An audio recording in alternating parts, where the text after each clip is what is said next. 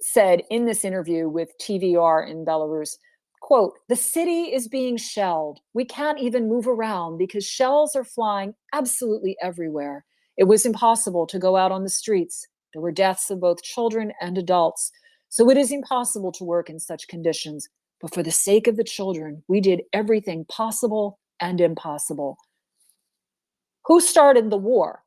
Who started the invasion? Who violated the 1994 Budapest Memorandum? Russia, that guaranteed Ukraine's sovereignty and security in exchange for its disarmament. United States, that also signed that memorandum, and the UK. Why did this war back it up? Why are we in this situation in the first place? That these people who are participating and facilitating genocide are saying, "Oh, there was a war, we had to do something." Yes, because Russia violated Ukraine's sovereignty. Let's get to the root cause here. There's no excuse for us to be in this situation, and for these people to disingenuously disregard the whole reason that we're here in the first place. Again, it's just incomprehensible. To tie onto that again, and I know that I had quoted the Alexei, the interview with Talai in the Belarusian media outlet. I think it's Belta. I sent the link to Nancy to the publication for the one piece. This is another one, also in June of this year, that admits that more than 3,000 children from Donetsk have been to Belarus for holidays, thanks to the Talai Foundation, said Olga Volkova, director of the Donetsk non-governmental organization Dolphins, supporting disabled children and their parents. And then she says in this article, "It's been only 2 years since Alexei Talai came to Donetsk and met my dolphins. Since then, more than 3,000 children have gone to the Republic of Belarus. It is impossible to convey the emotions of the children because when they come to Belarus, they squeal with happiness, and when they leave, they cry," Olga Volkova said. She expressed gratitude to the president and all those who host children from Donetsk. So she admits that it's all the players here. Talai, she admits Lukashenko. The Union State is also involved in this project here. A huge amount of work is being done. This work has one goal: to make children happy, to see them smile, and give them a break from war. I mean, they openly admit this. It is absolutely mind-boggling. Mind-boggling. I could go on, but I figure I should take a break here and see, Nancy and Prince, where you want to go at this point in the report. Nancy, do you have any clue? I'm trying to get back to my desk. Sorry. Exactly. Oh, not a worry. No, not a worry. But again, I can't tell you how much we both appreciate you being able to just sort of go so that we could get a bunch of stuff taken care of in the background that happens every time we crash. Okay, no, not a problem. Not a problem. Again, it just speaks to how brazen and how bold this information is. And I like to include this point. Well, first of all, as a journalist, one thing that occurs to me in these last few press pieces from Belarus that I've quoted, and again, I'm a, in a kind of a specific area of journalism, Catholic journalism, but especially with a lot of the social service and educational work that I've covered, I've always made it a point, with parent or guardian permission, to approach the actual children at events. Like, I have actually asked, again, with parental permission, instead of speaking for the children, let the children speak for themselves at a given event, whether it's some sort of a church-related function or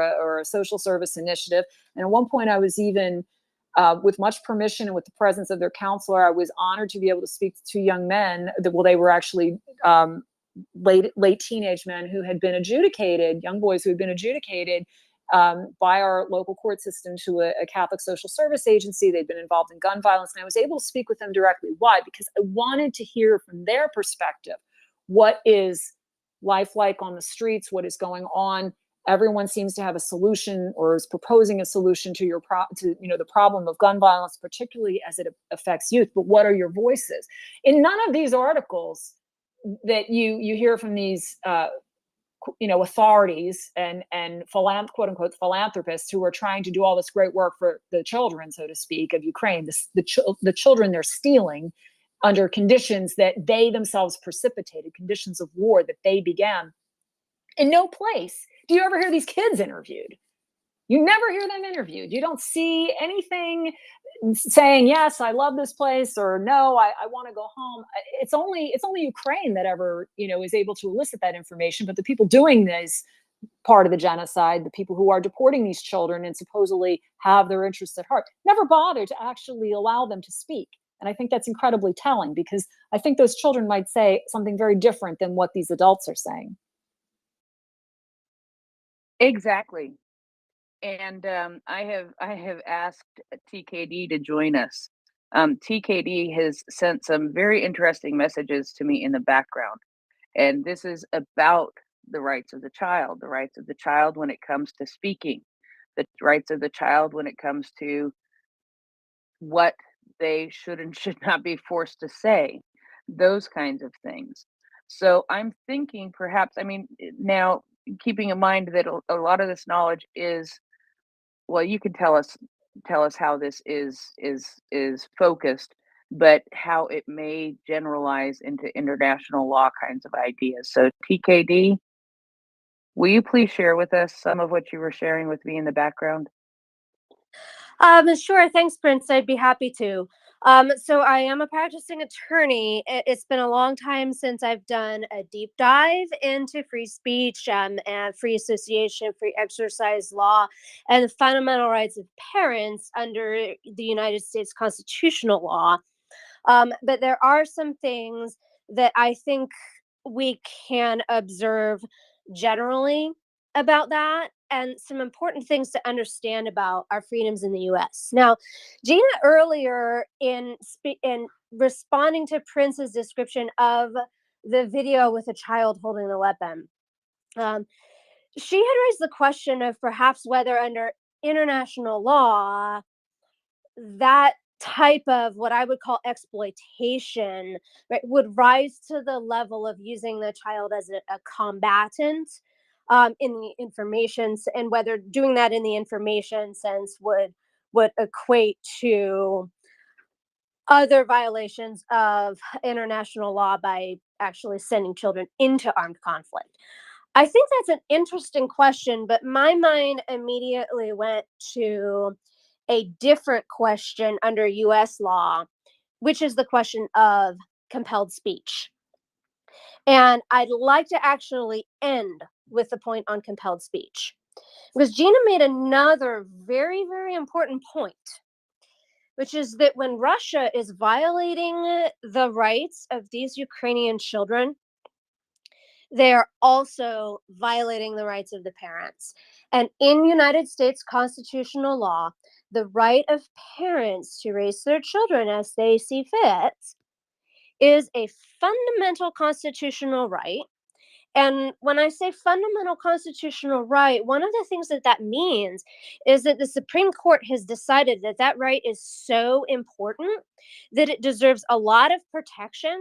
And so whenever the government seeks to infringe on that right, the courts are actually going to apply some of the higher and more restrictive standards in the law as they scrutinize the decisions that the government is making. So I'd like to go ahead and read it's a brief quote from a case called Pierce versus Society of Sisters. And this is very important. This comes from, if you want the citation, I'm going to give you the name of the parties, and then the way citation format works usually for cases in the United States is that there is a number that refers to the volume. There are some letters that will refer to the reporter or the collection of books that it's in. And then there's another number that's going to refer to the pages in the book where you can find the entire case and also the specific citation. So this is Pierce versus Society of Sisters, comma, 268 space U period S period space 510, the year 535, and then the year 1925 in parentheses. And here's the real important part. The child is not the mere creature of the state. Let me say that again. The child is not the mere creature of the state. Those who nurture him and direct his destiny have the right, coupled with a high duty, to recognize and prepare him for additional obligations. That's United States Supreme Court from 1925, and that principle still is a foundation of the law that is applicable in the U.S. Today. Gina had noted earlier that the U.S. that Russia has actually signed the Convention on the Rights of the Child. The United States is one of the few nations that hasn't fully signed on or done what's necessary to ratify that document. And I actually think that there are understandable reasons why there are concerns about how that would fit with our existing constitutional structure, where we have due process and democratic representation, and where some of those things might be limited if we were to fully sign on to that, document, particularly we have a relatively functioning democracy. And although we're still working to fully realize the protections in the Constitution, a history of progress toward recognizing the rights of both children and parents. So I think Gina's point, because this might come up, somebody may say to you, well, the United States hasn't done blah, blah, blah with the Convention on the Rights of the Child. And Gina's point is absolutely right. It's like, well, yeah, but Russia has. Right. So regardless of what the United States has done, Russia has signed and they have given their word on that. So Gina, I think, has a point to really keep that focus there. And now I'd like to turn to the question of compelled speech. And it's going to take me a second to pull it up. I was looking around and I found a really great definition of compelled speech. It's very easy to understand. And it comes from Neil Hardin at Alliance Defending Freedom. Alliance Defending Freedom is a public interest law firm that is very active in cases involving religious liberty, free speech, and free association. I expect if we took a poll of everyone here that's listening tonight of specific positions that ADF has taken on various legal questions, I bet their responses and our opinions would be all over the map. But I think ADF and Mr. Hardin have done a great job of describing compelled speech and its importance in a very understandable way. So here's what his article says. What is compelled speech? Compelled speech occurs when the government forces you to articulate, advocate, promote, communicate, or otherwise express messages or beliefs you do not want to. In other words, compelled speech occurs when the government threatens or punishes you for not speaking. And he states, compelled speech violates the freedom of conscience. Compelled speech requires someone to say something that they do not want to say. Not only is this a violation of an individual's right to free speech, it is also a violation of their right to act according to their conscience. What we say and what we don't say reflects who we are and what we think and believe. When government compels people to say things against their will, including through their art, it is an affront to their dignity. The framers of our Constitution put in place protections like those in the First Amendment to preserve our right to live out our deepest beliefs. One of the things that's striking to me about United States constitutional law, and in fact, one of the most famous quotes in United States constitutional law, is that the landmark case about our right to be free from government compelled speech, generally speaking, Because there's always exceptions, but generally speaking, we are free from government compelled speech. That landmark case has two really important and relevant features that are related to tonight's discussion. The first is that the case establishing our right in the United States to be free from federal and state compelled speech is a case that vindicated the rights of school children. These children were Jehovah's Witnesses in the state of West Virginia. According to their religious beliefs, they did not believe that it was right to salute the flag or to say the Pledge of Allegiance. The school and the locality essentially punished them by expelling them from school and other things.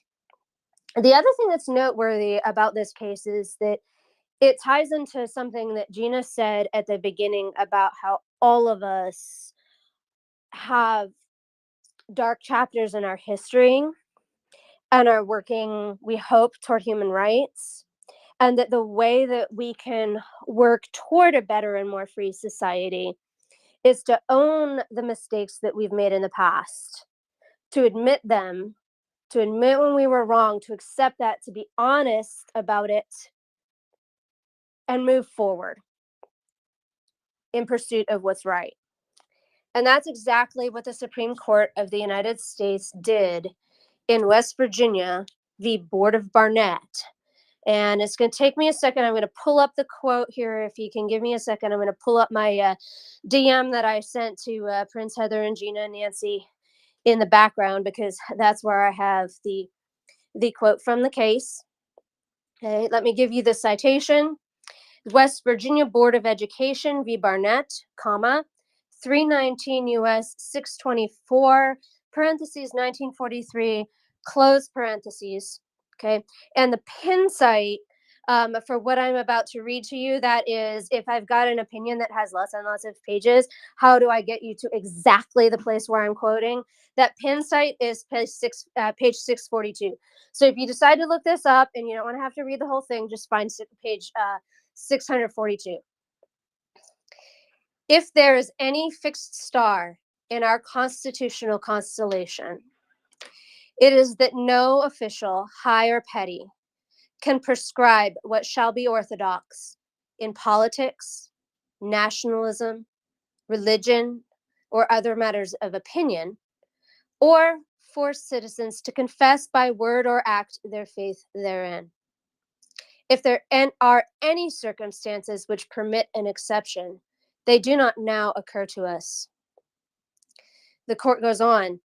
We think the action of the local authorities in compelling the flag salute and pledge transcends constitutional limitations on their power and invades the sphere of intellect and spirit, which it is the purpose of the First Amendment to our Constitution to reserve from all official control. That's the end of the quote that I'm reading from Justice Jackson's minority opinion. In West Virginia versus Board of Barnett, the Supreme Court of the United States explicitly overruled a prior case known as Gobitis. I think it was Minersville School District v. Gobitis, where they had said the opposite. So West Virginia v. Board of Barnett, it doesn't just have one of the most beautiful descriptions of our constitutional freedoms of speech and association, including the right to be free to not say things. It also is an example of the Supreme Court taking responsibility to say, you know what, we think that that was wrong. And now we're going to take a stand. We're going to acknowledge that. And we are going to give a holding that is consistent with what the First Amendment says and what the First Amendment means. And I think that's just such a beautiful way to tie everything together, because to me, it shows not only the freedoms and the fundamental sort of human rights that we want for everyone to have a chance to possess and to exercise and to have secured, but it also shows that we can do exactly what it is that Gina said, to own our mistakes, to be honest and to pursue the truth. Because every single one of us that lives in the United States, and I understand that's not everyone's country of origin, but in the United States, Barnett is still good law. We benefit and we all have freedoms from that decision today. And I hope that that is an example and an encouragement to everyone who's listening, regardless of what country you are in. Your rights of speech and association are important. Your rights as parents and as children to be in a family and to have your family respected by the state, those are all important. And if those laws are from American law can help us all to join hands and walk together to make that more realistic for everyone, that I think would be my hope. And thank you very much. Thank you. And I do want to say one thing. One thing that you added in the message to us that I didn't quite hear the same. You know, this is, you know, obviously, as you said, U.S. law that we're talking about, and it was a very that was just amazing. But the thing, what you said in your message is also, but if international law has provisions contemplating the protection of children's freedom of speech and association, including freedom from government, compelled or coerced speech, that would be a vital line of the argument to consider. And, you know, we are not, you know, international lawyers, but I think it is a very good point. And so I just wanted to make sure that that came out in there also. But I know that Gina is going to have things to say. Go ahead, Gina.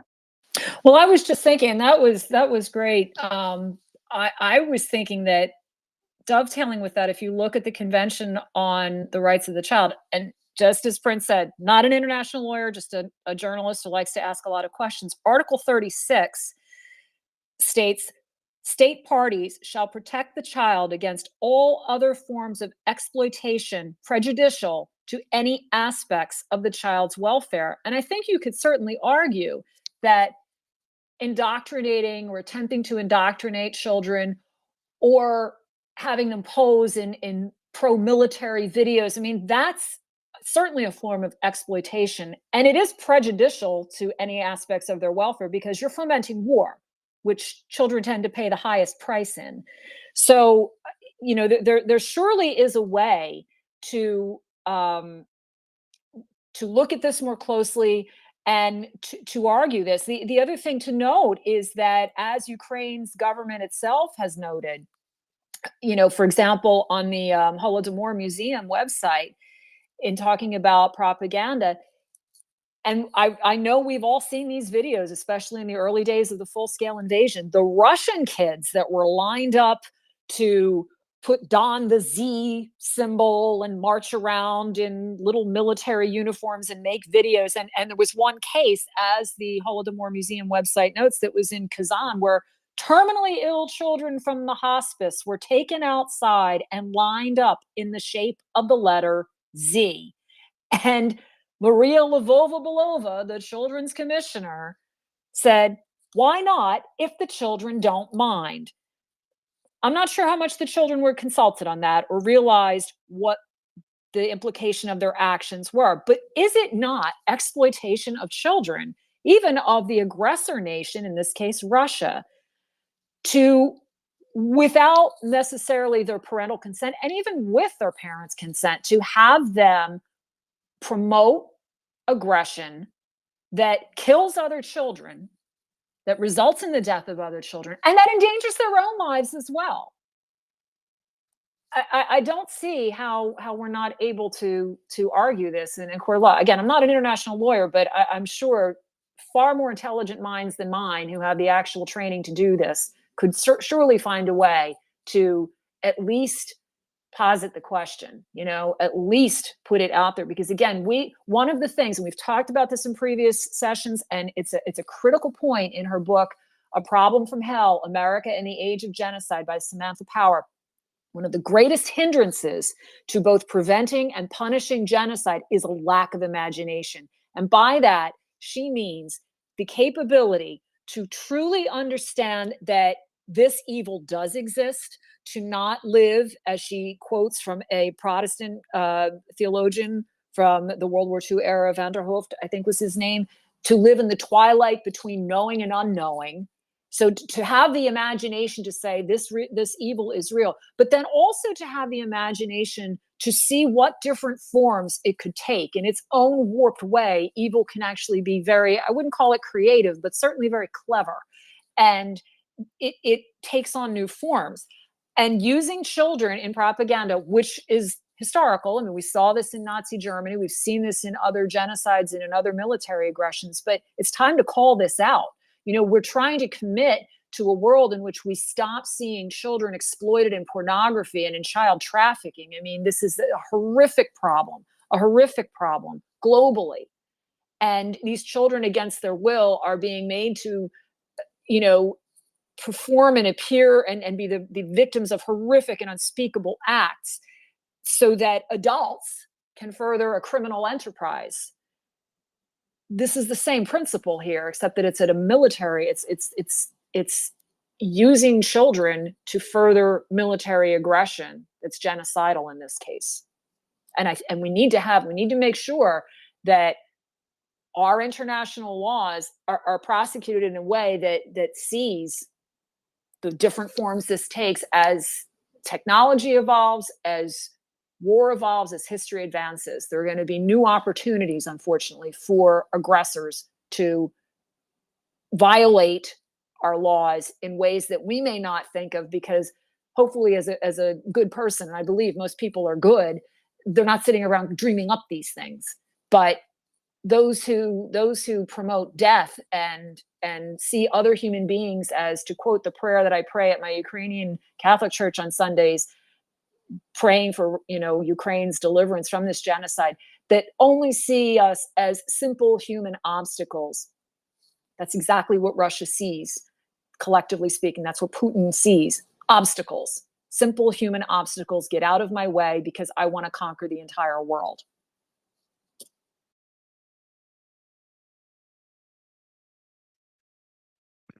Yes, absolutely. TKD Buck, go ahead. Well, you know, Gina, we have something in common, and that is that neither one of us is a practicing international lawyer. And I'm really glad that we're in a space where we're not just free to admit our limitations, but we are expected to be honest about that. And so that's why when I had sent the DM, I had said that if protections against compelled speech exist for children under international law, if they exist, then that is a vital line of legal argument. But there's one more thing that follows from that, and that is that if those protections do not exist, or those protections are not adequate, we can make a legal and a moral argument to enshrine those protections and to further advance them. And even if you are not an attorney, right? Because most of us here aren't, right? You have the opportunity to follow the example of Gina and Nancy and Prince Heather and so many of the other people and volunteers, and as they mentioned earlier this evening, the contributors in this space, to build your case based on facts and moral and ethical principles. And if you're a person of faith, so and you're talking with someone who is understanding of that, by all means, bring that foundation into the discussion too, if you believe that that's appropriate. So yeah, so neither Gina and I nor I are international lawyers. Maybe there is somebody that's listening here that knows in a little bit more detail how the Convention on the Rights of the Child, international humanitarian law, and other sources of international law directly speak to human rights with respect to freedom of speech and compelled speech generally, or how those things apply to children. But even if we don't have access to that, we can still set that vision and that compelling moral case the children of Ukraine deserve the same freedoms that children like me have had growing up in the free world, and children like so many of you have had growing up in your countries. Or I know we have some listeners in this space that grew up behind the Iron Curtain or in repressive countries and didn't have those freedoms as children, but maybe now have some of those freedoms as adults and are working to secure those for their children. So do not let your lack of experience with formal legal procedures discourage you from learning more about the rights that you have and about how we can work together to strengthen those rights both for ourselves and for others, particularly the children of Ukraine.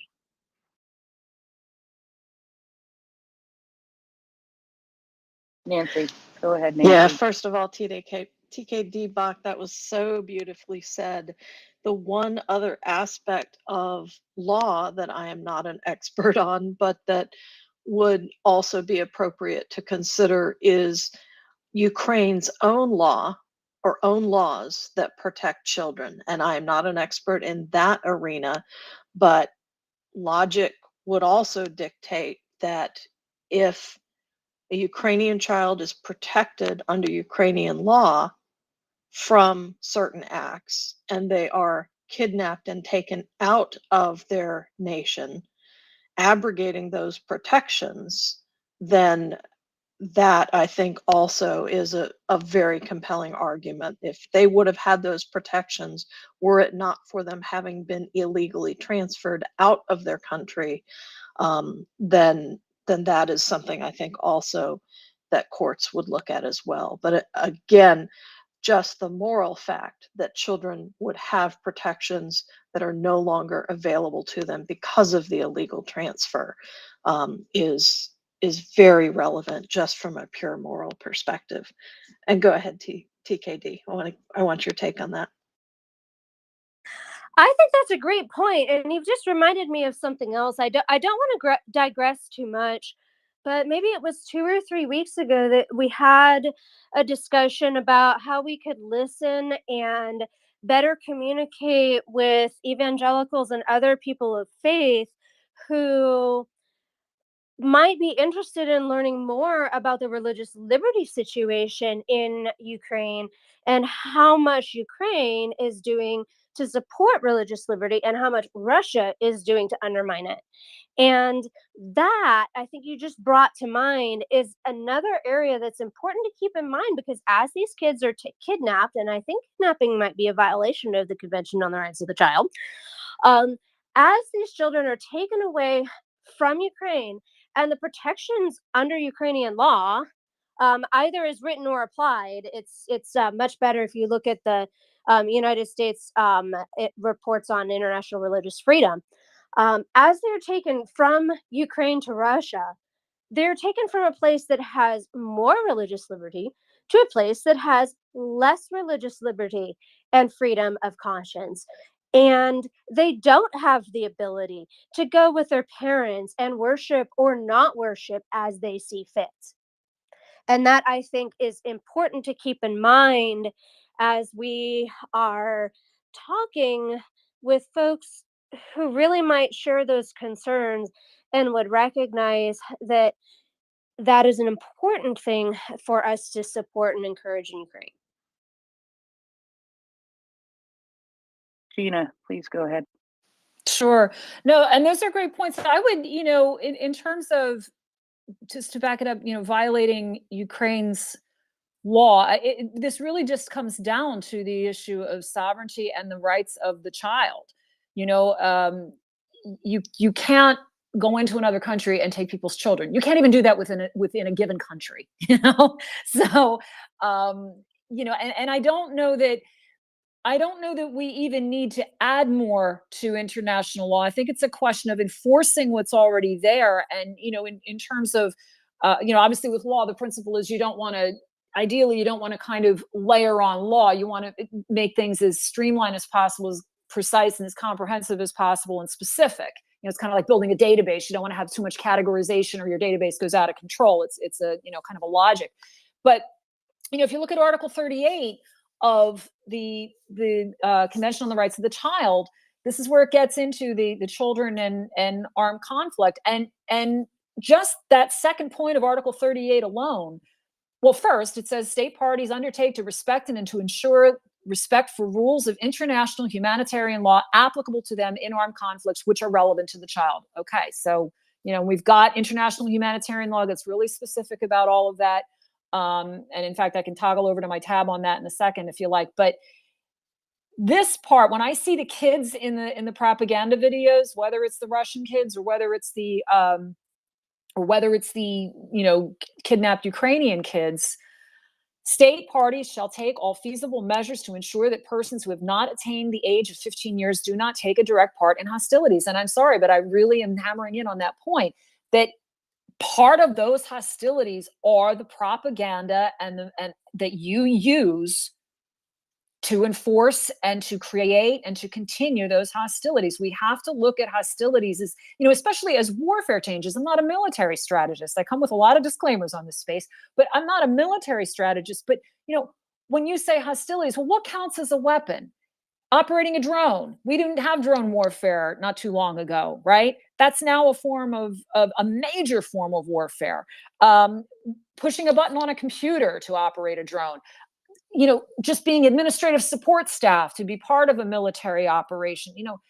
We have to make sure that we're fully leveraging the laws and the conventions that we have in place, and propping kids up to wear Zs, in Russia, to force deported Ukrainian children to sing the national anthem to reinforce a sense of patriotism in an aggressor state.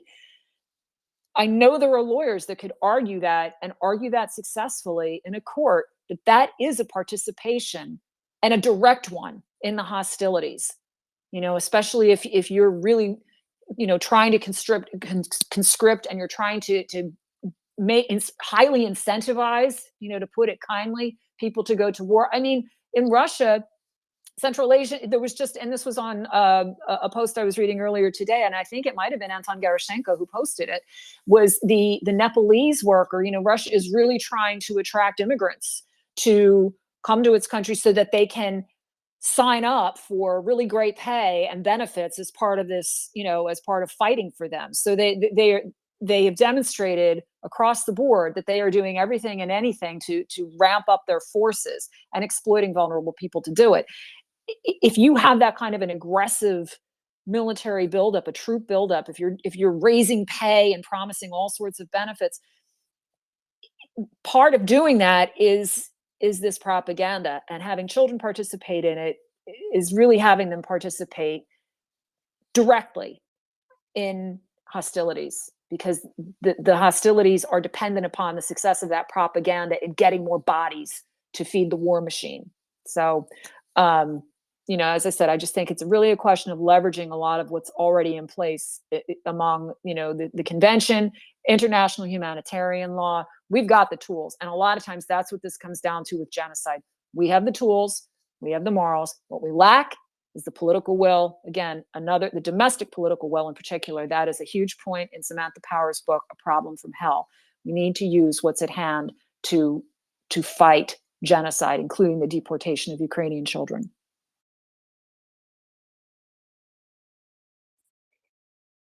TKD Bach, did you have something to come back on that with? No, I think that's a helpful point. And then there's one sort of question where I tend to go as an attorney, because we can agree that it is wrong to force children to participate in hostilities.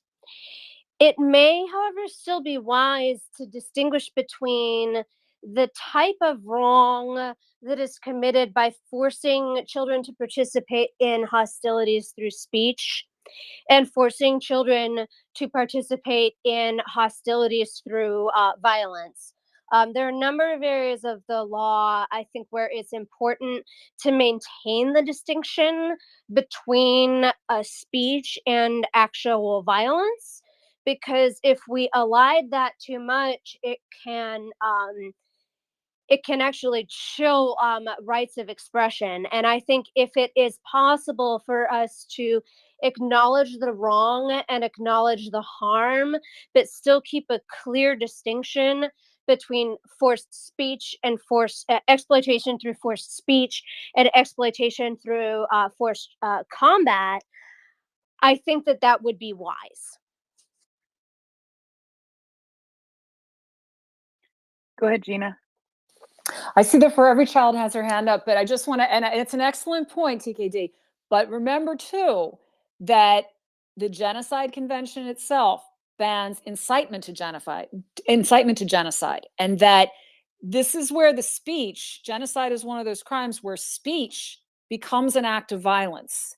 And so I'm not saying that there's a, that's a complex issue. I think the distinction is well taken, but it also kind of sits on some sort of a continuum in a sense. Like we have to, and we saw this, recently with the congressional hearings with the university presidents, where they could not say when, is calling for the genocide of Jews, does it violate your code of conduct? And they were all like, well, if it leads to an actual act, and that's not what the Genocide Convention says. All you have to do is incite genocide, and you violated that convention. And again, that's because the convention is designed ultimately not to punish. Well, it is designed to punish, but it's also equally and in many ways primarily to prevent. And if you can stop it at the incitement level, then you're not left with the bloodshed and tragedy that we've been seeing. So it's just something to keep in mind. But it's an excellent point that you're making, and I don't want to relativize. I mean, obviously, for both moral and legal reasons, it's one thing to be shouting as a child under duress, to in favor of the aggressor. And it's an entirely, not entirely, but it is a different thing to actually be the one physically killing or holding weapons and deploying weapons, that sort of thing. I do get that. But genocide is one of those areas where, again, there's that nexus between speech as a violent act, and there is no free speech that is absolute free speech. I mean, there are always limits. That's just the nature of it. It's a logical fallacy to say that everything is absolute and unfettered, that there's nothing that's unfettered, because there's always a limit. We're bounded creatures in time, space, and material reality, so there are always limits. We just need to make sure that those limits are judiciously set and upheld for the greater good of all. But I do want to step aside to let For Every Child speak, because I know she's had her hand up for quite a while. So, and then if we have time, one other piece that I would like to kind of read into the session here, because it's also an important piece, is the IHL Article 50 on children, because it's something that, along with the convention, it's something to keep in mind as an IHL applies in time of war. And it's important to be aware of this article as well, because it does directly address children in armed hostilities. All righty then, let's go and do that. And For Every Child, go ahead. Well, I want to try to be brief because I'm anxious to hear what Gina has to say next. How is my sound, or am I coming across? You're fine. Very well, because this is the first time I've been able to focus on my screen and talk. I'll go into that some other time. To backtrack just a little bit, TKD mentioned that we are all empowered to act. And I may have read more into her meaning than she was thinking. But what it meant to me was we all have agency, and we can take the fire hose of disinformation and turn on a fire hose of information. And we can do that through the legal system as pro se litigants. And there's a lot of legal issues here. I think we could coordinate and listen to what each other's doing, and share ideas, but each of us could be empowered to become a pro se litigant for a particular issue that's relevant to our jurisdictions, regardless of where we are in the world. And I think that is a fruitful field to plow, but I don't want to go any further because Gina has something important to talk about.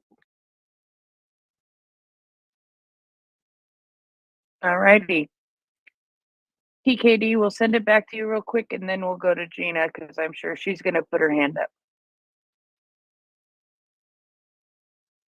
Okay. Oh, there. I found the mic button. I was back in the DMs, and I just wanted to say, yeah, Gina, you're talking about all those limitations. You sound like a lawyer, and that's absolutely right. I do agree with you that it's not absolute. Your point about the Genocide Convention and incitement is a really important point, because that's an excellent example of how speech can be a crime. If person A asks certain person B to go out and kill person C, under certain circumstances in the law, that can be a crime. And so, what you're describing, Gina, with with this concept of incitement under the General Genocide Convention, it does have a lot of similarities with the common law crime of solicitation, which involves asking somebody to commit a crime and doing something to essentially encouraging them to doing something to encourage them to commit that crime. It's been a while since I've looked at the precise elements of that, both in my state and historically. But I can say, since I live in a state that still relies on common law, which is some things that go back into England and the laws that the courts made as controversies came before them. Solicitation is a good example where speech can be a very, if not a crime itself, a very, very important component of a crime. So I'm glad that you mentioned that for point of clarification. Thank you. Go ahead, Gina.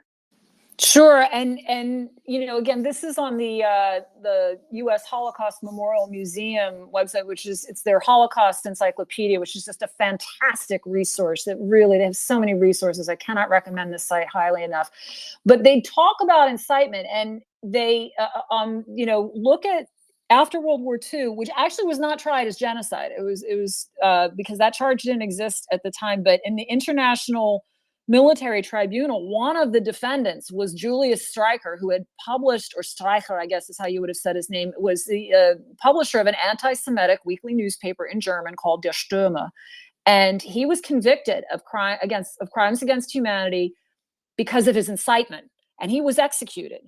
And that kind of set a baseline, because he was one of Nazi Germany's chief propagandists, and he was held responsible as an accomplice. And again, this was even before the Genocide Convention was in place, when Lemkin was still, Lemkin coined that term. Raphael Lemkin, the Polish Jewish lawyer who himself lost 49 members of his family in the Holocaust or the Shoah, he was the one who coined the term genocide. Fast forward, and again, that is now Article 3C of the Genocide Convention that declares that direct and public incitement to commit genocide is a crime. Fast forward to the Rwanda genocide. And at the 1997, and that took place, in a short period of time, April to July of 1994, but at the 1997 International Criminal Tribunal for that, which the UN headed up, there were convictions. 3 Rwandans were indicted for incitement to genocide.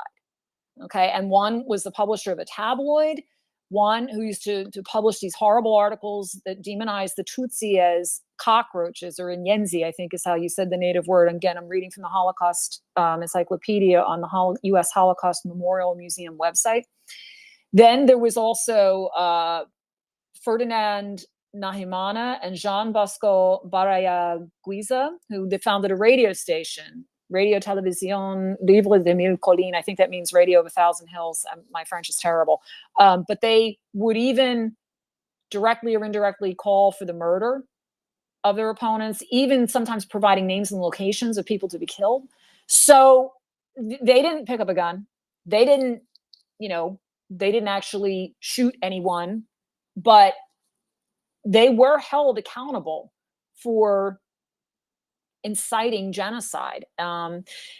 So it's something, again, this is where in the Genocide Convention where words can become Words can become weapons. I mean, that sounds like a trite saying, but it's very much true here. And I see we're getting close to time, but the other thing I wanted to kind of read into the record, so to speak, again, since we're on the legal theme here tonight, why not, is international humanitarian law. And you can see this on the International Federation for the Red Cross on their website. At Article 50 talks about children, and IHL, as it's commonly abbreviated, international humanitarian law, applies in time of war.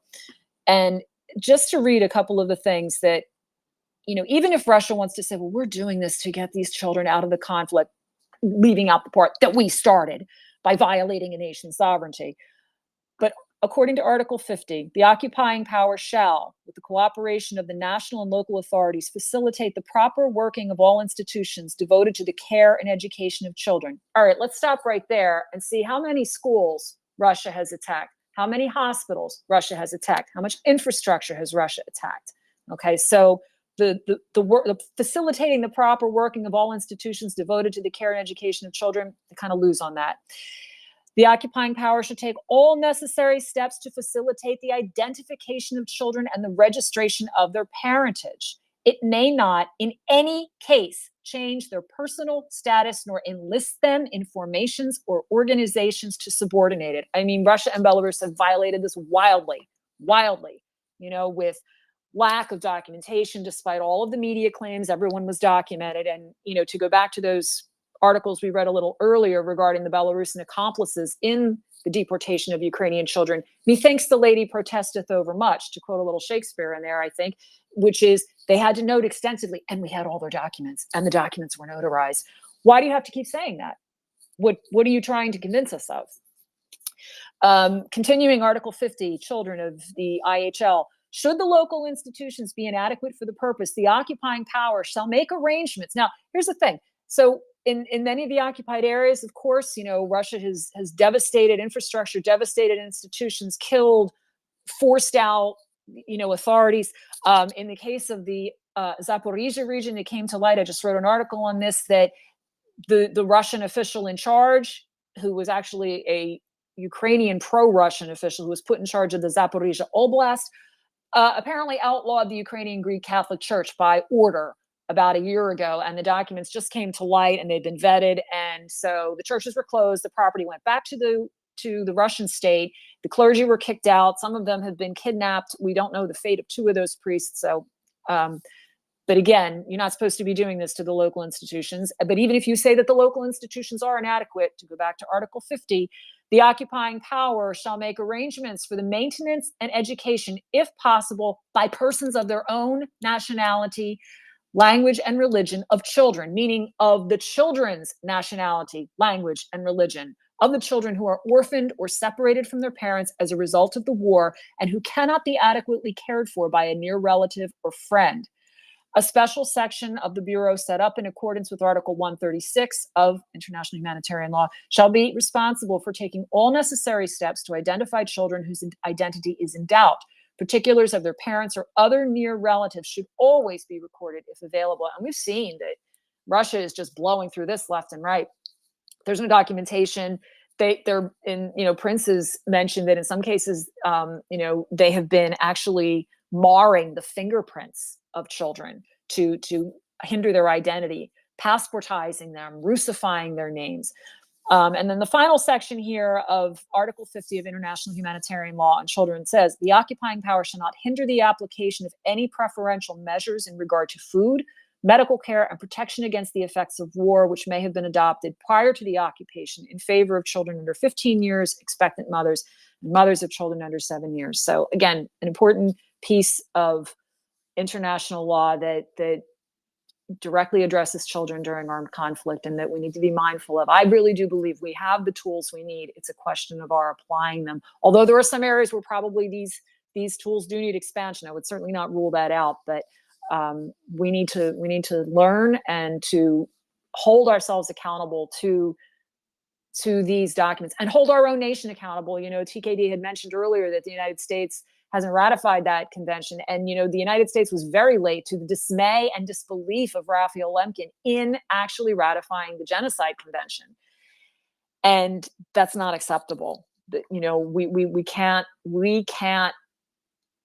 uphold laws that we can't effectively uphold laws that we're not even willing to put our name to. So there's a reckoning that has to take place for all of our countries of origins. Just as I said at the beginning, we need to look at our own past. We're going to be called on it. We have to own it. We have to hold ourselves accountable to that, and not at the same time let it stop us from allowing other nations to be terrorized out of existence and to be genocided, as is the case with what Russia is now doing in Ukraine and has been doing historically and especially over the past 10 years.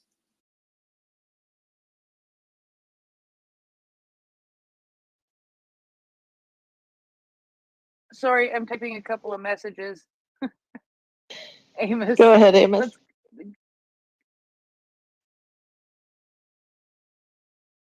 Sorry, I was a little late on my mic button there. I was just posting something in the space, and Prince, I had messaged you earlier, and I know you've been busy, I can tell. Excellent space tonight. I didn't get in on the very beginning of it, but I really got a lot out of the discussion, and it's great to hear TKD. I'm not too familiar with you, but I know you've been in here before, and it was just really interesting to hear that international law perspective. Very, very, very useful. I want to circle back to something just regarding documentation, and I might have missed part of the conversation because I know the space crashed and I didn't get right back in, but somebody was talking about video documentation, regimentation, indoctrination, militarization of kidnapped Ukrainian children, and the same going on, I guess, with the Russian kids. But I ran across in Anton Gerashenko's thread, there was a comment kind of buried in there. This woman wrote in French. There's a whole long series, thread with documentation of the indoctrination that's happening with Ukrainian abductee children. Um, and I didn't get a chance to go through it all, but there was brief descriptions and video clips of indoctrination centers, militarization centers with these Ukrainian kids. Most of them look like teenagers. Some of them a bit younger, maybe 9 or 10, maybe even younger.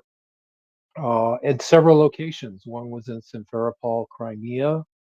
One was in Mariupol, and I believe one was somewhere in Russia. And there's probably other locations. It's a big, long thread by this French woman. So you guys might, if you're interested in that documentation, you might want to check that out in the thread for this space. This is the first, what looks to me to be fairly substantive video documentation of this indoctrination process. And these are basically, from what I saw, the ones that I looked at, they look like Russian propaganda videos that they had shot, and they're very unapologetic, very brash and open about what they're doing. And I'm thinking I might forward some of these to Julia Davis and maybe see if she'd be interested in doing some translations, because they are propaganda videos. It'd be interesting to get the translation on that. But just wanted to give you guys a heads up on that. It looks like some pretty interesting documentation. Yeah, and Amos, I really appreciate that. I know we'll be tied up for time tonight, but the re-education, particularly that goes on in the Belarus camps, is part of what we'll discuss. It's one of the next key points that we'll be discussing in our next segment. And just as a teaser to that, one of the things that I have been able to cross-reference tonight was Dubrava, which is the primary camp in Belarus where the most children have been taken, does have an Instagram page, which is very active with slews of, oh, look at all these happy children and things like that. But if you go through the pictures, which of course you know how Instagram is, it's always going to be focused on the best looking pictures, put your best face forward and everything else. And yet, even in the best face forward in July, there are still photographs of the students basically learning to handle weapons during hey, this is an Independence Day celebration where we're going to teach you about rifles And most of them, to your point, in the pictures are teenagers, but there also are groups of younger kids huddled around the instructors, learning about guns at that point as well too. So yeah, there's definitely more to dig into in that regard. And even in the most I guess innocent, quote unquote, of photos, there the evidence is going to be in those pieced together. You're breaking up a little bit, Nancy. I was afraid of that. For every child, go ahead. Just real quick, Nancy, I sent you and Gina a link of a website. You may both be aware of it already, but I just stumbled across it just moments ago and haven't given it much further investigation other than it looked on point.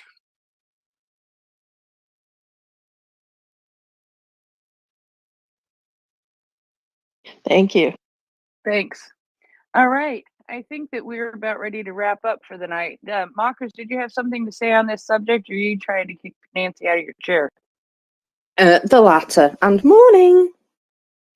All Good right. morning. I will relinquish my chair, but Prince, since we're going to take a slight pivot next week, do you want to just brief this group on what we plan on discussing next week before we deeper into this report specifically? Yes, if I can find the message that you sent. It's like, which, oh, good Lord, shoot. How did your messages end up so far away, Nancy? Oh my It's goodness. magic. Oh yeah.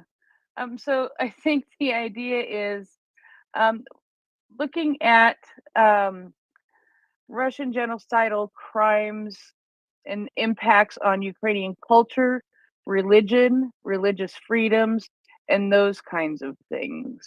Even though we're not done with this report on the children, I think that moving on to, especially because of it being Christmas, going and looking at the effects of genocide on culture and on religion and religious freedoms, I think is a very appropriate thing.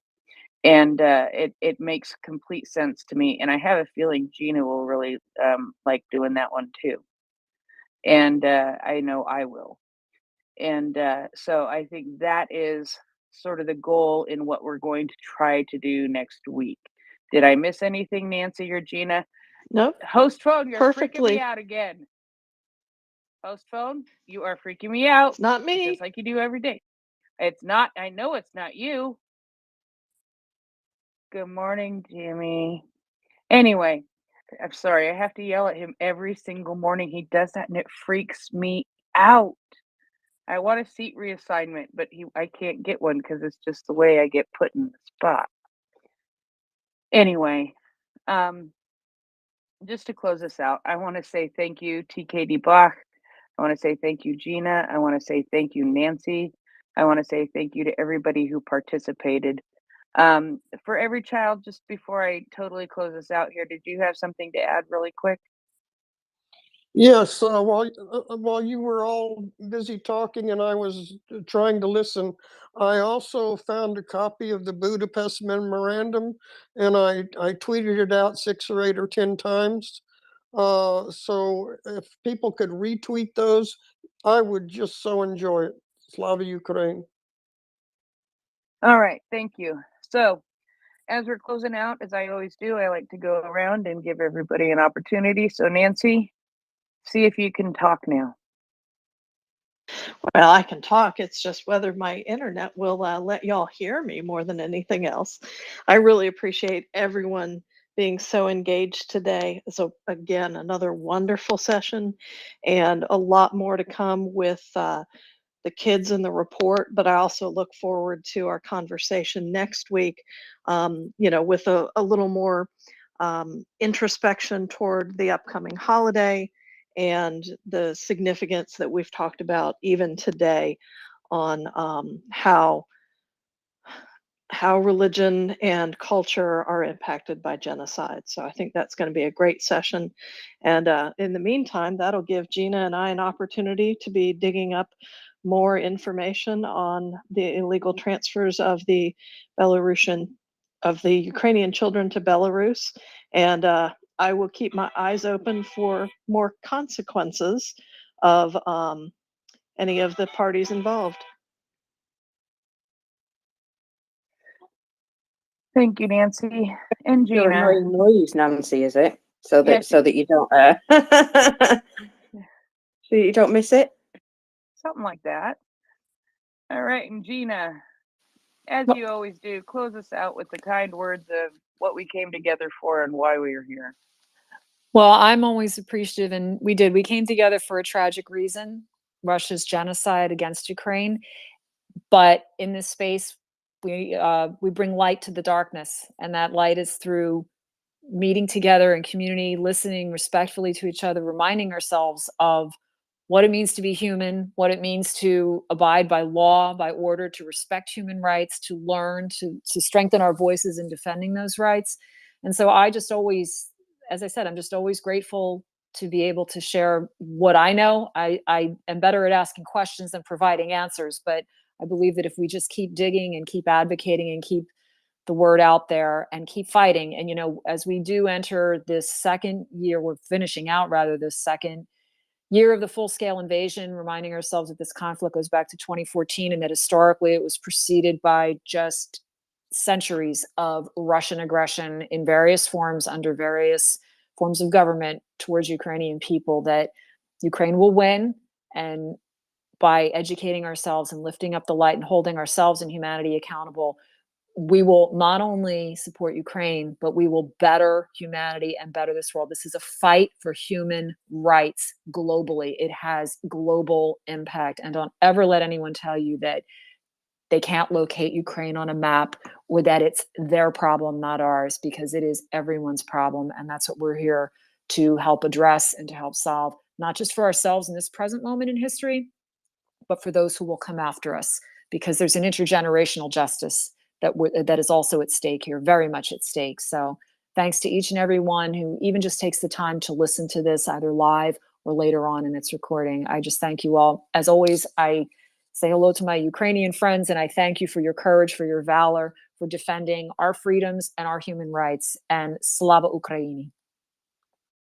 Herom Slava. Thank you so much, Gina, Nancy, Amos, TKD, for every child, everybody who's participated tonight. And we will see you next week for Understanding Genocide at 10 p.m. Eastern on Friday night, which is Saturday morning for some of the world, and whatever time zone you're in, do the conversion, I guess. So thank you very much, and I look forward to next week very much. And now, as I always do, morning, Marcus. Morning. What Crimea doing? Is Crimea having an emotional morning? That's what I understand. They had some emotion happening. There was emotion in Crimea.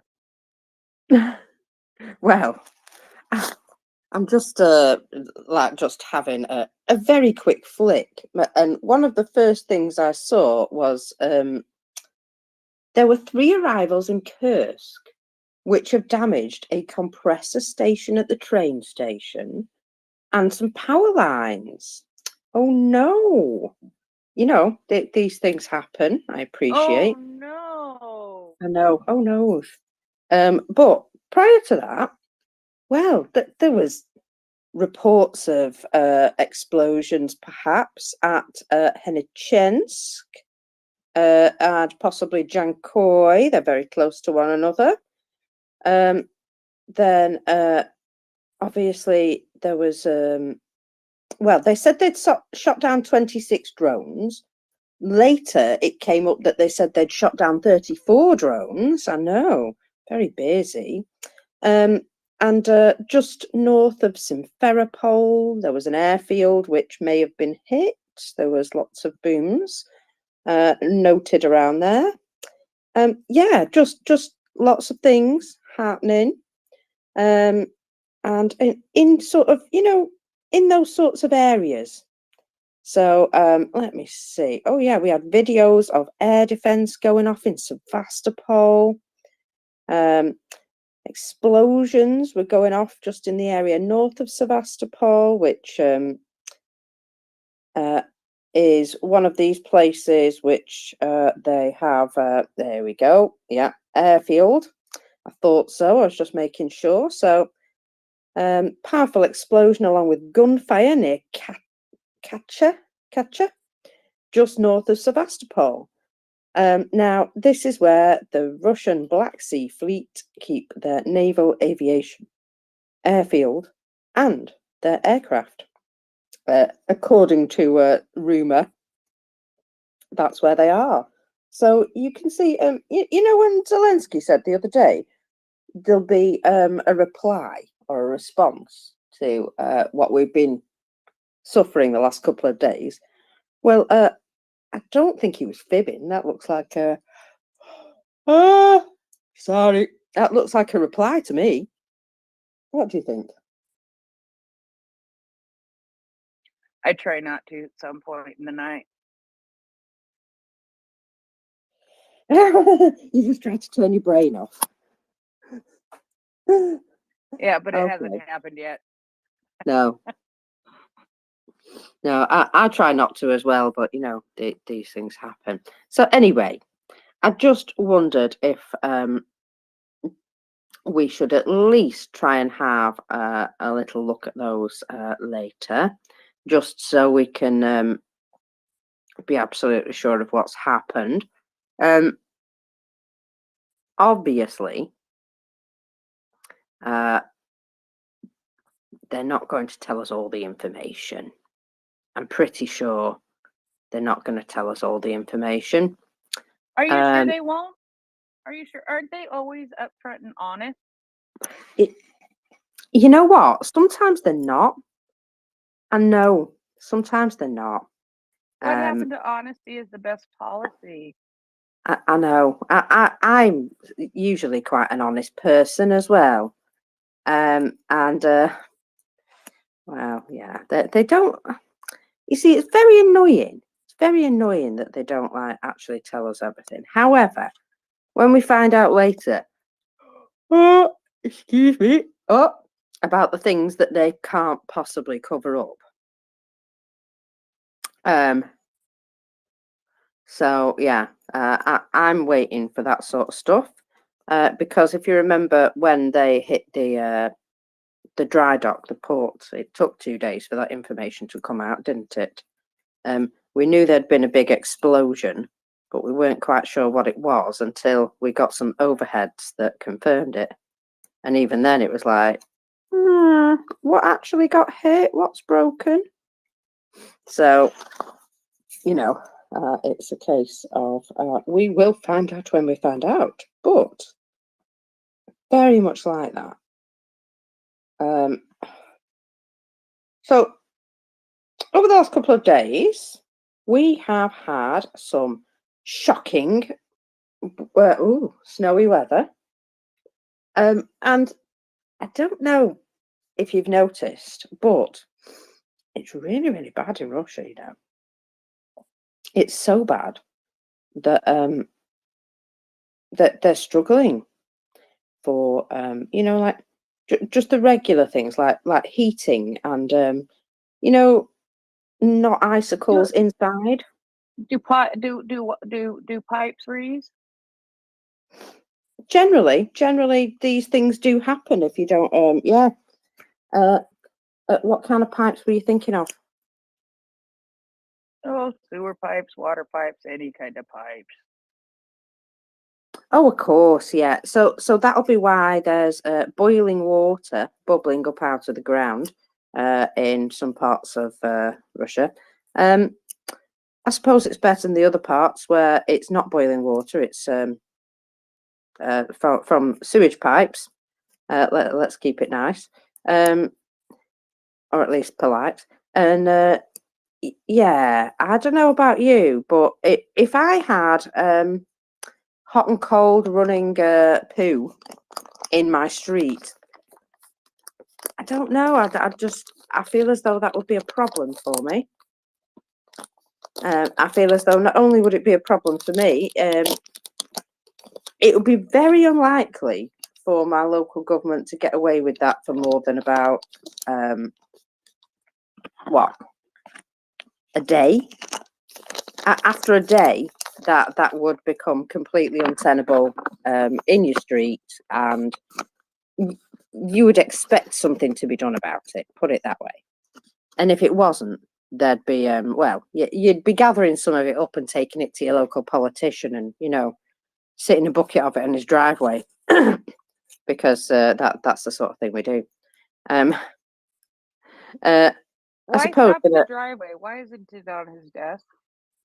well, I was going to say his doorstep, but driveway came out instead because brain first thing in the morning, not enough coffee. So, but doorstep, yeah. That's like the poo in the paper bag on somebody's doorstep. I said his desk. Yeah. I suppose that is a good idea. Now then, I don't know if anybody noticed, but when Russia attacked Ukraine, one of the excuses they used was NATO, wasn't it? We don't want any NATO bases anywhere near us. Well, they kind of effed up there, didn't they? Oh yeah, I expect. What do you expect exactly? What do you expect? Hey, don't be flipping going all voice wonky on me, you weirdo. It's like a light switch. It just comes on and off, doesn't it? You know how to turn it on. Well, I just make you exasperated about something. Your voice just goes. Meep. I know, funny. So, yeah. So, Finland has 15 military bases that it's now opening access to the US military. So, military bases in the east, west, north, and south. My goodness me. So, that's the sort of thing that happens when you attack your neighbours and then threaten to attack all your other neighbours. One thing I did say, however, a while back was, when they were threatening to kill all their neighbours or whatever, invade everybody, invade Berlin, Paris, blah, blah, blah, blah, I would say, you and whose army? Yeah? Because seriously, guys, you're wasting an awful lot of those people in Ukraine right now, but you and whose army? And I don't know if you spotted, Prince, but Solovyov that guy. Said you and what army? No, he said us and what army, basically, because Yeah. he was basically talking on his show, and you know how they all talk about, oh, we're going to do this, we're going to do that, we're going to invade, blah blah blah, and these guys on this show were like, yeah, we're going to invade wherever, they listed off a big long list of places, and he went, us with which army? And I was like, oh, you finally got it, young man. I don't know about you, but since it turned out that he was related to, Jewish heritage, he's become a little bit less towing the government line. I have noticed that every so often he lets these it's like he was giving him a cheeky answer. Oh yeah, I was in whose army, but he's telling the truth as well, in a way, and he's pointing out the ridiculousness of their threat, because that is pretty ridiculous, isn't it? Oh, we'll just take the whole of Europe. What did they say? They'd be satisfied when they got to the edge of Portugal or something like that. And it's like, yeah, that's a bit far away, my friend. That ain't happening. So yeah, it's these things that I find very confusing indeed. That they say, you know, oh, we're going to take all these places, and then they admit that they actually can't. Yeah, so I don't know, all that bravado that they come out with. Oh, all that bravado. And then he basically Are you just said, laughing at me? no, I'm laughing. Well, I did see what you said in the background, thank you. That was funny. But yeah, just all that bravado. We're gonna do this, we're gonna do that. Last night they were saying that Elon Musk would like a Russian passport, which I thought was funny. Yeah, only if he needs something to wipe his ass with, as far as I can tell. They part of me wants to say they can have him, but Yeah. Well, you know, the thing is, they can have him on his own without all his connections. That's fine. Yeah, just they can have him if he take leaves. him, he's free. Yes, yeah, they can have him if he leaves all his toys behind. Yeah, I'm not sure the entire business would follow him, to be fair, if he really wanted to go and live in Russia. Now, one of the things that the Russian disinfo space loves is a celebrity with an opinion, sometimes not always a correct opinion. Oh, look at me, how nice I'm being about everything this morning. Yeah, so sometimes not a correct opinion, but a lot of influence. And she says that they are the ones who have all the influences. So she basically said Putin has lots of fans and supporters in the US, and we basically have all the levers of influence because all the famous people love us. That's nice, isn't it? I bet you not all of them would like to go and live in some of the eastern reaches of Russia for any reason, though. Bet you that won't be happening. Yeah, just one thing after another, isn't it? You know what? I was going to come rushing in like the Kool-Aid man and do some numbers, but then I saw that we'd had a recent crash. So you know the answer, don't you, folks? We need to have a little retweet, get our numbers up a wee bit, and then I will do some numbers as well. I know it's a trade, numbers for numbers.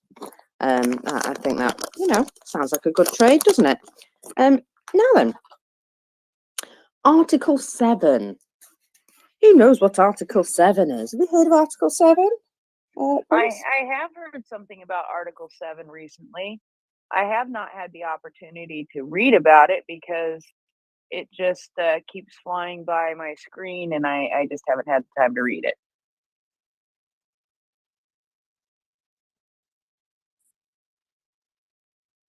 Is this the part where Viktor Orban finds out? Yes, it might well be. So, I mean, we've talked about it a couple of times, that basically it would be, you know, taking away his voting rights, because he's not acting within the spirit of the, you know, body itself. And they do have precautions in place that if somebody is quite clearly just trying to be a contrary Mary and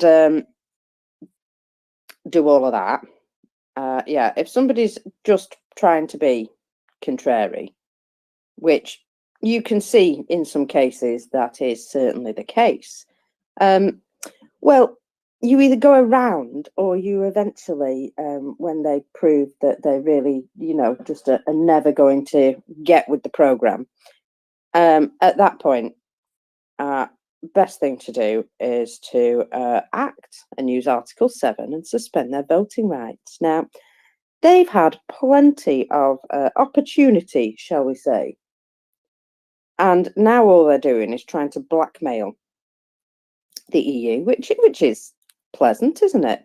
And the problem is, it's so darned obvious that well, they've decided that they're not very pleased with him and they don't want to play anymore. And some of the EU members are now talking about Article 7 themselves, not just us. So keep your fingers crossed. Scholz has also come out and said Ukraine will receive the 50 billion euros with or without Orban. Sounds as though they might be, you know, just making some, you know, making some plans to sort this out in the near future. That's kind of what I'm thinking.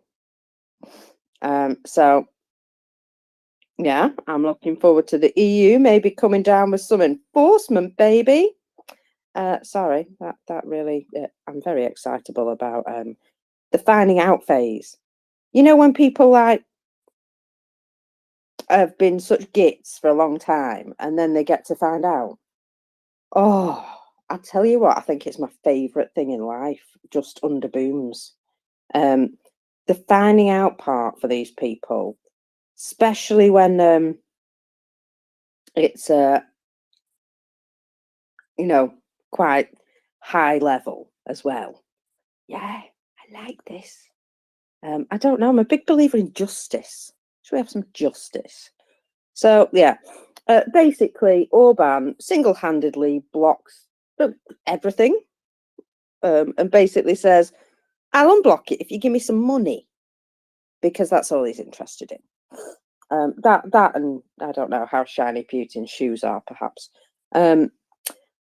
However, all EU nations being in favour of something, all supporting something wholeheartedly, and then Mr. Orban obviously comes in and goes, oh no, sorry, I've got Putin's hand up my backside and I must do his bidding.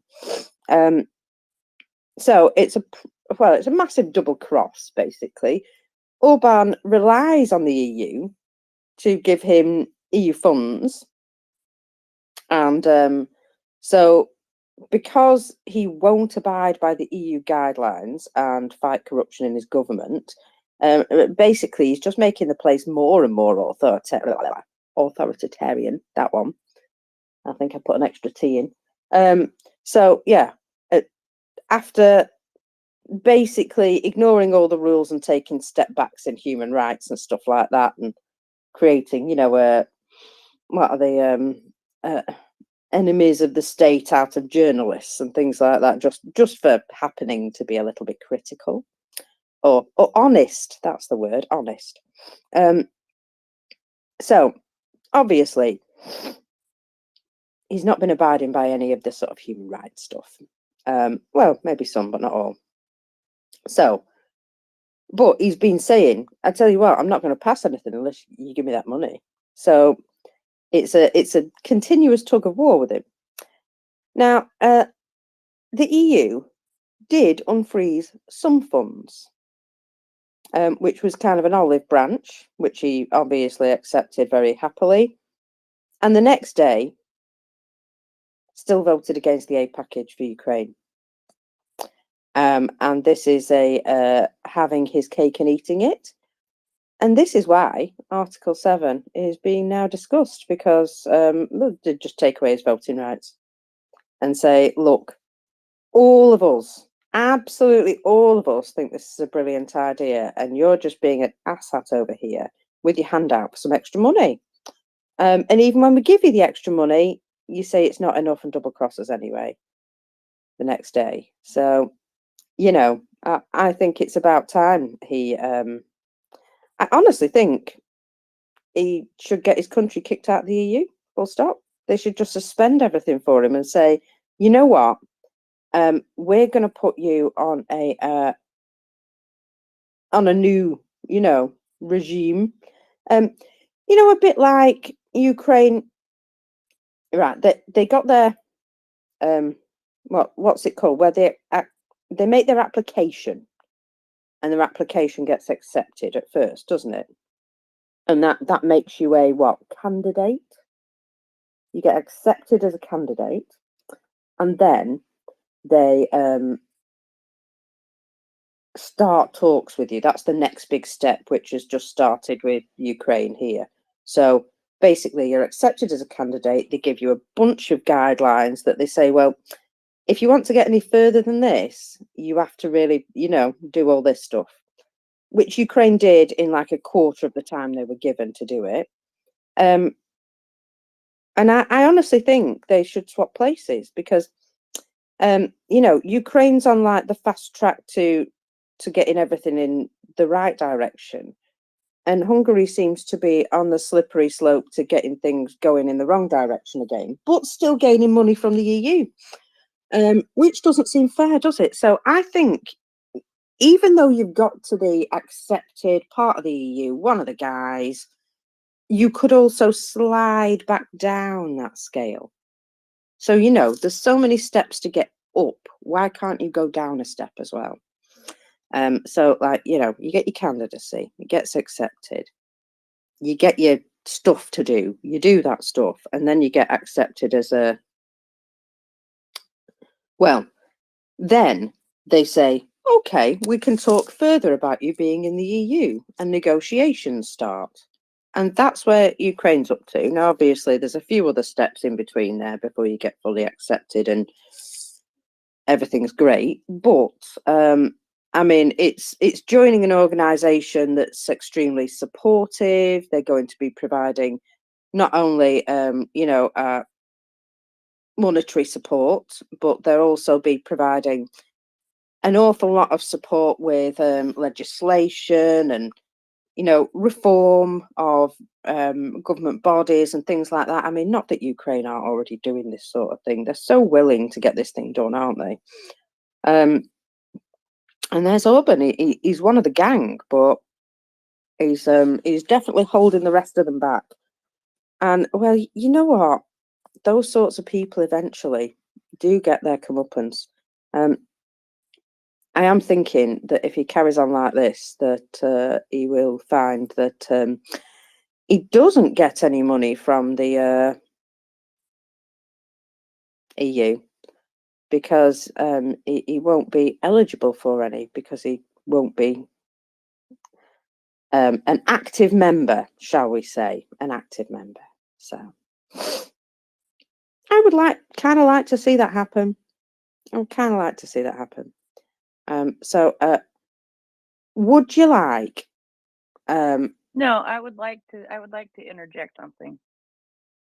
Okay, interject. Go right ahead. Is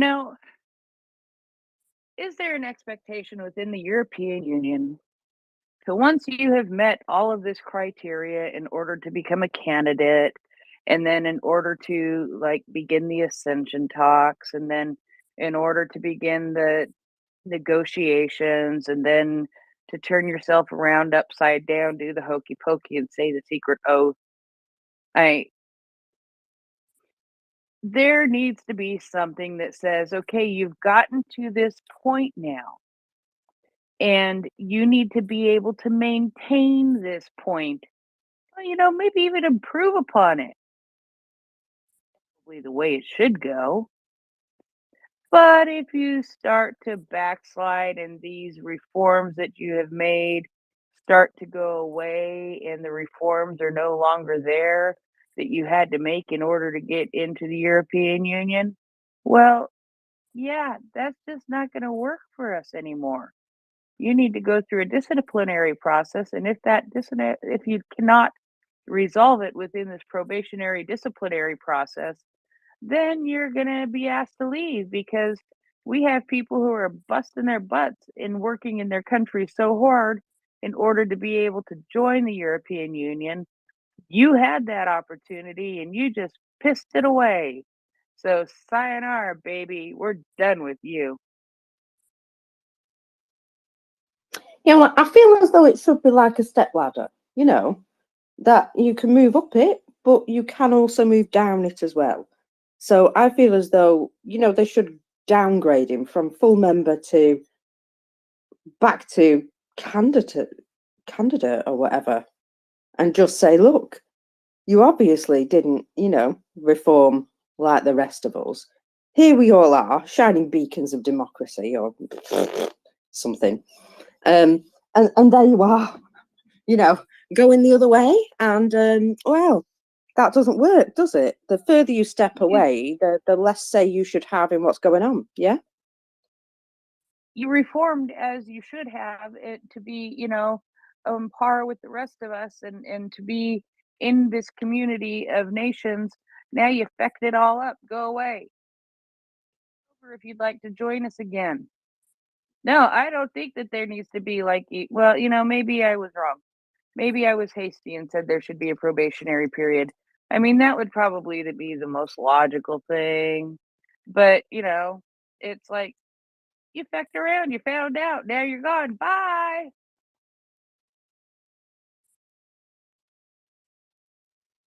Oh yeah, exactly. So anyway, And that also was fecked with an E, not a U. okay. Also though, both Schultz and Macron are very confident they can fund Ukraine without Hungary having to agree. So Macron himself came out and said the EU should be able to financially support Ukraine, even if Hungary continues to obstruct the assistance. Now, he said that yesterday, and I do wonder if there's like plans to do something about that. I mean, the fact that both of them, both Germany and France, have both come out with the same message there and said, no, we can do this without him. I just wonder if there's some plans in place to deal with the little extortion weasel. So, yeah, perhaps he'll end up working for Gazprom, hey? That's, Well, perhaps he should move to Russia. well, he kind of likes Hungary because he's in charge. I don't think he would have the same problem in Russia. So, yeah, maybe not. Anyway, one of the lovely things that did come out of yesterday was Orban went and spouted his mouth off afterwards, didn't he? And he said, I didn't vote for it. It was nothing to do with me. Please don't cut off my gas, Putin. Right? But the Minister of Belgium was asked about it. And they said, what do you say about his decision? And he said, well, as far as I'm concerned, the decision's made and he should shut his mouth. And he actually said those words. He should shut his mouth. Probably not the most, diplomatic way to say it, but yeah, absolutely should do something about Orban. Excuse me. Hiccups. And of course, we saw Gabriela Landisberg having a little word about Orban, saying the only way I can read the Hungarian position, not just on Ukraine, but on other issues, is that they're against Europe and everything Europe stands for. And I honestly think they will end up getting themselves, if not kicked out, certainly suspended. So, I think that it's going to be interesting to see what they do with them. So we'll see. We'll see. Oh dear. Sorry, I'm just checking a few things. I'm just watching. Well, I don't actually know what that vehicle is because it blew up. So let's have a little look here. Who's been doing good stuff? Because we've got good news here. We've had quite a bit of good news over the last couple of days. Which I like to focus on because, it stops me worrying about all those drones flying over Ukraine, I'll be honest. So the Lithuanian army, just nice and quietly, delivered several million cartridges and several thousand new ammunition for a portable short-range anti-tank grenade launcher. Well, launchers. Just, quietly, here's a big pile of ammo. So I think this is pretty heroic. Pretty heroic stuff. Talking of heroic stuff, oh my goodness. I'm just going to pop this into the nest just to show you again, yet again. Ukraine have done fantastic work overnight, taking down 30 out of 31 drones. So that's some pretty damn good stuff, hey? Oh, morning, Amos. Thank you, Marcus. You caught me mid-bite. Sorry. I don't want to interrupt your train if you're on that train, but I was gonna, when appropriate, I wanted to circle back to something that Warban said earlier this week. Oh, circle, my lovely, go for it. Yeah. And I hadn't heard anybody in the space talking about it. You may have, but it was earlier this week. He's been interviewed by somebody in Hungarian media, and he was talking. The interviewer asked him, "So will Hungary be moving out of the EU?" And Orban says, "No, we're going to move into the EU, which means right in the center, and we're going to take over Brussels, and we're going to bring everybody with us." Basically saying, we're going to bring everybody around to our point of view. And the way I read that was, he used the word convince. We're going to convince everybody to see it our way. And the way I read that was, we're going to convince everybody that fascism is a great thing. Just want to insert that real quick. Just Oh, yeah. really brazen and arrogant. Yeah, he's got some shall we say, views that aren't considered to be shared by the rest of the EU. There we go. And he's literally talking about bringing it down from the inside. I mean, it's a bit rude, really, isn't it? He's obviously got these plans. Cheeky beggar. So, yeah, when they come out and tell you exactly who they are, you know what? We have to sort of believe them, I think. And we have to sort of continue to understand that they will work against us and enjoy it for some reason. Yeah, enjoy it. Now then, Sibley yesterday, however, talking of the EU, in Georgia, tens of thousands of people gathered to celebrate the granting of the EU candidate status in the capital's central square and streets. And it was, yeah, a real celebration for them. Now, they've not even got themselves to the point of negotiations yet. This is a really tiny first step, but it's a huge first step for Georgia. Absolutely massive for them.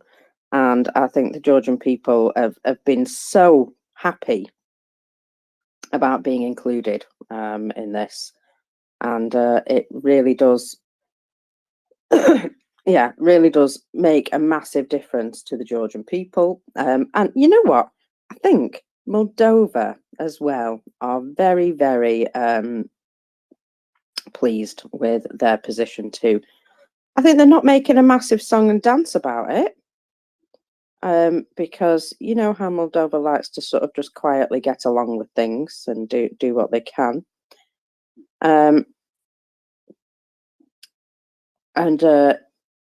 you know, so they've sort of very quietly proud of themselves. You know what? I think we might be all right after all. You know, if we stick together, we might be all right after all. Just facts for you. I think you know, we have to remember to be a bit more positive these days. Now then, we mentioned Latvia earlier. Now, I don't know about you, but the Prime Minister of Latvia, I've not really paid an awful lot of attention to her, I'll be honest. But she is oh dear, Evika Selina, maybe. And apart from obviously making outstanding contributions to help Ukraine, Evika dodged Orban's slobbering chops when he tried to kiss her hand in a narcissistic display of just chauvinism. I don't know if everybody saw that picture, but he took a hand and went to kiss it, and if looks could kill, that man would have been dead. Did you see that picture, Prince? I don't think I did see that picture. Will you send it to me? I'm about to send it to you. Yes, she well, she basically looked like as though yeah, if you actually do that, I'm gonna murder you.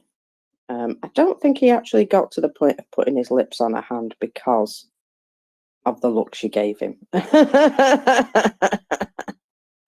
you go. You can see the picture now. That is one fuming woman.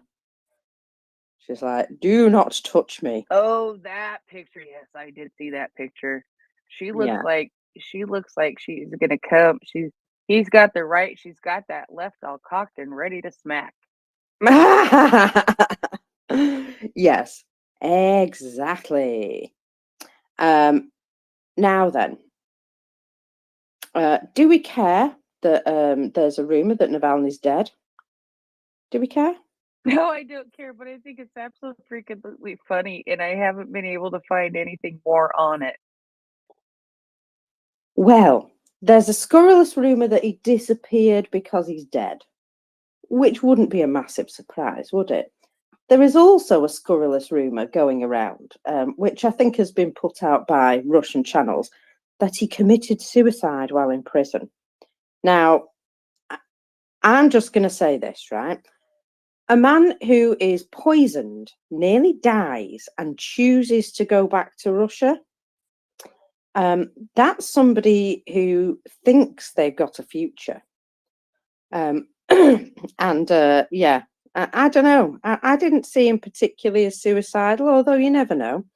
I think he died on them because they treated him too badly. That's what I kind of think. Either that, or they've hidden him away and they don't want anybody to see him at the moment. So I think, you know, that there's a reason for him not being around. Could quite be that he's dead. And well, I'm just that's just a possibility, and I don't really care. But people keep telling me, and yeah, good. I don't know what else to say about that other than good. He's yeah, he's probably more dangerous than Putin if he was in charge. So I think we're all quite happy that yeah, that's Schrodinger's Navalny. We don't know if he's alive. We don't know if he's dead. There are rumors he's dead. There's rumors he's been moved. There's, you know what? He's either dead or he's not. And is it going to change anything at this point? I don't think so. Do I think the man committed suicide? No. I'm sorry. They'll say he did. That I can guarantee you. But no, he took a long walk out a short window, or a short walk out of a long window, or something. yeah, that sounds a lot more like it, doesn't it? It certainly does. Hey, somebody spiked his shorts again, or said, "Come sit, let's have some tea," or you know, there are options, and yeah, and no, it's Novichok on the nuts is gonna do it, and it's you know, that's how they'll take him out, and if they took him out, they took him out. There's, you know, but it's I do have some concern about what it could mean for, you know, raising him up as this mythical hero kind of thing in the long run, though. Well, I have a theory. I have a theory that they either moved him and just wanting to disappear and be forgotten about, in which case he's sat in a very dark basement somewhere, and they'd prefer him to be dead, which could be arranged very easily, I'm sure. Or he croaked on them, and they're like, no, we can't admit this because it will indeed make him some kind of martyr. So they're just not telling. That's, you know, my two theories there. So they've either hidden him or he died on them, and they're now finding it quite difficult to, you know, decide whether to announce him as alive or dead, because, you know, Schrodinger and all that. Well, the thing is though, if he just croaked on them, the thing is if he just croaked on them, he just croaked on them because the way he was being treated in Russian prison, and so ultimately it is them who killed him to begin anyway. So does it really matter? I mean, so you know, that's one way to look at it, and maybe, you know, reading too much into things, but that, you know, that's one way to look at it. That's one way to think about it.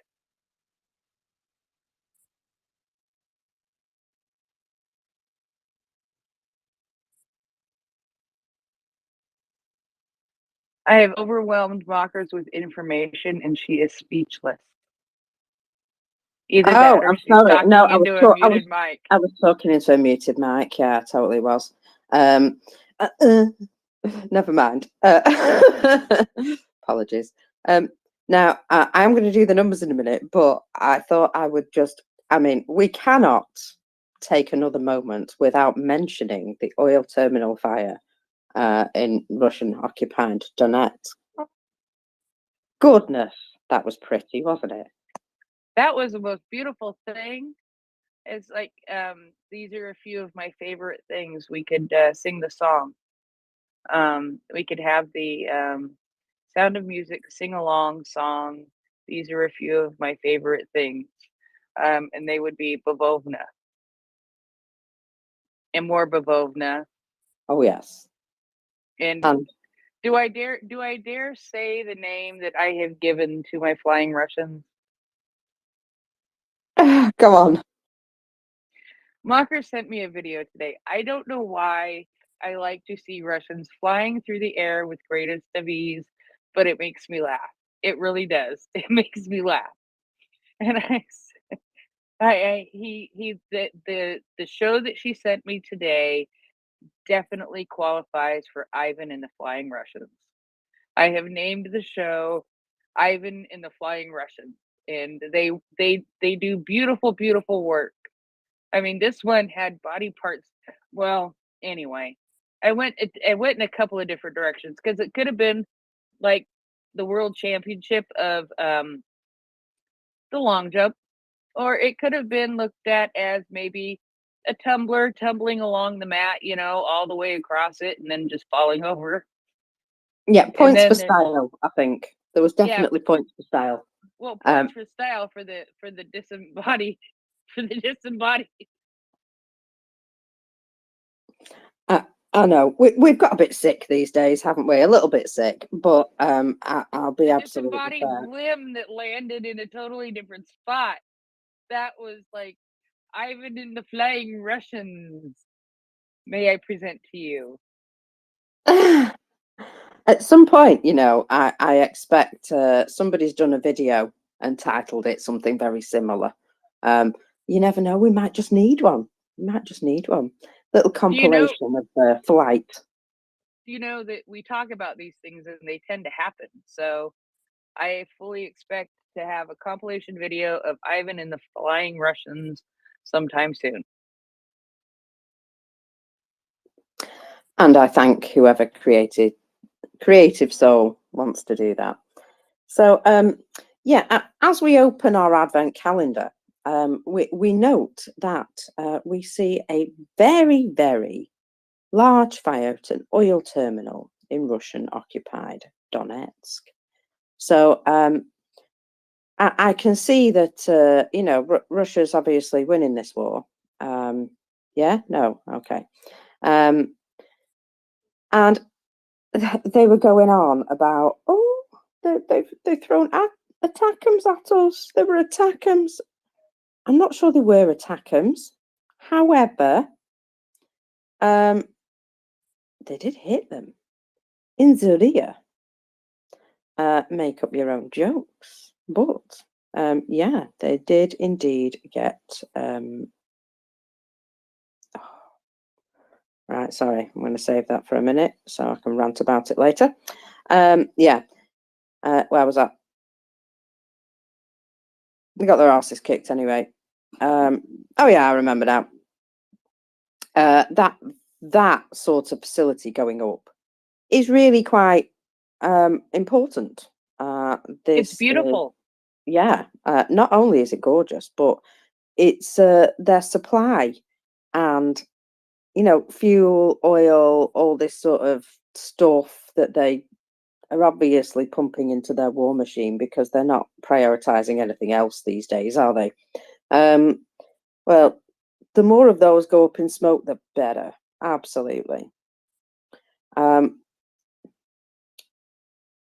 So now we've enjoyed the large flameage, and I'll probably get somebody to come and talk to us about oil and gas facilities on fire shortly. I have some numbers. So let's do some numbers because I've teased you long enough. I'm fully caffeinated, sort of. So we'll go for it. Now, we haven't quite hit 4 figures on the liquidated personnel today, but it ain't far off, I must admit. 930 on the count this morning. That takes a total of 344,000. Wowzers. Oh, 820 as well, in case you think I was just, yeah. Tanks, 14 tanks. Again, it's quite a lot of tanks. 13 armoured personnel vehicles. Now, just the 1 artillery system. Now, I'm just going to say this. I think Russia are really short on artillery systems because their numbers, well, they were massive for ages. They were just taking out artillery systems here, there, and everywhere. And we have noticed that recently they've started to sort of, you know, peter out. This drip of artillery has slowed down. And I'm quite sure if they still had tons of artillery pieces, that Ukraine would be prioritizing taking them out. So, yeah, I find that quite interesting anyway. We have 12 UAVs on the numbers and 1 cruise missile. They do keep throwing those 1 or 2 in there, don't they? 11 vehicles and fuel tanks, and just the 1 today of the special equipment. But we've seen so much of that recently that I'm not going to complain. Tons of special equipment been eliminated. And I don't know about you, Prince, but this 3-day special operation sure is expensive. Yeah, it's you know what, I bet you that they could have saved themselves a whole lot of money. And you know, the thing is that I hear that they you know, they may have grander plans, and like they said, and what army?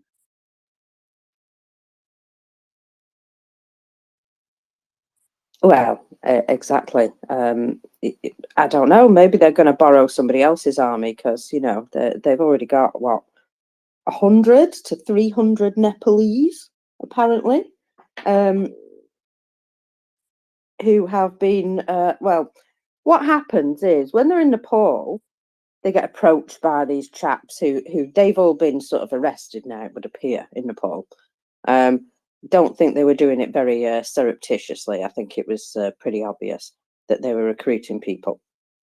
And they were recruiting people, issuing them a Russian passport, sending them off to Russia, saying, the war's nearly over. You can join it right now at the end and benefit from being involved. they basically told them that the war is over, and all we need to do is just mop up the last of these areas, and it'll be great. And so, yeah, they've been told they're going to turn up as a, as a finishing up force, basically. All you need to do is go in and just, just clear the area of a couple of stragglers, secure a couple of places. Yeah, no problem. It'd be dead easy. And these guys obviously believe that, oh, Russia's on the cusp of winning. Yeah, we'll pop along and be victorious with them. And they quite clearly aren't, are they? And yeah, so one of the Nepalese guys who's been taken in basically said, oh yeah, the only reason I'm here is because I was lied to. So, Mete, welcome up. Thank you. I've enjoyed your chat here. To Prince and Marcus both. I think it was called These Flying Russians. There was someone doing this series of Russian astronauts. I just find it so funny. The astronauts are flying, halfway to the sky from,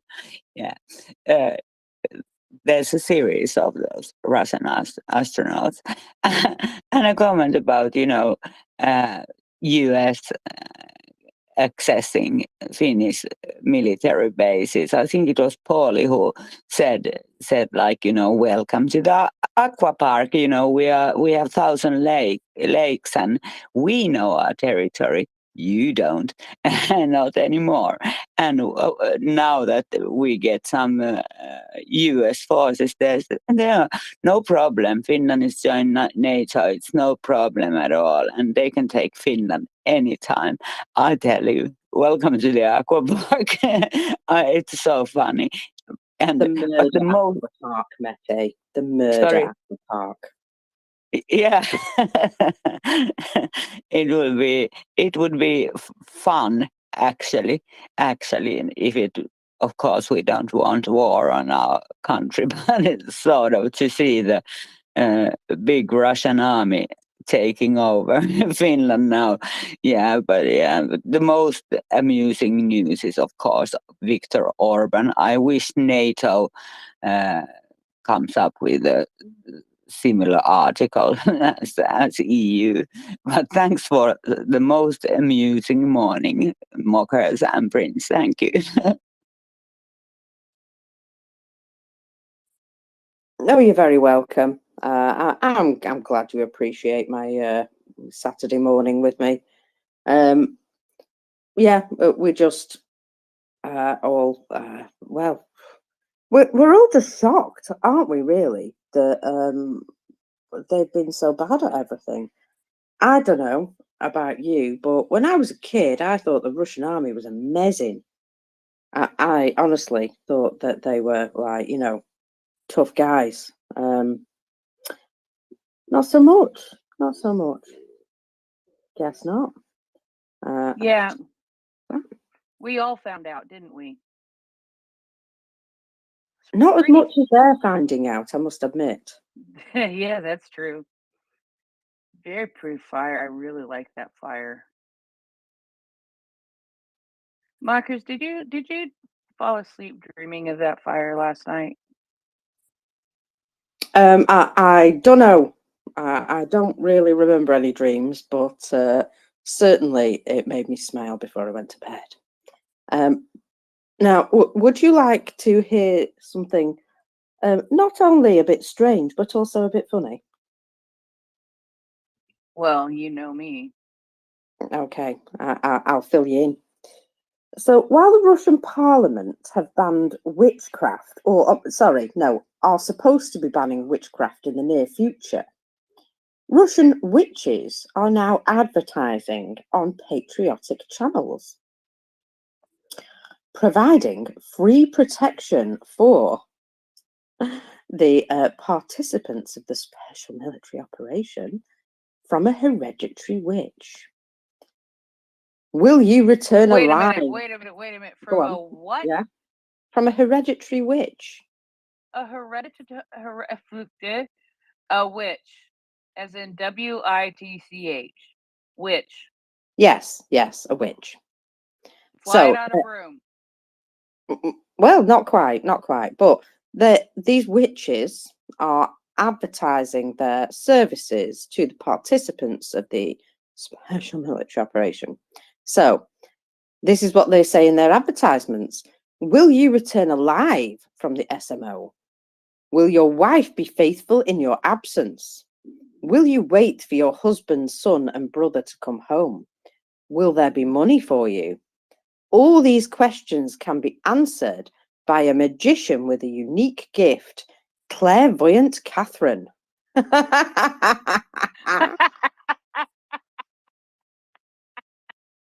What? Clairvoyant Catherine? Yeah, that's the name she's gone with, Clairvoyant Catherine. It Oh just my rolls off the God. tongue, doesn't it? Oh my God. Now did she spend? You like that one, huh? I told you it was quite funny. So anyway, she predicts the future in detail. She protects soldiers from death, wounds, injuries, difficult situations, and financial problems. All assistance is provided remotely in an online format and is free for military personnel and their families. That's very kind of her, isn't it? Well, she might be in trouble, you know, because Russia is searching high and low for extremists to blame and ban. And the latest country's witch hunt, you never know. The latest country's witch hunt is witches. I know. So Satanism and witchcraft have been said they should be banned at a legislative level. This was stated by a priest, Fyodor Lukyanov. He's the chairman of the Russian Orthodox Church's Patriarchal Commission on Family, Maternity, and Childhood Protection. Well, there's a title which, if I've ever heard a useless title. He spoke at the hearings on state policy to preserve and strengthen traditional Russian spiritual and moral values. Of course. The devil is referred to as a murderer. That's why Satanists are focusing on promoting abortion. I don't know. I've never seen Satanists promoting abortion. I really haven't. Anyway, he states this terrible ideology has already penetrated Russia. We see interviews and publications of people belonging to this subculture, abortion propaganda, ritual sacrifices. Okay, he's going a bit far. Suicidal and destructive ideology. Now, I've seen how many people jump from windows in Russia. Right, I would say it's nothing to do with witchcraft, but anyway.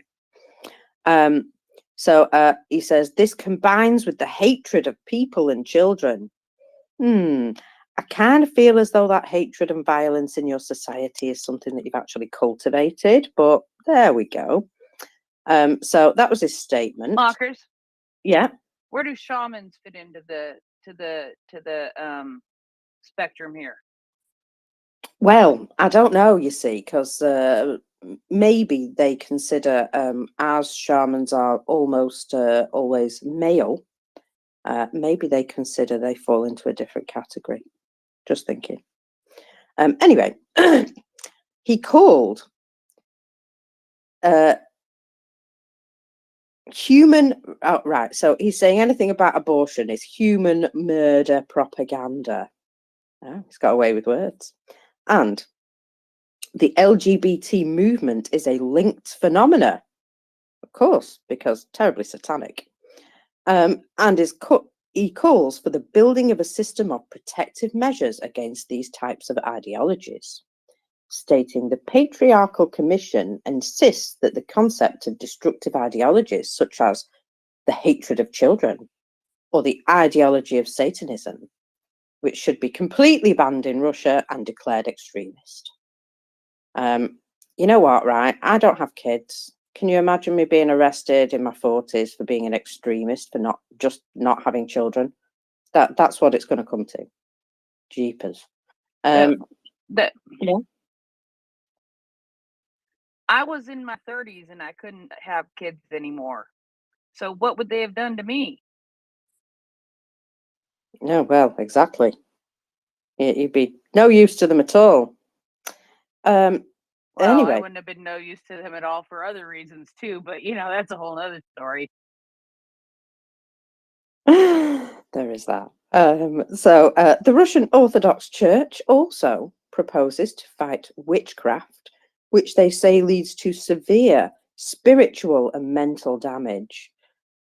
Mental damage, yeah, I could understand that. Although, I mean, I know people who practice like some form of spiritual witchcraft, and if it's good for them and they're not harming anybody, that's fine. As far as I'm concerned, bit weird, but it's okay. They're basically just like flowers and symbols and stuff. Good for them. So yeah, I've never known one of them to curse anyone. Put it that way. So he says, even the UN considers the advertising of witchcraft a problem. I don't know. Have we had any UN resolutions on witchcraft recently? No? I don't know. Let me look. I'm going to say unlikely. But anyway, he says when a person's curiosity for the spiritual world is used, it's fraud and extortion from the point of view of the state. This activity should be considered destructive and banned. So earlier, Hang on, hold the phone.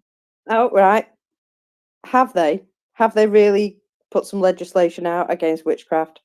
I do need to look at this a little bit more, but Dr. Google says the resolution states that harmful practices related to witchcraft accusations and ritual attacks globally have resulted in various forms of violence, including killings and mutilation, burning, coercion, trafficking of persons, torture, and other cruel and inhumane or degrading treatment or stigmatization.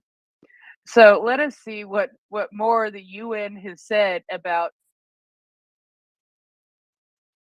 Oh my God, witchcraft and human rights. It's right here. Oh, Well, then he was right, wasn't he? Even the EU are saying that witchcraft is a problem. Gosh, I think really it's a problem when it's got all the other things attached to it. Like all the psychotic, like murders and like sacrifices and all that palaver. well, I think if you take it to that extreme, then yeah, it's a problem. it seems to be maybe in 2021 during the 47th session of the Human Rights Council, member states adopted a resolution on the elimination of harmful practices related to accusations of witchcraft and ritual attacks. The first resolution of its kind calling for a more holistic approach in addressing harm resulting from accusations of witchcraft and so basically it sounds like they're trying to protect the human rights of those who practice witchcraft and other ritual and yeah.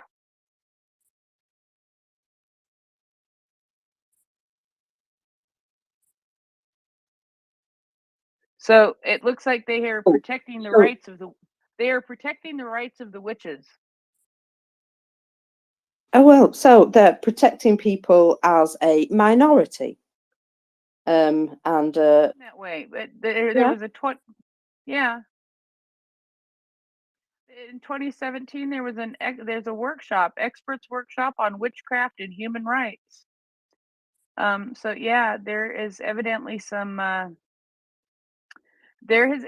been witchcraft in the UN, and it looks like they may have passed some yeah. Some sort of protections. Well, I never. Yeah.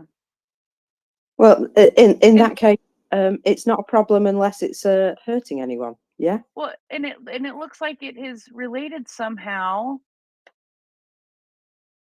to albinism, to being albino in Africa. Mede keeps giving me thumbs up. Mede may know about this. Mede, go ahead. Yeah, I know that albinism in Africa is something that, you know, they sort of chew your bones just to, you know, as a medicine. And I think, you know, the witchcraft thing has also to do with Haiti. You know, there's a lot of, you know, sacrificial rituals done still, and 2017 also points to Haiti, I think. And the albinism is really, you know, if you have this I don't know if you call it disorder or what is it, but anyway, they sort of hunt you down and want to kill you to have your bones crumbled to a medicine, and it's like, you know. So I think UN must have, you know, made some statements about albinism, and I think also Haiti, because there's still a lot of rituals going on, but I don't think the Russians, Russian witches, have such methods as the Haiti people and the Africans hunting albinism. But you know, there are sick people everywhere, so so I guess they would have a resolution about this as well. So, but thank you. Yes, it does. I mean, because they're accusing then they're accusing the child,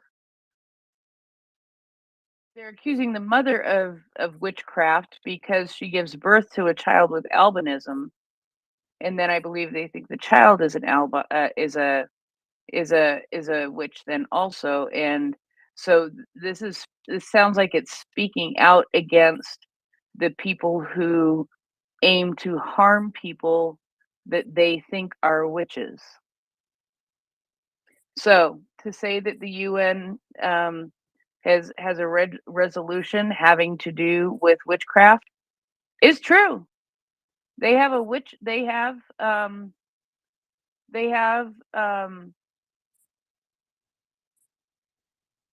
yeah. They have something that is protecting people. So say I identify you as a witch, Mockers, and I decide that it is appropriate for me to kill you. They have a resolution saying that it is wrong for me to kill you, which is like a freaking no-brainer because I think you're a witch, because being a witch is hard to prove and it's hard to define. And yeah, so it's more against the people who would want to do harm to the witches than protecting the witches because they're witches. Does that make sense? Yeah, that sounds like it makes some sense to me. Fair enough. Now then, we've had a little bit of strange information from Russian sources. So 26 drones were apparently shot down, but only 6 were launched. That's the information. Now, I have a feeling they meant that the other way around. 26 drones were launched, 6 were shot down. But, you know, they've got a bit confused. We'll see. We'll see. But either way, it sounds like they had quite an emotional evening. Oh no. Oh no. I know. Sorry, quite pleased about that whole situation. There was an awful lot of bavovna last night, and well, that's terrible. Now, I know we've seen a bit of Russian soldiers' wives doing the dissent thing, and they've started a new campaign. Mobilised wives are now putting up pictures, but in front of their faces, they're holding a piece of paper which states, "It's time for our boys to come home and fresh ones to go to kill Ukrainians." Yes, that's right. This is their campaign. They're basically saying, we're quite happy with people killing Ukrainians. just not our boys right now. They could do with a day off. So just so you know, when people says it's not all Russians, those ladies seem to be in the category of yeah, it is them too. You know what I really want to see, Prince? I really want to see some pictures of what happened at Kursk. I'm hearing a damaged compressor station at the train station and power lines were taken out. And I really want to see some pictures of that. I'd love to. So when they come out, guess who's going to be one of the first people drooling over them? Yeah. Don't short circuit your phone with all the drool. I'll try not to. But yeah, I feel as though there might just be some emotional moments going on in Crimea today. Now, have we ever seen Stargate? I cannot say that I have, but I have an image of what it is. Yeah, I'm just going to put something into the nest, which I think is not only bonkers but lovely. How cool is this? Right, it's a video image between Lithuania and Poland. So they built a portal, one in Lithuania and one in Poland, and it connects the two nations. I think these are like in a big square or something, you know, in both places. And basically, you can go up and wave at somebody in Poland from Lithuania and vice versa. Oh yes, and I thought, I saw yeah, that. how cool is that connection? I just thought that was ace. And almost like a Stargate, as it were. Just with the image, obviously. I was just like, oh, they've built a Stargate. Oh, no, they haven't. Now, let me just go back one in the nest. Have a look at that image and tell me how beautiful that is.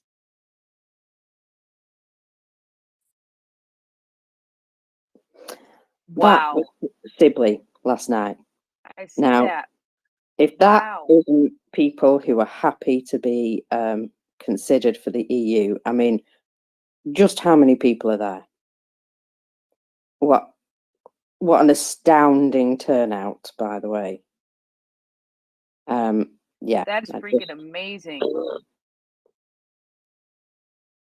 All I can say is I am so happy for the people of Georgia, and they appear to also be very happy. So yeah, I wanted people to see that image because I was like, that's beautiful. Look at that, you know, sort of celebration of freedom. When I first saw it, I thought it was a Christmas tree and they were like panning up and gonna get to the top or something, but from an odd angle. But no, then I realized what it was, and that's cool. Yeah, it's certainly it's a message of the people of Georgia, that, and I just was yeah, I was astounded by just the beauty of it. So I thought that was pretty darned cool. And I have a feeling that people were up celebrating last night. So everybody in Georgia will now have a hangover because it was Friday night. Pretty sure that they all have a hangover, except for the teetotalers. Just beautiful. Anyway, so sorry. Oh, that made me laugh. So apart from all the big booms going on, also, I've noticed that EU's doing really well at the moment, aren't they? How happy are we about what the EU are doing? Because I know we've been a little bit disappointed with all the delays going on in the US, but I can safely say that the EU have stepped up, and the European countries and the Nordic countries have particularly been yeah, showing that they do too have things to offer. And you know what America really hates, Prince? America hates being second, don't they? And well, right now they're lagging behind, Prince. I'm just pointing that out.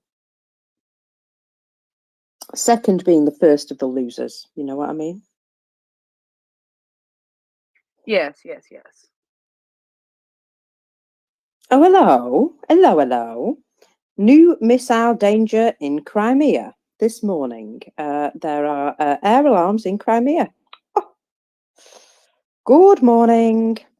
You know, the reason I find this so much fun, the reason I love it so much is because how many times did Ukraine have an air raid the other day? Was it 6?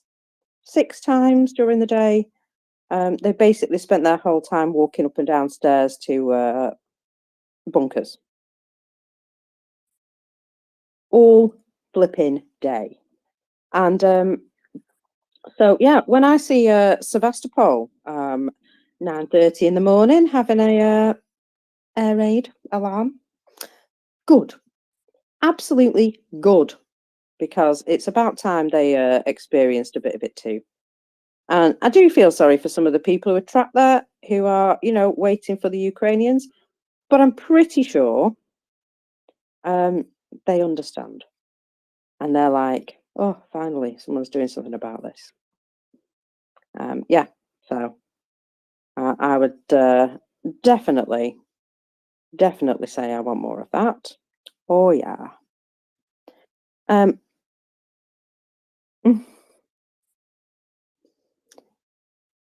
Now,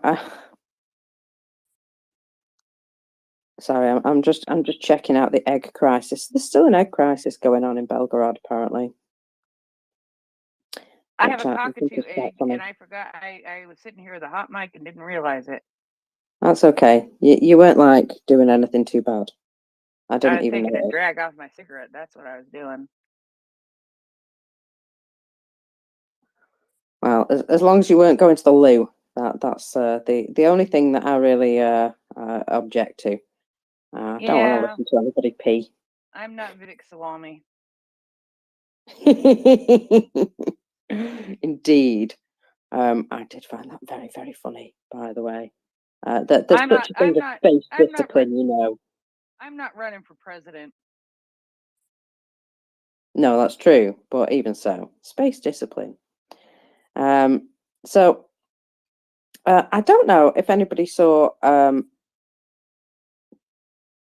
There was oh, bloody lost it. Oh, I love that. You know what? Don't mind me. I'm lacking in brains this morning. Very much lacking in brains this morning.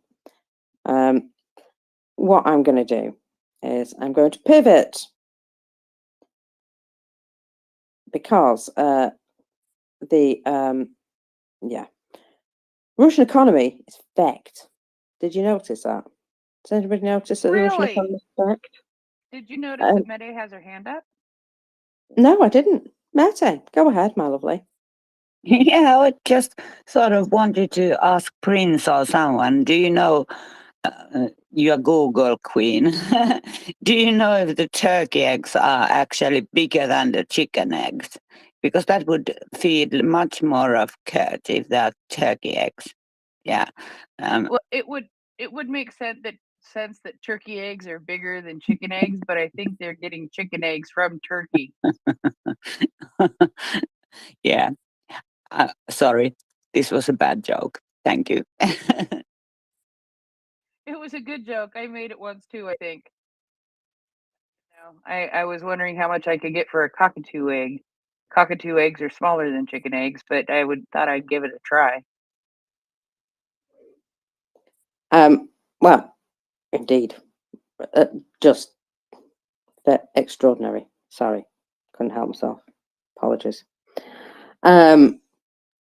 So, yesterday, the Russian central bank raised the key rate for the 5th time in 12 months. The 5th time. Now, I'm just saying, if that was to happen in the UK, we would be rioting. Oh my good God. Honestly, we would be rioting. Yeah, that would just be ridiculous. But the Russians don't seem to mind anyway. So last year, oh no, sorry, this year in July, it was 7.5%, right? And it's more than doubled. It's now 16% within 6 months. Oof, that's not funny, is it? Well, not for them anyway. Oh, sorry. I found that quite funny. I don't know. If our interest rate went up like that, I don't think we'd be very pleased. In fact, I think pretty much we'd be, yeah, rioting, because that is just shocking. And how long do you think that could hold itself up? Because I just feel as though, you know, when he had his little chat with the nation, and there were these text messages that kept appearing that were a little bit dissenty, like, you know, these things just sort of slipped through. I just feel as though it's actually starting to really bite people. The fact that these are sort of like the regular person, you know, when can we live in the Russia that we see on the TV and stuff like that? I do think that they're starting to wake up and actually be annoyed. I'm not sure. No, in fact, I'm pretty sure there won't be big riots and stuff, but there will be more, I think, small events of, you know, dissent. People know what's going on. So, you know, all the lies, they know it's lies. And they're not going to do an awful lot about it, like with regards to voting or anything. Not that that would matter, but they are going to definitely have some problems because, you know, put it this way, if you don't get paid, eventually you don't go to work, because what's the point? You're not getting paid. You'll go and find something else to do which will possibly earn you some money. And it's things like, I don't know if you've noticed how bad the weather is in Russia, but nobody was able to provide sand for them to put down on the streets. So the cars were crashing. I'm not going to, you know, have any sympathy for that. But so there were pile-ups happening. The buses couldn't move. An ambulance got stuck in a snowdrift. A big effing Arctic truck had to be pushed out of the snow by the local villagers. All this sort of stuff, and just because all of those problems, just because they didn't have sand or salt to put on the roads, which they usually do. Now, that is only a small thing, but it had a lot of knock-on effects. And that's the thing that I see happening now, that there'll be a small thing that's missing, but it's a link in a chain, and the dominoes start to fall. And so something small like that has created a load of other problems. And these people live in winter conditions. They know what extreme cold and lots of snow is all about. But they can't handle it this year. You know, it seems as though there's some fundamental challenges as to now why they can't. And when those, like, the little things start to break down, everything else around it starts to fall down, and you actually see the collapse of the the government coming. That's what I think anyway. The structures of the government have already started to collapse. Mette? Yeah, aren't we looking forward to the thriller in March when the Russian elections are coming up, and they have all these candidates who will provide sand to the icy roads and so on. I'm so looking forward to the thriller. Who's gonna win the Russian election? Thanks.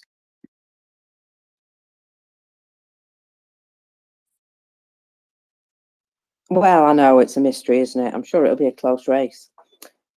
Now then, I have Tarixis coming up to replace me shortly. And I believe it is 1 year to the day from his first visit to Ukraine. And he gave me a little story about 1 year ago today. And you know what? It seems appropriate to introduce it at this point. He asked me to read it out because I do that stuff. And also, I thought it would be nice to introduce you to this fella properly. So, welcome up to Rixus. I'm now going to embarrass you horrendously. Okay?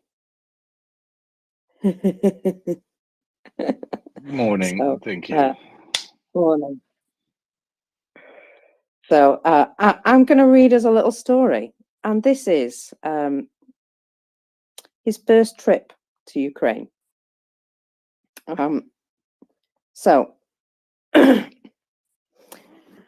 basically started with feeling frustrated and angry for months, unable to do anything about what was going on in Ukraine, wanted to do something for them, and decided that we'll get together with a friend, reach out to a Dutch charity, and offer to drive aid to Ukraine.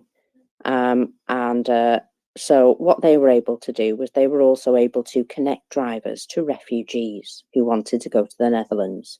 So it was sort of a two-way thing. All they had to do was rent a 9-person van, go through the admin and the planning. Now, normally the destination of aid is Poland, but being an intrepid pair, they wanted to deliver the aid to the people who asked for it. And so they wanted to actually travel to Lviv and go and deliver it in person. So the plan was to go to Lviv, deliver the aid, collect the refugees, and then come back. So all the details would be decided during the trip because, you know, things change as they do. So we decided to leave the 15th of December. In the weeks before, I'd been listening to MriyaReport and heard a Canadian talking about getting generators to Ukraine and how hard it was from Canada and the high prices. So I reached out, and after some talking, we've bought 2 portable generators to take with us.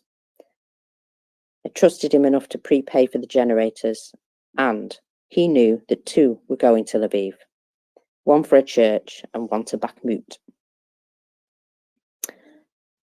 The week of the departure, both me and my friend were a bit nervous about the unknown. Our plan was to drive as close to the Ukrainian border, stay at a hotel, and then go to Lviv the next day. And by that time, we'd know where to collect the refugees.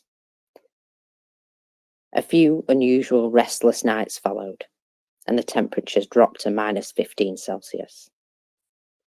The day of the departure, we went out in the morning, collected our van, then to Amsterdam, where the aid was collected. There wasn't too much, but it became very clear why there was such a specific request. Amongst the clothes and the aid, a drone and a scope. We looked at each other for a moment and decided, yeah, you only live once.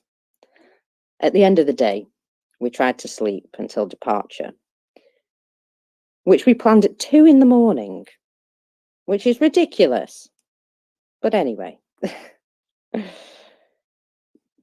after an hour of driving, the windscreen fluid was frozen, and halfway through Germany, it was snowing very heavily. And, of course, to add to that, the wipers didn't work, really. We had to stop a number of times cleaning the windows, trying to get the fluid for the windows running again and refill it. What was supposed to be a 17-hour drive became pretty interesting and tense. We got back to the hotel at Friday at 11 p.m. We'd not had any dinner, only snacks. Bedtime. The next morning up at 6, breakfast, and off to the border.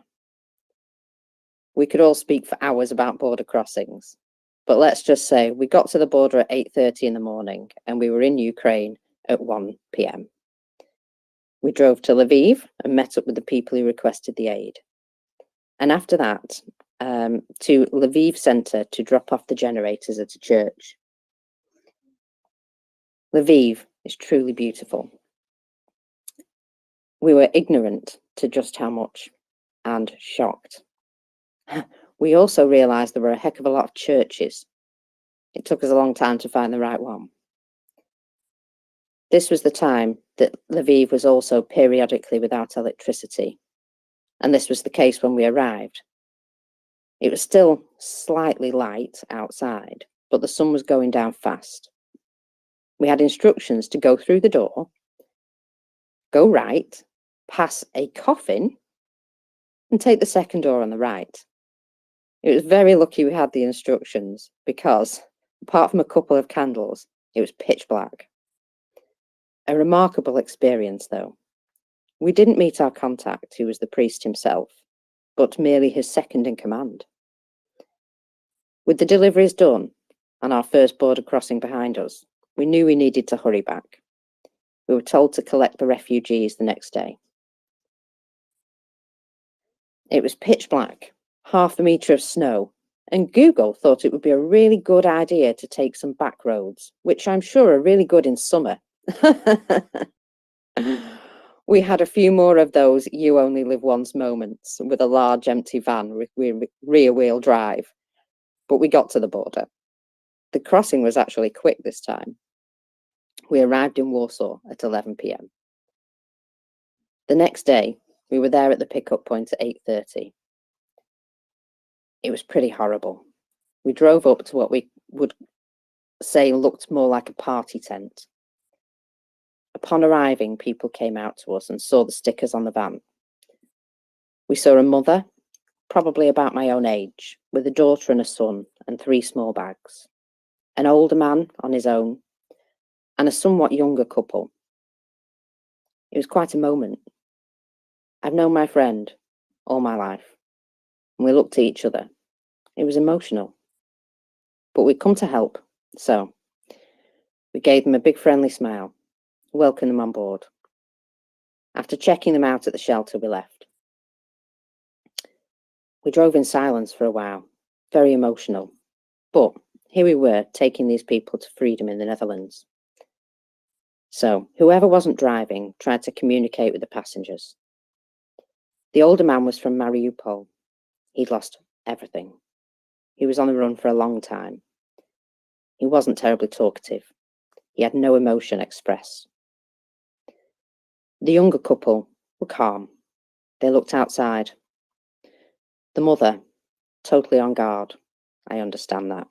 She was taking care of her children and their safety. The family was from Enerdegar. They had a long trip to get out of there. We offered them sweets, cookies, drinks.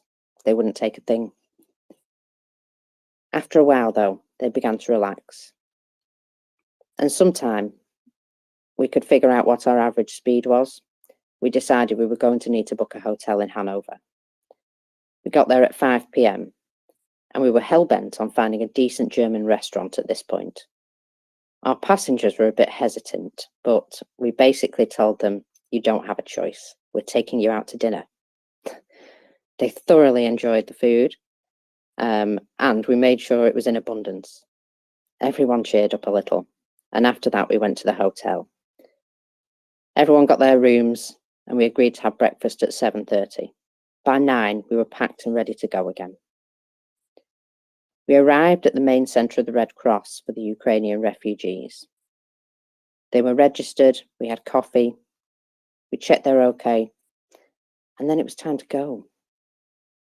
Now, I'm never going to forget this trip and some of the moments, but this moment still brings tears to my eyes.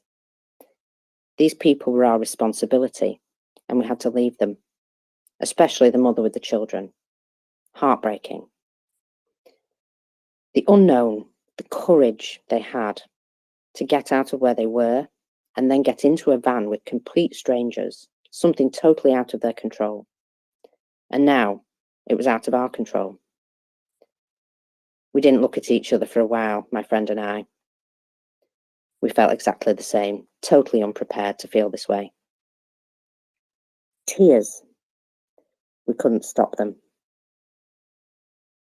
We had to walk away. That was when we allowed ourselves to break. In the time it took us to return to the van, we pulled ourselves together. But you know, it wasn't going to be the same after this. So, after that first trip, I went 6 more times. I do it all by myself now with help from NAFO and friends. We collect medical aid. We have our own destinations in Kyiv for the aid, where it goes directly to the front lines and also to contacts for refugees, so they don't have to travel. As for the mother of the 2 children, she's become a good friend. We sometimes go to events, but whenever possible with work schedules and stuff, she will join me on a trip to spend time with her husband who still is living in Ukraine. We speak online quite a lot, and although we don't speak the same language, we look at each other and just know what the other wants or feels. That's friendship. So, in a way, it's a story of great sadness, but also I found a really good friend in my life. And again, my life and my personality has changed greatly because of this experience. My last trip was in August, and I really want to go again, but my wife's given me house arrest until next year. After 7 trips, I still can't wait to go back. The country and this people have completely stolen my heart.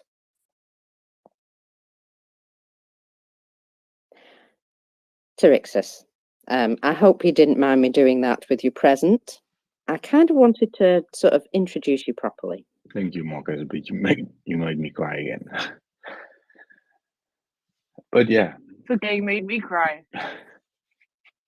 Don't worry, I made myself cry. I've got big tears running down my face because I'm a big girl, but you just never know, you see. I'm that good at hiding it. Well, you do a good job at that. Yeah, about this time last year, we were in the queue for the border crossing. We learned a lot. In the meantime, you don't have to stand in the queue anymore. But this was the first time, yes. And well, previously I didn't cry a lot, but yeah, it was a life-changing experience. So these kind of things make me cry now. And in other ways, I've become much more tougher in people. Yeah, it was life-changing. It really was. It really was. And yeah, my house arrest isn't over yet, so I'm planning to hopefully go with Eastern.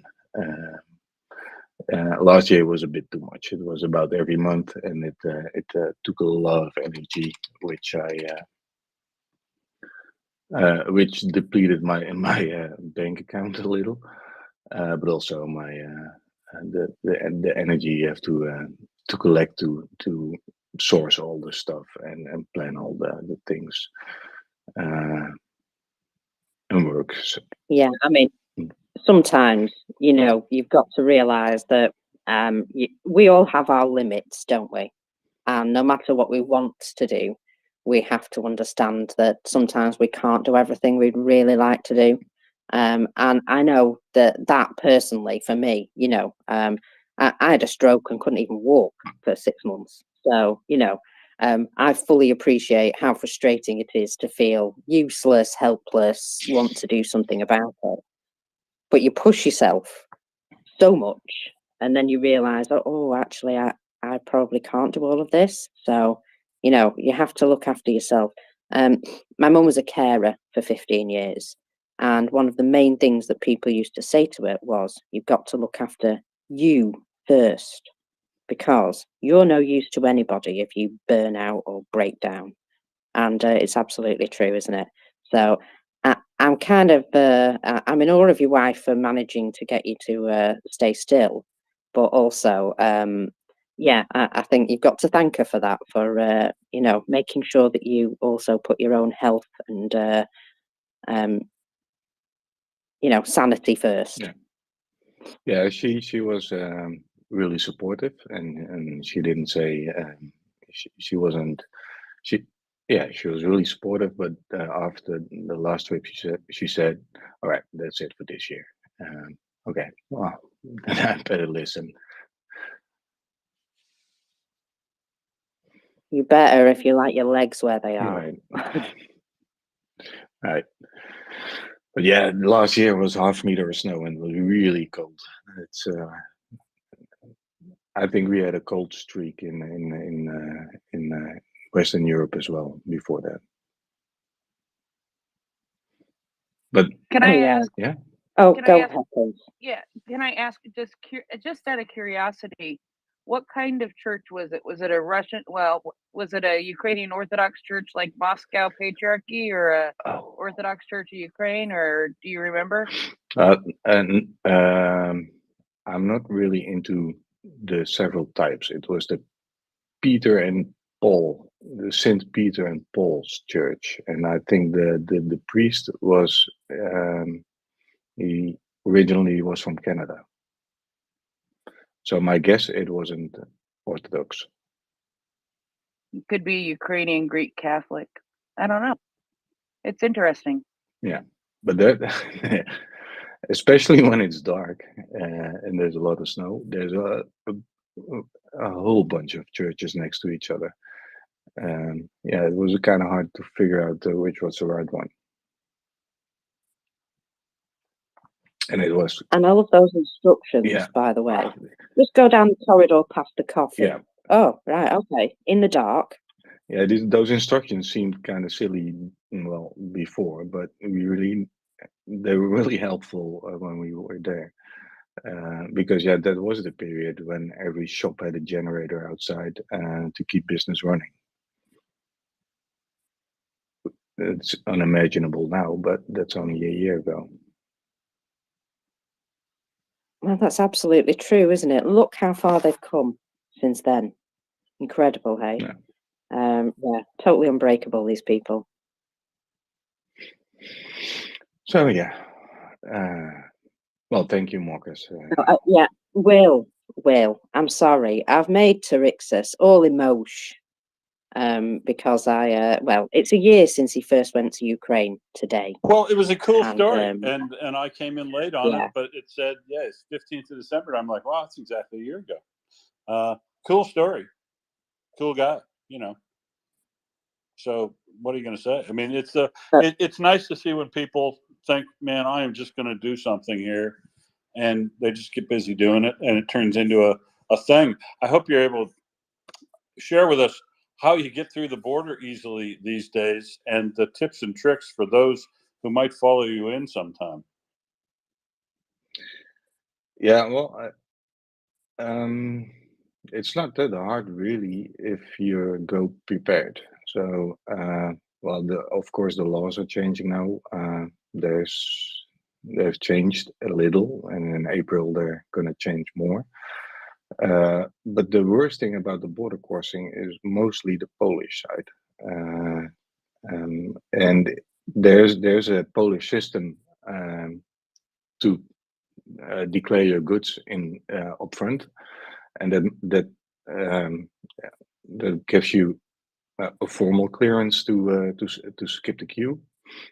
Otherwise, if they see your humanitarian aid, you can always skip the queue. But if you do the administration well, which is hard because there's a system for it, an electronic system, but only Polish people can use that. So you start mailing with the Polish government, and they give you an ID, an identification number, which you have to place on your windscreen, and then they know what you're bringing, and it makes the border crossing a lot easier. And then finding out actually already then you have to declare what border crossing on what day you're going to cross. It's easier to find a larger border crossing because they have more capacity. And then on the Ukrainian side, you have to have also documentation about what you're going to deliver and to what charity. Be precise about that, and if it's multiple charities, there's multiple customs documents you have to prepare. And if that's all good, yeah, it isn't that hard, but it takes a little experience. And sometimes just being blunt. I know I've skipped a queue and people would stand in front of me. That particular time, I had a letter of the Ukrainian embassy in Holland with me, and I showed that, and they're still really impressed by stamps. So they moved out of the way quickly. But yeah, if there's still, I mean, this was the seventh time, and there's still things I can think of to make it more efficient. But if people want to, I'll happily help them out in preparing. Very generous. And you're still doing this periodically even now, is that right? Yeah, but the probably the next time is Eastern, so it will take a while. And like you said, it probably wear you out doing it every month. It'd be better to do it every maybe 2 months or a quarter or something like that, and do it a bigger, more efficient one. Yeah. Right. Yeah. Well, to be fair, the vans are always packed. There's not much that can go into. And what's also kind of funny is these trips cost quite a lot of money because you have to rent. I have to rent the van. There's gas. We want to, on the way back, we want to have the refugees. We want to comfort them as much as possible. So if we normally take a hotel to make to have them, give them the time to adjust going out of their own country. And most of the times they've been on the road for a while, and it's nice if they have just an hotel room with their own shower, bath, whatever, and have a good bed. Because the next day when we drop them off, they could be in maybe a better shelter, but they'll be in a shelter again before they get their final place in the Netherlands. So someone came up with the idea to bring stroopwafels to Ukraine. Stroopwafels are pretty well known. I think you all know stroopwafels. Is these the little waffles with the really sweet lacquer on them? And now it's with the caramel inside. Yeah, I know those ones. Sure, I've had those. Yeah. So someone came up with the idea to get stroopwafels to Ukraine because it would cheer the soldiers up. And I have pictures of stroopwafels on the front line, so that's kind of funny.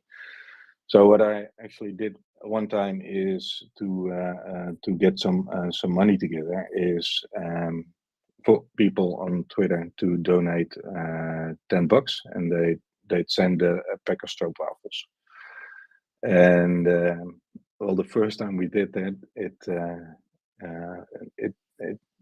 we had I think about €1,000 in 24 hours. So that was a good idea. And it was really funny to see the stroopwafels next to machine guns on the front line.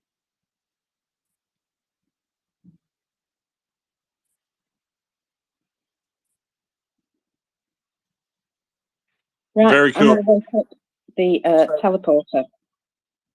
What? I'm going to wake up the teleporter because we're going to do a little co-hosty Oh, right. swap now, aren't we? Yeah. You gotta see if Yeah, Scotty's awake. we're going to do the complicated double swap, everyone. Watch for a crash. Don't say that. We just did that not long ago. I mean, seriously, like Oh, 3 I'll hours jinx ago. us. I'm here. I am here to jinx us. When we crashed, I did a beautiful call out to the Workers' Paradise of Perth, Australia, and I did the timestamp there. And I did say that I had hoped you caught a roller coaster ride on the way to the cricket pitch today. Very nice. Thanks. And so you knew I was going to day 2 as well, huh? Yeah, I saw you say something about cricket somewhere. I don't know. I heard it or said, either heard it or saw it. I don't know which one I did, but I think you said it on the space. Yes. Yeah, I must have. Yep. Day 2, I stayed until tea, right when Australia got the Pakistanis out, and Australia now gets to go in for their second innings, and they're about 230 runs ahead anyway. So that's your sports update from Perth, where the first cricket test of the season is going on, and the beer is every bit as lovely as it usually was. There's a cool breeze blowing through the members, and it was about 34 degrees. Loveliest day you could possibly imagine out. Better than baseball. I'll die on that hill, Americans. It's better than baseball. Could you say usually again? Usually. Okay, you didn't slur it this time. I was just testing you. When you said the beer was good as Wait. usual or something, just made me giggle. That's all. That's Now, what I'm here for, just to make you chortle. Prince, sorry, Mockers. it's okay. I just wanted to ask you about the large oil terminal fire. Will, considering you might have a few opinions on that, and yeah, just how well, how bad that looks. Would you say that that's going to be fully operational in the next week or so? So to be honest, I'm actually looking at the nest for the very first time, looking at this because yeah, I was at the cricket all day. So I'll have a look at it. It looks like a nice big colorful fire though, doesn't it? It certainly is impressive. Oh, what do we have here? Collapsed. It looks like a tank that's partially collapsed. Oh, and yeah, that's going to be messy. Yeah, and it's out in the middle of multiples, so they probably got pipelines maybe in there as well. Yeah, nice. Well, it'll be, it's weeks. It depends, Mockers. If that sort of thing took place on the manifold where the pipes run back and forth between the tanks and caught a tank on fire, it would burn for a long time, do a lot of damage, warp a lot of metal, and you would not be putting that back. This is why I say it's nice to burn down a tank. It's pretty, right? It makes a big, big, impressive fire that boils and burns for a long time. But the place where you really want to hit is the piping manifolds that go around in the tanks where they're most concentrated, because all the materials get pumped through the same pipelines. They don't have single pipelines for each product. They all get moved around through these manifolds. And if you take out the manifold, there's no fuel coming or going as long as and if you can also happen to catch a tank on fire at the same time, lovely. So this one, what did they get this with? Is this is this partisans or a long range strike? This is in Donetsk, Russian Donetsk. I'll have to see the exact place where this is at, because it could be hit with HIMARS for sure.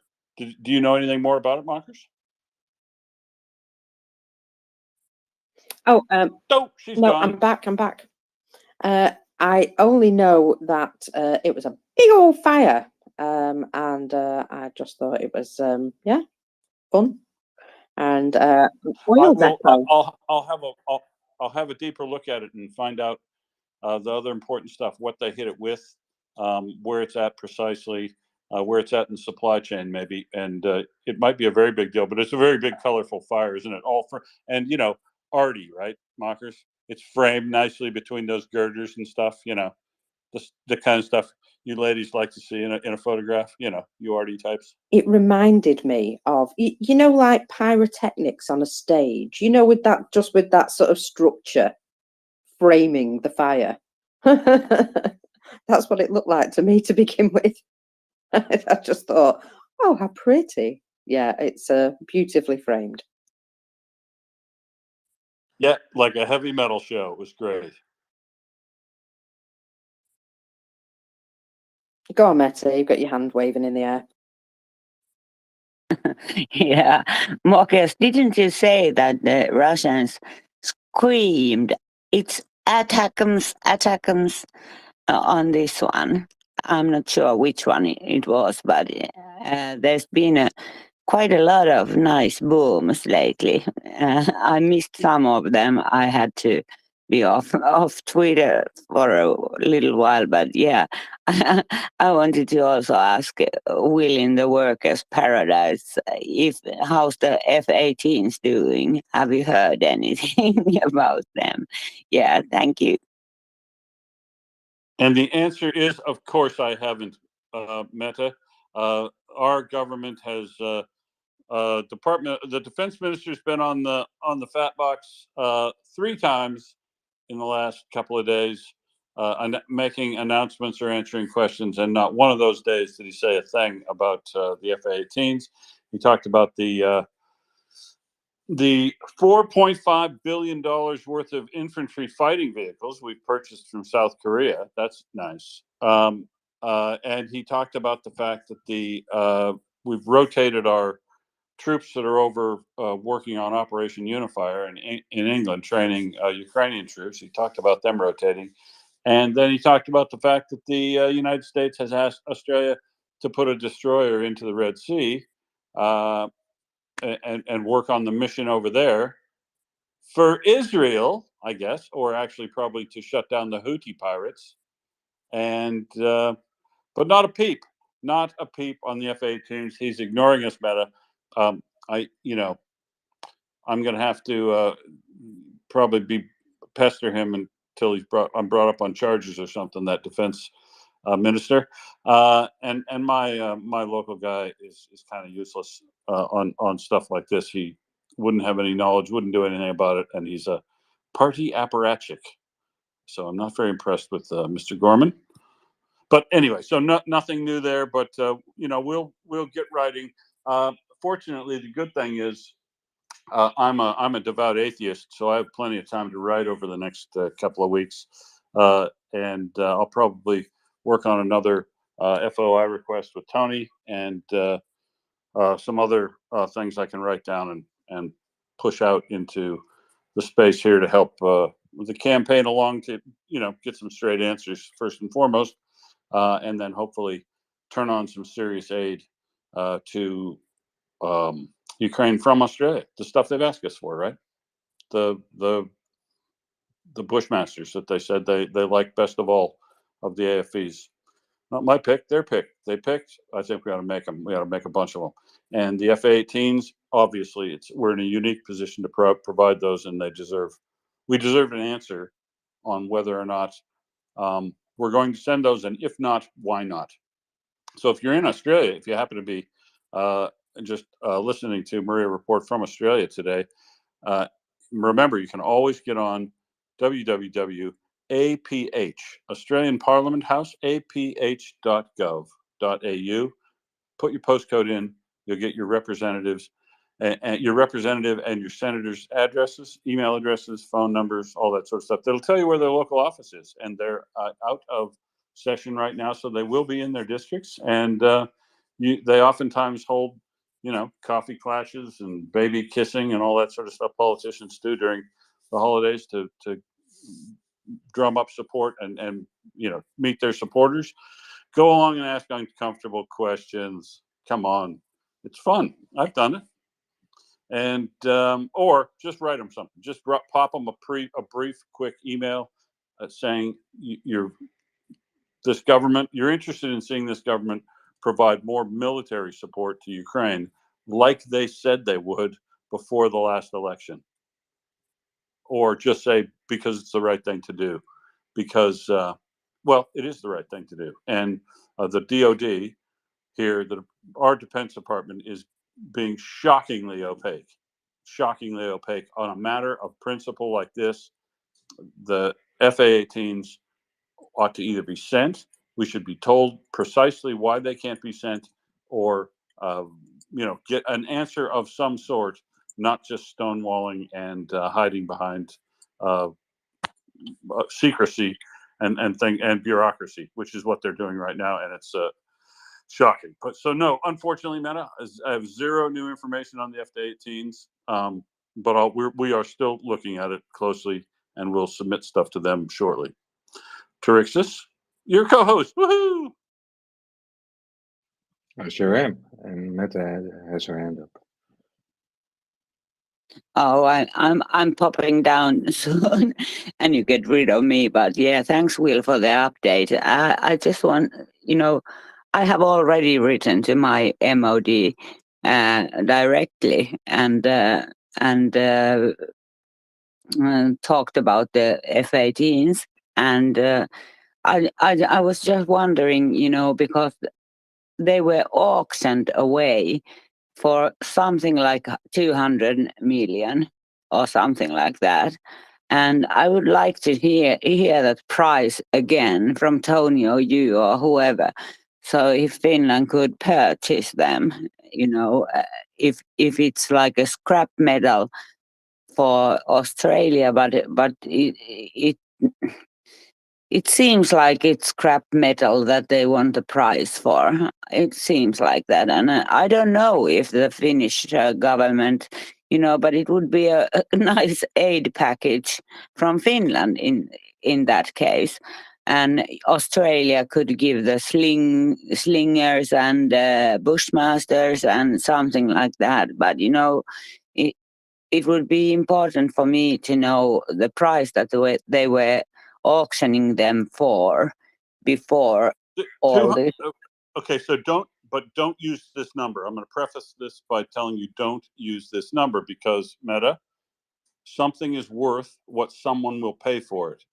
They may have talked notionally about a price of $257 million for these fighter aircraft, but the truth is, Air USA never agreed to complete a contract anywhere close. That contract set moribund for more than a year before it was just canceled. They'd gone a different route.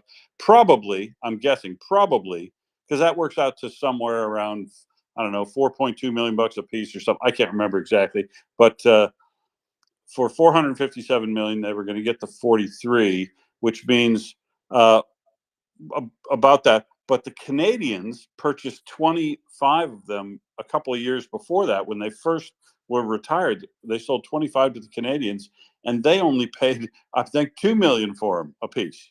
So not 2 million piece. But here's the important thing. If Finland wanted to get themselves involved in this as a commercial deal, Finland should buy them as spare parts for the FA-18s you've got, or on a scrap basis at, I don't know, $100,000 a plane, no more than that, scrap value. And then Australia ought to take all the proceeds of that sale, or just gift them to Finland on a scrap sale. And anyway, take any money they get out of that, and the money we save on not having to house them and do all the stuff you have to do around having these things, even if you're going to have them for sale, and put all that money and some more into making a whole bunch more Bushmasters, and equip them all with slingers, like you say. Equip every one of them with a slinger, fill them up with a material, put them on Antonovs, and fly them over there in large numbers, like the Canadians are doing. I think the Canadians provided something like 100 senators or something like that just recently. It was big numbers anyway. And, you know, we can do more because um, we have a budget surplus in Australia. And we have a budget surplus in Australia in 2 states, Queensland and West Australia. And the federal government is in budget surplus largely on the back of increases in commodity prices in the last 2 years on the back of the war in Ukraine. So that is not our fault, but it is the next thing to profiteering if we don't do something beneficial with that some of that excess to solve a problem that Ukraine's got that was no making of their own. We shouldn't be benefiting on that without returning it, would be my position in the world, but we'll see how we go in talking our government into doing the right thing. But if you have an opportunity and you're listening to me, do tell your senator or your representative that you think we ought to be doing more for Ukraine in military equipment that is the thing they most want. And if they need another reason, we sell those things. They're for sale. Thales can make those for sale around the world. They could be an export item for them if they wanted to. And if they're battle tested and proven to be the ones that most people want, you think you might want to provide them a bit more and build the market more for yourself if you want to sell those things, because why wouldn't we? Why wouldn't we? Anyway, Meta, what's Thanks. next? Yeah, I'm just thinking what I should write, and I guess it's like that, make an offer to Australia and start negotiating with them because it's scrap metal sort of thing. And Australia, you're right. The Ukrainians, they love the Bushmasters and they need the slingers. So, but I just wonder what I should write. I may, on the government level, Finland doesn't tell us what they're doing other than they are ramping up the 155 shells at the moment, and they are hosting 50 air bases to the US, and so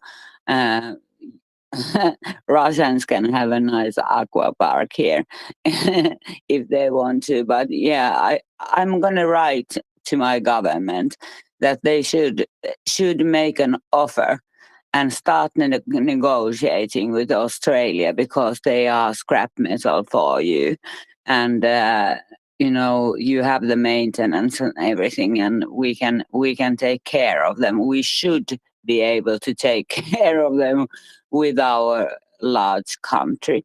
So it's just I wanted to hear. And then another thing, do you have a vote yet about being an ambassador of Ukraine? Because we are all voting for you, Will. Thanks. Yeah, we don't vote on that sort of thing. I wouldn't be qualified, and I think our ambassador to Ukraine, at least the one that's going out, is a great guy. He's been a huge supporter of Ukraine, so he should probably carry on with that.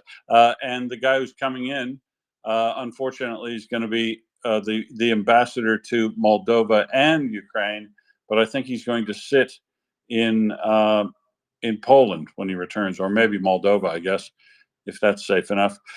But it's all silly to me. I hope, and I'm trying to. It's funny.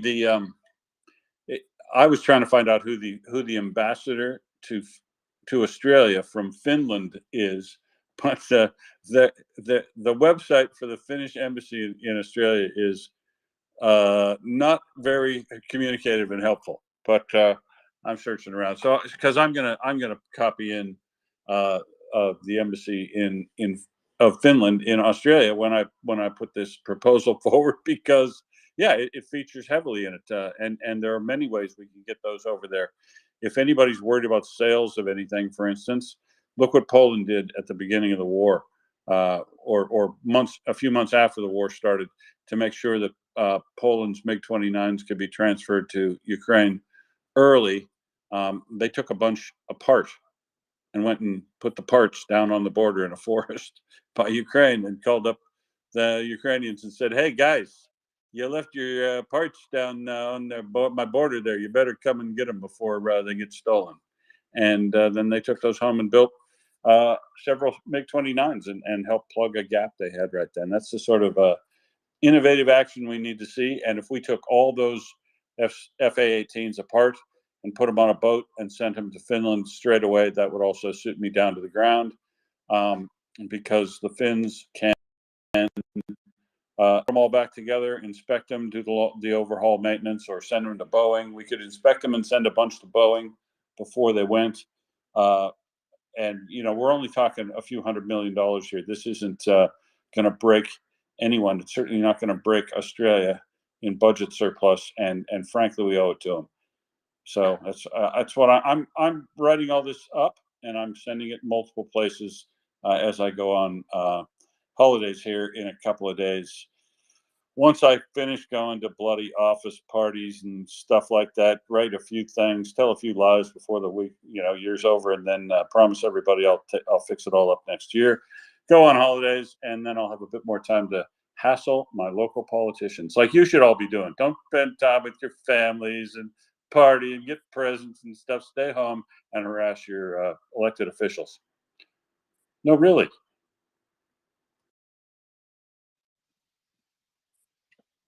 Meta, please.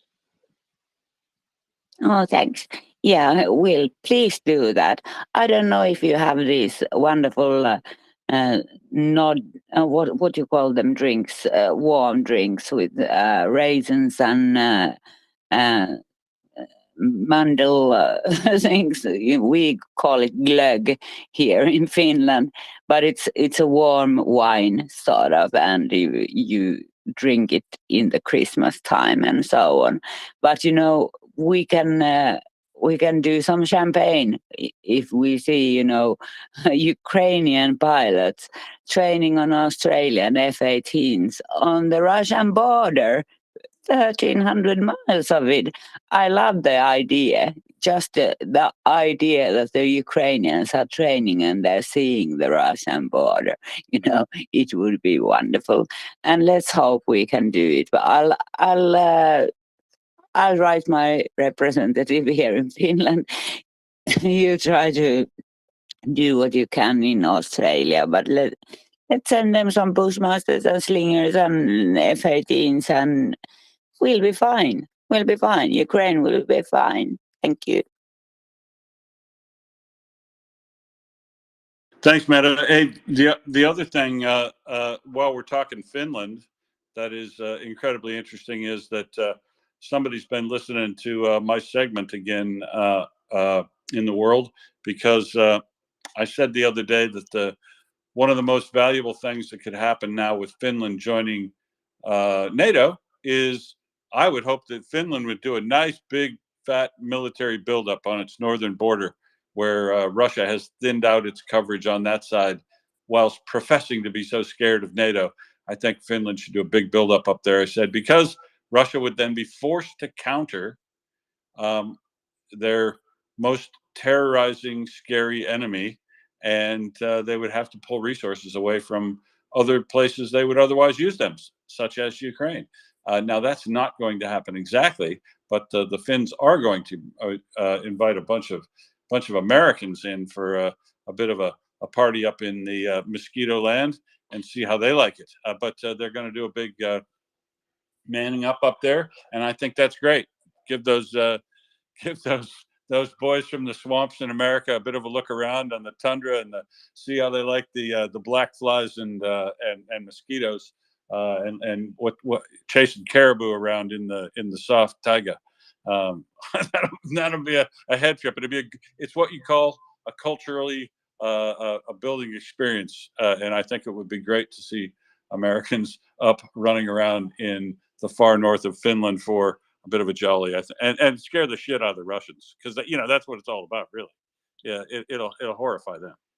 Well, what's kind of funny is that they removed defenses from that border to the border of Russia and China. So they're more afraid of China than Nordic countries.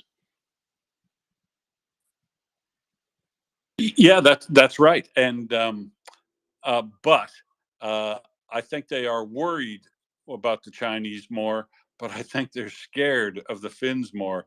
And if you know, as things get more and more bellicose, I mean, I truly do believe that the language that Vladimir Putin is using recently and his maximalist still language that is part of his bellicose statements means he's basically trying to taunt and heat things up.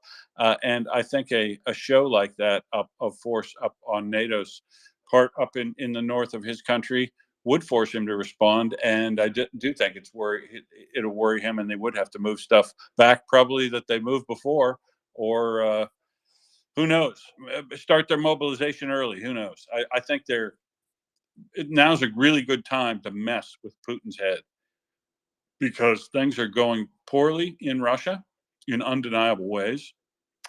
And he is attempting to really whip up and boost support for this coronation on the 17th of March, after which he will almost certainly call another large mobilization.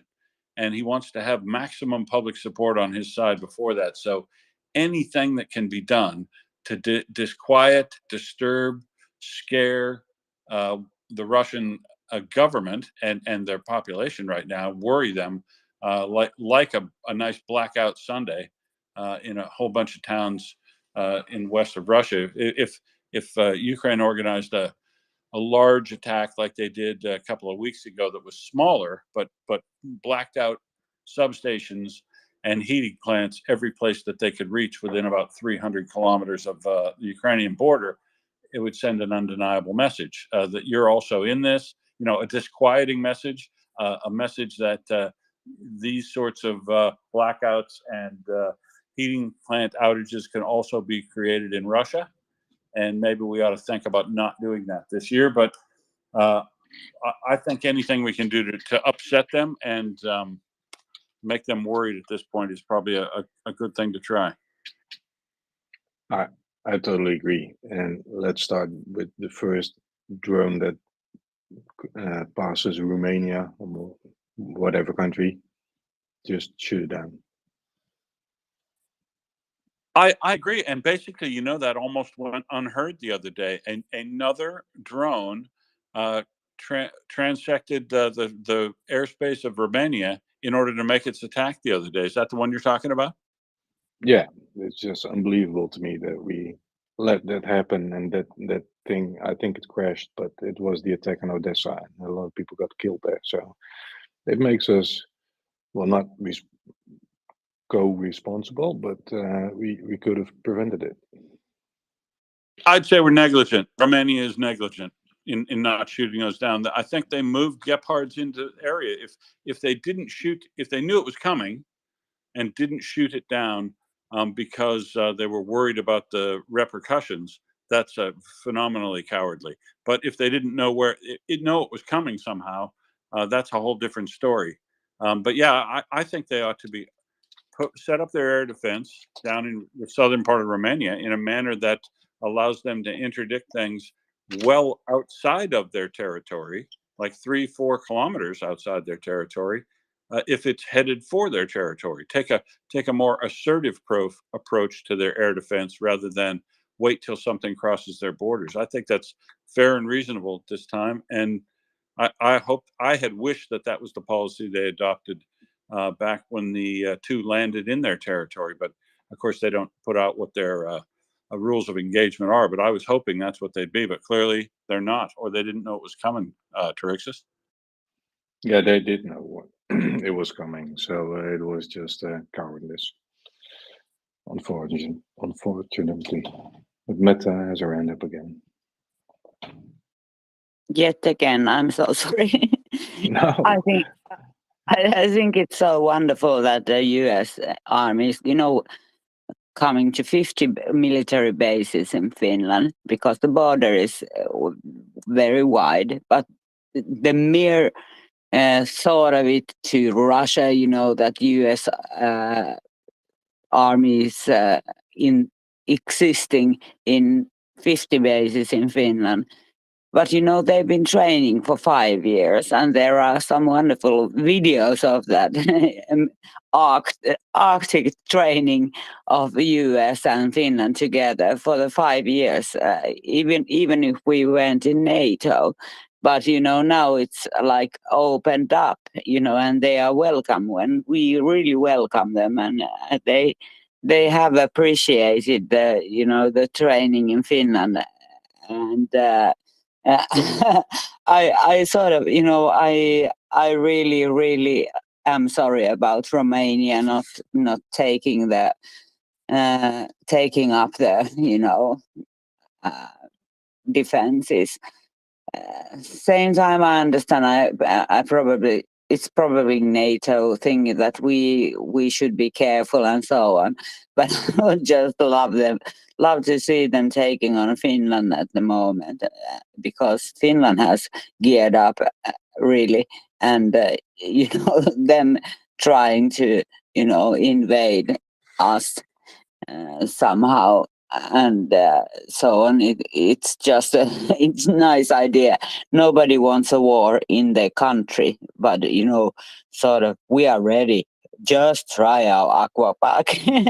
That's what I sort of I play with this thought, but I don't know what we can do. But the F-18s is sort of, what I feel like, I'm very passionate about it, that we should, there's 100 planes at the end of this, and we should see it through. We really should just press them. Thank you. Meta, it will make you happy that there is rumors about some countries willing to send their soldiers not by any NATO mission or UN mission, but just on their own behalf to Ukraine. Not sure how concrete this will be, but there are some rumors. Yeah, I know Finnish soldiers, they are just, stamping their feet, to go and help their brothers in Ukraine, because, my grandfather was fighting on the front lines when the Red Army invaded Finland. And so, they would be revenging their grandfathers. And I know there are volunteers in Ukraine already, but it's not the same. You have to get the order, of course. But I know that the Finns, I think that when you ask the army people, what is your attitude to defend your country? I think it's 97 in Finland, and that's like because it might be 30 in some countries that they are not they are okay, they go to army, but they are not willing to defend their country. But in Finland it's really high, and I think they are stamping their boots to go and defend Ukraine, or but it's also politics in NATO and so on. We are part of NATO. We can't do something on our own, or they can't just go there, But the will to defend and aid Ukraine is very high in Finland, and even in the normal population, the taxpayers, everyone wants Ukraine to win, and fast, and whatever we can do is like we have a small country, but we have quite a large military and defense. So it's just like let's get our act together. We are many countries who feel the same. Not all of the countries, but there are many countries, like Poland is sort of similar, and I feel there are a lot of countries that would could do more, would do more, but it's in international politics that is thing standing in the way. That's my thoughts. But yeah, I hope that we can at least help them with 100 aircrafts, like taking over the Australian fleet and train them and maintain them and send them home in these birds. And then finally, when we get our F-35s, which are coming, we can give them our Hornets as well. I hope so. I really hope so. Thank you.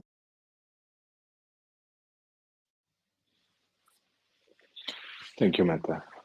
Will, is there anything you've seen in the news you want to talk about? So, yeah, I mean, things that are notable for me overnight are, you know, maybe not too long.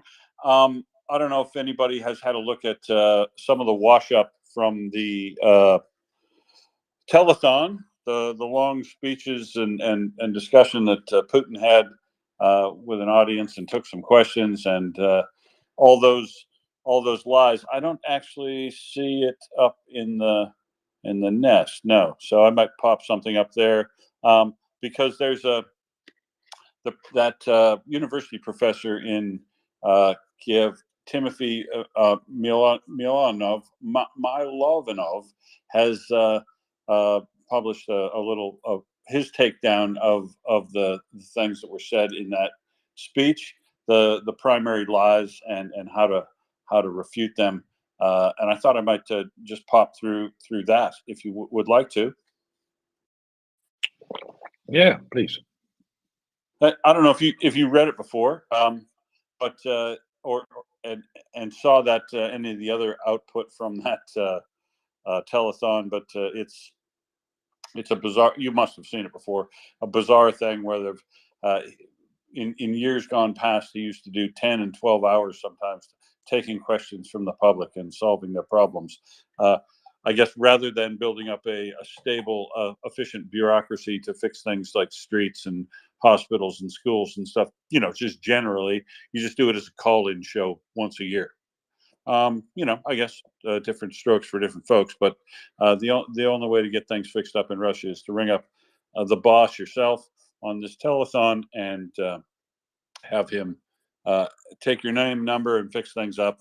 And we were making fun, of course, as we always do. The first thing that happens when they have these things is you laugh about some of the questions that snuck through, and some of those were pretty funny. You know, like what color's the sky in your world, kind of stuff, because people's lived reality is not at all like what they see on television, and they would comment on that. But he also give a Q&A with reporters. It's kind of a big chat show thing with a lady, and he told some statements about Ukraine that you know, just incredibly wrong. Of course, those old chestnuts. Number one, Putin blames the West for the war in 2014 and 2022, because of course, the first thing is that their position is that there was a state coup in 2014, not the Revolution Maidan. None of that happened. It was a coup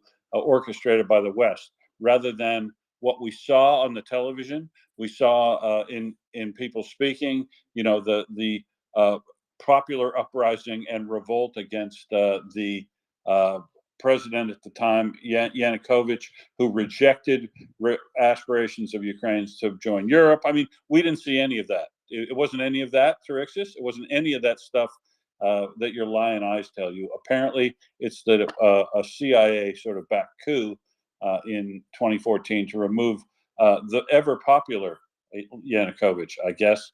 But what he says about that is, you know, you can undermine all of the statement about the U.S. or it's a Western backed coup, or that the West is behind both of these incidents. You can refute that, or you could accept it as, what if that was true?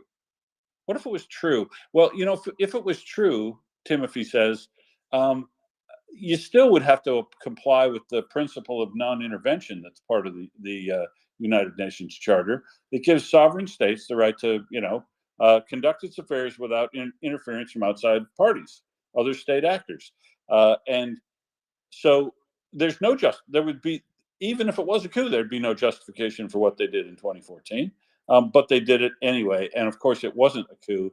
It was the series of events that I alluded to that we all saw real time and was captured without people knowing how it was all going to go. So it would be phenomenally hard to make up the evidence that you've seen before your own eyes if you were watching this at all through 2014, and the series of things that happened in attempts to get into the EU and popular protests and things growing, and then the Maidan.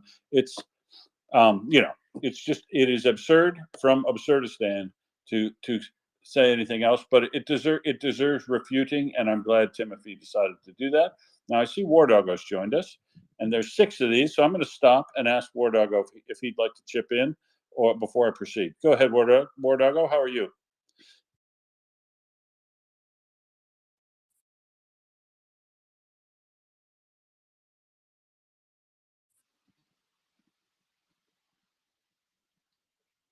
War Doggo, welcome.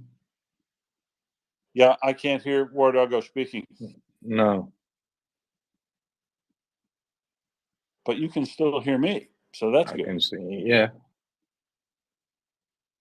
Hey, War Doggo, if you can hear me, we can't hear you. And there you go. He's dropping down, I think, and we'll bring him back up.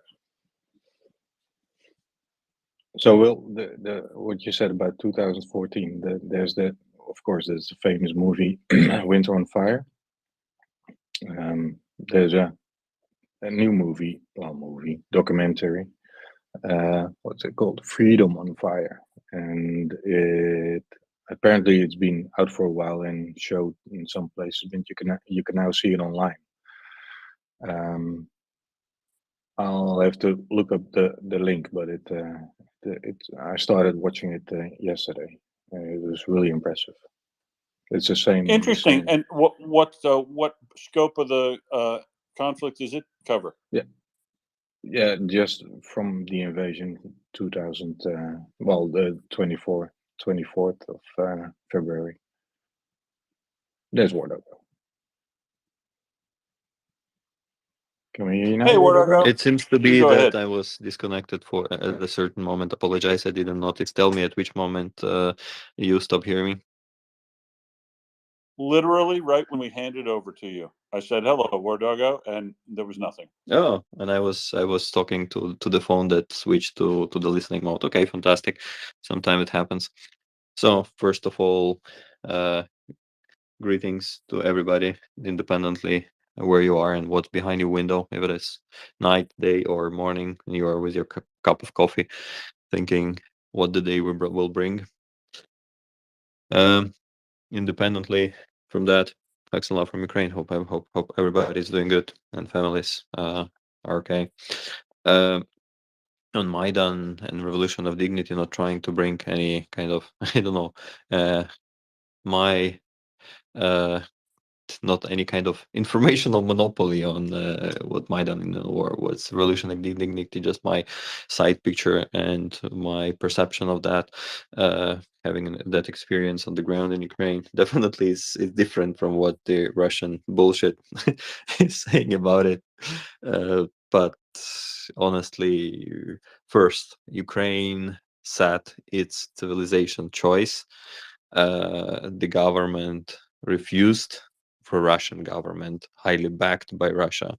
Just is important to remember where the guy ran away, where he is now. He's now in Russia, right? And people protested against that government unrepresenting the civilization choice of people, and people were brutally beaten on the streets, and people protested not only that move of the government who was intended. I mean, it is still like assumed that the government should represent someone. Not only that move of the government not representing the civilization choice of Ukrainians, but also the violence that the government have done, and that turned into the process not only for European integration as it started, but really it turned in the revolution of dignity. But this is so far from Russian reality and understanding that such things as people having dignity, not laying on their bellies or standing on their knees, which is the regular posture of majority of Russians, uprising the Tsar since, I believe, from 13th, 14th century. This is their regular posture. It doesn't fit their mind that some people could be making revolutions because of lack of dignity that they feel towards them, and they would be coming to the streets protesting. And in those moments, by the way, when Ukrainian people were protesting, you know what Russia have been doing? Russia have been sending planes of different equipment, pretty special, pretty heavy Riot police equipment that Yanukovych was using on the streets against own people. And it ended up, as we know, after 4 months of severe protest on the streets and street fights against the Riot police and the regime. That was actually what happened February 2014. People were killed on the streets earlier and before that, but such kind of violence was shocking, where people were just executed by the Riot police, being shot on open space with the wooden shield. That's what Russia calls to be a cope, right? I think that if in Russia's eyes that is the cope, it means that the cope happened a little bit earlier, and to mitigate that cope, that is actually why the Revolution of Dignity and Maidan have happened, if you think from that perspective. But not going too much in this philosophical discussion. That was my perception of Maidan. That is my perception of revolutionary dignity, why it happened. And many people, when Yanukovych ran away in 2014, were thinking, oh, what a relief, we won the revolution of dignity. Let's change our anthem to the words that our soul and our body, where it says we will lay for our freedom, it says today.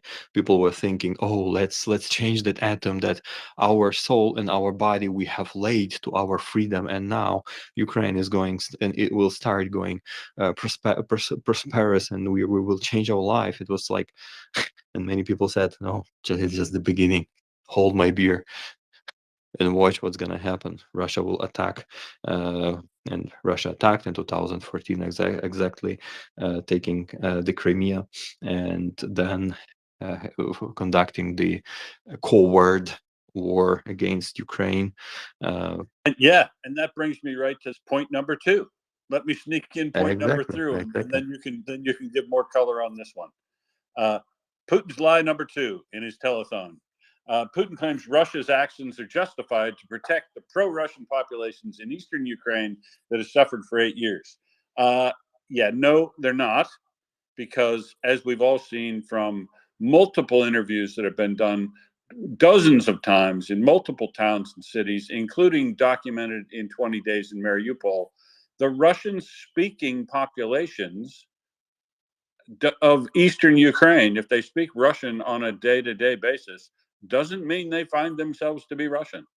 Almost all of those people that you just catch in passing when you're listening to interviews and news stories of terror activities and stuff, and how they're tearing up Bakhmut. These people are running and moving around. They're speaking Russian. Hell, when Zelensky was going down the street the other day in his Vox Pop walking down the street, a woman walks past him in the morning and says, Dobro Utro. And he says, Dobro Ranku. People talk to each other in Russian all the time in Ukraine, but it doesn't mean they think they're Russian. They think they're Ukrainian, and they voted as such in the Donbass and Luhansk. heavily. I mean, you think Crimea was big at 54%. When you ask the folks who live in Donbass and Luhansk, Donetsk and Luhansk, in the 1991 election, they went in the 60s. I think in the high 60s, the percentage wanted to be Ukrainian, wanted to separate from the Soviet Union and become Ukraine again. So, total lie. But War Doggo, how does that fit in with your thinking on were the Russians coming to protect you? Well, если хочешь, мы это интервью можем продолжить по-русски. If you want this interview, we can continue in Russian. I speak freely Russian. My native language is Ukraine. I speak freely several different languages, starting from Polish, Czech, Slovak, a little bit of Croatian and Serbian language because they are very familiar. I don't speak Lithuanian that much because it's a little bit far, despite we are more native with Lithuanians than some other bordering nations, and I don't speak Romanian because a little bit different culture and being different influence back to the Roman Empire, not that as lands that were Ukraine, but I speak Russian. Don't be shy. It's the vampires. I don't. No, but the point. But your point is multilingualism is more broad in I mean, Ukraine. I'm not asking anyone to protect me. I can protect myself, my family, and my home myself. I mean, I don't need anyone protecting me. So exactly. So it's a horrendous lie. It's not backed up by any evidence, whatever. And I personally, when I was on the ground in Sumy and Poltava and all over in the east of Kharkiv in 2010, when I traveled through the eastern part of Ukraine, I felt guilty that I only spoke Russian, but not one person made me feel offended, and each and every one of them were happy to let me speak or happy to converse in Russian on a day-by-day basis, but they thought of themselves as Ukrainian. So it's a total, absolute, complete lie. There's no basis to it. And the other thing is about the war in 2014 is that Russia has said, that we need to protect our Russian-speaking population in the Donbass because they've been attacked and they've been attacked and shelled for. Hey, the shelling only began when the pro-Russian quote unquote separatists somehow got tanks and heavy artillery. There was no major fighting going on until these fake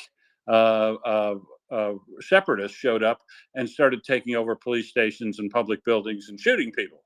That's when the hostilities started, and somehow out of thin air, those folks who are these fake separatists got heavy weapons, and that's when the real fighting broke out.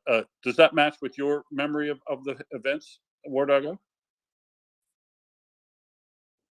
Unfortunately, yes. And this is the way since, I don't know, since 2014, we've been delivering help to Karachun when 95th Brigade were being standing and defending that strategic height, delivering some help to 73rd Special Force guys who are specifically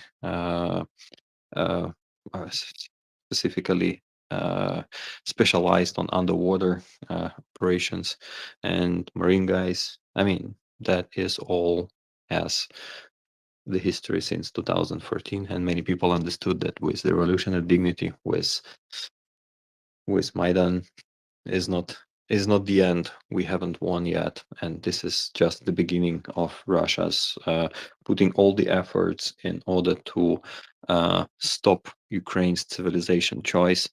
And the reason why is very simple, because through the history of time, and now I'll post something really interesting for those who are interested to understand why Russia is doing genocide Ukraine, not only because Ukraine being the good example for Russia, how one country can exit the Russian influence and become prosperous. That's the example that is vital, important to break for Russia, because you know what, they have a lot of things done in their history that many would consider to follow that way if they see the positive benchmarking and the example like that. Not only because of that, because since the years and years history, Russia have been pumping intellectually, um, industrially, agriculturally, pumping out Ukraine, treating Ukraine as a colony, and that is something that is deep in their mind, and which is wrong, and the way how they try to manage the things in 21st century is totally total evil. And I'm going to uh, um, I'm now posting one interesting video where the English subtitles are available, and this video is actually telling since the Russian Empire to the current days, step by step, what Russia have taken from Ukraine, and this is on contrary to what Russian propaganda would tell you, how much Soviet Union and Russia gave Ukraine, like Ukraine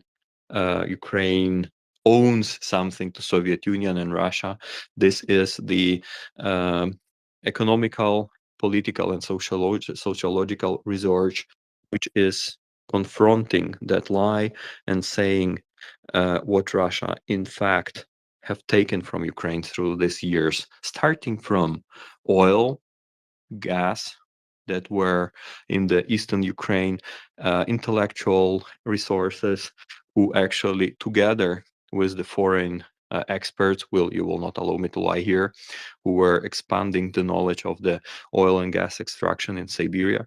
In Ivano-Frankivsk oil university, being teaching the Russian oil industry experts, and even finishing with the fact that back in 90s, when the Soviet Union collapsed, a lot of people were having their savings in the Soviet Union state bank.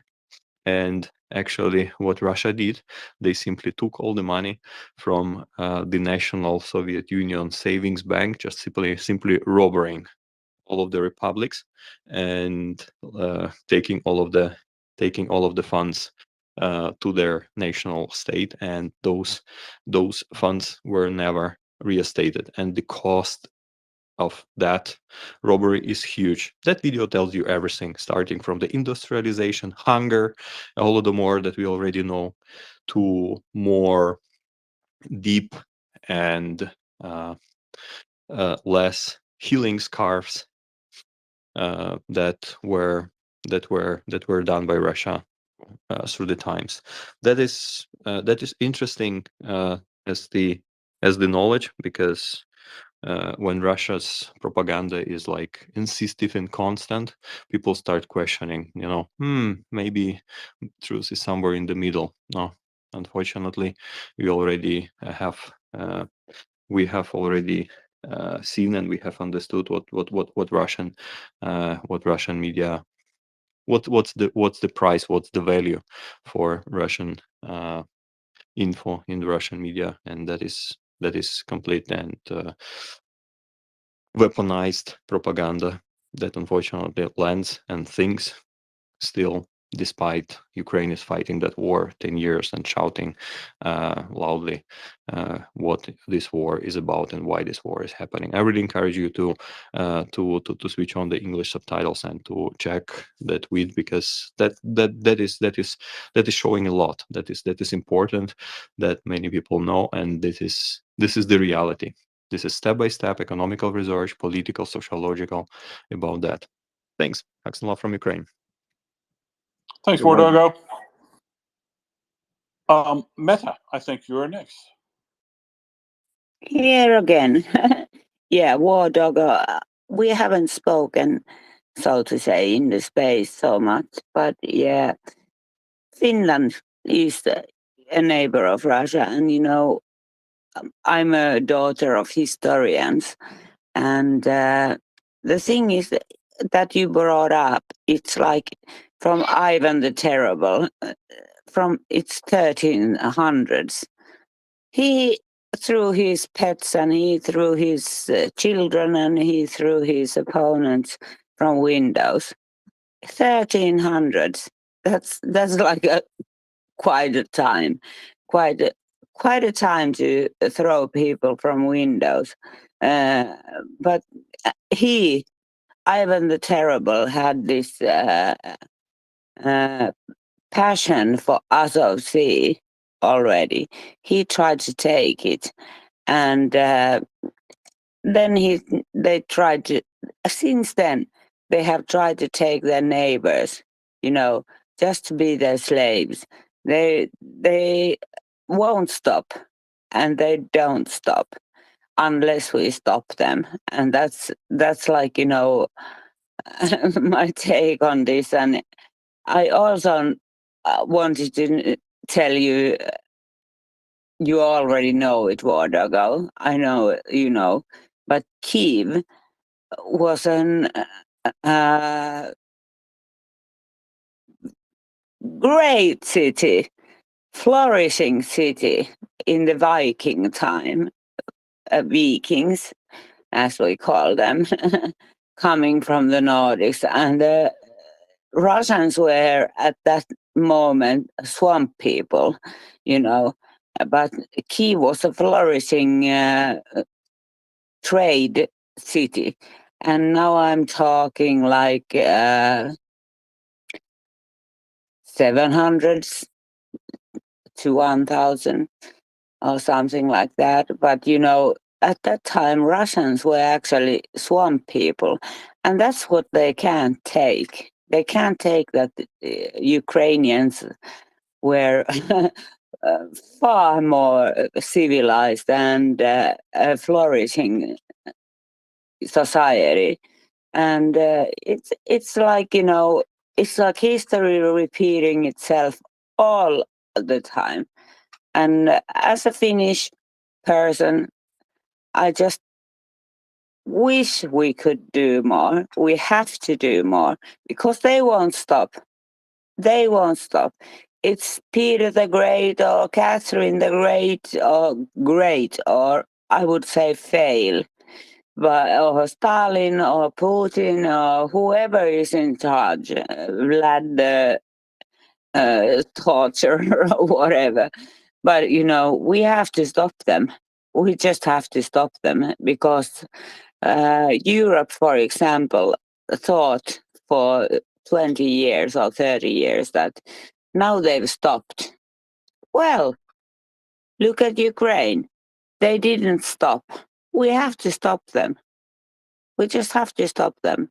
That's my take on it as a Finnish person. As I Thank you. always say, Ukraine is holding the door this time from that coming to the others. And that is why we are saying help Ukraine to hold the door. Nothing more, nothing less, unfortunately. I so agree, War Doggo. We have to help Ukraine with everything they need. And I don't know, I get so frustrated when you don't get the Taurus or the ATACMS when needed and enough shells. I follow Ukrainian sources and I read like, in Advika they are out of ammo. In Advika where the heaviest fighting is going on, they don't have enough ammo. And what are we doing? What are we doing as partners? But yeah, I'm so sorry about that. And I'm like, going crazy about it as well. We should give everything you need, really. And hugs and love from Finland to you, Wardogo. Thank you.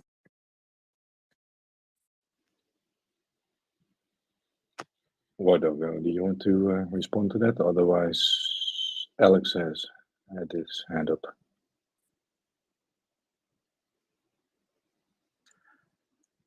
Yeah, I can insert myself here quickly. Wardago, yeah, excellent commentary. Really enjoyed listening, and further will be listening to the commentary. I just, you were touching on a handful of points, and again, based on this platform, you can, you know, you have to wait and sort of jump in. But I just wanted to comment.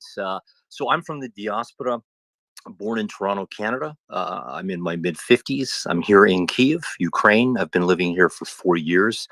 I'm a VP of a software company, a Ukrainian software company, Lviv, and I also part of a group that's helping the war effort, mostly military units. We've been able to bring over $1 million in vehicles, drones, and so forth. So just a little bit on myself. It's interesting living here because all my life I lived in the diaspora, in the Toronto diaspora. And, you know, growing up in the 60s and 70s, you know, based on all the Ukrainians that came over after World War II and all the stories and horror. And, you know, so I grew up in that environment where, you know, there was a really good understanding of what Russia brings to Ukraine, or what they had brought over hundreds of years, right? And it's, you know, even little sidebar discussions I remember I was having with my you know, my Canadian friends, and you know, they'd ask me about, you know, my family history or my grandparents or and my stories were always, yeah, no, this uncle went to a gulag, you know, this one was hung at a prison camp, and they were like, just, they're in awe, right, that's kind of the history of many Ukrainians. Fast forwarding, living in Ukraine, you know, there's a part of me, and you know, once people get to know me, I have kind of an interesting sense of humor at times. But I'm almost saying to myself that, you know what, Russia, Soviet Russia, you guys really let your guard down in the 60s, 70s, and 80s. And why I say that is Ukraine has come roaring back, right? You know, the different revolutions that have happened. You know, I know many people that basically were on the Maidan, fought in the Maidan. I know many soldiers that are currently fighting, and basically, you know, everything that has happened to Ukrainians over many hundreds of years, right? They still have not been able to extinguish that flame, and that's the way I see it. When, you know, when all is lost, and especially when we're having discussions here in Ukraine, I always look to the positive, and I say, you know, they weren't able to do that. And, you know, you touched on a lot of points with regards to the Maidan and why it happened. And obviously, Russia was caught sort of off guard because Russians, they don't think that way. They don't understand that. So, yeah, I just wanted to kind of give a little perspective, personal perspective, with all of that. The other thing I wanted to mention is that, the propaganda, and this is the other thing, right? When people in Canada, United States, you know, friends of mine globally, when they ask and they see what I'm doing, and they're like, what can we do? What is it that we can do to help? And, you know, okay, it's easy for me to say you can donate to one of your favorite charities that truly is helping. Influence, right? I start thinking about, okay, well, you can influence your local municipalities, your, you know, governments, right? You have to get involved. But then I think of how much money, and this is where I get discouraged, how much money Russia spends on their propaganda machine. I read somewhere it's probably the same as what they've spent on the war over the last couple of years, right? Massive amounts of money, right? That they throw at politicians in Europe and organizations, and, you know, hacking programs, and you name it, right? So what can we do as an individual sitting somewhere in Wisconsin or Canada, Toronto, wherever it may be, we have social media. We can get on social media and we can evangelize exactly the truth, what is going on in Ukraine, right? I understand there's fatigue, right? And I hate that word. A lot of my friends, I'm mostly on the Facebook platform, but I see that they're not linking, they're not involved, right? And there's something to that. This is a whole other discussion, but when you're living within the borders of Ukraine and you're experiencing this day in, day out, depending on what you're doing, of course, right? And then you leave the country and you start going further west through Poland, Germany. I've been to Canada now, over the last 6 months, maybe 3, 4 times. Um, there's this odd thing that happens. You almost get um, there's this psychology of sort of what's going on in Ukraine. You need to help every moment you can, and then you're watching people just kind of going about their daily lives and enjoying what they're doing and posting standard stuff on social media.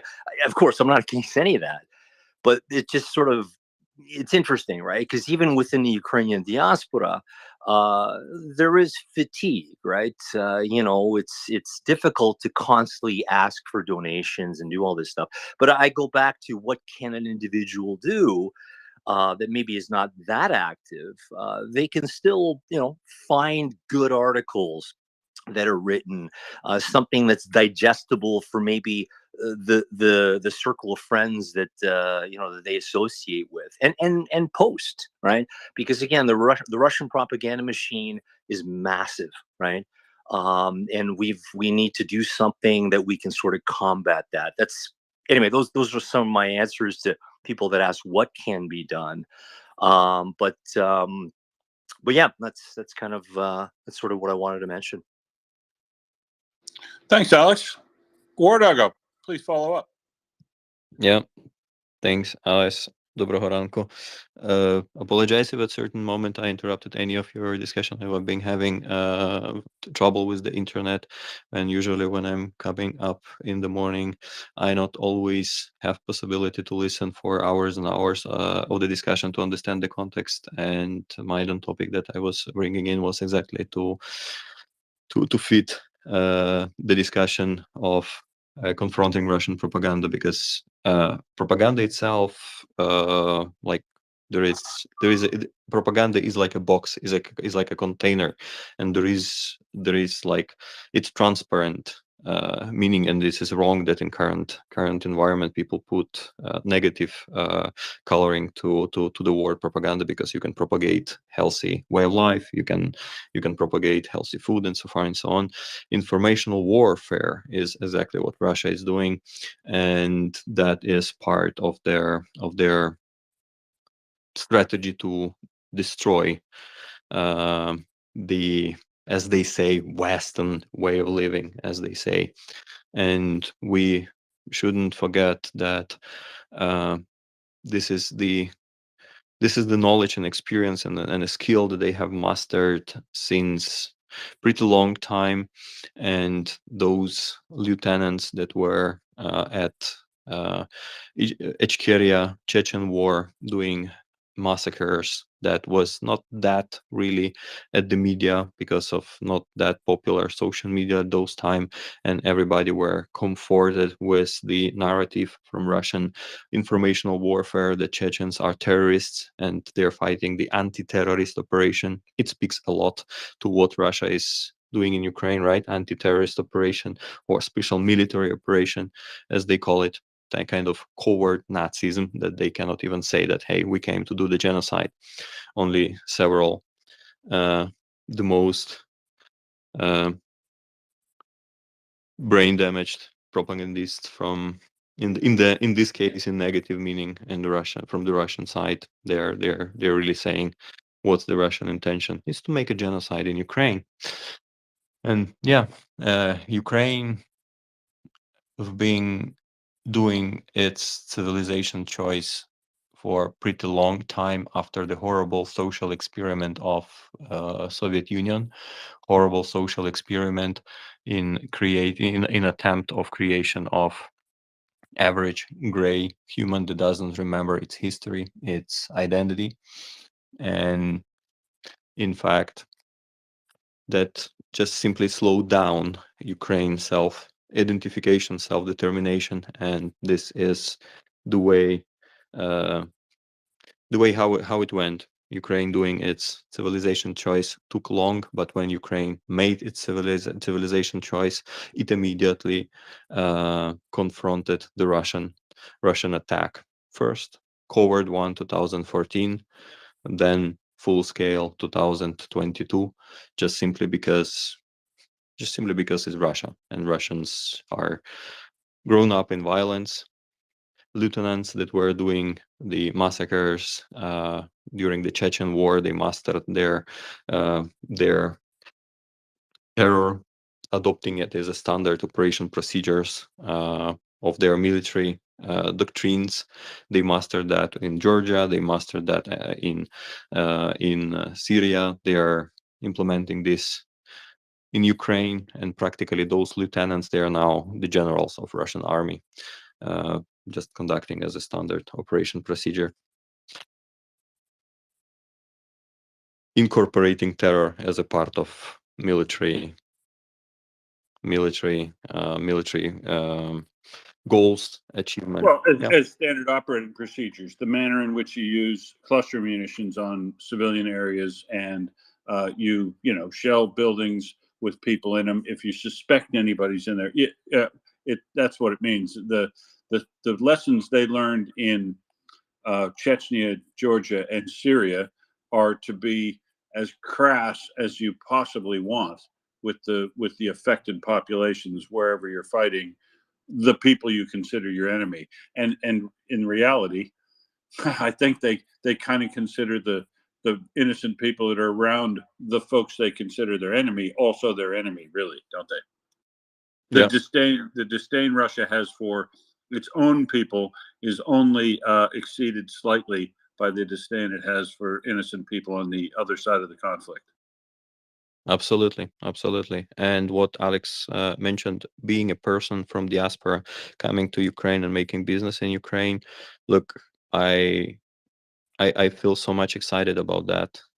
Those people, Ukrainians that come to Ukraine from different parts of the world, helping Ukraine, doing the business in Ukraine, those Ukrainians, same as other Ukrainians who are horizontally connected, but people who are returning to Ukraine to do the business in Ukraine are my personal best heroes. And thank you so much for that, because I truly believe that people like earlier, you remember Suprun family, Uliana Suprun, who was earlier working as the ministry, in health ministry of Ukraine, people who bring the different perspective living in the different countries and bringing that to Ukraine. That's exactly what Ukraine is missing after hundreds of years, almost 100 of years of Soviet Union, and this heritage of Soviet Union that needs to be changed a lot. And this is something that Ukraine has already came to the point far ago before making its civilization choice, and now this is the civilization choice that Ukraine is how to call it, securing or fighting for or defending its civilization choice. Thanks. Really nice to meet you. Thanks, Doggo. Go ahead, Trixis. Yeah, and just a little step back. There was the question about how much Russia spends on propaganda. I was at a seminar of our Dutch army this week, and one of the topics was the second Iraq War and how Russia and China got scared by the shock and awe tactic used, and Russia and China realized how shit their weapons were. So they had to do something else, and there was propaganda, influence, destabilizing, and trying to destabilize every country. And they're doing quite well at it. And I think the estimate for propaganda in this from this war is 1.5 billion. So yeah, there we are vulnerable, and they are strong in this area.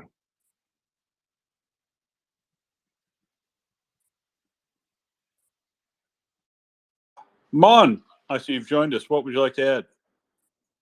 Yeah, I will say that when the Russia invaded Ukraine at 2022, I will say that it's said that it is the largest attack after the World War II, and I will say only this war happening after World War One, after World War Two, and I don't know, but we just want peace, and I don't know about the politics and all, and just they are just going. I don't know, maybe World War Three. I don't know. What do you think? Well, so if you're fearful of World War III starting, things getting bigger, that is really the best reason to support Ukraine now, because Ukraine is essentially, who has been invaded by its neighbor, has kept that neighbor from taking it over in a very short period of time, turned it into an incredible war of attrition for what was, and I repeat, was the second most powerful military on the planet, which cannot, well, basically is not even a position to threaten NATO countries now, because it's been cut in half essentially, and after being depleted by about half, it's not able to take territory inside Ukraine anymore. It's simply fighting a defensive war of attrition. But most of the attrition is still happening on Russia's side. So, if there, if you want peace when a war is already going on, the answer to that is to complete the war quickly by giving the party that is in the right, meaning Ukraine, all the weapons that it needs to drive the invader out of its country, so that we can return to a position where a nation's borders are sacrosanct, as agreed to in the United Nations Charter, that countries have to react and act appropriately to each other if they've got differences, and not invade one another, and certainly not carry out genocide. So Russia has a lot to answer for. But the first way to make the conflict stop as soon as possible is to arm Ukraine with everything it needs to finish the job. That way, Russia won't be able to threaten its neighbors anytime soon, and will in fact de-escalate world tensions that might lead to a broader World War III type situation.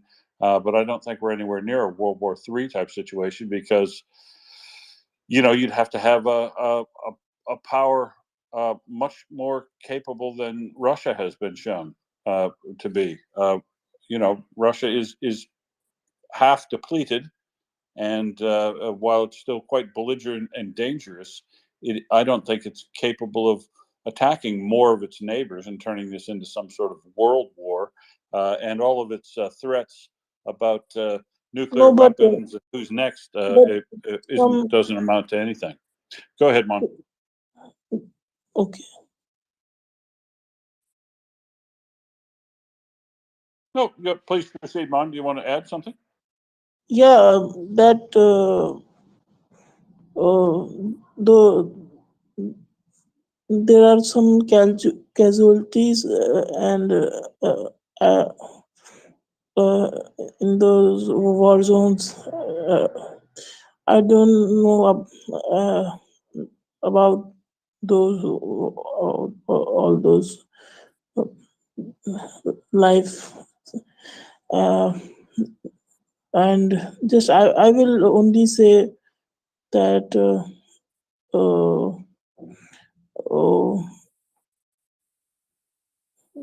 I don't actually know very much about these. Actually, I didn't search about the but I know that the World War III will come, because people are talking about that this India and China are not is not with each other, and some United States of America is compete against that country, and that country is compete against that country. So I was wondering, why against that, why against that, why against that. So that against me reminding of the World War III. Yeah, I just don't see I don't see a World War III starting. I mean, especially as you mentioned, India and China have no interest in joining in on a World War III. China has interest in pursuing its own aggressive actions in the South China Sea, and it has its own aggressive actions in taking territory in border disputes in the Himalayas with India. But I don't think those things are things that would lead to World War III.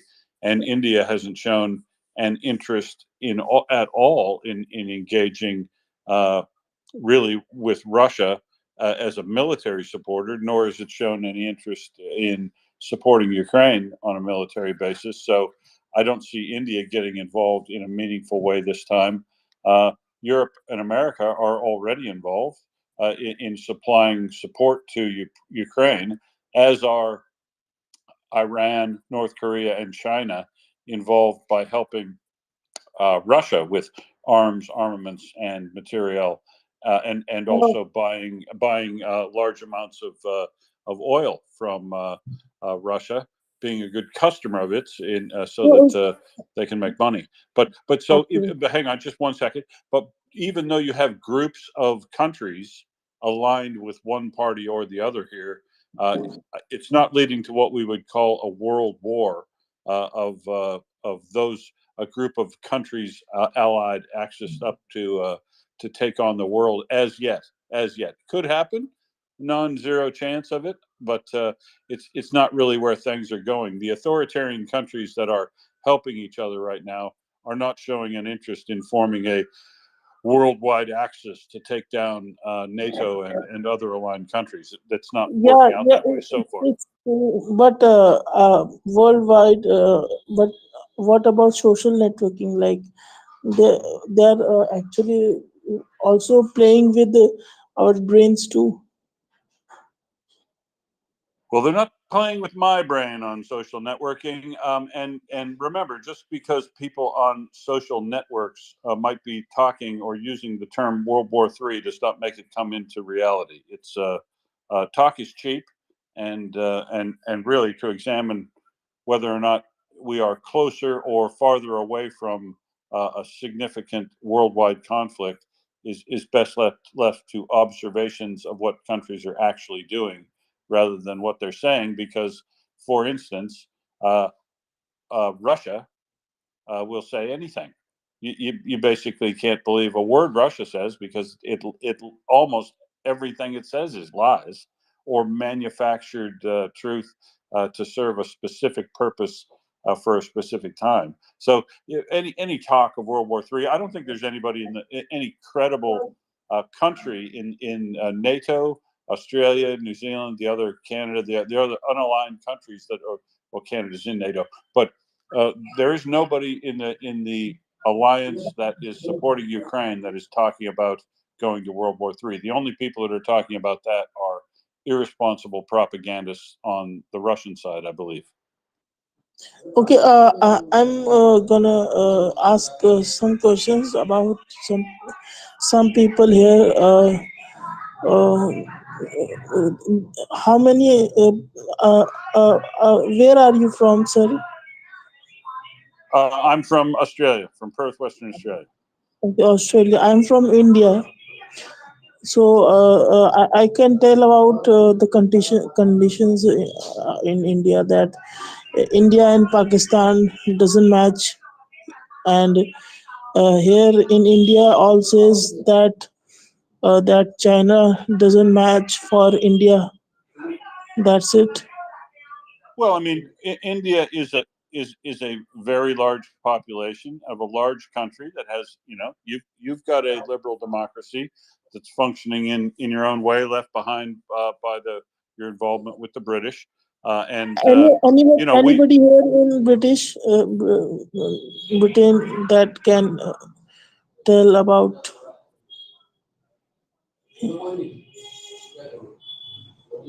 Yeah, so Mon, there are people in this room sitting with you right now from all over the world.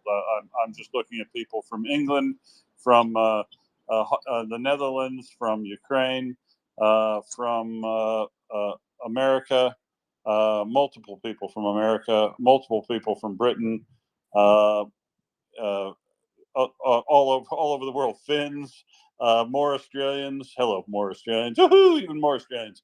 Oh, this is Australian hour. And we don't see in here very often though, but we do occasionally see a person from India, but not very often, Mon. And it's always it kind of disappoints me being Australian. No, just you can ask about this. Which countries support to whom this? Well, I can tell you, you don't actually ask the people from the country. I mean, they can tell you. They can put their hand up if they'd like to. But America clearly is supporting Ukraine. The Netherlands is clearly supporting Ukraine. All of the European Union, bar Viktor Orban and Hungary, are supporting the Ukraine. Canada is supporting Ukraine. England or the United Kingdom is supporting Ukraine. Australia is supporting Ukraine. Japan and South Korea are both supporting Ukraine.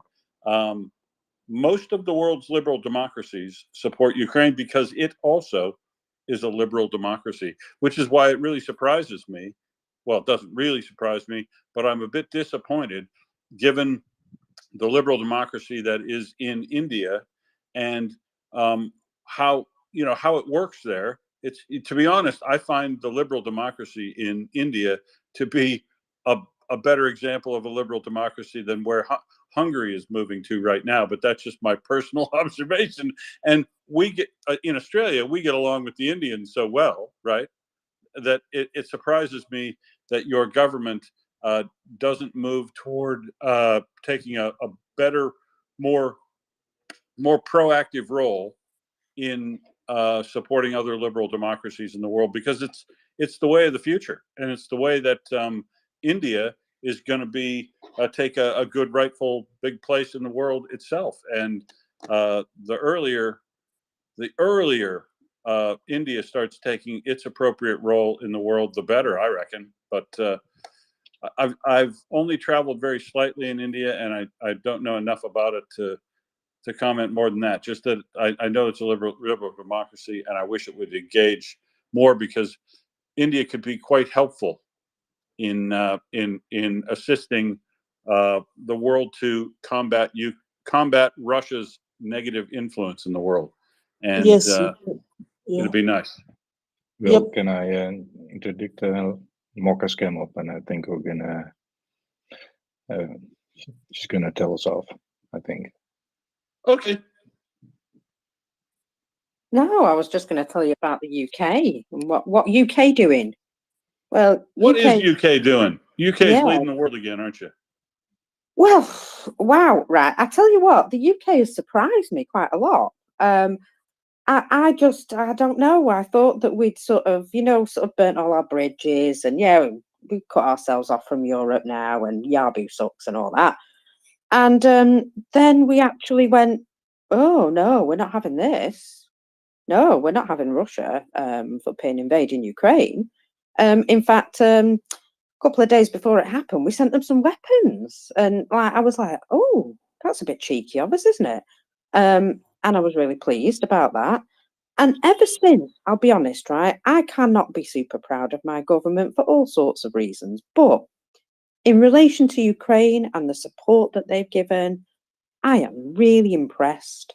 And it only seems to be getting better and more steadfast. And they're now helping Ukraine in order to start them building a new naval force and things like that. I just think it's, yeah, incredible stuff that we are able to assist Ukraine in the ways we have, and that we're actually going with actions as well as words.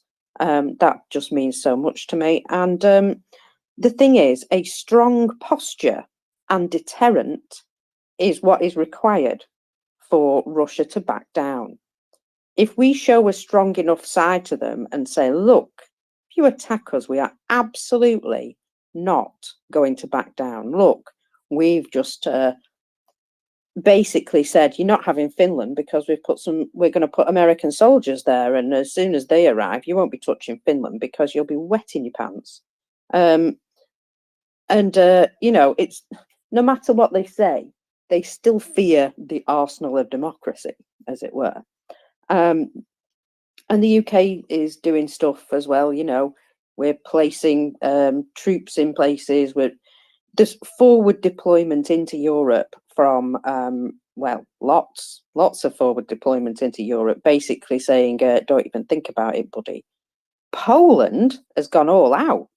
They've put on their like full metal jacket and they're going, yeah, you ain't messing with us unless you really want a serious punch in the face.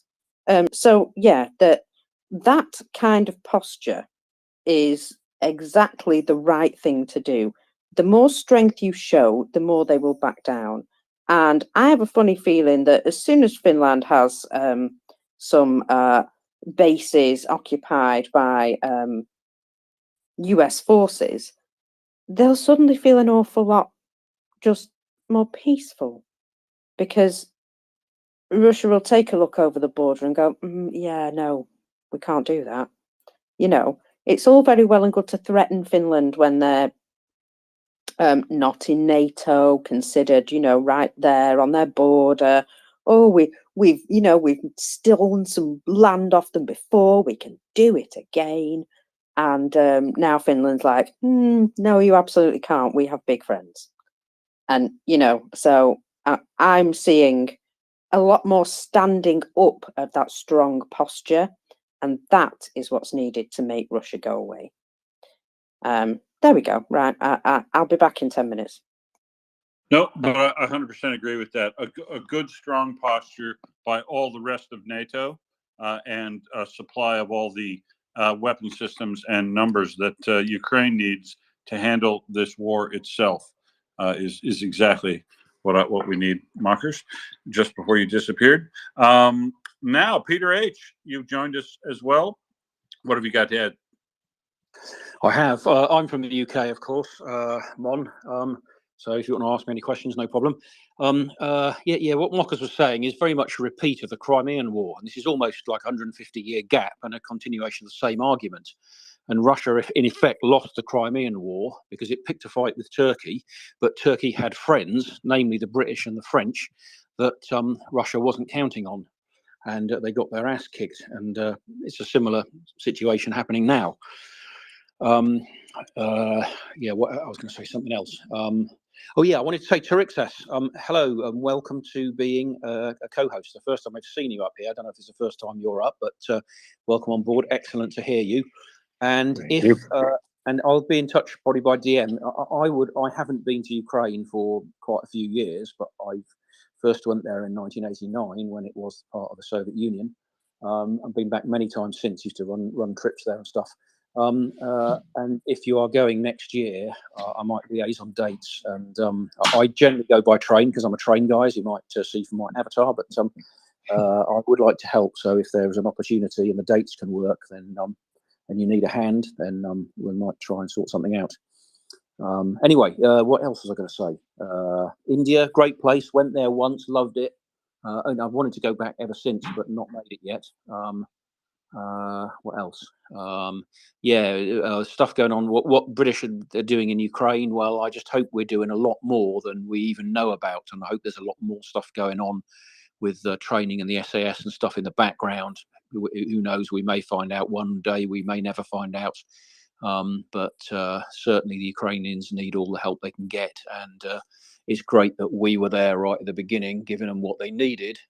and what they were asking for, rather than a load of bloody excuses, which seems to be what everyone else was doing at the time. So there we are. All right, thanks. Thanks, Peter. And George has joined us as well. George, what have you got to say for yourself, you American? No, that's me. I changed my name to Furious. It's Tony. It's not Furious George, it's Tony. Furious No, Tony.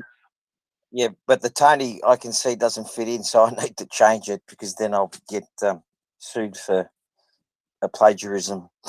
Nice words, Peter, and nice to see that you're on the Torix train. And welcome, Torix. I was just going to ask Mon some questions. Do you want War Doggo? Do you want to answer, and then I'll speak with Mon? Okay. Yeah. Go ahead, War Doggo. You go, and then Tony, you can ask your question for Mon. Hang on, Mon. Go ahead, War Doggo. No, my point was very short and simple, reflecting on what dear mockers have been mentioning before, that practically when Ukraine made its civilization choice and Ukraine is defending its civilization choice, Ukraine needs actually the hand from the those who represent the values and the civilization choice that Ukraine have made. Actually needs a hand in order to defend that, and simply many things have been since Budapest Memorandum, since revolution, 3 different revolutions in Ukraine, and I start counting this with the revolution on granite in 90s that I treat to be the first revolution, where Ukraine start setting its civilization choice, where young people were protesting on the main square of Ukraine, and that is the heritage of this establishing this choice to be done, and that is why Ukraine needs help in order to get that way. I mean, it's simple, and unfortunately, it requires a lot of advocation. Why different countries, different people have to call their representatives and remind that support is vital, because, as I said earlier, Ukraine holds the door from that coming. Ukraine defends its civilization choice, and we definitely will not like the world, what this world will become if Ukraine will not be the success story. That is like no alternative. Ukraine will win, and with that, I will have to go down. I have to go. Apologize, but I will be trying to come up later on. Thanks, hugs and love from Ukraine as always. Thank you, War Doggo. Thanks, War Doggo. And okay, Tony, go ahead. What would you like to ask Mon? I had to pause for a little bit then because I was looking for George when you were calling George, and then I thought, shit, that's me, you idiot. Mon, I can sense there that you're a concerned citizen, passionate for Ukraine and worried about World War III, and you're in India. First of all, there's been many tweets going around lately, and a lot of protests in Russia. So there's a hashtag Russia is collapsing. Well, I You think really Russia can't is find a imploding. Peter. Do you have a better name for me than Peter? Hello? Hang on, Tony. Mouse Tony, you need to wait your turn to speak and raise your hand if you want to speak, please, and we'll bring you into the conversation. Thanks. Go ahead, Tony.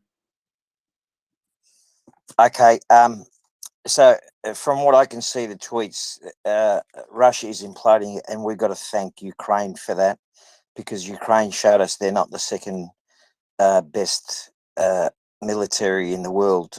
Now, just curious on where you're from, and in India, and you're a democracy. Now, I don't know what class you're in, but I'm aware that India has got a lot of poverty in the lower class, just like the Philippines. And then there's your classes many classes, not working class, poor, working class, middle class, and rich. There's a heap more classes there. But what you can do in your country is to call your representative if you're able to do that. Now, I don't know if you're aware, but India is buying Russia's oil. Now, if we were doing that, and I'm from Australia, by the way, a lot of Indian diaspora is here. But if we were buying Russian oil but then giving some aid and we don't give enough, there'd be an uproar here. So I'm just curious, Mon, are you able where you are to do as War Doggo just said, and is to call your representative? Are you able to do that in India? Is it that sort of a democracy? Um, uh, Prime Minister Narendra Modi, our Prime Minister, is it's he is buying oil from other countries, and he also buying other things too. I don't know, and people, but he and in our class, you say about classes. Yeah, actually, I'm a middle class person, but yeah, I have seen poverty. It's but it's growing and it's improving, and but yeah, it's still there. The poverty is still there. Yes, it's not changed. Yeah, but Mon, what I'm getting at is in your position there, you've obviously got good internet. Now, I'm not having a go. I'm just saying because I know a lot of people in the Philippines can't afford internet and stuff. But you just said you're in the middle class. Have you got a voice there to protest or to raise your protest to your No, government wait. In India, no one protests. No one shows the flag. That no one writes anything. It's only no one do nothing. Just I will say that just the maid comes and go out of their houses. That's it. That's it. That's the poor salary income. Yes, but That's in it. your class, amongst your friends, are you able to speak to your local representatives and to raise your displeasure at your government buying Russian oil? Because And that's a very big thing. yeah, and yeah, and I can tell about the oil thing that um, the petrol pumps we have oil. Can I have a moment? Yeah, sure. Sure. Yeah. We'll come back to you Mon, in a second. Meta. I was just going to fill up some space, seeing I had the mic.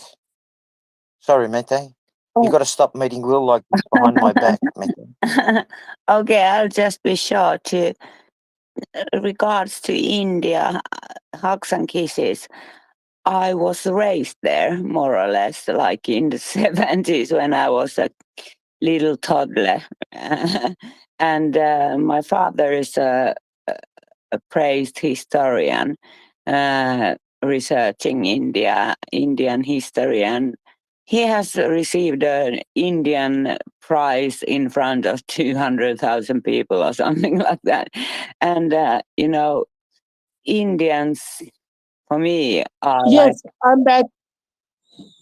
I'm like I love India, and Uh, yeah. so I was saying that um, uh, India buy oil from other countries that you said and sell that oil to other countries. So that happens. Mon, Yeah, yeah, Mon, but what I hear from hang on. India is that Modi is like he's so so opposing to the colonization that the Brits had in there, and Israel supports India, you know. yeah, but it's like, you know, India has done so well and everything, and I just can't understand why Modi is opposing the Western world, because we sort of brought you everything and so on, and I don't know. It looks like Modi is like, you know, sort of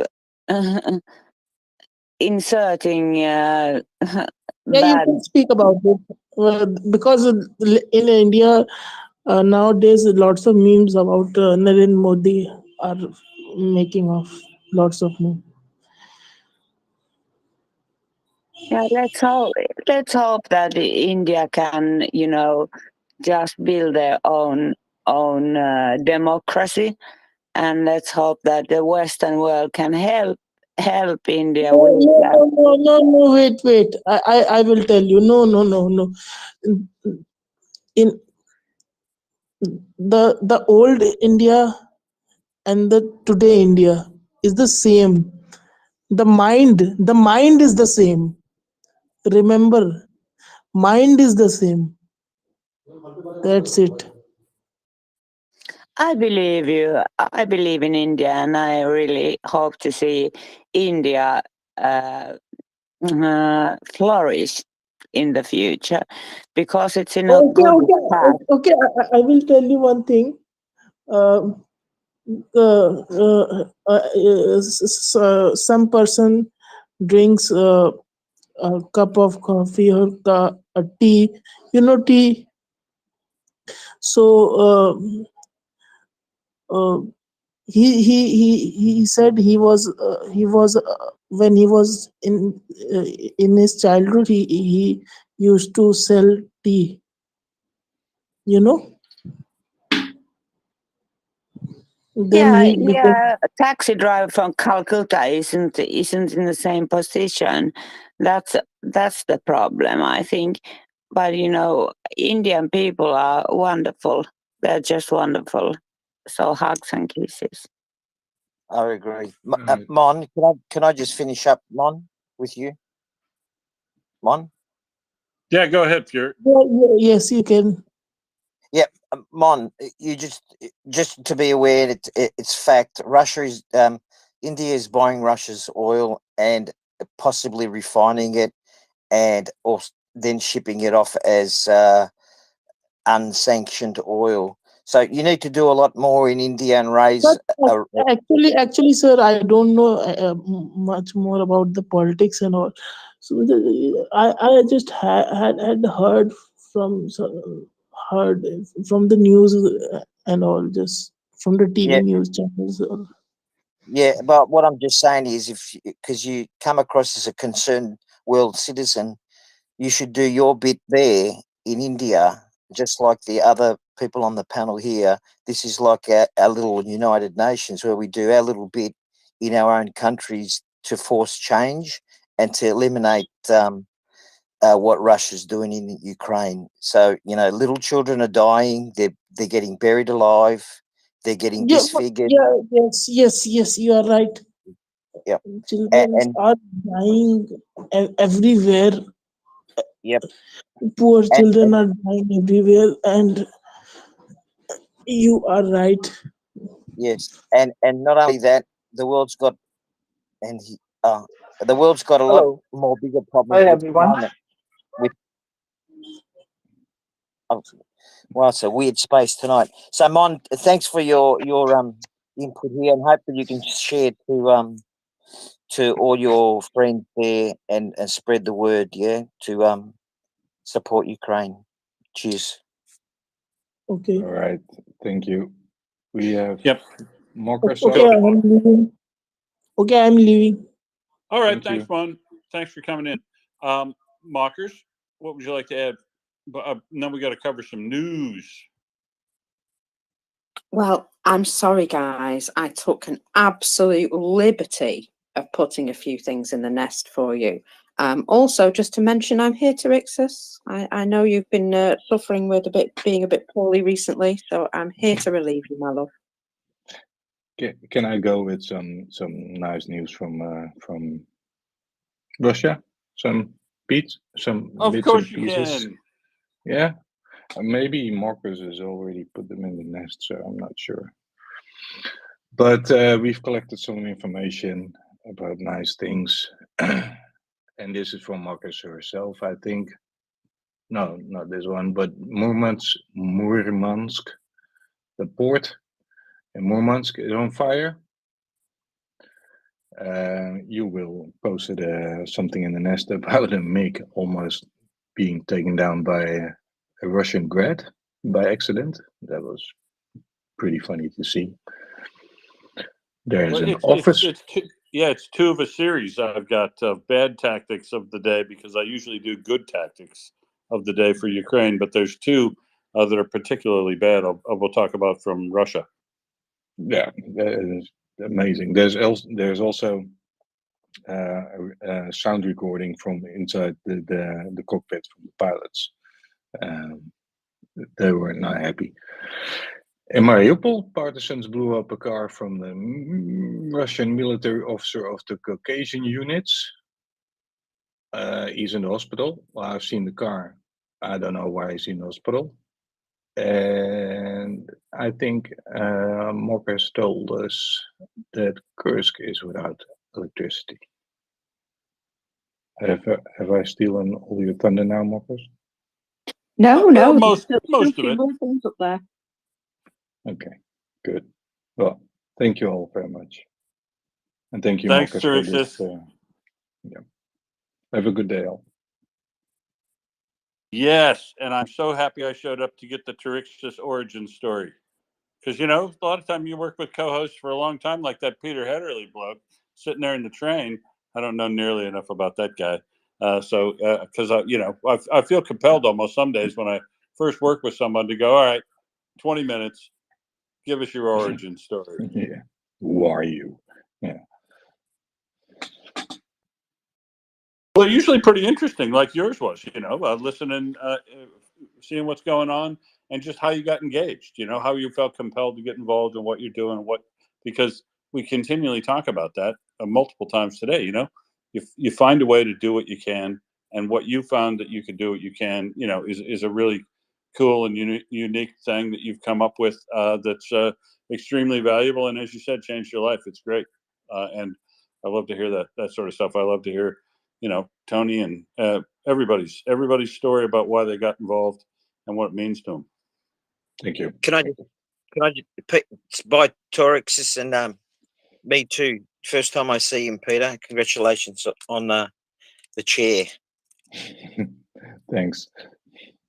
Well, you got to hang around more. Terexis has been on with me multiple times the last few weeks, but he only got promoted to the 7th circle of hell today because he's in the group chat behind the scenes. And good luck trying to co-host while that thing's going off, I can tell you. Yeah, it's fun. All right. Thank you all. Have a good day. Cheers, Terexis. Cheers, mate.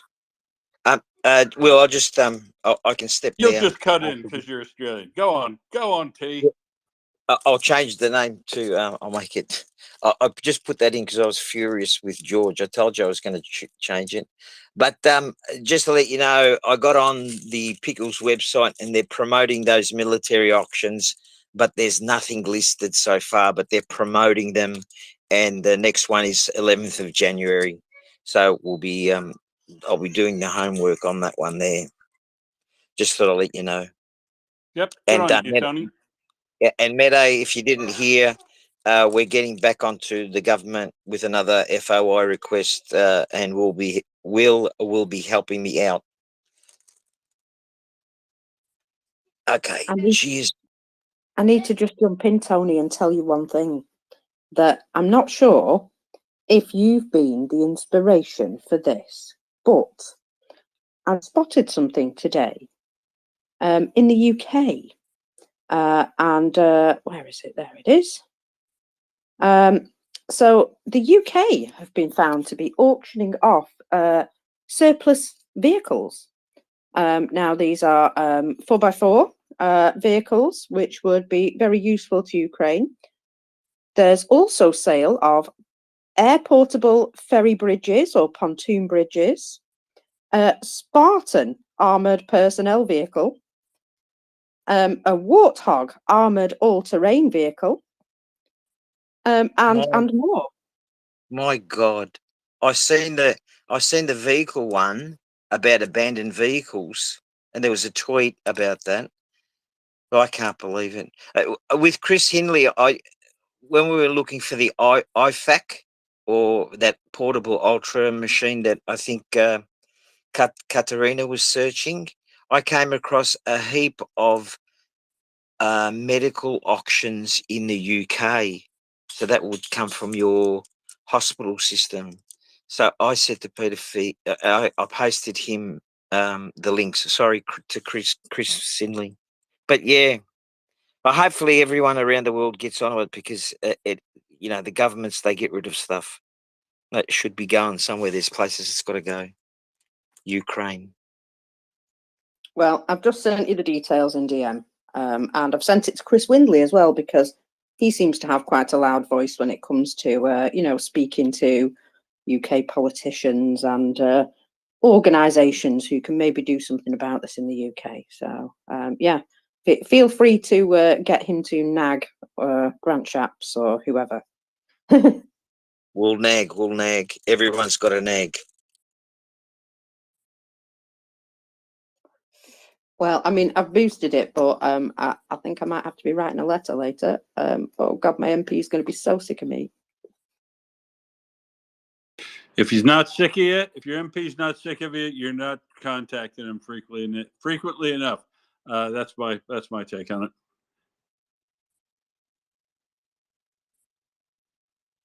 I like it when you ring up mockers and their staff know your voice. That's when I know you're ringing just about the sweet spot, really.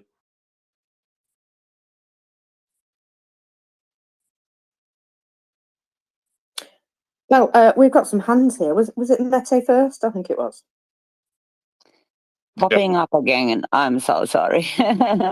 Yeah, I don't understand how free democracies are auctioning out something that Ukraine could use. I just don't get it.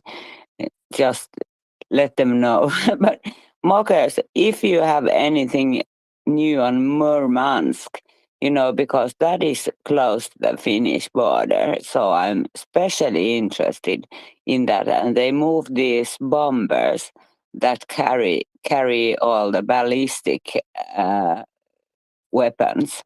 So I'm really interested in the Murmansk thing, because they pulled back, didn't they, after the attackers hit the airports, and they are close to the Finnish border, so it's very interesting, and they got their bombers there. So what's happening there? Thanks. So there appears to be a fuel tank on fire there, maybe a couple of fuel tanks.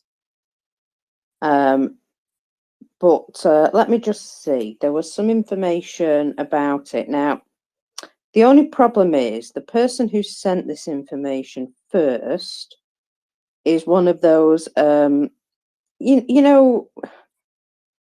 don't always take them as the only source. But according to the first information, 2 tons of Freon gas have burnt away at Murmansk Commercial Seaport. So I'm hoping to find out some more information about that. Please let me know if you find anything more, because it's very interesting. Thank you, Mokas. Yeah, well, I will indeed keep an eye on that and see if we can find more sources. But there is a photo video that goes with it, which does indeed to be in a seaport. So yeah, it does look interesting for sure. I'll keep you updated. Peter, go ahead. Good morning again, Will. I'm in the middle of doing a load of stuff in my house, which is a bit complicated at the moment, so can't go on too long. But I'm happy to come on and sort of elaborate on my background in Russia, how I got involved, and ended up living there for a while, and that sort of thing, and the kind of things I've done. I think Axel was talking about possibly having a sort of session. Not that I think people will be that interested, but they might be. But in very simple terms, while I was a student. In 1989, I had my dad had a friend who was a tour operator who sort of specialised in Poland, and he just went slightly across the border into what was then the Soviet Union, Belarus and Ukraine, and ran a sort of experimental trip. And then he got a bit bogged down with his Polish business, which was going through a big transformation at the time. I sort of. At the time, it was the first time I'd been to sort of Eastern Europe proper, Czechoslovakia, Poland, and that. And it was a massive eye opener. The fact that communism, frankly, didn't work, and the people there, the citizens of their own country, were in effect treated as second-class citizens. And anyway, then by accident, in effect, got into sort of tour operating in Russia, running trips. Mostly by rail, so taking groups and chartering trains. And first of all, we started going to the Caucasus area, so Sochi, Adler, and Kislovodsk, fantastic area of Russia, in terms of the Black Sea and sort of holiday area, traditional holiday area. But the infrastructure there was just shot to pieces, or effectively didn't exist. Went up Mount Elbrus as well. If it's in Europe. So either is or isn't in Europe. It's taller than Mont Blanc. So if it counts as being in Europe, it's the tallest mountain in Europe. And then after the first Chechen war came along in 1994, it was really too near to go to operate there commercially, because Chechnya was only just around the corner. And we started running trips on the Trans-Siberian, and then that went on for quite a long time. And then I got involved in various other random things, mostly in Eastern Europe. But I used to sort of escort groups on rail holidays around the world as well at the same time. And then latterly, I did a bit less of that. And then set up my own business doing sort of a similar thing. Lived in Russia for 5 years or so. And then came back to the UK in 2011. At that time, I could have lived in Russia or the UK pretty much equally, but I think it was the right decision to come back here. After 2014, I could not have lived in Russia, basically. Probably same with you. Anyway, so yeah, sort of all kind of one thing led to another, just randomly, and that's how I ended up. So I'm into railways anyway, because my dad was in the railways, and it's sort of in the blood, or it's a genetic disorder or something like that. And I've sort of taken groups all over Russia. Interesting to hear about Murmansk, because that's where the Olenya air base is, where these bloody bombers have been taking off and going nowhere near Ukraine and launching missiles from over the Caspian Sea. And I would have liked to have that bloody air base to have been taken out. It's also where Russia's only aircraft carrier is located at the moment. It's been on rebuild for something stupid like 4 years, and when it goes, it has sort of black smoke billowing out of it, and all the people who are involved with it say it's an absolute pile of crap. But it's their only aircraft carrier, and it would be nice if that suddenly went up in flames. It'd be a nice symbolic thing, even though it's in dry dock. But they're easier to set on fire when they're in dry dock, because all the sprinkler systems and that are turned off, etc. So there's a few ideas for some of our Russian listening guests who might be on the right side, who might be able to do something with that. Anyway, there's a few other hands up, so we'll probably elaborate further in future. All right. Thank you, sir. Yep. Thanks, Peter. Thanks very much. So Prince has come to join us, but I'm not sure why. I think it's pretty late in the Pacific Northwest, or shockingly early. And I think she's probably at risk of being Minnie Mouse this time of day. What do you think, Marcus? Oh, you never know. She might be at this point, but go ahead, Prince. I don't think I am Minnie Mouse yet. And because I'm me, I'm putting something in the nest. Ha ha. I actually, Will, you remember that night when I said, Will, let's talk about religion and politics and talk about them together? Remember that night? Well, we're going to do it again real quick, but we're not going to do it very long. Why is it not showing up in the nest? I swear I put it in the nest. Anyway, if not, Mockers, can you put it in the nest or somebody? It's there. Thank you. Our friend of the space, my friend, Gina Christian, who is a journalist, and she is mostly a Catholic journalist, but she has been trying to get things posted, published in the Kiev Post. And she just had her first article that she wrote alone. Her first article was with Jason Smart, and now she's written another article on her own about Russia exploiting Christian persecution complex to undermine U.S. aid to Ukraine. And so I just wanted to tell people it is a great article. And I actually also linked an article underneath it that Jason wrote at the beginning of November about a poll where evangelicals being the key to unlocking additional aid for Ukraine. So the two articles go very well together. And I just wanted to mostly bring attention to them, encourage people to read them and to retweet them and quote tweet them, like them, get them out there, get the message out there. It is a good article, and it's something that is pretty obviously happening, especially if you look at both articles together. When Christians in the United States realize that they've been fed a load of bunk, they tend to change their mind and think that the U.S. should send aid to Ukraine.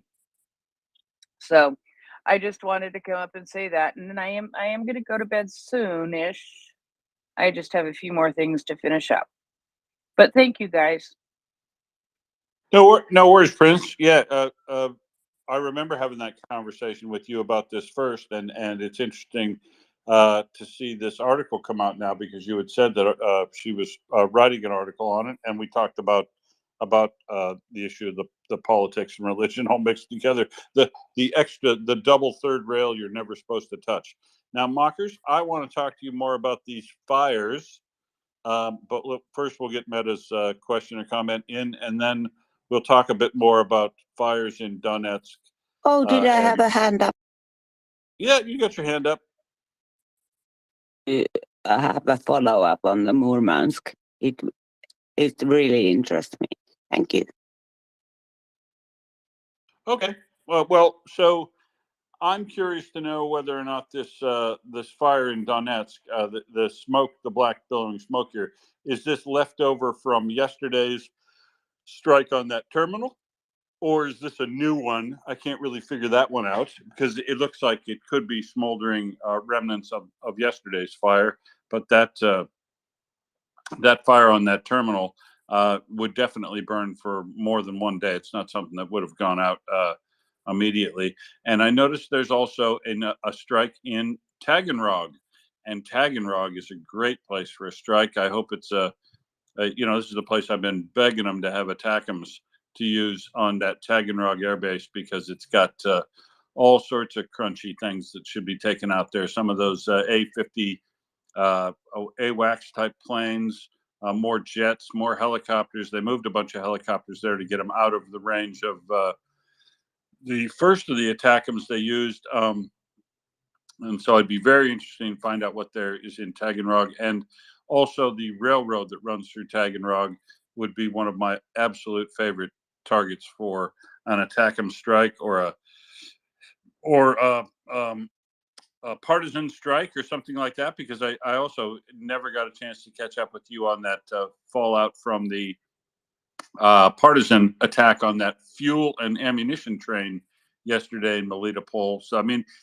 there's just so much going on everywhere. It's there's a lot of excitement going on in the background. We're having a hard time keeping track of it all with this now fire in a port, the port of Murmansk, strikes in Taganrog, a potential additional strike in Donetsk, or that the terminal hit yesterday is still burning. And is that all of them, or do we have others? Well, there's been additional booms noted in Crimea earlier this morning. So it's very possible that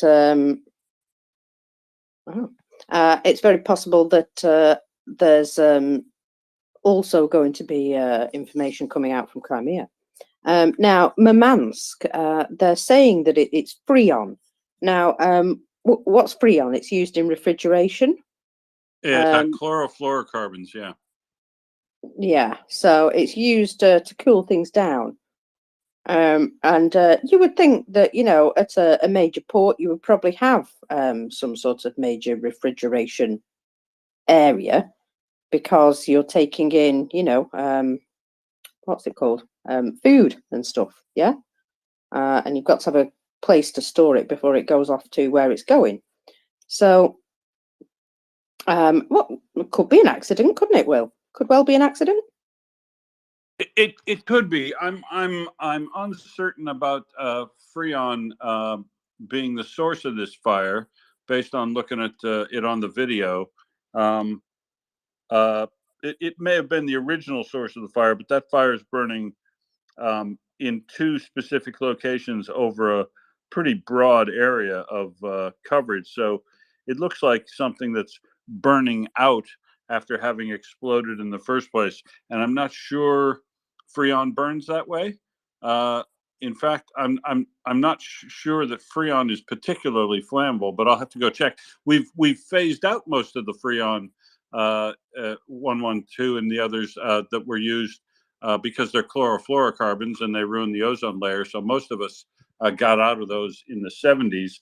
But you'll never know who isn't still out of chlorofluorocarbons. Mockers, it won't surprise you at all. Shall you try? Guess?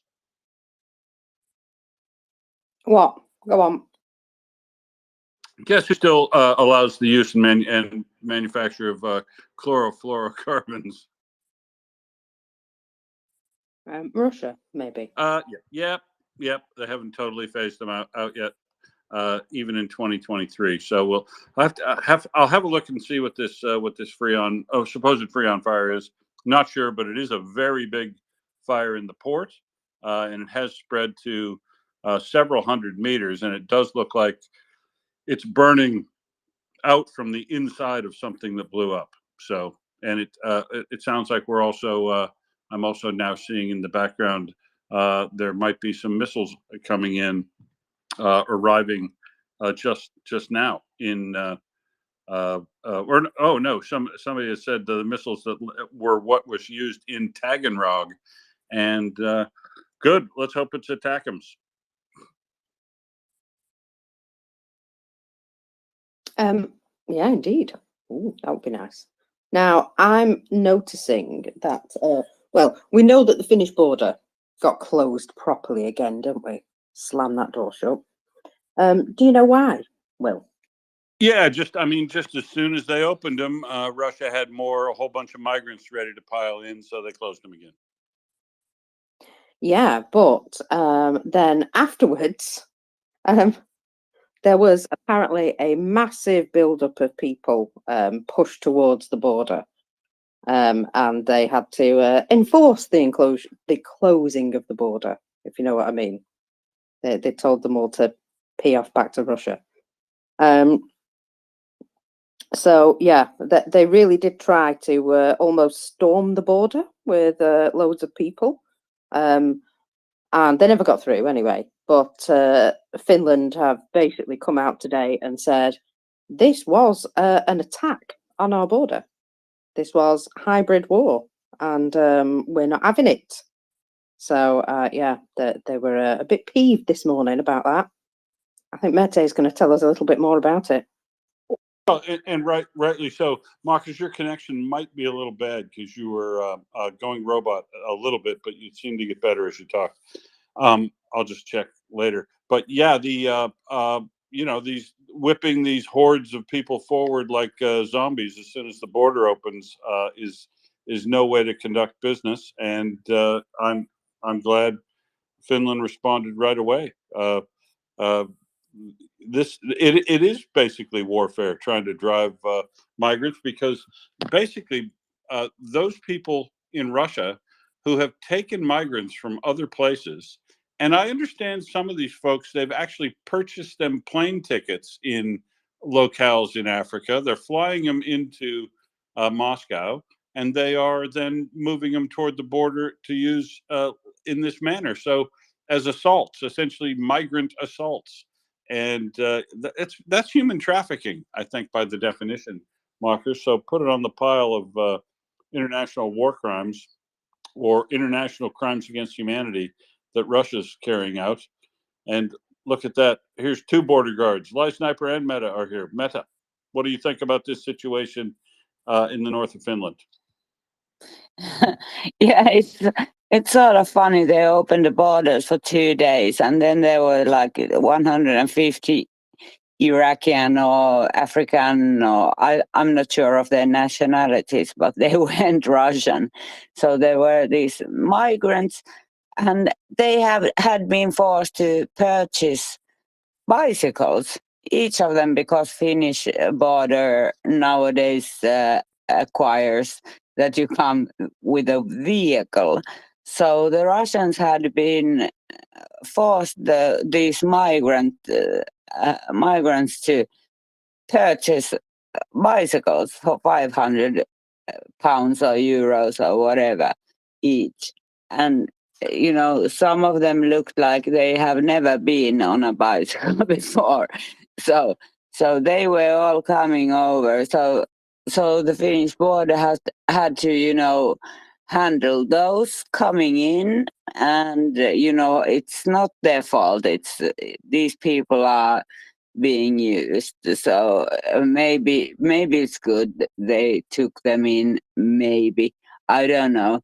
But about 150 got in. But at the same time, nobody got out who wanted to go back to Russia. So the Russians were shouting at the border, "My mother is waiting for me," or something like that. And the Finnish border just said, "Oh, I'm sorry. All the people are shuffling in have to come in," and then they close the border again. So I don't know, but there are about 150 of them that slipped in, sort of. But yeah, it's about human rights as well. So I guess it's okay. But they closed the border again, and it will open next time, 14th of January. So the mother who has been waiting there has to wait a few days more about the Russians. So yeah, it's a bit crazy. Thanks. Yeah, thanks, Meta. Live Sniper, what do you think? Yeah, hi. There were indeed stories of Russians living in Finland who would like to visit their relatives in Russia, and they now have to go through Estonia or something, and they were pretty pissed. But I think another group of people who might be a bit pissed are those like so-called refugees who have been, well, they have paid for their trip, and they have paid for the bicycle and for the car ride to the border, and now they're there. Okay, they own a bicycle, and I wonder how on the Russian side of the border, in the cities and towns, and because I don't think that they booked two-way tickets. I think it was one-way which they bought. I don't know how their transport back from there is organized, if at all. So I think they might also cause some havoc there. But of course, we all know that the only reason why Finland closed the border is that because the market of used bicycles was completely ruined by the flood of used bikes which they brought with them. So, well, just kidding. Okay, because Yehuda is not here, then I have to be responsible for the bad jokes. Thanks. Very good. I know what happens to them afterwards, Live Sniper. When they can't get through, they're transported back to some sort of place like Moscow or St. Petersburg, and they're told, "Get lost. We don't want you. we'll deport you back to your country right now, or you could sign up to serve in the army and achieve, Russian citizenship as a result. And that's what they do with them. So that's fun. Do you really think that they organize anything in the other direction? I might have my doubts there because, we'll see what happens. Or perhaps we don't see. But if some, I don't know, Somali and other African people start popping up in their troops in Ukraine, then we know what they do. But I don't know. We'll see. We'll see. It's you can expect anything from the Russians. Expect the unexpected. We're just seeing Cubans, Nepalese, Syrian. What was that guy? Nigerian? No, from Niger. They were all joining up in the Russian army. So yeah, they're doing that, and they're turning up as POWs, which the Nepalese were particularly upset about. Mete? Yeah, yeah, but I'm sort of, happy that, okay, 150 got in. We have all these floods, I think it was 15,000 that got in 2014 when Russia did this last time. So 150 isn't that much, and they're probably there for a reason or something or like that. The bit that I enjoy is that the Russians can't get out of Finland, and the Russians can't get in Finland, and so it's like, okay, we take these 150, and then we close the border for a month again. So it sort of amuses me. So thank you. So I have Well, to say, the and Finnish- more than amusement, right? Finland can now show it's credibly managing arrivals, but managing them so that they can't be used as in a weaponized way. Plus, the interviews with those 150 that have been let in is going to be invaluable for Finland and all the NATO countries to now know the characteristics about how Russia's doing what it's doing, because multiple interviews with multiple parties that are on the other side can all be corroborated together to essentially show what's happening, and we'll find out whether or not Russia has actually been importing these folks from Africa and Middle Eastern countries like Syria, or if they're actually refugees that show up someplace and they're just moving them out of their country. I think, I'm cynical enough to believe Russia probably is importing them specifically in groups so that they can use them in this manner. It wouldn't surprise me at all. Fly Sniper? Yeah, I just have to point out that the Russians who live in Finland, they have the possibility to. Finland hasn't closed the border completely. It's only the eastern land border which has been closed. So basically, if someone desperately wants to go to Russia to meet the relatives or whatever, there are other means and other ways to go there. So it's the most convenient way might be through the land border, but if they wish, they could go to Tallinn and cross the border There's from a there. war on, right? Pardon? Just say tough. There's a war on. Yeah, yeah, but basically all the Finnish borders had not been closed. It's just the land border which Russia is misusing for this kind of like for this cynical human body wave attack by migrants. Yeah, bicycle brigades. So that's what we did. We did what's necessary, but nothing more. So we didn't sort of retaliate by any other means of completely closing all the borders for Russians or whatever. No. It's just we make what's required and we do what's required, and that's it. And that was required, and we did it. Thanks. Yeah. There's a war on. You can't use the most convenient means to travel back to Russia. Stop complaining, or we'll turn it into a diode, and you'll only be able to go one direction. There's plenty of ways you can get from Finland into Russia. I assume you could get across the water and go to Kaliningrad and then travel internally, quote unquote, in Russia that way, just because they can't take the most convenient way back and forth to Russia. is kind of Russia's problem. Really, just hand out little cards with the Russian embassy in Finland's address on it, and say, please send complaints to Meta. Yeah, just make it as hard as it can be to get back to Russia or into Finland, and you know, the Russian bicycle trade must be thriving at the moment. So yeah, but you know, it's, as you said, it's war crimes. They will be confessing to the Finnish authorities, these migrants. So it's better to get them in, and the Russians, you know, you do what you do best. Uh, the hardest way for them. Yeah, that's it. So, Mete, do you really think that you say that the bicycle market is thriving? Do you really think that they are bought, all the bicycles? I have my Well, doubts the there. Finnish news said that they are charging 500 euros or pounds, so I can't remember. Yeah, Or sure, is they it sell them. dollars? They They sell them. they force them to buy them to get across the border.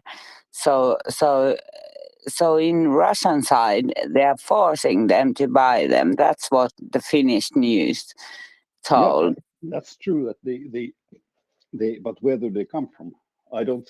Somehow, I have my doubts if they have been purchased from the shop before they are being sold to the refugees.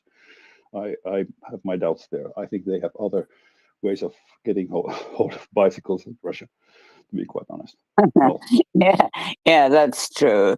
I won't speculate on that one, but it's sort of, you know, each and everyone they had probably never seen a bicycle, but they were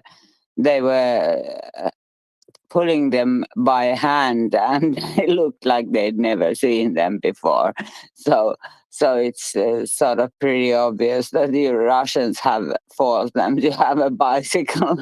Yeah, but I don't know where they bought them. Black market, maybe. Could it be? Thanks. War Doggo, go ahead, and then I've got a little story about migrants for you.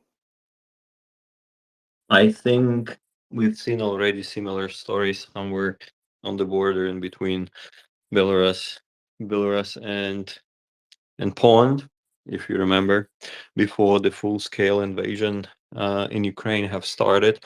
Russia have been testing a lot how Poland would be behaving when Russia would attack Ukraine, and there will be the massive wave of the refugees moving through the border, and this move would be caused by the war. And they were highly expecting in those moments that Poland will close the border the same way Poland being protesting and not letting the Middle East and Africa refugees getting in. And I believe that several investigations were done that were showing that Russian tourist agencies representing Russia in several countries from where the refugees were coming, they were highly promoting this type of, let's call it, travel.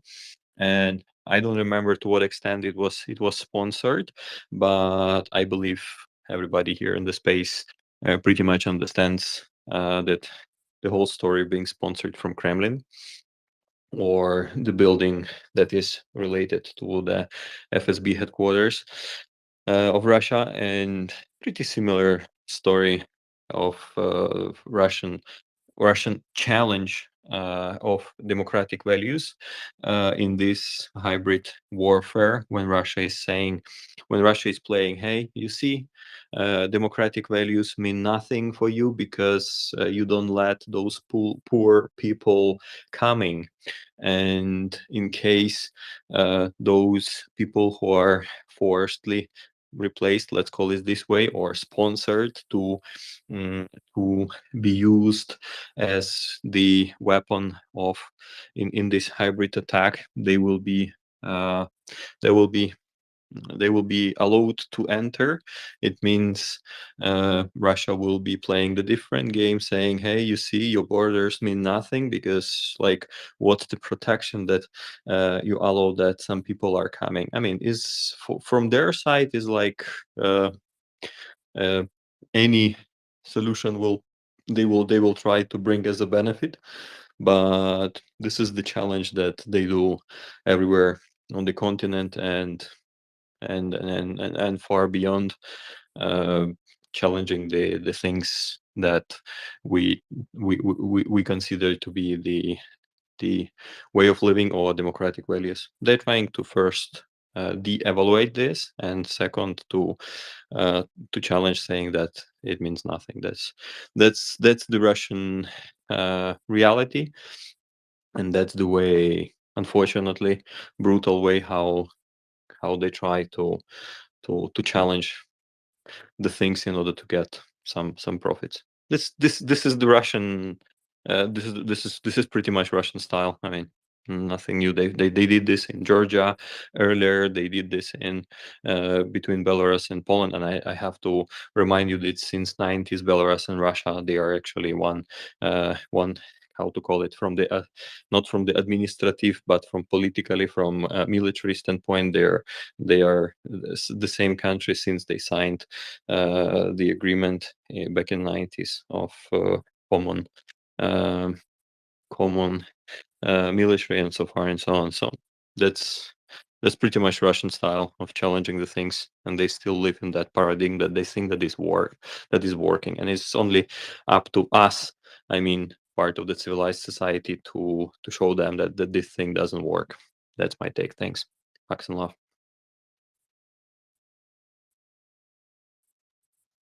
Thanks, War Doggo.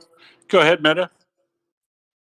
Yeah, Wadaga, you're absolutely right. Last time in 2014, when Russia invaded Crimea, they sent 15,000 immigrants to Finland, and we fall for it, and that's what I'm so ashamed of. We were, like, bombarded with these immigrants from all the borders and everything, and we didn't, Barack Obama says that he's gonna fix this problem and so on. So we didn't really, we weren't awake, but this time it won't work. It will not work. Never again, Russia. Never again. It will work with Finland. Thank you. Would you like a little story about migrants? I would indeed. Please proceed. Lovely. Well, there's a story here from Russian Telegram. More than 80 migrants attacked police in Moscow who were trying to detain a driver who was not stopping at their request. As we learned, the police tried to stop a car on whatever street, but the driver of the car not only did not obey the officers, but also dragged one of them several meters. A few minutes later, the offender was beating the policeman. During the arrest, the man, however, had an epileptic seizure. Sure, and the police tried to help him. Of course. You mean the police were beating a man while he was having a seizure? Bless them. A bus. Oh, no, not a bus. Sorry. At that moment, a crowd of more than 80 people approached them and began pushing the police officers In the end, they managed to calm the crowd with firing shots in the air. There were no casualties. 82 people have been detained. They have been detained under the articles of petty hooliganism, violation of migration orders.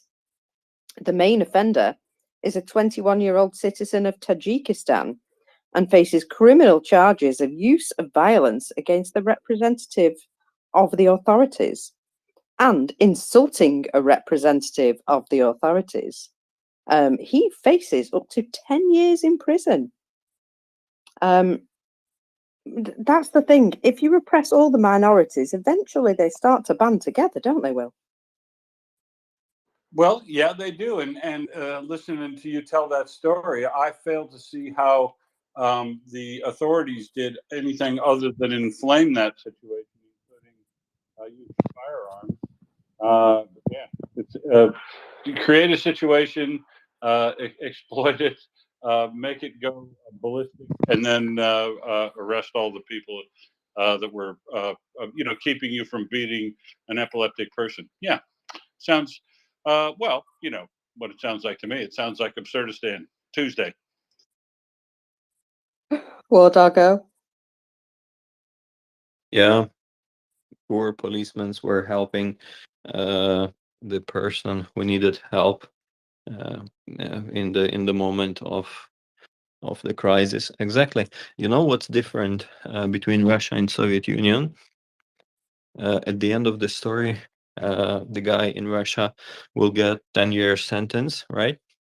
In Soviet Union, they would say that the group of people they probably are insane because they are doing such actions, because it is not possible that a human individual would be would be showing such kind of disrespect to such a beautiful, fantastic lifestyle that Soviet Union is, and most probably they have to spend some time in the mental clinic, and they would be forcibly put in the mental clinic for the forced treatment. That's the way, just to give you the complete picture and just to give you the flavor of the things happening. And practically not a lot have changed since that time. They are living practically the same paradigm, and this is the way, just to give you the flavor and the picture. Yeah, and I can confirm that still gets done in some cases. Early on in this war, in late February or early March, and up into April of 2022. I had a friend I still have a friend in Novosibirsk, and they were actually going out and protesting when it was first happening, until everybody who came home from the protest had a broken bone or a fractured skull. Then they stopped doing that. But some of the people who got arrested and tried in that situation for putting up posters surreptitiously at night, or going to any of those protests, they called them, there's no way, it's like you say, there's no way a rational human being would be against what Russia's doing here. So you must be mentally defective. And they sent them to observation in a mental institution for a forced period of at least a month before they could petition to be removed. Nice. And they should be treating this as a warning. Oh, apologize, smokers. I jumped in. Apologize. Oh, carry on, my lovely. Go on. I was meaning that should be treated in the logic of the government authorities. That should be treated as a warning. The human, like, behind all of this circus of absurd, those people should treat it as a warning. The next time you are here for a very long time, if you would be released at all. That is the reality behind all those things. Really, it is so. Right. So that you can be. The reason they do that is to the younger people. They say that rather than put them through. Excuse me.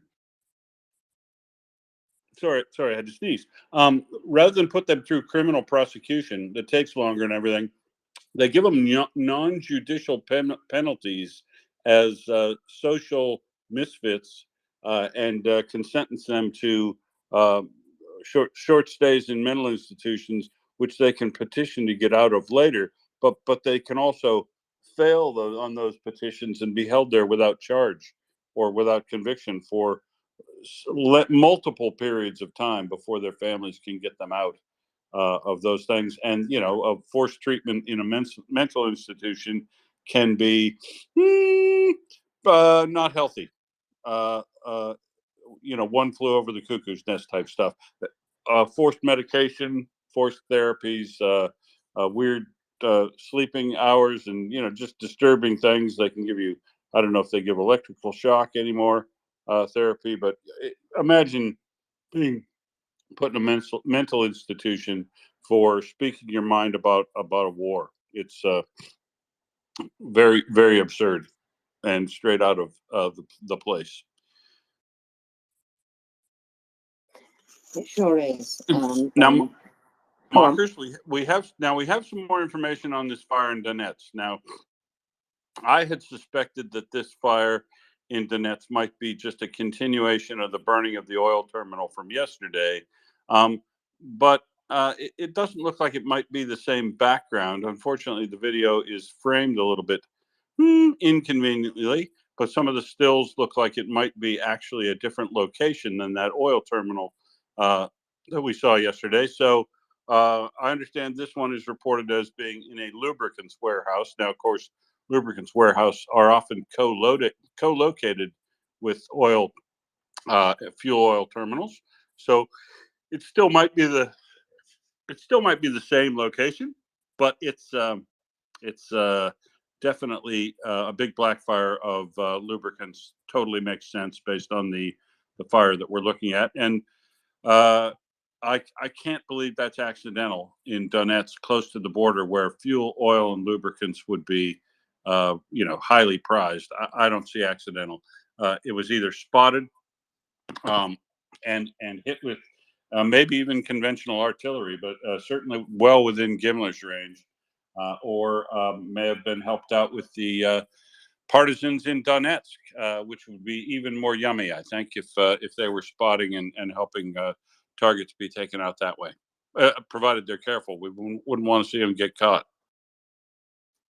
Well, if they were using artillery to take it out, maybe they used yesterday's hit to be able to locate today's hit. That may well be, yeah. So yeah, it's certainly possible that they would do that. Now then, I have a bit more information on this train. Now, there was a train carrying ammunition from Crimea that was blown up, and the Centre of National Resistance in Melitopol has now provided a bit more information about it. So, partisans blew up a railway train that daily transported ammunition and fuel from Crimea to Melitopol and Dnipro area. I'll just go with that. On the way back, the train was transporting ore, grain, and damaged equipment from temporarily occupied territories. However, thanks to the heroes of the underground, the train has completed its movements. So they go on. As a result of the explosion, the railway and locomotive with wagons were damaged. The administration is trying to hide the fact of sabotage, and Russians are unsuccessfully looking for the partisans. Await further pictures and supporting statements. So I think that was indeed a worthwhile partisan action, and it's nice to hear a bit more info about it. Yes, indeed, and I guess we're going to. This is Partisan Saturday.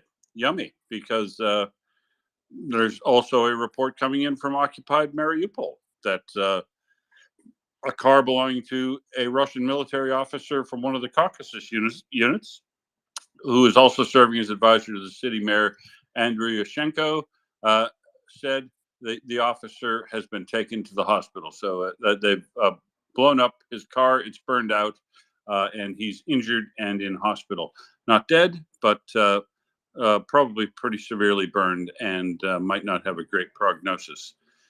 So yeah, partisans everywhere. Partisans, they're everywhere. They're everywhere, Marcus. Don't you just love it? Look who's joined us. Hello, Ola. Hello, Marcus. How are you doing? How's everybody doing? I'm good. Even better now. Unfortunately, I'm not good. I'm very pissed. I'm angry. I feel like throwing up. Yeah, horrible news I just saw this morning, and yeah, I don't know whether I should bring it up. Do you guys want to hear about it? Talk to us, my friend. Yeah, so, oh boy, apparently the Kremlin made over $2 billion. Guys, hear me out. Why I'm angry and I feel like just punching the wall and breaking my mug or doing something. The Kremlin made over 2 billion. It's not even dollars. It should be more than that because the article is in pounds. The Kremlin made 2 billion pounds from gold proceeds in Africa with the aid of Wagner Group. The Telegraph reports. I've been on this space and always going about on how Wagner and Russia are actually having imperialists' ambitions to kind of loot Africa of its natural resources. I've gone around spaces and talked about it. Some people don't really believe it, but it is now confirmed. And I don't know how to feel. I feel so frustrated. I don't know who to blame. I don't know whether I have to blame leaders in Africa. I don't know whether I blame Wagner. I don't know whether I point my hand at the crazy man and his banker in the Kremlin. But I am just so frustrated. Over 2 billion pounds from gold proceeds from Africa. What? Yeah, I mean, it's upsetting, isn't it? When you think about all the all the places across Central Africa that Wagner had wormed its way into, assisting, quote unquote, assisting the states there with security on and businesses in these industries like gold mining, and they always worm their way in there like all organized criminals do, so that they can watch the activity, figure out the scope and how the activity works well enough so that then they can muscle their way in and get some of the money for themselves. There are 7 countries across Central Africa who are basically being robbed blind now by the Russian military. Because remember, when Wagner was disbanded, so to speak, it wasn't totally disbanded. The officer corps was cut out of it, and the officer corps was all replaced with Ministry of Defense personnel. So it has Russian officers now throughout all of Wagner that is in all of these countries. So essentially, it's like a de facto invasion. You know, given that those units are now run by Russian military officers, it's kind of like having the Russian military present in 7 Central African countries that were never invited. They never invited the military in. And yeah, it's troubling because that is how Russia intends to fund largely its new expansionist ideas after it consolidates control there. And hopefully it thinks finishes off Ukraine, and then it will use milk Central Africa for all it's worth, and sell as much as oil as it can again, so that it can start on whoever's next. And yeah, it is very disturbing, and one of the best things that could happen in Africa is have Russia lose in Ukraine. Because if Russia loses big time in Ukraine, it'll have to withdraw within itself and possibly withdraw from some of these Central African countries. What do you think, Ola? Spot on, spot on. That is the whole reason why Ukraine needs to be provided with what it needs.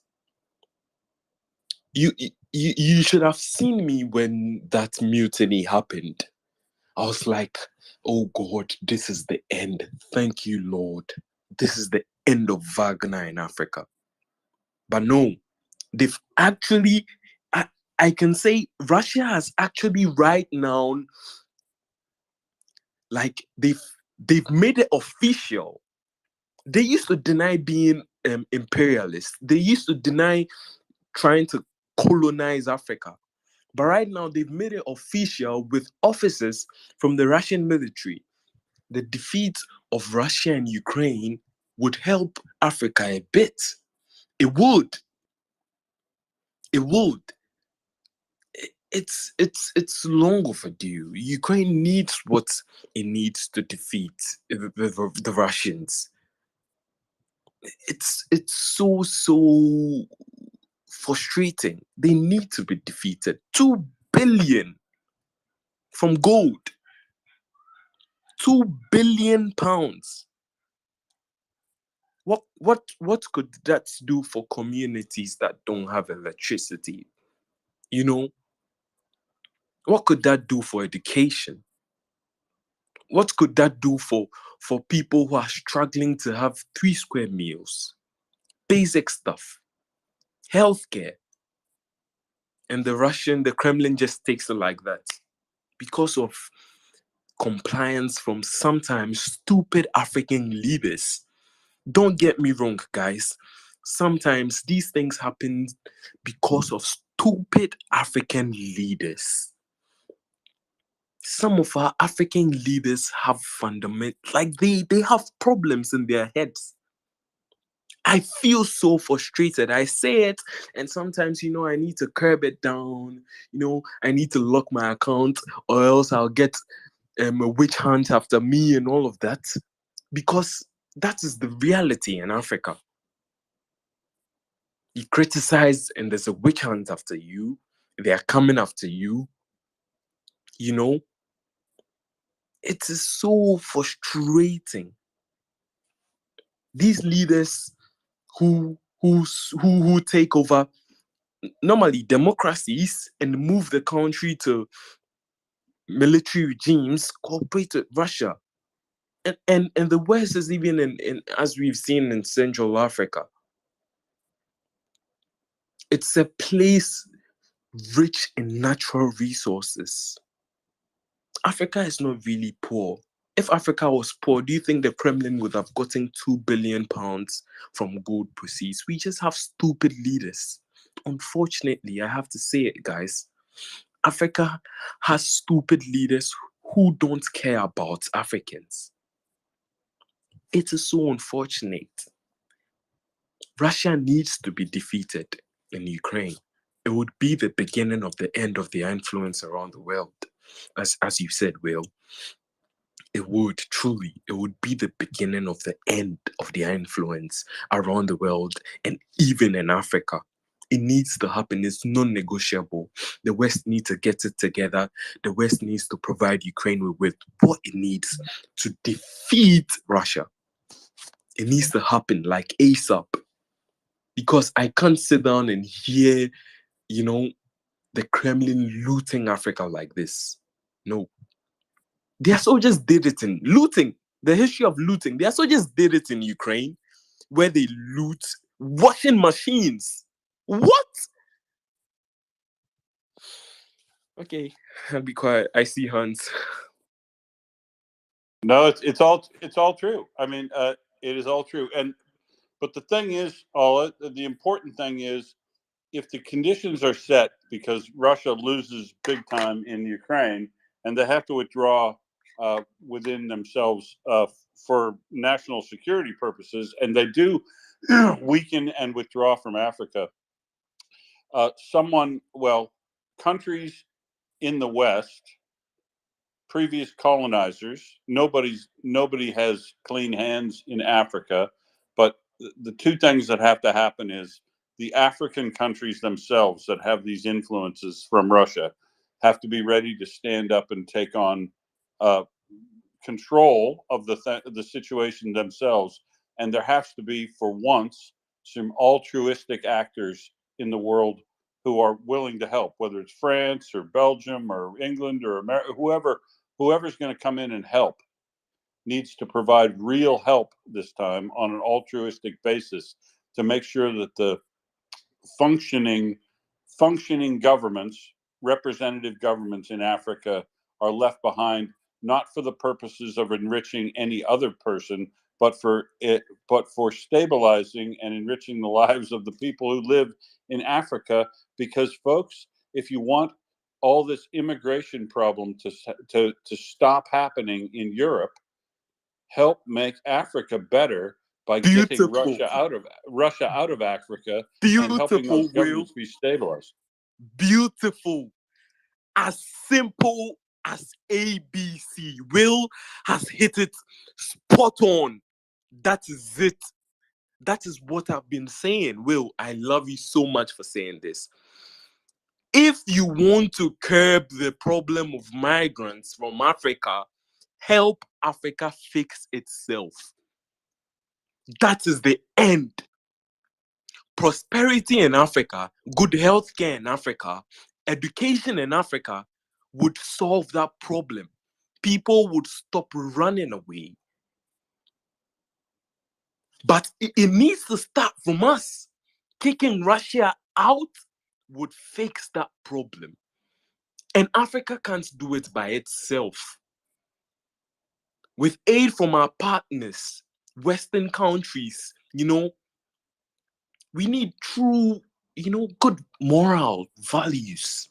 Democracy, it needs to be ingrained into the culture of the people.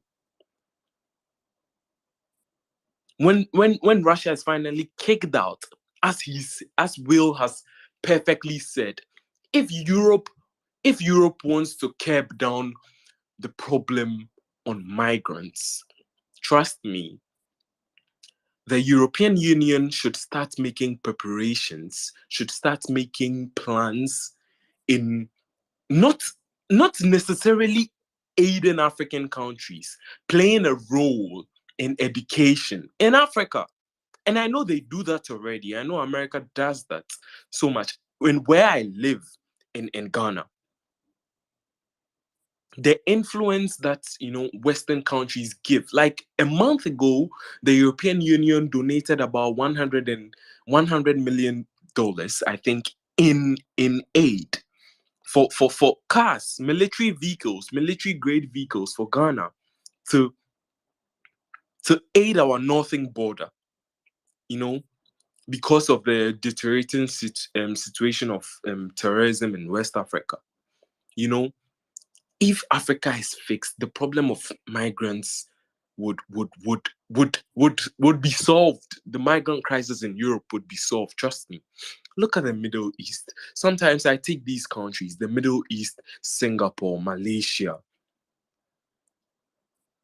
especially UAE. I know they don't have perfect governments, but boy, oh boy, when you look at the natural resources that Africa has, right? And you look at the resources that these countries like Malaysia, Singapore, UAE, Qatar, Africa can also prosper, seriously. And this prosperity could be shared across the world. Trust me. 2 weeks ago, Ghana discovered lithium. You guys can Google it and search it up. In huge quantities, like huge quantities of lithium. And it has, like every day in Africa, something new is being discovered. But the life of Africans is not being improved upon. When you look at the Middle East, when they discover something, the lives are improved upon. When you look at Singapore, look at how much they've prospered as a people. And Africa is just stagnant. And it's people just getting out and running away. And, the migrant crisis, as Will has said in Europe, if Europe wants to solve the migrant crisis, they should look at Africa.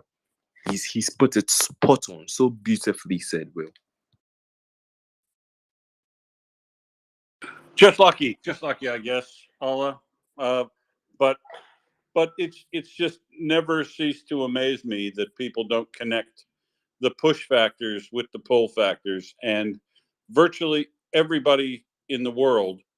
You know, I'm the freak, right? I live more than 10,000 kilometers from where I grew up. Most people in the world uh, like to live where they grew up. They don't actually move that far away. And within several hundred kilometers of where they grew up is where most people live their lives, if they have their preference, because their family units are there and their culture's there and their extended families and friends are there. Most people don't want to pick up and move halfway across the world or even across to the next continent over. If they have a chance for advancement in a place where they live, and a government they don't fear, and a government they feel at least works for them some of the time, it is at least representative, if not a good full liberal democracy, and they most people don't live their lives from themselves. They live their lives for their children's opportunity, which is why, you know, I've helped more than a dozen people immigrate from Russia, and not one of those people was doing it just for themselves. Most of them were doing it specifically because they wanted their children to have some opportunity in their lives, and they didn't see any opportunity in their lives in Russia in the next 20 or 30 years. I think that's basically the human experience, no matter where you go in the world. That people, if they feel comfortable and capable of having a decent life, not given things, but just having a decent crack at success, most people will stay relatively close to where they grew up. But migrant crises all over South America, Central America, Africa, Sri Lanka, all these Myanmar, all the places where we're getting refugees now in Australia, all those folks, if they couldn't, if they could make it where they grew up, and they felt safe where they grew up, and they felt their government functioned where they grew up, they wouldn't be coming to Australia. Even though, I mean, of course, it is the best place in the world. If they saw us on TV, I totally understand why they want to come here, because it's fantastic. It is, no doubt about it. I won't be taking questions at this time, but most of them would probably want to stay within a few hundred kilometers of where they are, because that's what they know. And you know, that's where grandma lives and grandpa lives and the extended families and all that sort of stuff that keep you humans close to where you were born. But you know, I don't like to generalize about people, except when I'm generalizing about people generally. I think people are people everywhere. Every place I've ever been in the world, some of the same standard motivations work, and they work out the same. And one of those things is this: that people want to stay not so far from where they grew up. It's what happens most of the time, except for when external conditions create drives for them to either get out of where they're at or try to get to someplace better, and usually a combination of those two things. And you know, I've never been to Central Africa. I've only ever been to South Africa and Egypt. But you know, if the rest of Africa is anywhere as nice as those places, I could have lived there my whole life if I grew up in those places. But I didn't. Right? I grew up in Montana, and then I got transported to Australia. But you know, this people in America right now are freaking out about their southern border. There's a lot of freaking out going on, not a lot of deep thought and analysis about what's going on in America. But if they did do deep thought and analysis on what's going on in America, they'd recognize that seeking asylum is not breaking the law. You are not an illegal immigrant by seeking asylum. Most asylum seekers, because they've uprooted themselves in their whole life and they're trying to get their family an opportunity to get someplace, are good citizens. 99.9% of them are incredibly happy to get wherever they get as migrants, and they make an attempt to fit in. They pay back taxes and involvement in their communities well beyond what it costs to get them up to speed and integrate them into a society initially. But there are times when the influx of migrants or asylum seekers is so high that the rate, not the fact that they're migrants or asylum seekers, but the rate of flow of them is too high for the capacity to handle. And this is what Russia's trying to exploit in northern Finland.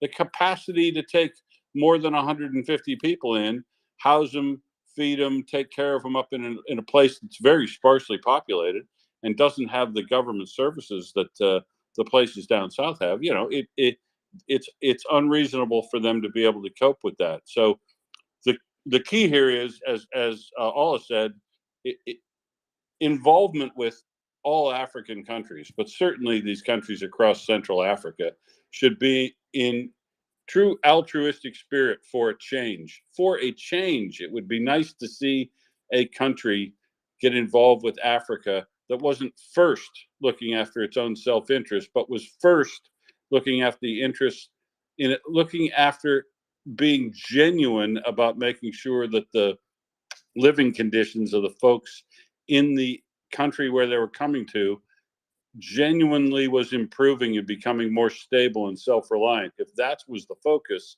and not what can we get out of this in the form of diamonds or gold or whatever, you know, the exploitation of Africa should stop, and the true assistance to Africa to become self-sustaining will mean the growth of better, more representative liberal democracies across Africa, which will be beneficial to the world as a whole.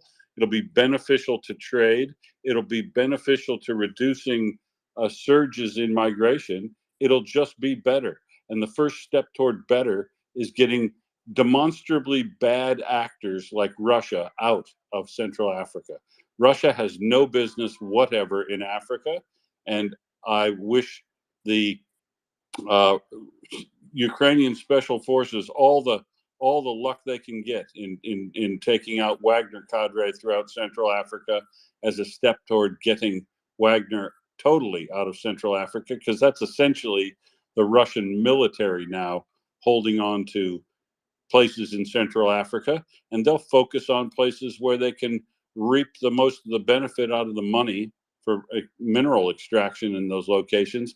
And all of that money, all of that $2 billion that's going to Ukraine, or sorry, going to Russia, the $2 billion that the Kremlin's extracted in gold transfer alone could have been $2 billion that was helped building up the local economies and buttressing the political systems and the economics and education systems, so that they didn't need a private security army to come into the country anymore. There's just there's no end to it. Is the problem with people like Wagner? Once you get them involved, you get them involved to help you, and then they get involved and start helping themselves, and then you'll never get rid of them.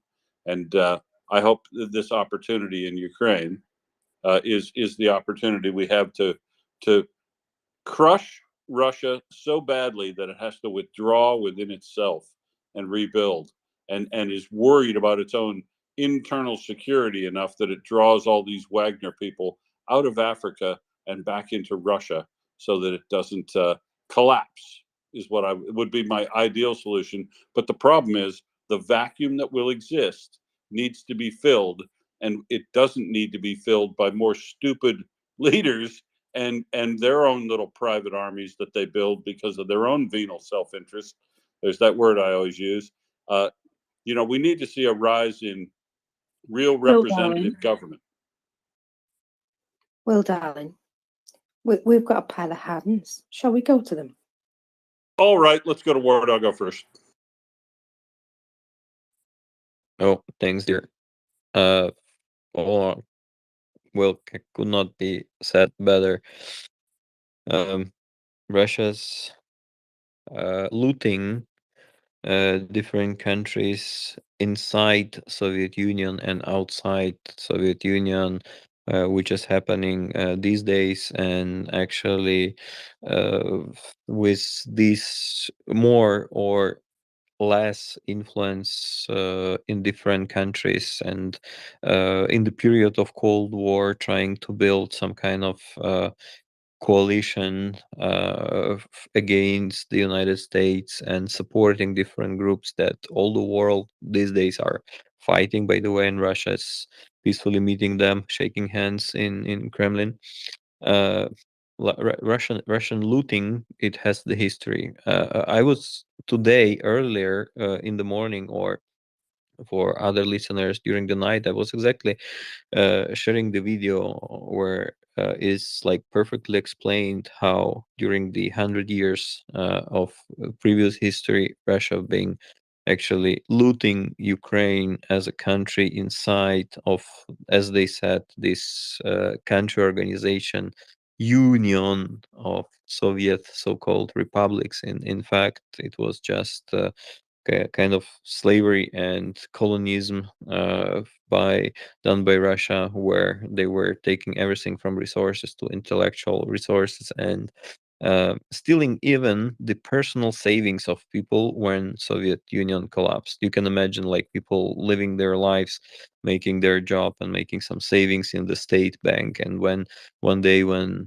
Soviet Union collapsed, Russia simply stole all of that money, and people never get uh, any kind of uh, any kind of reimbursement from Russia as the heritage of Soviet Union, actually. So this history of looting Russia has there, and I've been just posting that Russia needs to lose this its genocidal war in Ukraine to not to have the resources in order to sustain their foreign foreign uh, how to call it, forces that it is used in order to pump the resources from the countries as they do in Africa. I mean, simply Russia needs to lose the genocidal war from not only from moral perspective, not only from good or versus bad perspective,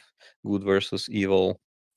We keep repeating here that Ukraine in this genocidal war needs to be the success story, just simply because most probably we would not like how the world would be if Ukraine doesn't win that war, and Ukraine does not become a success story after that challenge of all of the values and way of living. I mean, probably the world will become not the place we would like it to be, and Russia needs to lose the war that they don't have the capacity in order to spend resources to such forces as those vanguards in different countries.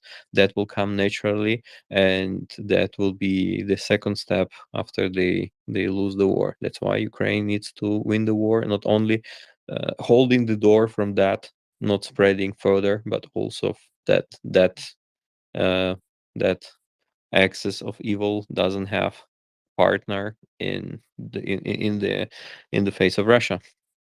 Thanks. Take care. Thanks, Mordago. Over to you, Meta. Here again. Yeah, I'm so Anna has found some lithium. It's valuable thing to have a resource of, but you know, Russia and Wagner are specialists on mining. So they are mining the blood diamonds from Africa everywhere they go. Everywhere they go, they are mining all the resources available. And you know, I remember when the Battle of Bakhmut was at the hotspot. Everyone was like, you know, okay, there's no tactical win of Bakhmut but they took the Soledar first, the salt mines, and that was Wagner. And then, there's lithium under Bakhmut. So I'm pretty sure they were planning to start mining there as well. But under Bakhmut, there were no mines, so to say, but they are very rich on their resources. And that's what Wagner and Russia does. They come, take over, they steal the natural resources from everywhere they go, especially in Africa. And I'm so sorry for that. But, we need to defeat them. We just need to defeat them on the battlefield, and they are already withdrawing their forces everywhere in Syria, in Africa, in every place. And they, I don't know if he died in the plane crash, but apparently they still have Wagner in Africa. But yeah, for the world, we need to defeat Russia now. Thank you. Indeed. Tony, I want to cover one thing after Tony goes, but it's bad ideas of the day. Tony, go ahead. I'll just say one thing and then get off. I was just going to say, War Doggo, are you still there? Thanks to Ukraine, you've broken the back of Russia. The snake is cut in half. All you need to do is cut the head off, because that's the only way you've saved them. You've saved Africa, because I don't think that they've got that power anymore. And Chuck and War in the Future, Mick Ryan can back me up on that. I'm sure of it. I just wanted to say, shocking mockers, what's been sold in the UK, yous are worse than us. I've posted a tweet, pinned a tweet to my profile. There's a petition going already. There's 7,000 signatures on it already. So I've pinned that to my profile. Help out our British brothers. Chris, have you seen that, the shocking IPV personnel carriers they're sending over, or they're selling at auction? I can't believe it. But anyway, another mission: get these 4-wheel drives and military equipment over to Ukraine. Yeah, absolutely. I'm a little bit disgusted. I have sent the information to Chris, and I got a reply from him earlier saying that he was definitely in favour of contacting some people and shaming them. Chris, in fact, there you are. Yeah, I've got too many things to get on. I've got a pile of things to get on, Marcus, but I am getting there. Yeah, definitely. I'm very upset by both of those things. Sadiq Khan stopping 4x4s. I'm not having that, and us auctioning stuff off. No, I'm not having that either. So yeah, so I'm definitely on those two things. But Mockers, I'd started because I was just because this month, as I think I mentioned before, I can't remember who to, but so this month the Cybersecurity Association newsletter will support the MriyaReport fundraiser for Scruff pretty well solely, actually. So completely focused on that. So I've sent out the LinkedIn newsletter to the over 11,000 subscribers there, and just sent out the Substack one, and I was just basically just pushing that everywhere that I can, and I'll send it out to the mailing list soon. So that's what I was busy doing, and then this stuff was coming in, Mockers, and I was going, okay, I'll get to that, but yeah, I've already tweeted it to Mike Fabricant and Rishi Sunak. Well, Mike listens to me, but I'm not sure about Rishi. So yeah, so definitely on that. Not having that. That is get with the program is what I have to say to Sadiq Khan. Can I just say, Chris, Nell's down there, that the lady or man who posted that, brought it to our attention. She's a soup Nazi. So just going to say, we just finished Remembrance Day. Remembrance Day is to not forget those who sacrificed for us to give us freedom. And then you've got Ukraine, who's giving us freedom because they've eliminated a threat. We just need to finish it off. But then you've got companies in the UK that are selling military equipment, profiting off the sacrifice of the veterans in the past. It's just doesn't make sense. Everyone's asleep. Yeah, well, I agree with you, Tony. So I mean, I'm, Mockers is upset about it. I'm upset about it. We're all upset about it, and that. Obviously, we've only just found out about it and that. But I can assure you, I will not be resting on that one for some time. So yeah, I'm pretty determined to get that turned round. So Just last week or 2 weeks ago, there was a tweet of them loading up 2 wounded guys on the front with on a cart, on a farm cart, with one of those a little farm motorcycle that tows it. Yeah, I saw that. Yeah, I know. Yeah, and then look at that auction place and see what they're selling. It's even got ambulance things on it. It's just ridiculous. Oh, yeah. Listen, Tony. This week, I've been speaking to Anna of U Control in Kyiv, and she is telling me, like, they don't bother going to the shelters anymore because the missiles will get to them before they can go to the shelters. So there is no point.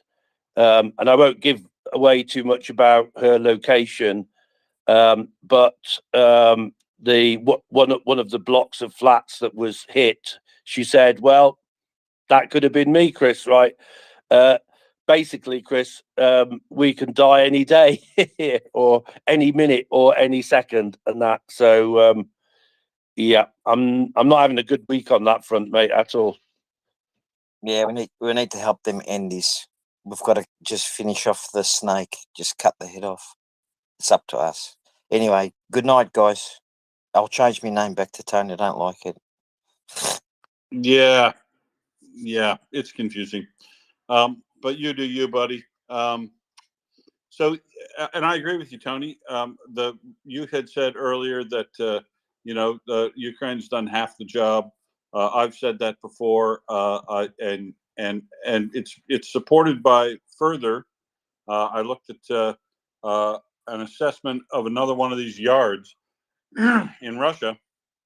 This time, Ulan-Ude, where there's a major storage yard for BMPs, and half of that yard has been removed. Half of the BMPs in one of the major storage yards for armor in Russia have also been removed from there, 56%. And of the one, by definition or by numbers, half have been removed, but the half that remain don't look like they're in any sort of serviceable condition. They're probably just spare parts. So I think the numbers don't lie, and the numbers today were, I think, 14 tanks and like 15 armored personnel carriers. Day by day by day by day by day, we're over 5,000 tanks. We're over 10,000 armored personnel carriers destroyed. Russia doesn't have unlimited resources. It is and has been withdrawing stock from boneyards and refurbishing them or using them for spare parts for months and months already. So they're not producing enough new stuff. Their yards of old stuff are being depleted. And I'll note that the United States hasn't even broke the seal yet on most of the yards where they store surplus Bradleys, M1A1 Abrams tanks, and other material, including, you name it. They got F-16s.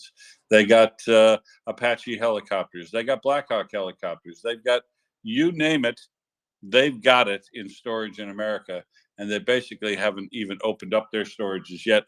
Yet Russia's are half empty. So there's multiple signs here that Russia has been essentially half beaten.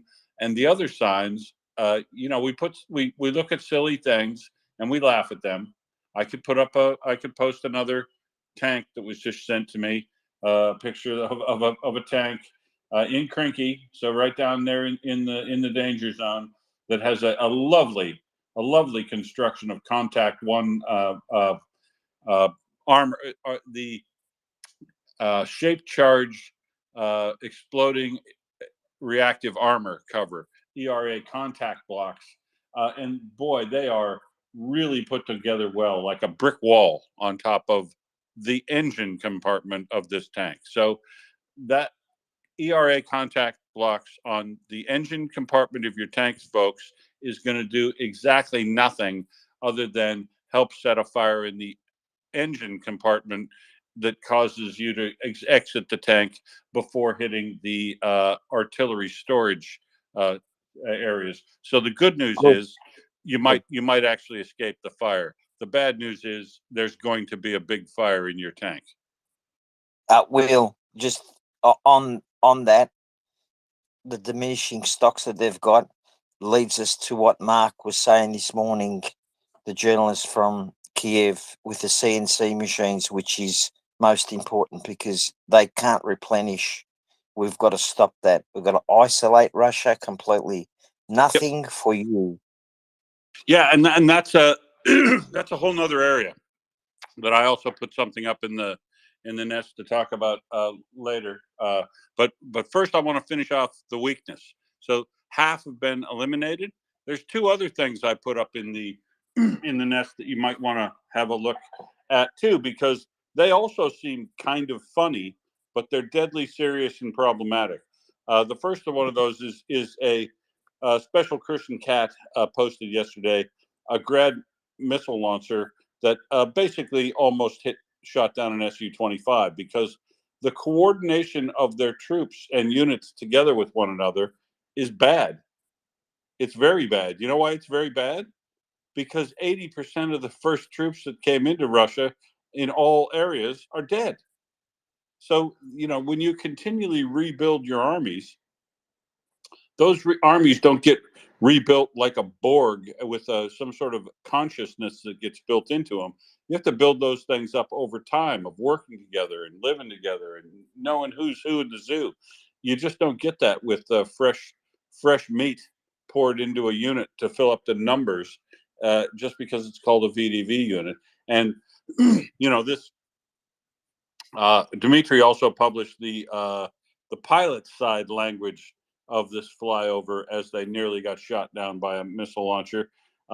And you know, they're using pretty excited language. It didn't come that close to hitting them, but it came closer than you would want to. And just shows very poor coordination between the branches. But even the last of these is this thing published by War Translated in Krinky. This guy is so inexperienced at using an anti-tank unguided missile system, essentially a rocket launching system, but it's a tube launch rocket, handheld not a man-pad, but an anti-tank guided missile, unguided. I think it's unguided. It's like an AT-4 or something. But anybody who has ever been in the Army, like me, even for the minimal amount of time, you learn how to shoot one of these things. And like the journalist, War Gonzo, or whoever that idiot was, who tried to show how easy it was in a video months and months ago, and didn't hang on to the handrail or the handles on the thing, and it smacked him right in the face when it launched. This idiot in this video fires it inside a confined space, so he pays no attention to the backblast that it's going to generate, and it kills him because, you know, I'm sure he never got any training at all on how to use an anti-tank guided missile, let alone, or an unguided missile, let alone probably the AK-47 and the other stuff he's doing. So that's what I was talking about. The spiraling collapse of armies happens like we're seeing in Krinky when you take a unit and pour numbers back into it, so that your numbers of a unit may sound like the 104th VDV, the airborne troops that are supposed to be the elite. When you pour 10,000 guys out of an 11,000 person unit, if you just pour those numbers in, just because they're in a uniform and in a unit called VDV, doesn't mean they're any good. And the units that they're facing across the line in the 36th and 37th Marine Infantry of Ukraine are highly trained, highly skilled, highly experienced, well-equipped infantry troops. But mind you, just infantry troops. But this is the reason relatively lightly supported infantry troops are tearing the a-hole out of these brand new, a whole VDV division. They've new division enters the chat, dead units and leave the chat, because that unit, that 104th VDV, you won't be hearing that much about it into the near future, because it's already been gutted down in Krinky by infantry, just relatively unsupported infantry, because these are guys that survived 3, 4, 5, 6 battles. They know what it's like. They're used to it. They're skilled at what they're doing, and they're far, far, far more survivable. These, virtually nobody goes home from the Russian team that shows up to have the fight. Virtually nobody makes it back alive to either tell about the experience, pass on any experience, train anybody else. And that's not how they use them anyway, even if they did have that capability. Russia is going down the gurgler here, folks. The numbers don't lie. The numbers of the units we're seeing kills every day are accurate. I thought they were probably, we report them so that we can see what the trends are. But I was thinking, at the end of this war, they're probably going to be a little bit inflated. I don't think they are. I think the release from the DOD in America, the intelligence assessment, has confirmed we're talking 325,000 dead on Ukraine's side, or sorry, on Russia's side, 325,000 dead Russians, meaning more than 1 million dead and wounded Russians, and half of their armor, artillery, airplanes, half of their military capability has been cut from them, and they've lost 1 million people that will never be suitable for battle again. So Thanks to Ukraine. Thanks to Ukraine. Yeah.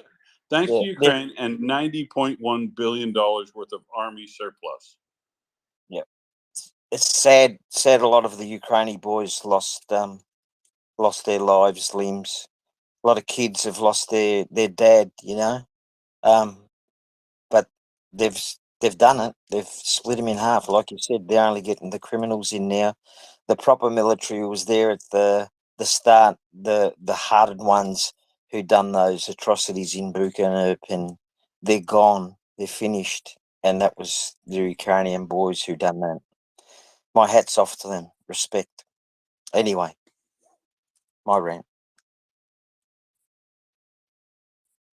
Yeah, so those three things, this theme that I've picked up through this stuff today that I posted because of that is, there is, I think things have definitely slowed down. Ukraine is definitely facing shortage of ammunition and artillery support and that, but they are so experienced now, the attrition continues. They're doing quite a lot still with less. And you can see these attacks behind the lines in not just, in occupied Ukraine for sure, and even some attacks still in Russia. This is what they'll continue doing, finding things behind the enemy lines with partisans or special warfare operators. They'll hit They'll hit your oil. They'll hit all your logistics capabilities. They'll hit your troop concentrations. They'll hit your ammo warehouses. They'll do this all on the behind the lines scene through this winter, because they don't have the military capability, the equipment. We haven't supplied them yet to be able to do a wintertime advance. So they'll probably go into relatively defensive modes, except for these sort of search and destroy behind the lines type activities, because Russia has shown no capability to break through, and Russia's attack types are not going to function well even as winter goes into the depths of winter, and Russia is going to continue to be attrited day by day by day by day by day, because Ukraine is doing it with more skilled, more veteran troops who are better at doing the job. And the job is making sure nobody goes home alive. And that's what we're seeing. Look at the rest of the videos from the battlefields at Avdiivka and Kherson. See how few people. They're making sure that they knock out the armored fighting vehicles and that the crew doesn't get away. Think about it.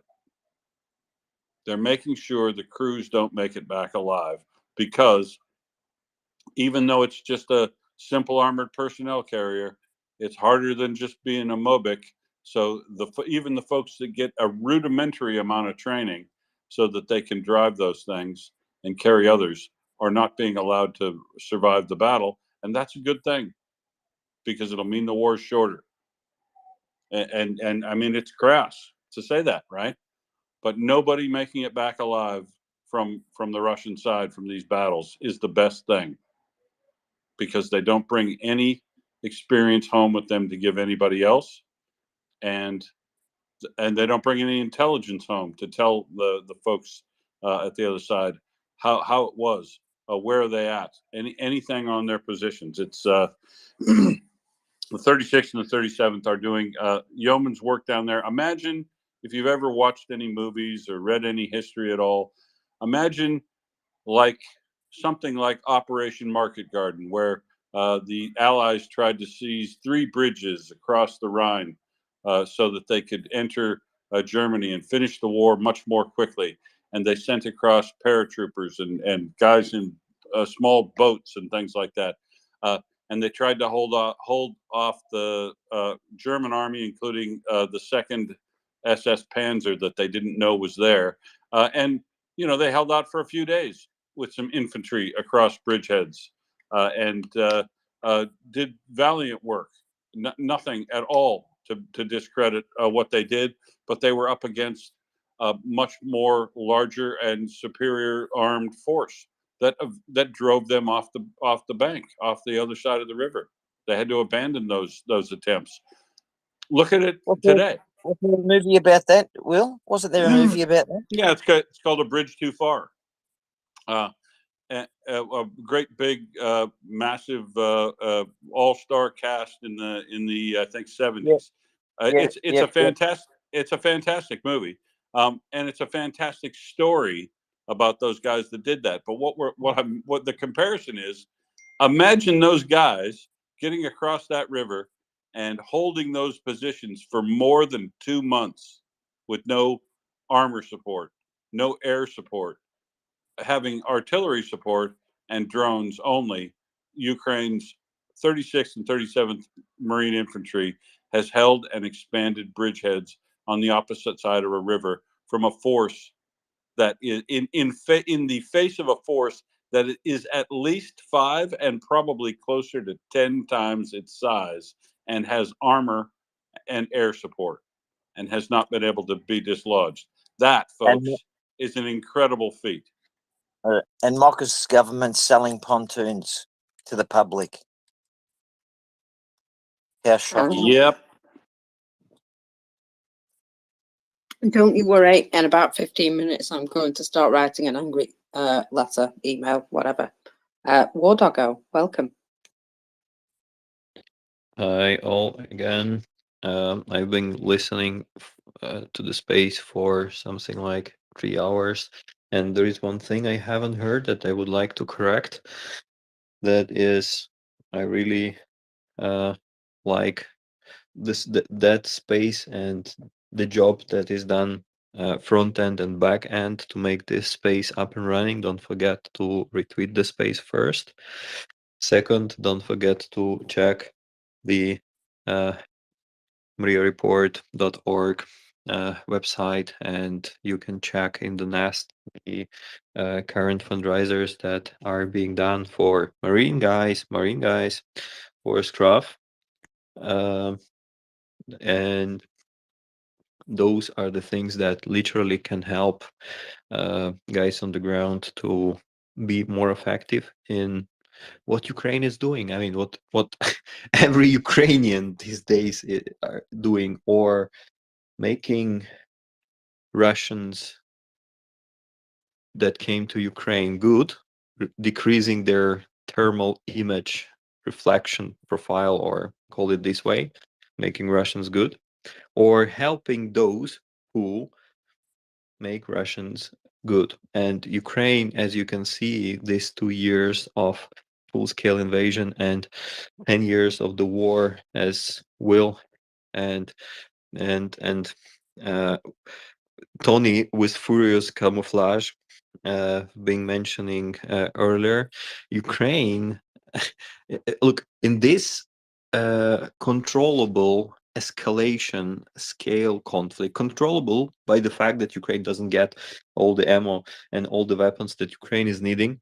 You remember, right? The lists and the requirements that Ukraine been publicly announcing, and I'm pretty sure that every meeting that Ukraine officials, military or Ukraine represented by chief command or main chief command by president, that meeting with different authorities, Ukraine is literally saying what is needed. I mean, that's definitely on the table, right? And the fact that Ukraine is not getting that for different reasons, and with what Ukraine is getting to achieve that results: first, holding Russia; second, what we've been telling earlier about the numbers, just simply doing that with what we've got. Can you imagine the outcome that if Ukraine, when Ukraine will get all what Ukraine is requesting?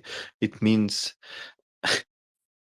so far being effective in doing what Ukraine is doing, defending itself from the enemy who came to do the genocide, and destroying Russian military capability, destroying Russia as a threat. Isn't it a military deal of the century? In this respect, we just started the century, but it seems to be already the one, in the sense of eliminating the threat. And we've been discussing, like, in how many perimeters the threat will stop existing, not only for Ukraine, for the other countries, for even other continents, as we've been earlier discussing with our friend from Africa. That is actually something that we have to keep in mind and keep convincing our representatives, our circle of surrounding, explaining, look what they are doing for us, that deserve to be more supported. And that is the way explaining why that needs to be done. Second, that every military support that country are doing, it goes, or from the stocks that are going to be, or like scrapped, or from the national, or from the investment in the national production, meaning investment stays in the countries.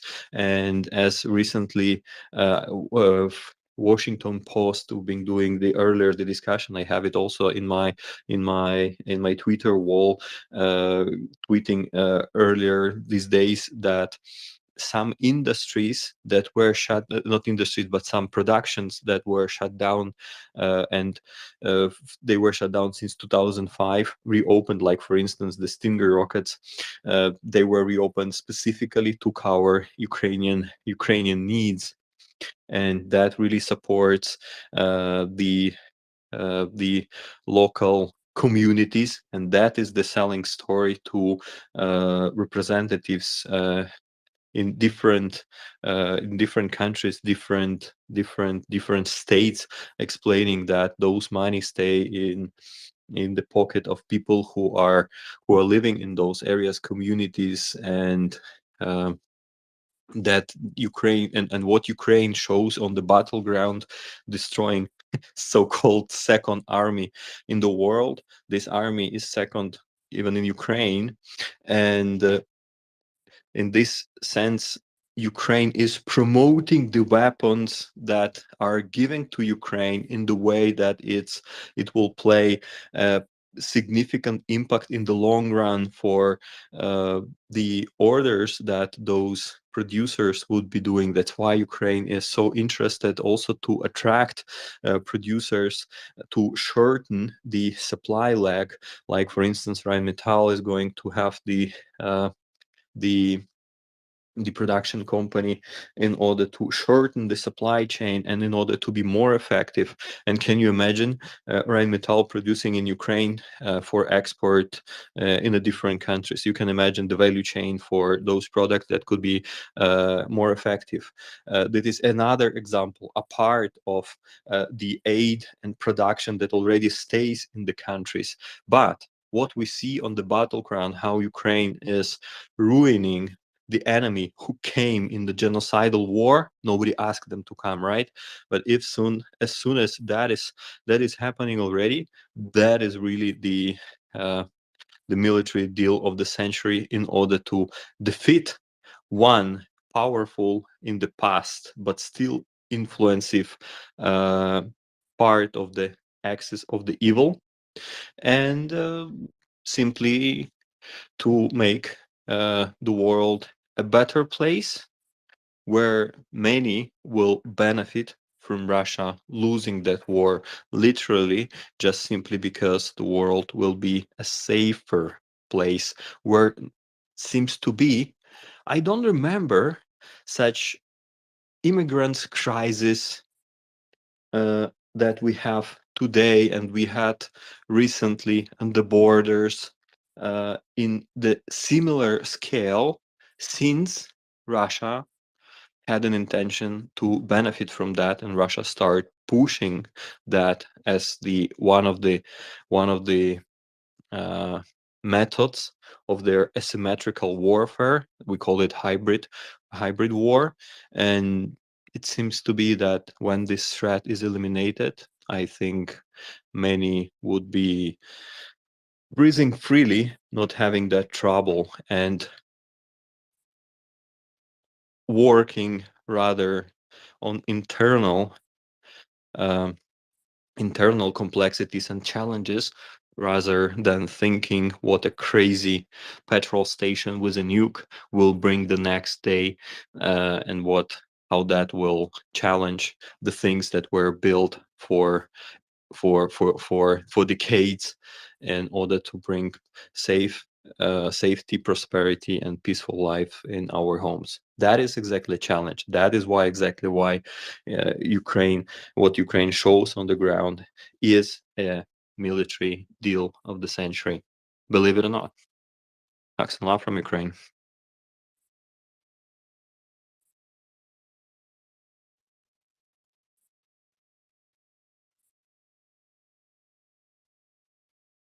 Thank you, War Doggo. And now she's got her hand raised, but she didn't start speaking, and she doesn't have to raise her hand because she's co-host. Mockers. Hi, sorry. Yeah, I was just typing something in the background there. I'm going to have a little swap out. I've got the afternoon off, would you believe? I know. Shocking stuff. So, Wahoo! I know, it's amazing. So I'm going to hand you over to the lovely Michael, and hope you enjoy. Ta-ta! Good morning. Good afternoon, mockers. Hope you have a good rest of your afternoon off. It's been a great pleasure listening to y'all for the past 45 minutes or so.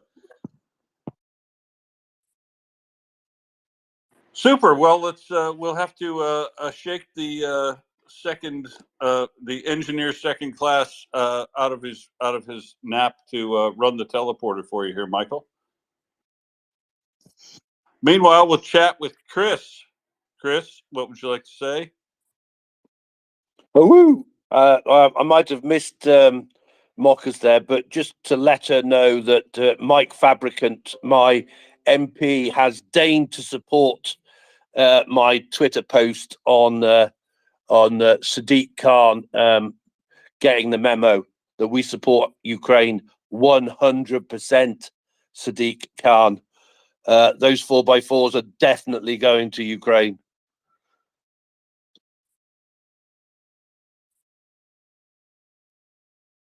Well That's done. cool. Well done. Cool. Yeah, that's cool. That's cool, Tim. I can never get past that guy's name, Fabricant, I think his name is, because there was a famous criminal case in America of a representative. I think his name was Trafficant.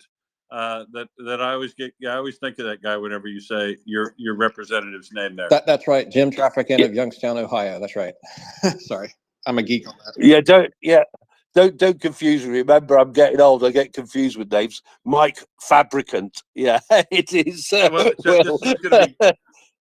This is going to be great, me and Mike, because we're like both old-time political geeks from America. Remember all sorts of obscure stuff. Yeah, that's exactly right. I know a little bit about that, a little bit about college football, and I'm learning a little bit about Ukraine. That's about all I know. At least that's what my wife tells me.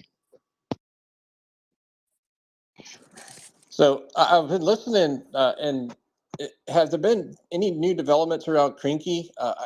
The bullet points that we had Thursday night, just kind of recap that from my notes here, where you had, of course, the 104th, and I heard you talk about that, and don't want to cover that ground. But Chuck was noting that the Ukrainians on the other side of the Dnipro were in the high hundreds. And it's basically somewhere, he was thinking somewhere around possibly a 10-to-1 type of difference, where the Ukrainians were holding their own, which is fabulous from a defensive standpoint. But has there been any developments from that part of the theater? I have not seen any more analysis of the theater in Krinky since we talked to Chuck extensively about it, but I have seen some video that supports and stills that support what he was talking about with us at the time, but nothing over the last day and a half of Michael. But it is the video evidence supports what Chuck was talking about, and the the level of butchery that's being applied to the folks in Krinky and in Kherson is comparable, honestly, to the losses that we're seeing in Avdiivka, even though the Krinky positions are essentially hastily prepared fighting positions. When you read the Telegram channels of the Russians and how scared they are to be going, quote unquote, to the islands, to go down into the islands and take the islands. I mean, it's becoming like a mythological, scary place to go for the Russians when you read Telegram that, we're being sent to the islands. It's like in World War II, sent to the Eastern Front. It's got that sort of a connotation to it, because down in those islands are experienced infantry, Marine infantry from Ukraine that are, not allowing people to go home alive when they get sent to the islands. And down in those the estuary and swampy areas, good cover, but not good concealment, but not good cover. So those Marines they're doing it tough, I'm sure, with the amount of artillery, glide bombs, and MLRS that's being attempted to be applied to dislodge them. I'm sure it is no picnic, but boy, they are cutting up the Russian forces when they arrive, even from positions that are harder to defend and not built up over time. Like Avdiivka would be like assaulting a castle, whereas this is like assaulting a forested area or a swampy area. And it is impressive. And only seeing and talking to like Chuck about it every 3 or 4 days. It is, just very impressive to think that they have already eliminated a significant portion of this new 104th VDV as a fighting force when it was basically just reconstituted 2 months ago, reconstituted 2 months ago of broken units and a whole bunch of new troops poured into it. But like Chuck says, he hesitates to call them soldiers because up until 2 weeks ago they were on the street of wherever they were mobilized from. Yeah, and that's fascinating. And and thank you for covering that area. That was a really good recap. The other thing that I'm going to be looking for today, and I'll be asking Chuck the next time I get a chance on bullet points, is we are talking about that, like you said, improvise. And I think that's an excellent way of putting this from the way I've read it. And the logistics of going across the Dnipro, even a group of people in the high hundreds, they need the bullets and beans, as Chuck says, and how Ukraine is doing that with some amount of success, and how long the Ukrainian troops are staying before they recycle across the lodgement, because they also have to carry people back and forth. So a couple things I'll be looking for is how long are those Ukrainians staying over there before they get rotated out? And how are the logistics working? Are they actually doing some sort of logistics that is allowing them to maintain on that side, or are they just having to bring somebody over, bring them back, let them get a meal and a rest, and then bring back?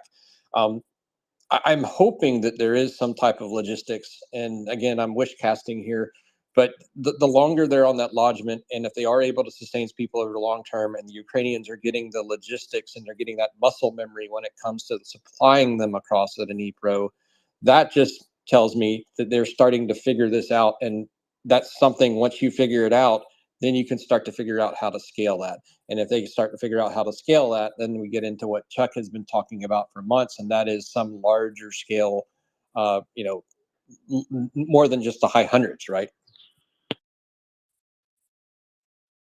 Right. Yeah. I mean, if they had, if they've got, say, 1,000 guys over there, and they have been holding that for 2 months, they basically would have tried to have done a full rotation of those folks already at least once. And I don't know exactly how they're doing it, but you would hope they're doing unit rotations and not individual rotations, so that they maintain the unit cohesiveness, and then can refit them all in order, and they all know how to work together well when they get put back together, or once they get rest and relaxation and get rotated back in. I would hope they're doing it as full groups, but how they're doing it and how they're keeping it resupplied is still a mystery. Now, I do note that they're on the losses tables that Andrew Perpetua puts together. There have been quite a lot of boats shown as being lost by Ukraine. So I'm sure that Russia is doing everything it can to target the boats they're using to ferry things back and forth across. And yeah, I mean, what we'd like to see is them to be able to push Russia farther back. If they push Russia maybe 3 to 4 kilometers farther back away from the bridgehead, Russia won't be able to observe it directly, and then they can possibly lay some bridge in there, put some pontoons in. But they've got to be able to push them back a bit farther yet, and they don't have the normal tools that they'd be given to do that with. But the drones and the counter battery artillery work that they're doing is apparently still allowing them to hold all that ground. But it is phenomenally amazing to me to think that a light infantry force has taken and held and expanded bridgeheads against a force that's 10 times their size, has armor and air support. It is remarkable. Absolutely. And probably the biggest personal lesson that I've learned is looking at the military is what General Hodges has told us, and that is, amateurs look at strategy and professionals look at logistics. And so I'm going to definitely make a note to try to talk with Chuck about that a little bit more.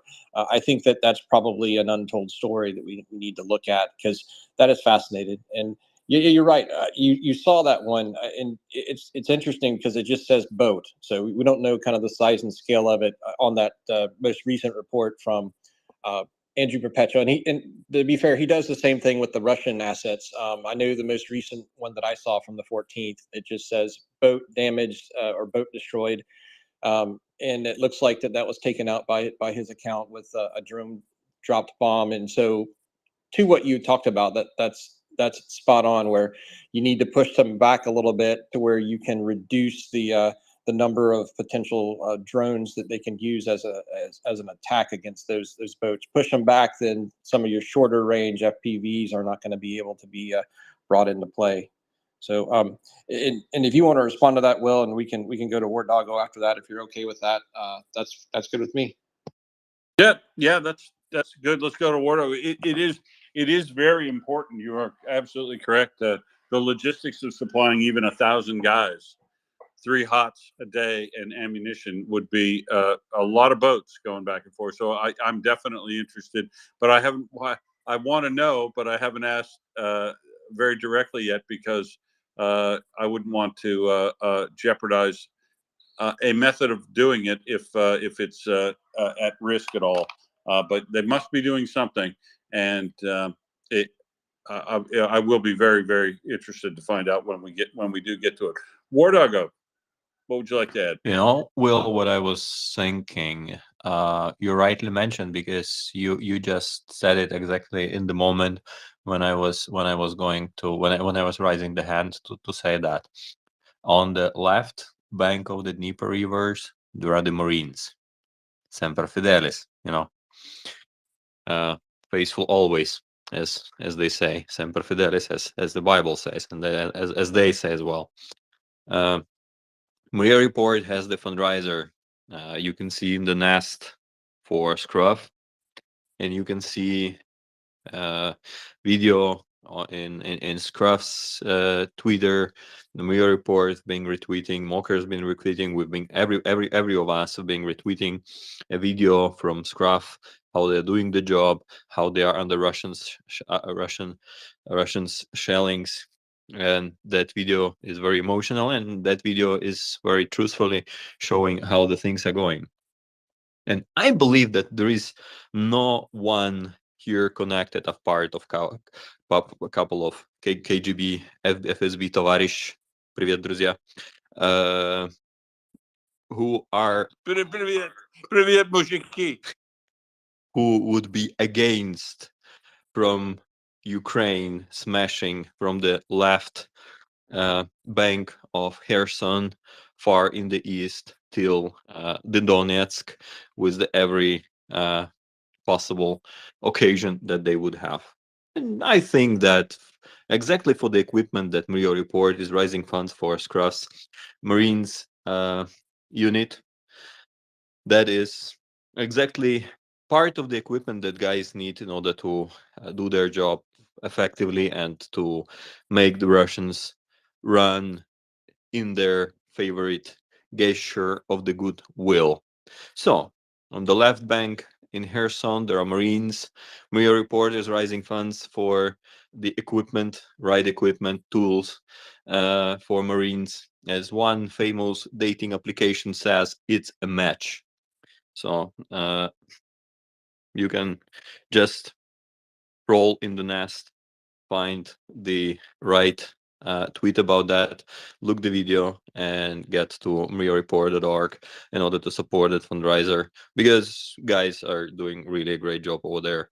Marines are doing a lot among the others in order to lower the Russians' thermal image that you can see through the site.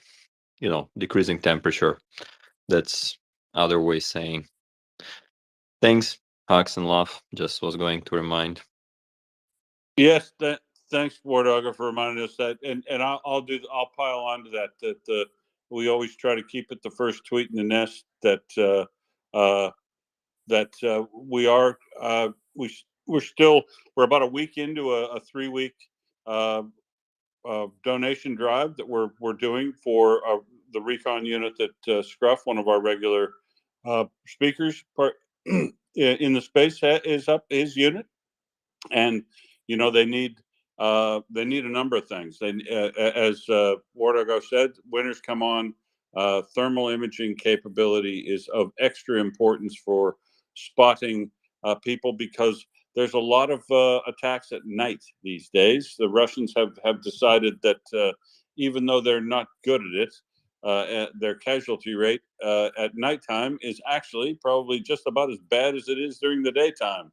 And they've decided to carry it on. I note that overnight in Avdiivka, from the different directions, there were 45 attacks yesterday. So they're doing it one attack every half hour, basically continuously. Imagine going on duty and operating a machine gun nest for 8 hours, basically trying to defend from an attack every half hour, all through your shift, going off, getting a bit of rest, some eat, sleep, and back up doing it again. It would be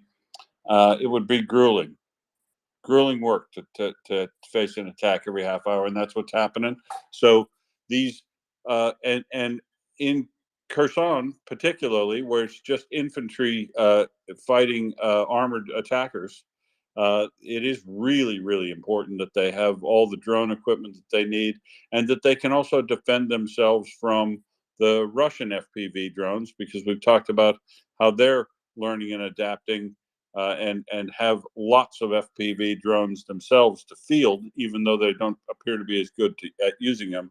So we're running a donation drive to help them get electronic warfare equipment, drone parts, thermal imaging, all the stuff for that recon unit, to make them more effective this winter, because being able to see farther and see at night is incredibly important to survivability, and we want all those guys to survive the winter for sure. So if you've got a dollar or two, $10, your ex-wife's house, whatever you can give, feel free to get on MriyaReport.org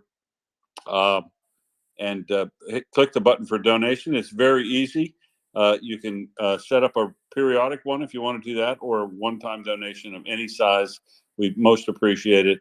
And all that money rolled up in 3 weeks will go off to the recon unit that Scruff works in, much like our last one did, to Miriam, who the Feed the Children Foundation, that's actually feeding and saving children. So another very worthwhile fundraiser. And if you have the opportunity to do so, please show your support for MriyaReport and all the information and analysis provided here by making a donation. And thank you very much for those who have already done it. And I'm sure we'll be whipping up some serious support through matching and stuff like that in the next week or so. Prince usually sucks me into one or more of those, and that bloke Christopher oftentimes piles on. Go ahead, Michael. Yeah, and one thing I'll say, if anybody's interested, and if you have the time, go back and find the MriyaReport recording from right around this is U.S. time, the evening of Thursday, December the 7th. Right around that time, there was an episode of Bullet Points, and Chuck and Scruff had an excellent colloquy about the needs for this. So if you're interested and you've got the time and you want to hear directly from Scruff about why this is, you want to hear it in Scruff's own words, definitely encourage you to go back and take a look at that. It was incredibly compelling discussion that he had with Chuck. War Doggo, I had a question for you, and then I think, Will, if you're okay, I know Meta, we've got Meta, and then got another person wants to come up after that. And War Doggo, I wanted to ask you this question just about the Marines. A lot of the reports that I hear is that so much of the kinetic activity now has been shifted to that period of time right around dawn and right around dusk, in order to try to minimize the use of thermals and to minimize the use of night vision goggles, and also to take advantage of just the condition of the sun, to where it makes it, if you're on the defense, you're a little bit more difficult to see if you've got the sun coming, kind of that fundamental, where the sun is. Is that what you seen from the Marines? Have you seen that's from what you've looked at? Is it around dawn and dusk, or are you still seeing a lot of kinetic activity kind of around the clock? Well, first thing to say, I'm not military active duty. All my experience that all my thoughts that I'm sharing is are based on volunteering stuff since 2014, and having a lot of friends with whom we were doing earlier the shooting sport, shooting competition, and supporting those who are on the front lines, and having so many friends who are on active duty and supporting them since 2014. So all my knowledge and expertise is just delivering something to someone and staying horizontally connected, as many Ukrainians being awesome in the horizontal connection. So you probably hear a lot about the FPVs, how many troubles FPV cause, how many success Ukraine gains with the FPV, how 2 FPV drones can help to stop the enemy's assault. And we see a lot of videos of FPVs hitting the certain Russian equipment and kicking it out and hitting personnel. FPVs are doing similar harm to Ukrainian armed forces as well, just simply because Russia has 7 times more capabilities in FPV drones, unfortunately, and our equipment is in measure scale is not that ex-Soviet crap equipment, because we've got a lot of help and support from different countries who support Ukraine, and Ukraine is very grateful for that.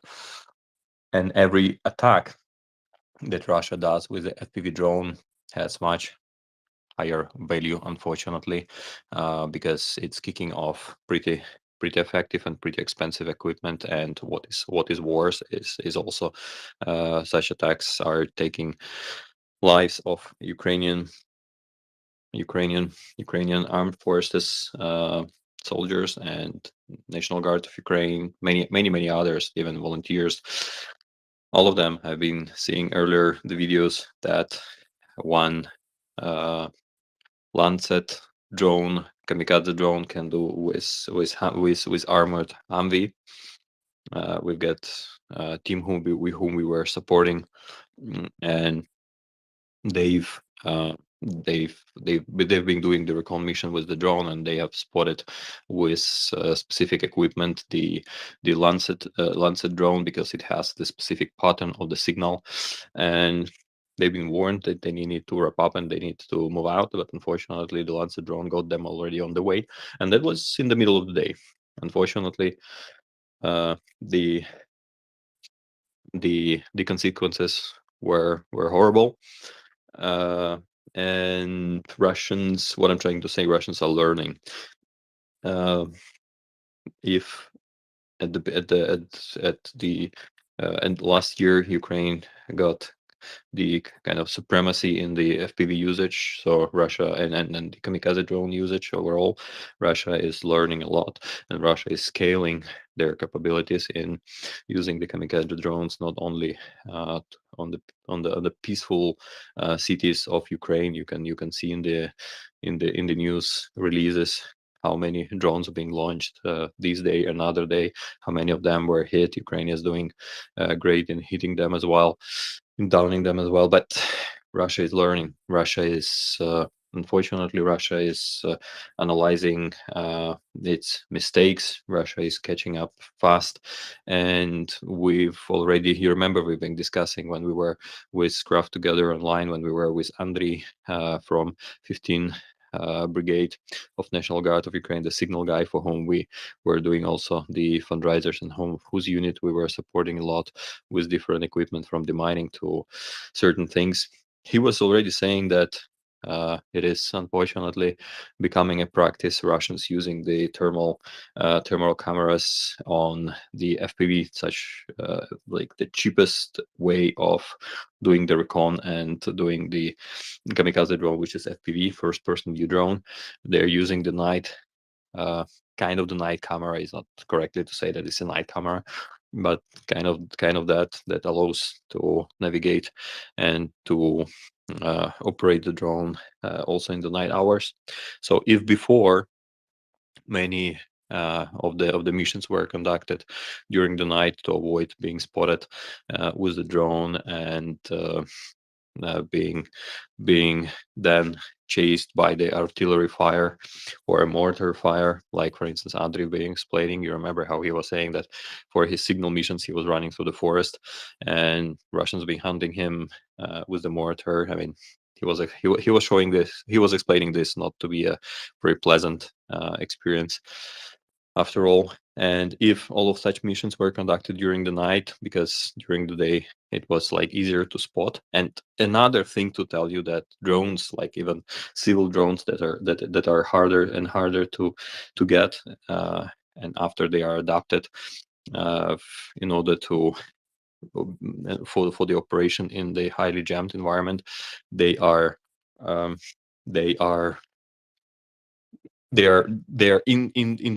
let's say incorporated in the reconnaissance actions of the units. Is like, you know, one drone is always in the sky, second is replacing it from down till from sunrise till the sundown is always there in the sky, because it's much easier to see the surroundings with getting the drone in the sky rather than going there by your own feet. And that's amazing thing, not to put own troops in danger doing the recon. But this is something that is constantly evolving. And answering your question, apologize for such long monologue, answering your question straight, the war is evolving, as many people say, and something that was happening only during the night now is also during the night pretty much observed with this with the thermal drones, with the thermal cameras, with the thermal specific.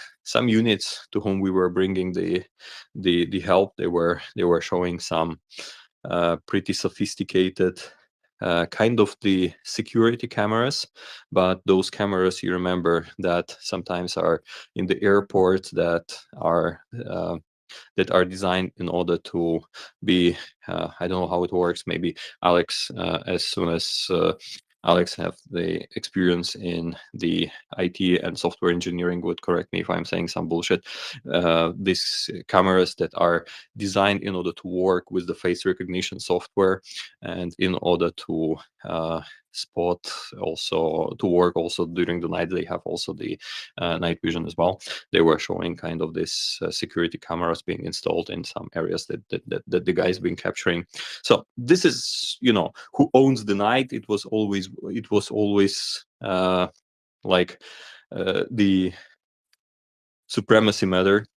And these days is getting more and more equalized. But of course, guys need the thermals, guys need the night visions to be more effective in the different missions. In driving the car, you cannot use, for instance, the thermal camera, because the screen reflects, and you don't have you don't see with the thermal camera through the windshield.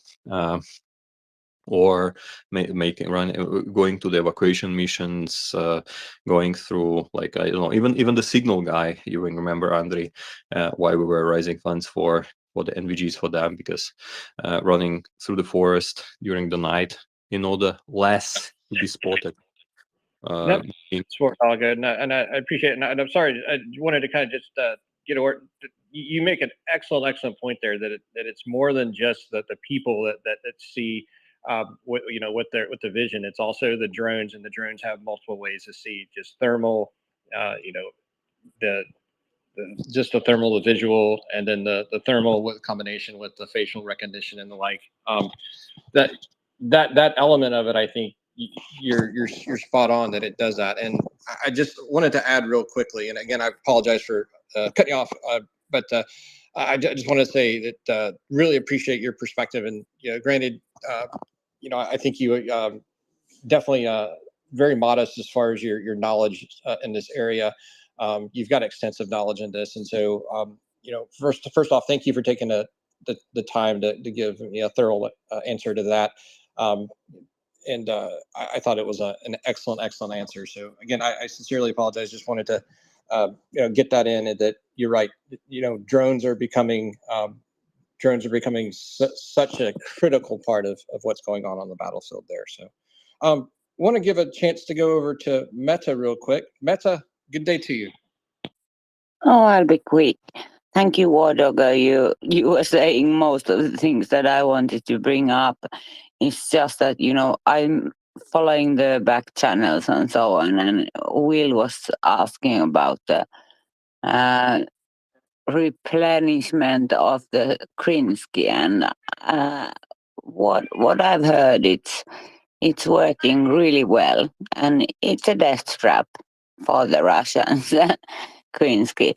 But it's not going so well in Advik and Mariinsky because of the lack of shells, because we in the West haven't supplied them enough of them, but it's still going better for the Ukrainians than the Russians. So that's my understanding. But Krinsky is good, and they are.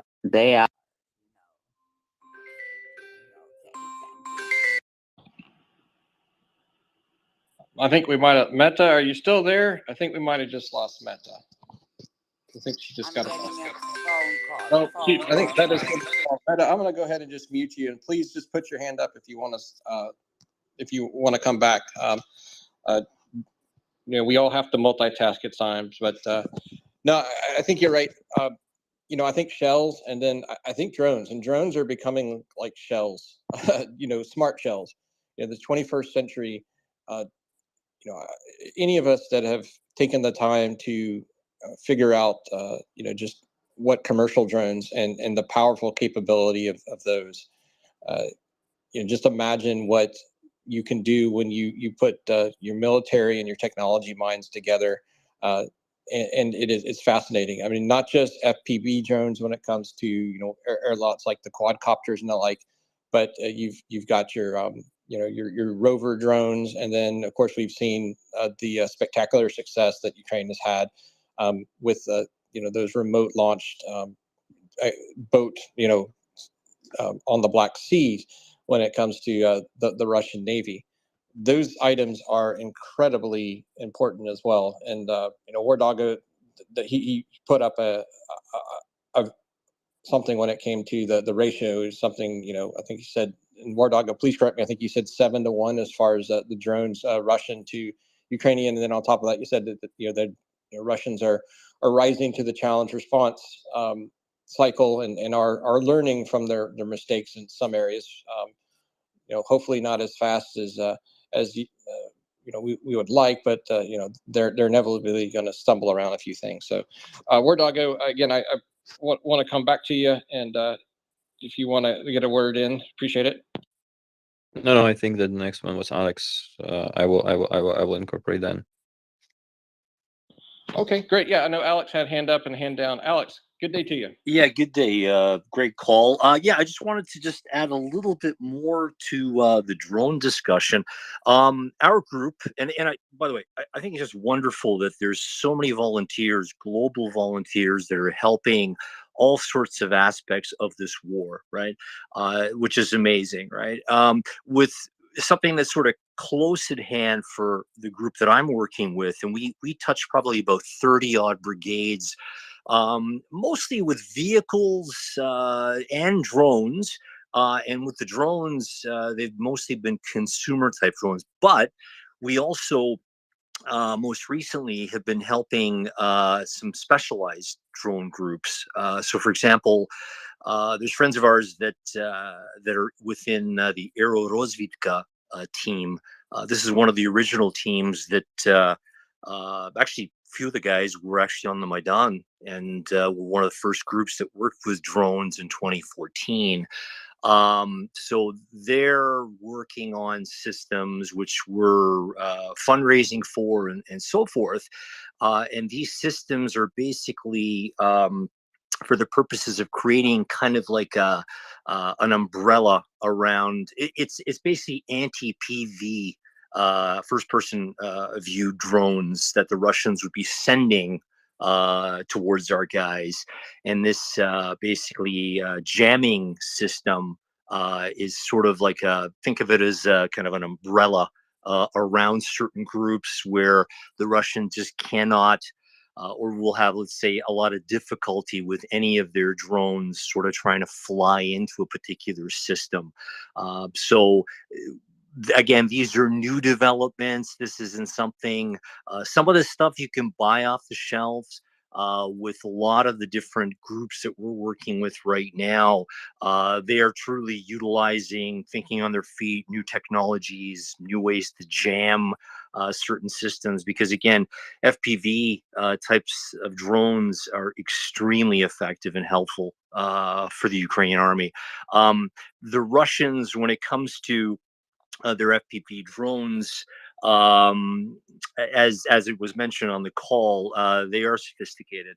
They're very good in their radio frequency development and designs, right? So a lot of the stuff that on the technology side that I'm participating with the company I'm working for is a lot of this anti-jamming types of systems. I can't get into specifics, but that's the focus. The focus is to make sure, and it's a cat and mouse game constantly, right? It's, you know, they're going to change something within their environment, how they control their drones, what types of frequencies they use. We're going to try to jam it, right? They're going to do the same. So it's kind of a back and forth. So there's a lot of sophisticated systems just being developed around that whole jamming environment, creating these jamming umbrellas, let's call it, in these areas where our guys can be safe against these kamikaze drones that they're throwing at us. So I just want to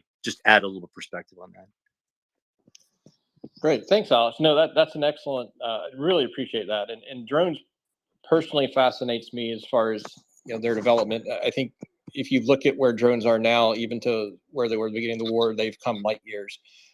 You know, it's, you know, kind of World War II. You know, they started out with biplanes and a lot of air forces, and they ended up with jets, you know, by the end of it. And you know, that progression because of just the necessity of it. I wanted to ask you a question about this. This is one area that I've been fascinated with, and I don't want you to compromise anything. And this may be more operational than technological, this question, but the thing that's fascinated me is counter drone measures, you know, going after those radio frequencies and the methods by which you could do that. You know, there's only so much spectrum that you have. And if you go and you put some type of, you know, interference out there to deny that space to your opponent, you know, I just foresee you could risk, you know, denying that space to you or impacting you.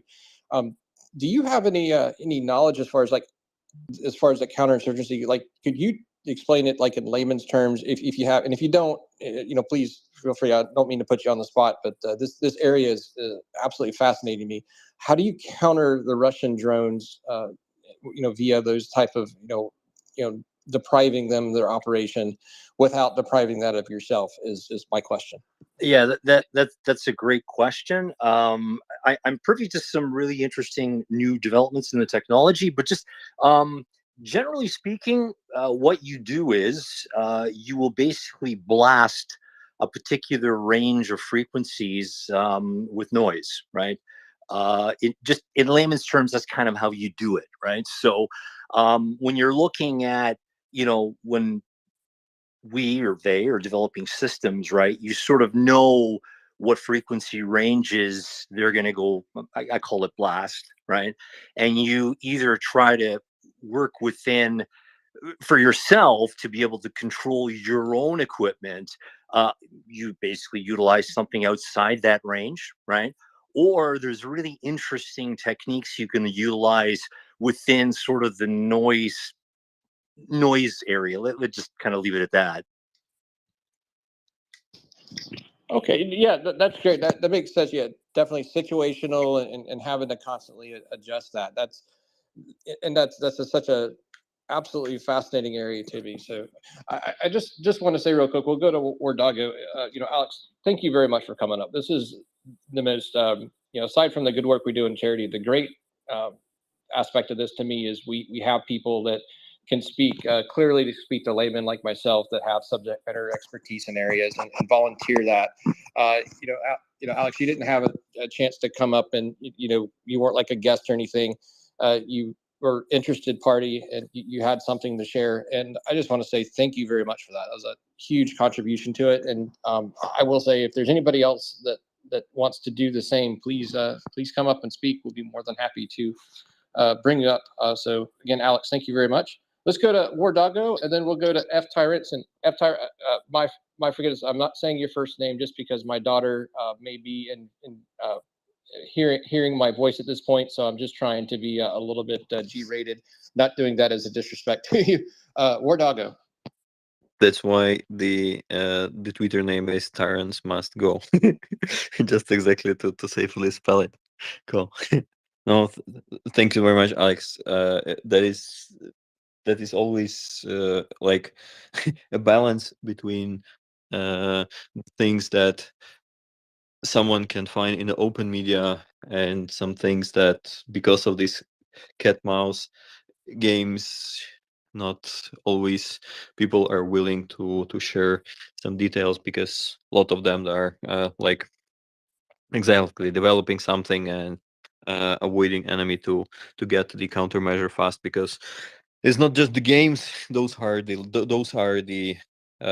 own troops, on guys, on own friend lives that certain device can protect for a certain period of time, or it is the box with this weird antennas that someone puts in the trunk and going for the rescue mission, or it is the more static jamming device that is standing. We call it like trench jamming, and that is standing in the trenches in order to like protect from a certain frequency. Some experts, they are using the devices that are called spectrometers in order to notice the certain patterns of different signals, and by that alerting that certain things happening. Those are the open media things, that open media details that like people can find in Telegram. I've been retweeting right now the interview that we've been having with the Signal guy, and preparing for that interview. I've been sharing some video related to jamming, how it looks like and how it works exactly, in like very unsophisticated manner explained. So that's exactly the thing that you can see, like how it looks like and how it works. It's not in English, but it has the English auto translate subtitles, so the person who is interested in this kind of equipment is always can always get some info from there. And always when we are discussing with someone who needs drones or FPVs, ordering FPVs or looking for FPVs to fundraise, the second question always, okay, so the jamming devices you already have to protect yourself first, right? Because this is another very important element that Alex rightly mentioned. Thank you so much. Great. Thanks again. That was great, and thank you for sharing that for me via DM. That's a fascinating area, and I think that's going to become more and more important. Regardless of where you are, because as these become a more and more important item militarily, it's going to become more and more important item to militaries around the world, and each of our nations are going to have to do this. So, if we have a son, daughter, friend, relative of any kind that's in the military, they may be operating these things. They may be protected by the measures that we're talking about here. And so I think that this knowledge is going to become more democratized. Good morning, Tyrants, or good afternoon, or wherever you are. Thank you very much for coming up. Go ahead. Thank you. Wardago, I think the equipment should be a ground-based equipment that is semi-automated sort of thing systems, rather than the jamming guns, as they're called. Because if you're holding one of those guns, you're not holding a rifle or a machine gun or whatever you need to protect yourself. So I think that might be an area where you should be looking at. You should have a device that sits on the ground, constantly monitors and jumps. And maybe some research needs to be done on it, because it's the way I'm thinking of it is you either have that jamming radar on your hands, or you have a gun to spot the enemy. So that would require more resources, human resources. So yeah, that's where I was thinking about that. I also got something else to talk about, which is to do with protests and things like that. I don't know if it's a right time to bring it up. Sure. Tyrants, give me just a quick second. I want to give, before we do that, I want to give Will, I want to give Ward, Doggo, and I want to give Alex just a quick opportunity to get the last word or tie a bow on the drone topic before we go there, and then we'll immediately go to that. Again, Alex, thank you so very much for coming up. Or Doggo, again, thank you very much for your contributions. And Will, we've had a really great colloquy over the past 25 minutes or so. Just want to tie up. Anybody want to sum it up or say the last word? Please go ahead. No, I'm all good, man. It has been good listening to it, and we can move on to the next subject unless anybody else has something to chip in on this. No, I think we're good. And like I said, I could talk about this all day. So let's go to another topic of more interest. So Tyrants, please go ahead. Love to hear about protests. Excuse me. I've been trying so hard to reach out to Ukrainians living in UK, and I failed miserably. But the idea I had in mind is February 24th is just around the corner, and I thought that we might want to organize a silent protest at central London and other cities to remind the world that it's been 2 years since the start of the war. And yeah, so I was looking to find some people. Maybe we could start organizing it in some. And it's only 3 months away, so it's a lot of work to be done. So I was hoping that someone could get me in touch with some Ukrainians in UK.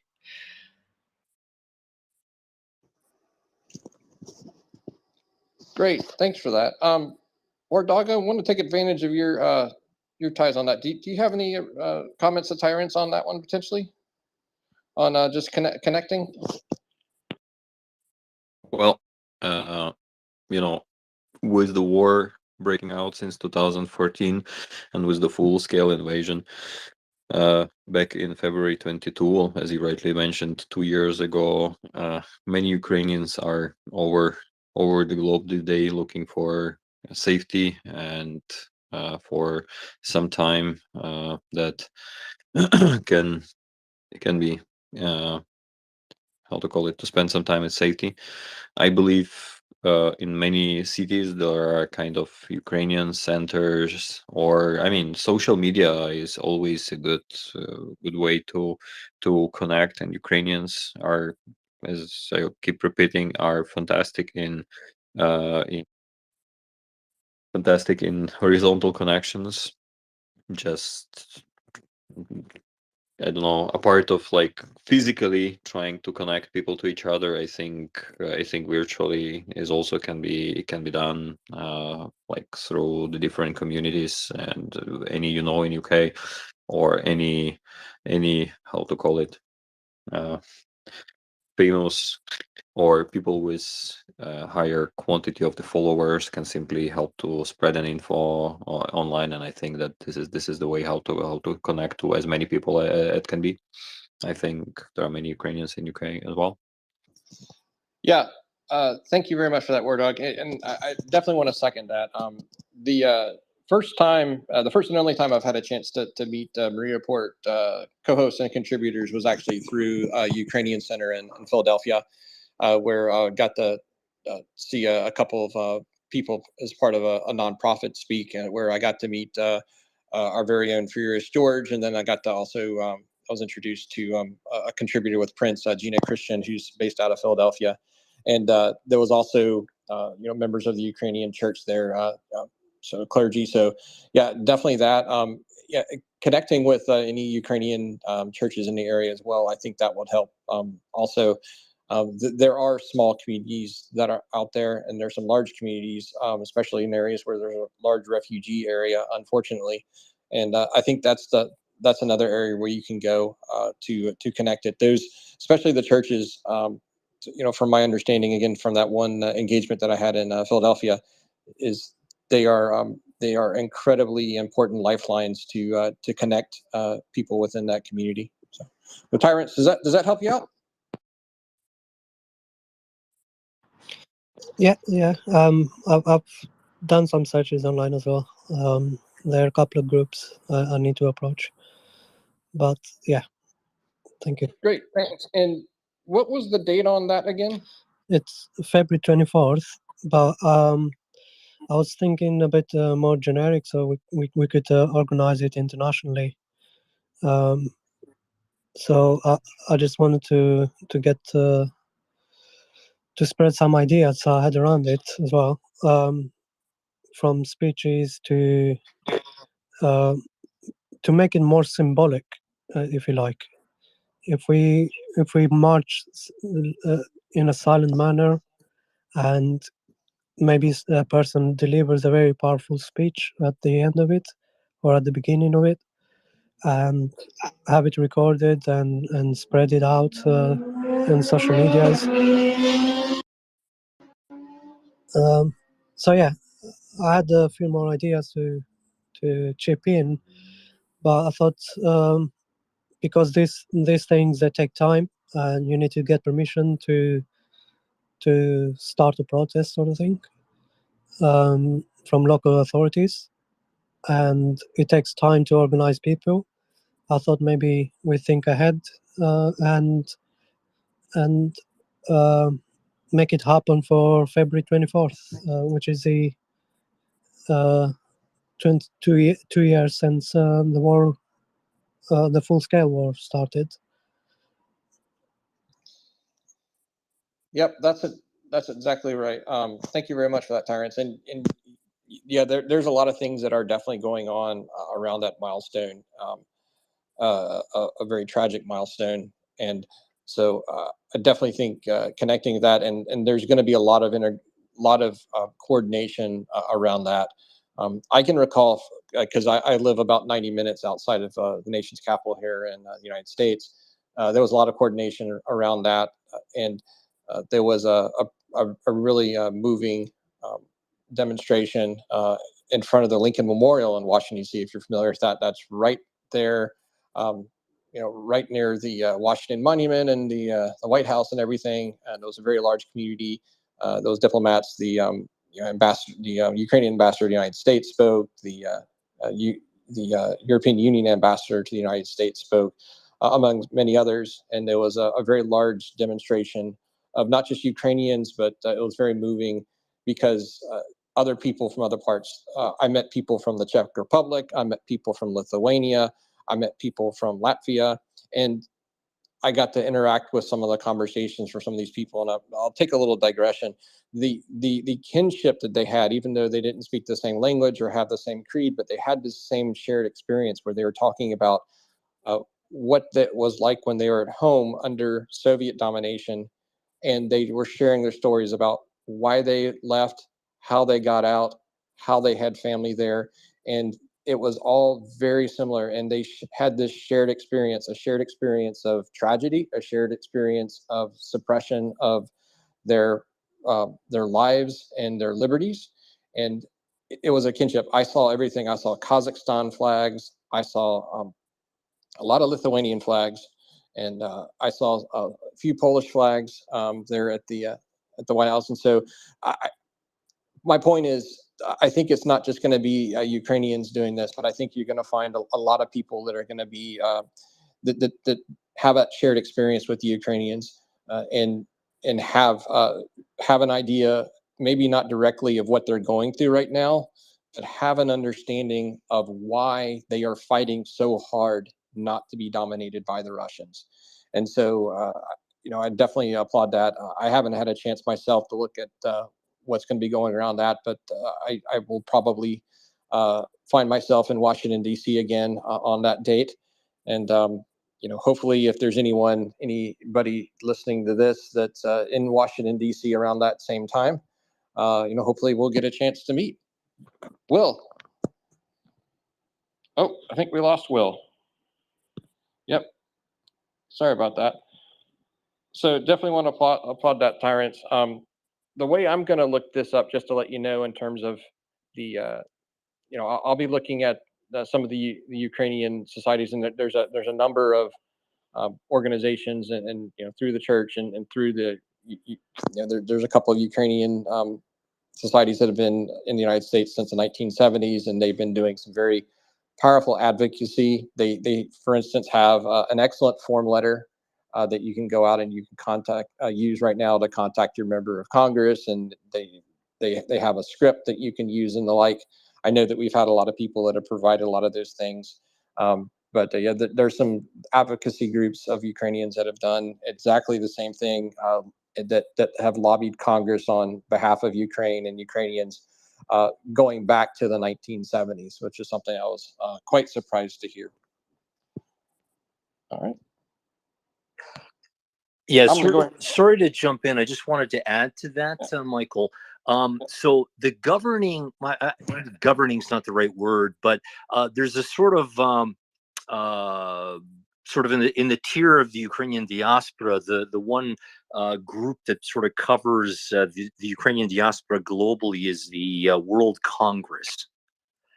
So a lot of times you can sort of go to their website, and they're the ones that organize many events throughout the world within all the different organizations. So for example, there's the Ukrainian World Congress, and then under that is, for example, the Canadian Congress, right? And then a lot of events, churches, and other organizations feed into that. But if you were to go to the Ukrainian World Congress, with regards to anything going on globally in the Ukrainian diaspora, you could sort of get a lot of good information on that. So just FYI. No, great, thank you. And that was an excellent contribution, because that actually connected a dot, because the area that I've been going to is the Ukrainian National Congress of America. And that makes perfect sense given the name of it. Their website didn't necessarily, it's got, things about the Holodomor and then the World Congress as well. So that connected a dot on that. So yeah, that's quite excellent. And I don't know about the other items, but I can tell you that if you go to the ucca.org, that's the Congress for the United States, and then the World Congress. Just go there. It's ukrainianworldcongress.org. And so, again, thank you very much for that. And I think that's quite important to note, because there are so many different efforts out there right now supporting Ukrainians, and getting those to where there's some type of coordination between them, so that you get that force multiplication, so that the impact of it is as big as it can possibly be. I think is incredibly important, that we can work together.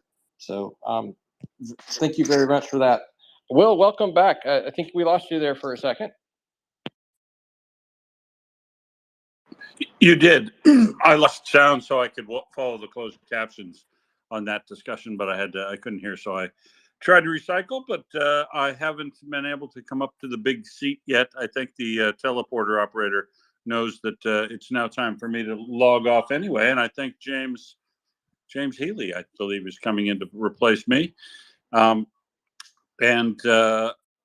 will. I'll just hang out here in the speaker seats. We'll try to get James Healy pushed up to the top. There's one more thing I wanted to talk about, but it might be lengthy. But I just want to let everybody know it's there, and if you do want to talk about it, we can. But one other thing I popped into the nest early on when I started was this thing from Beefeater about the CNC equipment, computer numerically controlled equipment is really important stuff, because it's basically the machines that make machines, and the machines that make machines oftentimes are incredibly expensive, very high precision, computer controlled metallurgy and wafer chip making and stuff like that. That Russia doesn't have any capability of its own, and it's a way that we really should have shut off any access to in Russia immediately. And there's now an expose going on. There was a guest speaker earlier this morning, and this thread from Beefeater goes into some of the companies that are involved in providing computer numerical control type equipment for Russia, and how we are out of pressure. These folks, these companies oftentimes are old family-owned companies that make machine tools and things in Europe and America. You'd see them around. They're the Wagner tool makers, and they're very few in number. But because they're very few in number and specialized and have been family-owned companies for a long time, they're oftentimes recalcitrant to participate in boycott type things where they're not supposed to, or embargoing. They don't feel it's their duty or responsibility to participate in embargoing any country, even Russia, from stuff that they want to buy from them, because it's very lucrative. Russia pays a premium price for things that it doesn't make itself, and surprisingly don't have to negotiate oftentimes very much higher prices, because they know they need them, and they know they're not. They can't get them anywhere else. So these companies are really involved in essentially profiteering in relation to how much money they can make during this war, but providing Russia with equipment that is what are called single point of failure type nodes in manufacturing. That if you can wipe out a single point of failure in a manufacturing system, they're done manufacturing those things. So if they're manufacturing high pressure and high temperature bearings for tank systems, metal parts for putting together rockets, and MLRS type systems, all kinds of things. Barrels for self-propelled guns need to be machined out perfectly by machines, and these machines are the machines that make the cutting tools that can make those things. So it's really important to look at and see in your country, and they're all over. There are British companies, there are some American companies, and there are certainly these Swiss companies that are assisting Russia, essentially just as bad as providing them arms, are the tools to help them make arms and armaments themselves. And so if you're living in a country, we've done this before on the space. We've shamed companies in Canada and America before for what they're doing and still doing business in Russia. And I'd encourage you to have a look at this tweet from this thread from Beefeater. It's very well researched, very well laid out, and points to these companies that clearly need to be have some economic pressure on them, or social pressure, because they're basically one of the things that's helping keep the Russian arms industry alive, and it should be stopped. I mean, there's no excuse for providing doing any business in Russia right now. Anybody who's doing business there, paying taxes, is part of the problem. But these folks who are providing them critical devices so that they can carry out their war effort is unconscionable. Michael?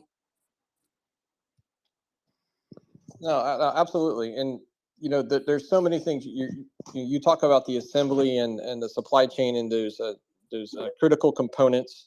The other thing, too, is once they have the equipment, being able to maintain it, having the subject matter expertise to maintain it. Whether or not that subject matter expertise to maintain and repair that equipment is either domestic within Russia, or do they have to go out and buy it from somebody else? And that is there's so many different vectors at this that we could hit.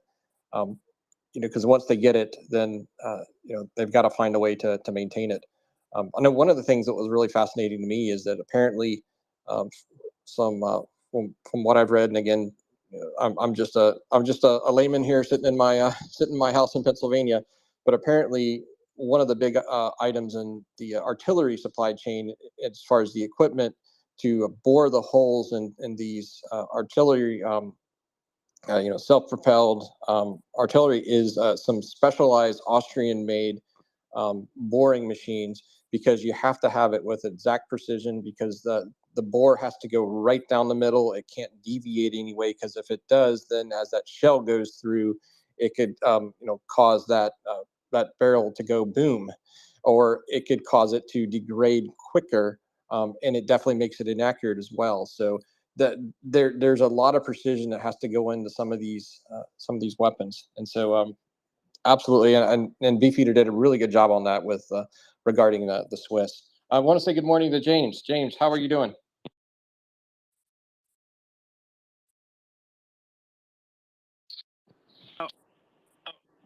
My mic is acting out. I can't keep it up, but I'm gonna have to recite. Sorry. Yeah, no problem, James. Yep, you sound a little like Max Headroom, and I probably Rubber Band Man. Well, I'm clicking on this button as fast as I can, so I think I'm getting about 50% of what I say through. So, anyways, I'll be back. Oh no, no problem. Now it's open. It probably won't close, but now it is open. So here I am, Michael, safe Okay. and sound, up in the chair. So do whatever you need to do. I will take over and start talking right away and calling on hands and do all those things that we do. Great. Excellent. Okay.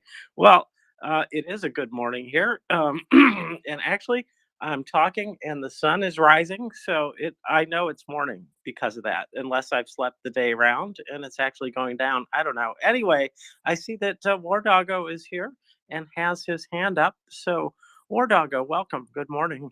Good afternoon, evening. Hi, James. When the sun is rising, it means it's another beautiful day in front. We know that even in East Europe, in Ukraine, even if the sky are gray this part of the season, still we know that the sun is somewhere over there next to you. Look, I've got a question, and this question probably would change the topic that we were discussing earlier. If you think you continue with that topic, I will just bring it in later. Or if you think that was the discussion, I can bring the topic in. Just tell me, Will, James, Michael. Go, please, War Doggo. I think you can lead us into a new area, please. And my mic is stuck open. If you have troubles with feedback or anything, do let me know. I'll try to cover up the mic with my thumb. No issue. Thanks. I'm not an expert in foreign, especially in U.S. politics. I will not go there. In any case, what I've just noticed with the recent failure of adopting the aid to Ukraine by states, in many diaspora communities, people start organizing in order to help Ukraine, advocating aid and help for the weapons and ammunition, and that's the great support that Ukrainians united all over the globe trying to help advocating the importance of that topic. That's really amazing and fantastic. The only thing I don't understand, and then I would like here probably to ask your opinion. Maybe someone can help me to clarify, like being a person on the ground in Ukraine and trying to understand the things. Like we hear many politics saying that there is the plan missing, what's Ukraine victory, and like many people are saying, hey, look, Mike Garcia or any other politics are saying those are the questions that needs to be answered. And I see many community thinking, oh, you see, there is no plan. Let's build the list of weapons that Ukraine needs. Let's build a plan trying to help. And I always have the question that, hey, but I barely believe that meeting Ukrainian authorities, military administration, high officials, Zelensky, that the list have not been shared yet. First, second, that Ukraine haven't mentioned what for Ukraine the victory means, in fact, and the case that that is practically not indoctrinated or incorporated in certain things in what's the plan on our partners' side. Does it speak somehow to Ukraine missing the plan or something like, or I miss it completely the point? Do you think you can help me to clarify? What do you think? Well, first, I think anybody that asks for anybody's war plans is an idiot. Unless it's the president asking for the war plan, and then the president ought to know, right? But otherwise, it's like it's their damn business. It's not yours. And I think the plan is pretty clear, if not specifically clear. It is very generally clear that you'll keep destroying Russian personnel and equipment until they're gone or until they leave. And that is that. And also reduce the Russian ability to fight war back in Russia by, well, I don't know, maybe it's completely coincidental that arms related factories blow up and burn and things like that. It could be an accident. Actually, maybe that is the plan. Victory by accident. I don't know. No, but I do believe that what do we say? Budanov's boys are busy and busy in a good way. Well, go ahead. Victory by industrial accident. Sounds like a job for me and Genesis Man. You're on, man. You're hired. Get in there, burn, baby, burn. It's a Disco Inferno. Oh, I know. Victory by Disco Inferno. That would be another way to do it, which I believe involves hanging a very large disco ball up in orbit so that the space laser can bounce off of it randomly. That might not work. Pardon me. No, I think it's ridiculous to even ask. The plan has been pretty clear. And the other thing that needs to be said is that it's not the war you would choose. Nobody would choose to go in as the one with less personnel on your side. No one would tangle with a country, more than twice as big as them. But that's not what happened. It was the Russians who brought it. And so the Ukrainians, first of all, if you doubt that they have the capacity to plan, just consider the first couple weeks and how well that went back in February and March. Absolutely, uh, wow, what a failure of the Russians to do things, and what a success for Ukraine to, with not really being ready. They took on and destroyed a huge amount of people and equipment then. And then they have been fighting wonderfully and took back more than 50% of the land that was originally held. And since summer, about 100 square miles. And it's like, that's what, unfortunately, some people are reporting as the total in some of the news stories I've seen, which is an abomination to do reporting that way. So I don't know. I could go on and on. But rather than that, back to you, War Doggo. Because why I'm asking for a very particular reason, because my feeling is kind of double. First part of the feeling is that, oh, I don't believe that Ukraine didn't do that part of the homework, not saying what's the plan first, and second, what's the list of the equipment needed in order to bring that victory in Ukrainian understanding, and if that Ukrainian understanding of victory and list of needed equipment is somehow not incorporated in how Ukraine must win with the foreign partners' help, I like don't understand how Ukraine can help with certain things to come, unless like making more Russians good and showing how that equipment is effective and stimulating that way to bring even more equipment. Because when I hear in different communities saying, hey, let's bring the plan, let's bring the list of the weapons, idea is like, but are you sure we're not misleading? Because it seems to be that something had to be worked out much earlier, and just stick to the plan, and the plan missing on the other side doesn't mean that Ukraine didn't do the homework. That's kind of my double feeling. What do you think about that?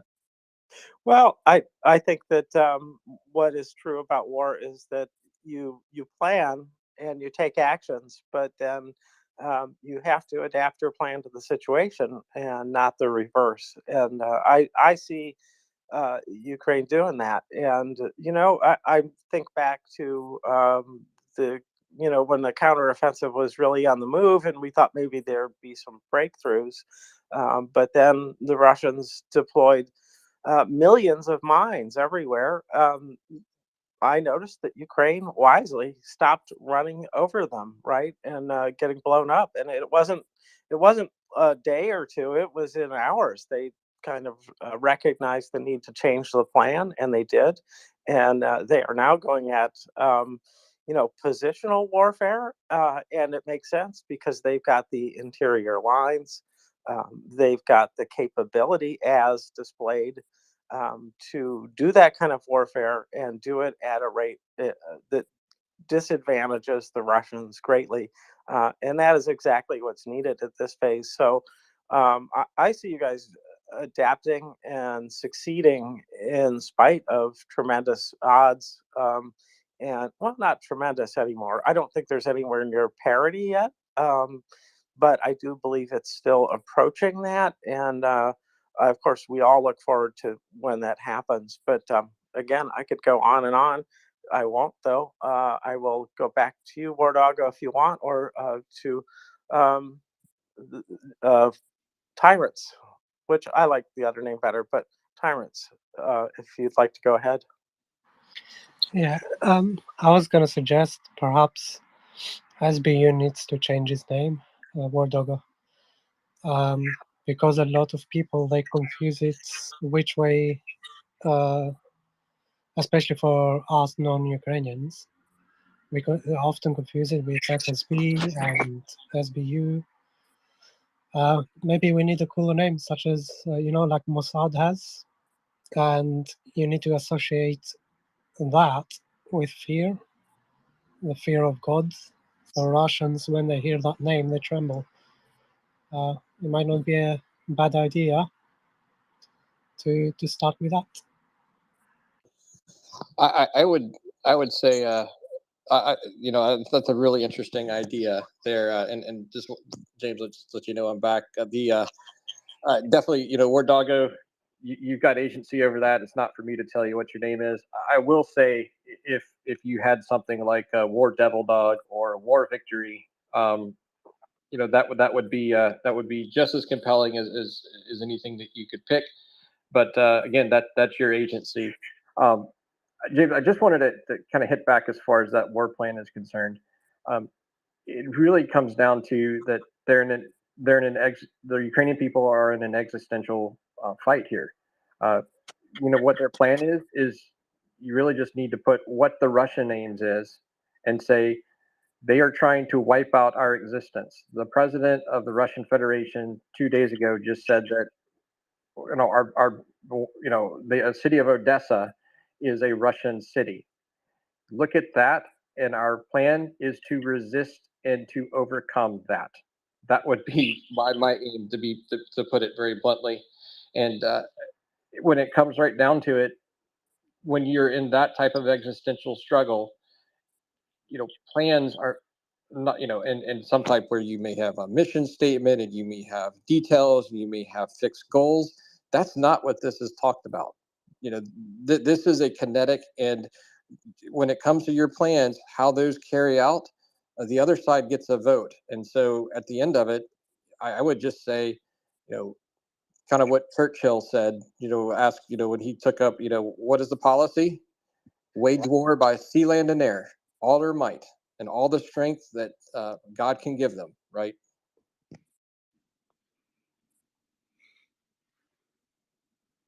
Yeah, go ahead, War Doggo. Yeah, I assume you've been liking my previous picture on the avatar, but no way is the war Christmas doggo. In fact, after that war, I'm pretty sure that Russians will be knowing that, like in the fairy tales, after that eastern border, the dragons live there, and they will remember that for centuries.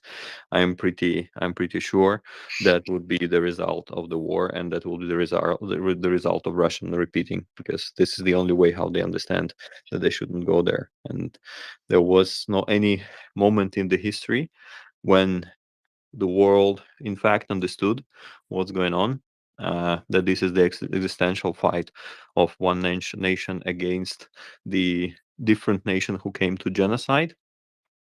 And that is, for us, is very important. Why? Because like the war is not the first war against Russia, is not the first war I don't know, materialized against Bolsheviks, against communists, against Russian Empire, and so far and so on. But this is the first time in the history where everybody that this war has such an extensive media coverage, if I can say like this, and everybody's seeing what's going on and who's doing what. Because when there was the war in first war in Chechnya,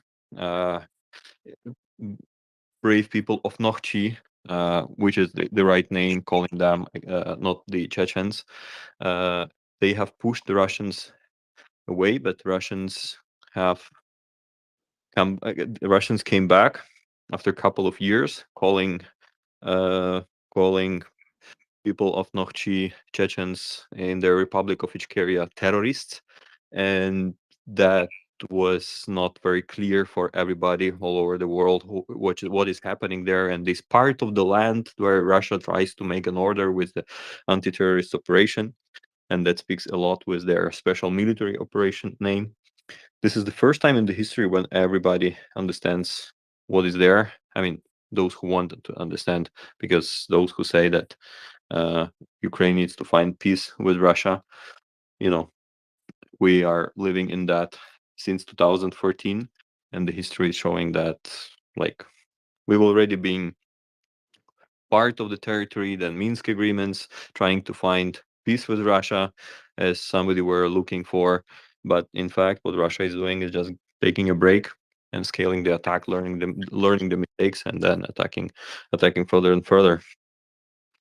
That is the learning that many Ukrainians already have since that time. That's why, as a result of this war, Russians definitely will know that after the eastern border, the dragons live there. You don't go there. This is that will be their fairy tale that they will be telling to their kids. But for that, Ukraine needs to win that war. Ukraine needs to be the success story of the nation who've been fighting against genocide and war.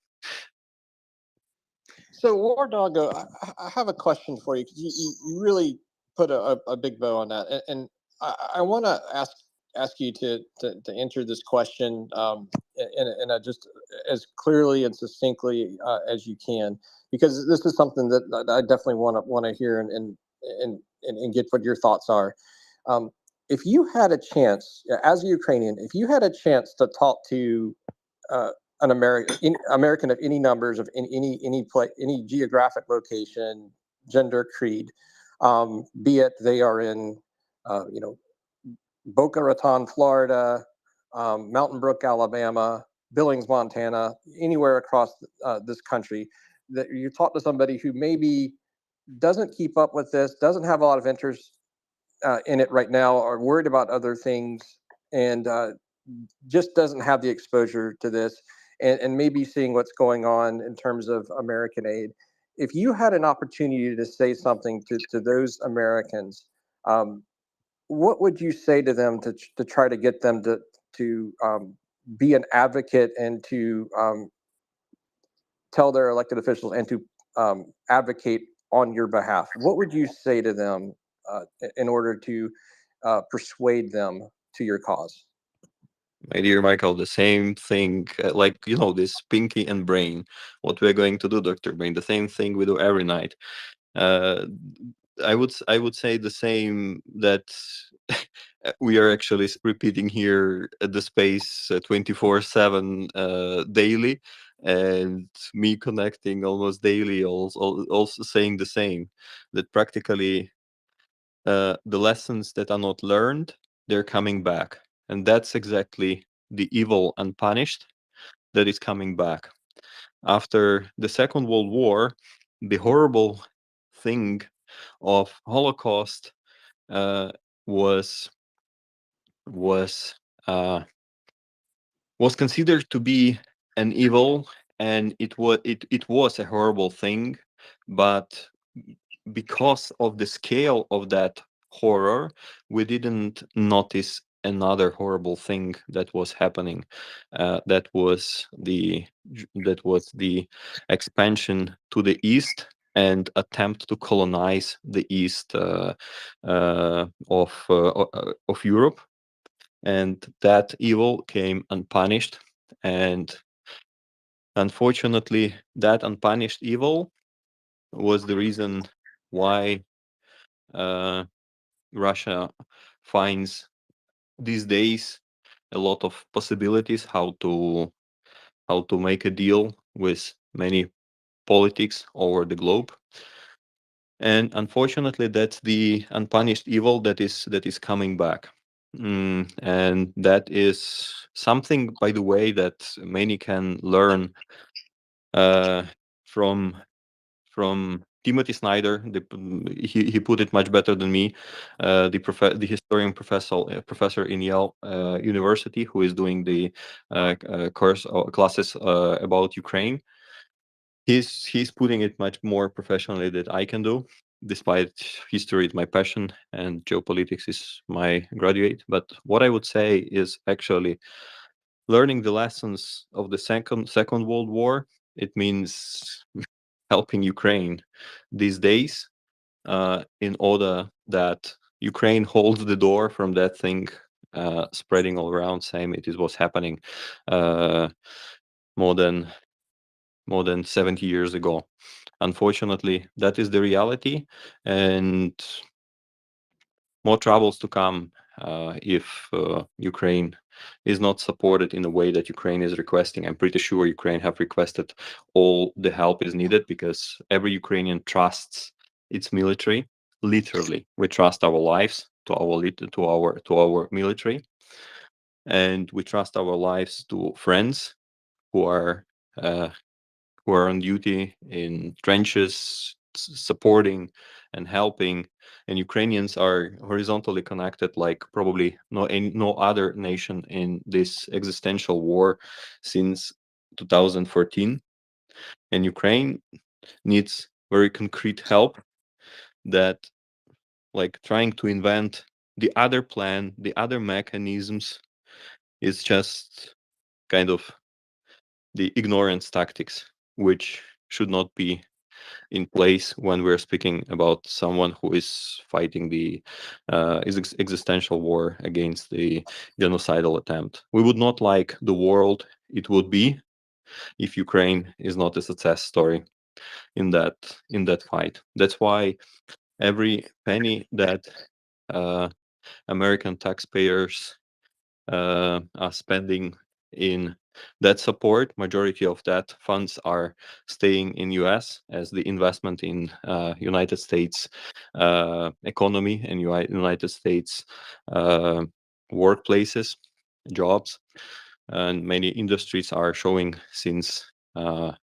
the war has started that many industries have risen significantly because support of Ukraine brings investments over there. And how Ukraine is using equipment on the battlefield will secure the investment and contracts for Ukrainian for global military industry, in particular the biggest military industrial complexes of those countries. And helping Ukraine is not only helping Ukraine as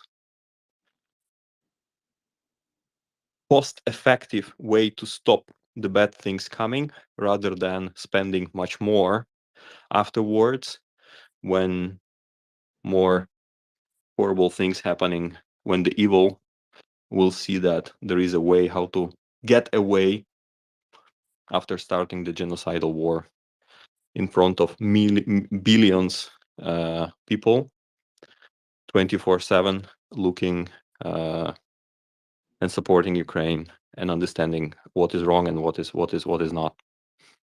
Same as this space running 24/7. So don't forget to retweet the space and letting others know that those discussions are happening here. Thanks. I hope I answered your question. Apologize that it took a little bit of a monologue. Oh no, Absolutely. not at all, not at all.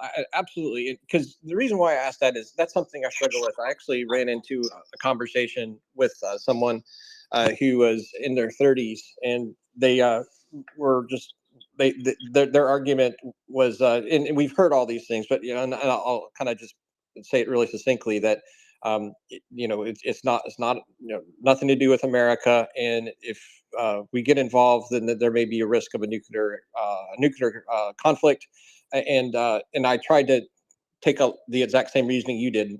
The thing that I ran into, which was somewhat comical, was the moment I said I was trying to very much like what you did, and I invoked what happened between the Czechoslovakia and Nazi Germany when it came to the Sudetenland. The moment I said Sudetenland, the person didn't know what the Sudetenland was, and I had to kind of back up and explain that to them. So I like how you use just World War II as your kind of your reference point to in terms of the past. So I think that was incredibly helpful, because one thing that I'm finding when I do run in this dialogue with some people is just geopolitical facts as we know it, and I think we take that as a given within this space, because we all we may not be very knowledgeable on it, but we're interested in it, and we want to learn more, and we want to be enriched and do what we can to advocate for it. So and the last thing that I'll say is I think you speak with such clarity on this as a Ukrainian. That voice matters tremendously, and it matters, and I hope that Ukrainian voices are being heard by Americans. Again, me being who I am and being in I'm just a data two here in southern Pennsylvania. I've got one voice out of 300 plus million, and there's many other of my fellow citizens that are saying one thing or the other. A Ukrainian voice saying those things has a great amount of power. So I just want to say thank you for that. James, are you back with us? Well, I've been here the whole time. I haven't recycled yet because I wanted to make sure it was a good time to do it. Having the mic open hasn't affected things drastically yet. And where I'll go, I appreciate the reference to Timothy Snyder's work, brilliant author. As you probably know, we're doing the Road to Unfreedom book, and this week we'll be talking about chapter 3, which is called Integration or Empire, and it is really focused on the European experience, where after World War II, well, I should say before World War II, everybody had been part of an empire, and then not very organically, a whole bunch of democracies got planted as part of the Marshall Plan, and those countries grew up. I think thinking it was always that way. And then, what we saw was that the hybrid warfare that Russia engaged in really created a lot of cracks in the united front that they had, and still do, show the world in terms of support. But it's easy for things to slip away without constant attention, and unfortunately, constant attention is not what Ukraine is getting. And I can testify to the number of headlines that should have been on the front page but are nowhere in the paper at all. And that's for me the most frustrating part of this is that the information, all the air went out of the room on October 7th, and since then, until the last week or so, there's been almost no news out of Ukraine. Now we're hearing about the splits and the need for border security tied to the aid bill and all of that. And That's fine, but they're also asking for changes to our immigration policy, which I'm not very supportive of. I'm not sure we should give away what are part of democratic tools to to fight for democracy overseas. That doesn't make sense to me. But I really do think that we will come through. It's just at what cost? I don't know. And if that's not the case, then that's pretty damn bad. But everybody is stepping up. That's what I know, and the United States certainly is. So, War Doggo. Michael, you mentioned one important thing about the nuclear weapons. Like I have two reference to that. One is more like metaphorical, that in the war happening in Ukraine, we actually didn't notice when the nuclear weapon being already used, because if you travel from the northeast of Ukraine to the southeast of Ukraine, like along the front lines, when the person who is not military can get, you will not see so many villages that remain and are not ruined just simply because Russians were there. And it makes not much difference where they ruined because of the nuclear warfare, or they were ruined because of the creeping Russian death coming over there. And just the outcome is practically the same. Land ruined to the ground, fifth part of the territory that is not livable, third part of the country that is not livable because of the mines, particularly being heavily mined, and nuclear weapon used as not as a war prevention mechanism, but response prevention to the genocide that have started. I mean, we haven't noticed when the nuclear weapons have been used, and that is pretty important thing.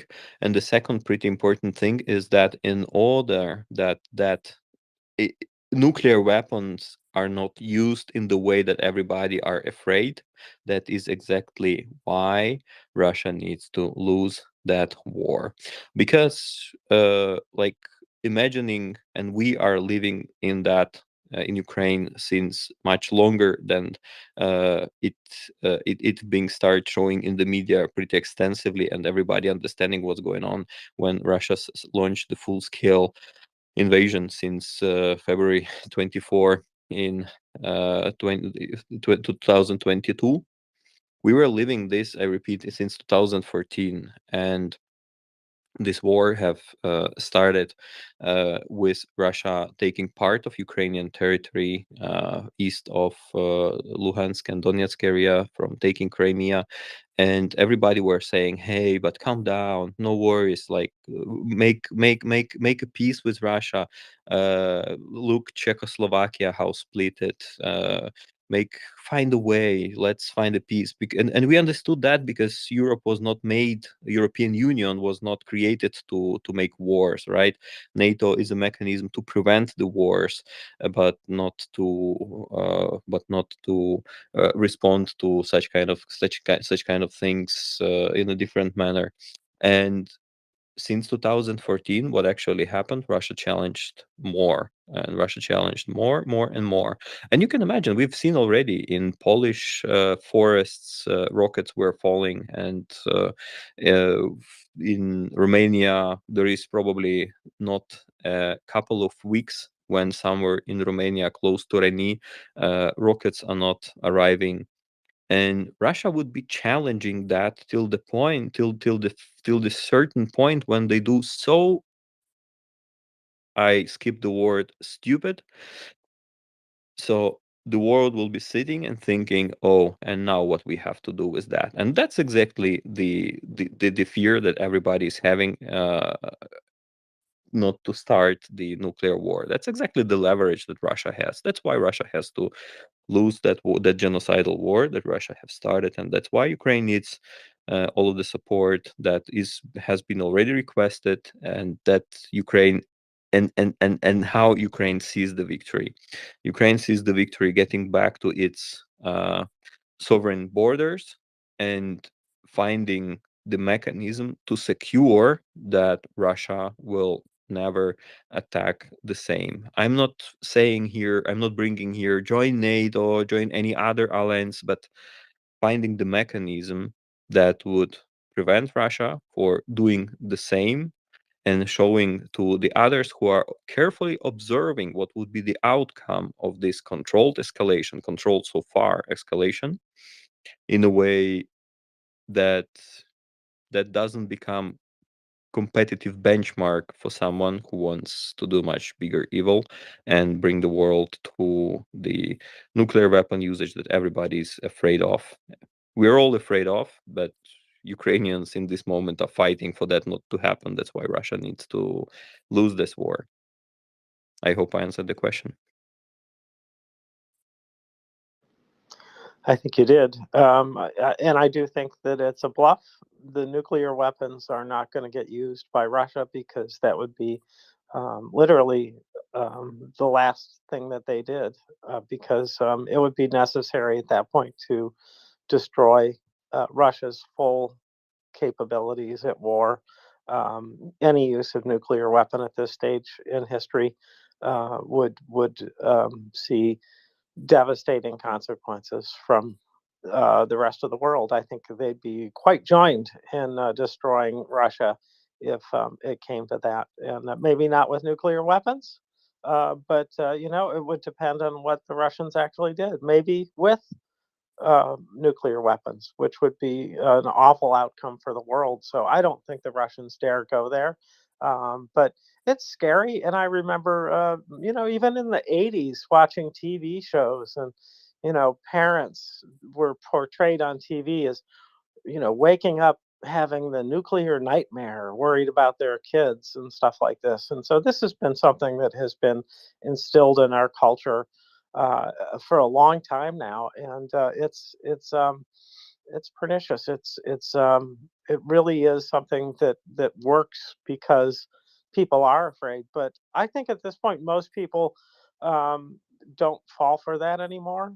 There are always people that will fall for things like that, but I don't think most Americans believe that the Russians are going to use any nuclear weapons. And I didn't notice that England stopped supplying anything because of the threats too. What was it?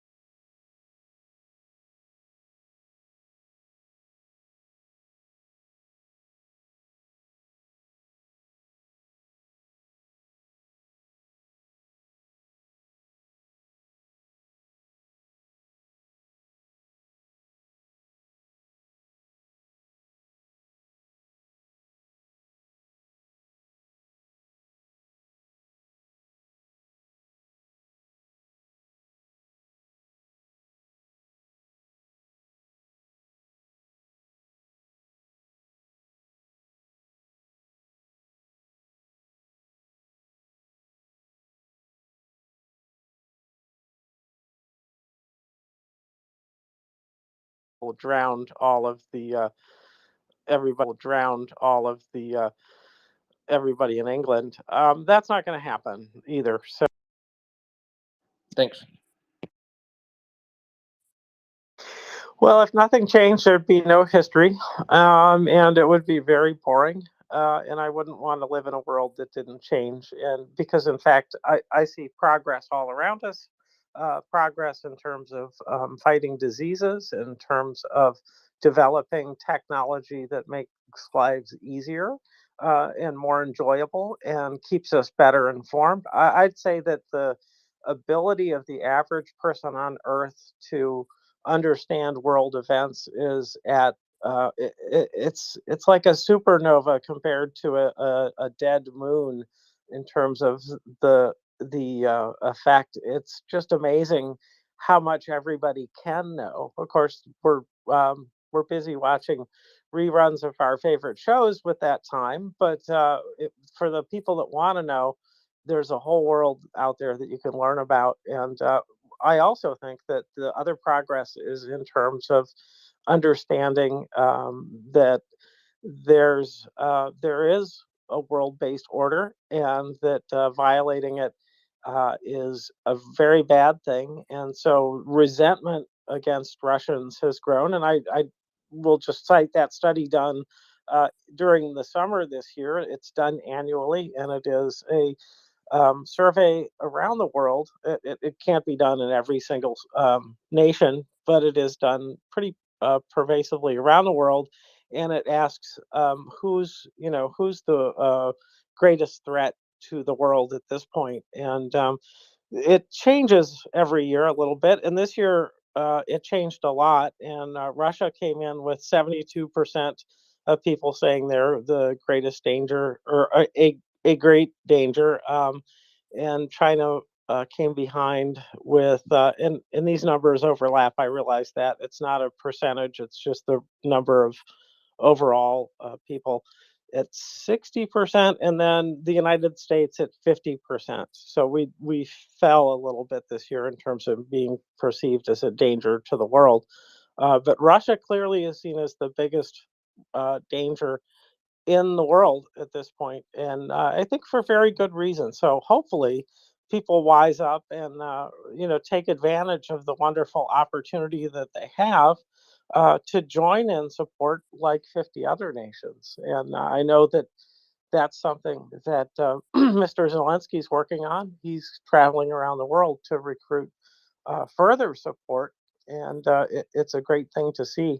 I hope he's very successful, but I also realize we need to keep recruiting our own citizens in this, and that means keeping them informed. And it is hard to break through the bubbles that the media creates by what they either tell us or don't tell us. And that's another struggle for us to face, is just how do we break through and make sure that people do stay informed. In the United States, it's kind of a crisis when the president can't even get the message out to all the people at once. Most people, or I'm sorry, most stations do not even carry his messages any longer. So it's an uphill battle. War Doggo, I see Tyrants has his hand up too, but go ahead, War Doggo. I would apologize, Darren. I would just say shortly, and then we go to you. I was just looking in parallel how Bradley, and I will try to use the word avoiding using the swearings. Disassembling the Russian BTR, this BTR in trouser, this BTR boy in trouser. You remember this Russian propaganda with the boy in the underwear. So Bradley being disassembling the BTR, and whenever in time we will see Bradleys doing exactly what they were designed for. Come on, they are needed in Ukraine to do exactly for what they were designed, smashing the BTRs. And that is exactly what Ukraine is needing, right? in order to smash the BTRs. And I mean, it's just wonderful. I have very bad internet in the area where I am, but when I've got it, I will just see it on my I will tweet this. I mean, this video is amazing. Like, equipment is doing the right job, and Ukraine is saying, give me more to do that more. I mean, let's smash Russia, and with all of that crappy Soviet equipment. Bradley's were designed for that. Hugs and love from Ukraine. Thanks, Wardago. Hugs and love back to you. I hope it comes through quickly by Christmas at the latest. I'm still struck by that. We're doing you are doing Christmas again. It is sort of a miracle of a year just for that reason. But it also is clear to me that this is the inflection point year, I should say, inflection year in this war, it's looking more dire for Russia, and even with the gaps, things are still dire. I appreciate that, but I think that you guys are on a better footing than previously. So I hope that continues. It has to continue, and we just have to recruit the people to go along with that and support that by voicing their opinions to their governments, and especially here in the U.S., where we really need to step on the gas and consider that your security is our security, and it's so true because right now people are complaining about immigration, and we got refugees from Ukraine. Nobody's complaining about that very loudly here. But that's the kind of thing that happens when Russia has their way. They displace people, and no doubt this is why there is a rise of the right in there that are against immigration. Well, yeah, they're against immigration, but then they want to put in a system that would be in agreement with the people who are driving immigration through war. So it doesn't make sense, and swift victory would shut those people down and take the air out of the room for them, and they would have to, rethink their dedication to blocking immigration. So I'm all about fast delivery. So let's get on with that, peoples, and we'll see. Oh, go ahead, Tyrant. Hey James, you mentioned the Britain and being wiped out with nukes. If we were to listen to Russian propaganda, we would have a very good comedy session. I think you forgot what they said about Yellowstone. Do you even remember that? I don't remember. Dropping a bomb on it. Yeah, they said they're gonna drop a bomb in it because it's a super volcano. It's gonna kill all Americans at once. So that's their logic. I don't understand. I don't understand how they keep threatening people with nukes and how we keep falling for it. It's like sometimes we react before we actually think about it. If you think about Russia, what do they have? They have two big cities, Saint Petersburg, and they've got Moscow. We only need one nuke in between those two cities, and they're done. It's finished. I mean, there's no more logic to it. Russia ceases to exist. So when Russia keeps threatening the West, oh, we're going to do this to Britain, we're going to do that to France, this to USA, just think about that. They're one nuke away to be wiped out. What else is going to happen? They're going to send the Siberian tigers to attack us? That's what's going to be left. If we're going to take them at their own words, if we have to play their own words back, that's what we could be talking about, but we don't want to talk about things like that because it's we don't want to stoop to their level. So the reason I mention this is to not let people fear the nukes and things of that nature, because Russia has got nothing on us. Nothing, nothing, nothing. And they know it. They know it. They only just play to our fears, our citizens.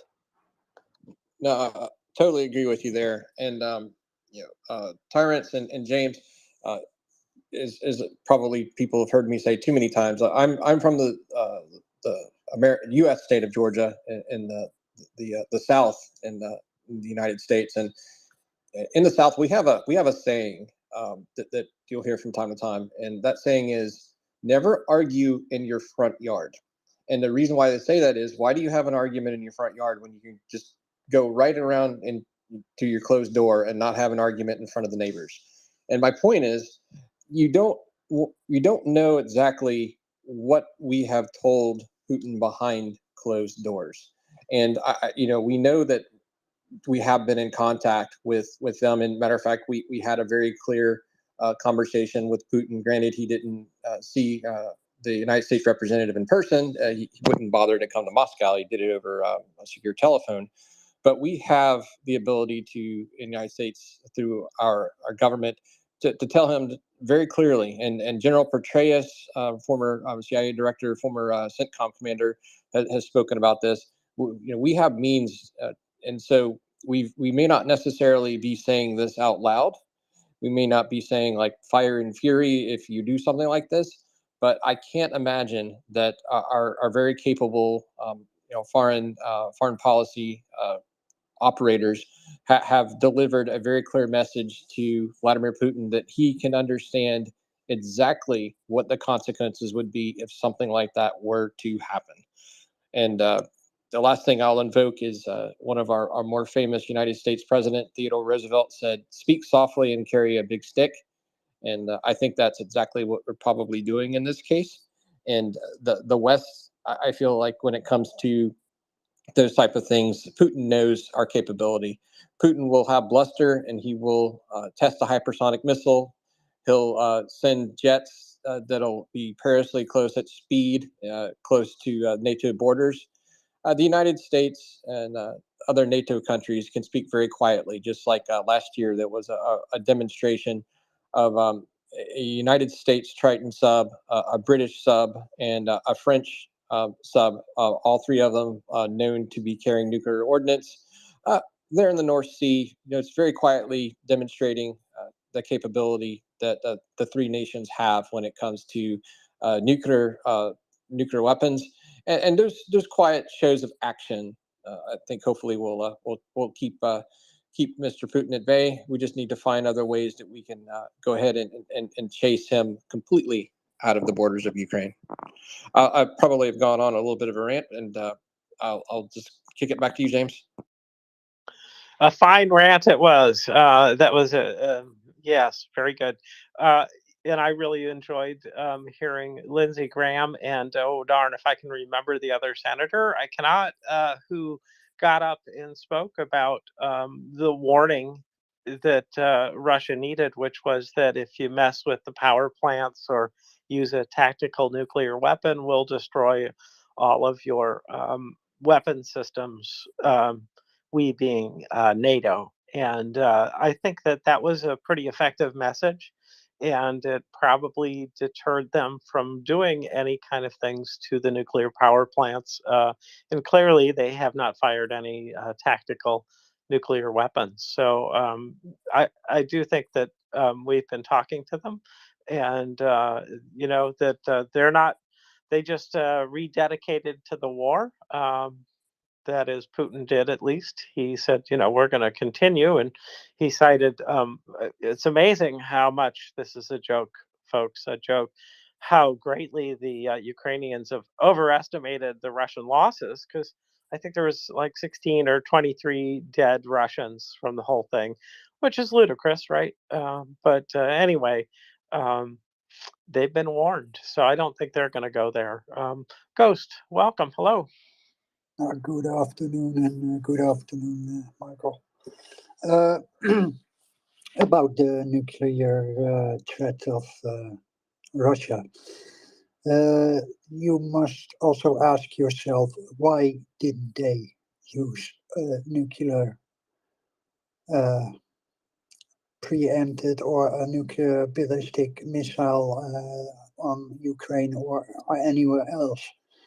One of the things is that they know they really know what happens if they're gonna use one missile, a nuclear missile or another nuclear weapon somewhere in Europe, or else the retaliation would be severe. It would be in a few hours, and there is no Russian Air Force left. There will be no Russian equipment, military equipment left they can use.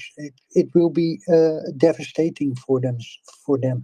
But also, you have to remind that, as we have seen on the battlefield with the weaponry they produce and they bring up on the battlefield, that is all old stuff. Not only old stuff, it is badly maintained. And it's not only their tanks and their other stuff, but also their ammunition is in bad state. We have seen accidents happening because of the bad state of the ammunition. Of course, every ammunition that works can inflict a lot of wounds and a lot of damage in Ukraine. But coming back on the point that the maintenance was very bad, just take a moment and think about the maintenance of nuclear arsenal, the rockets. Those things have only a time span of at most 30 years, and then they have to be replaced. If just it doesn't have to be that way. It is just a thought of mine. But if the maintenance of material, military material on the Russian battlefield, what we now see, is so bad, you can also expect that the maintenance on those nuclear weapons aren't at the very best. So that can also be an explanation why they don't use nuclear weapons. And of course, they are not stupid. They don't want to die because they know that it will be the end of Russia if they use one. Thank you, Ghost. I think you nailed it. Yeah.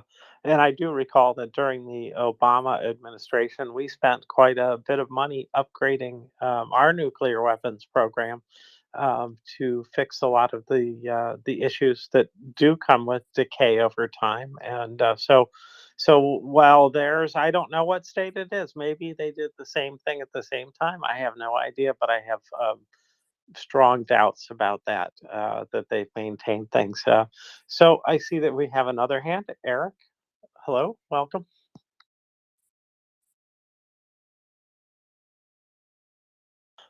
Go ahead, Eric. Hey, yes, to that point, what you're referring to is that our, I believe it's the W-76 warheads from the Trident series that had needed a type of foam material that was referred to as fog bank that ironically no one around knew how to produce, and so they had to spend a year and a half or two reverse engineering the stuff they made in the 70s for these warheads and stand up a new production facility. And I believe it was not Oak, it was either Oak Ridge or Pantex for it. So it's it's very, very non-trivial, and there's a lot of, particularly if you don't modernize the warheads and switch to new designs, remanufacturing some of that stuff just gets lost as a skill, and you know, and there may not even be manufacturing records from 20 or 30, 40 years ago for how to do it and how to. So I think it's important to remember that if we had that degree of trouble,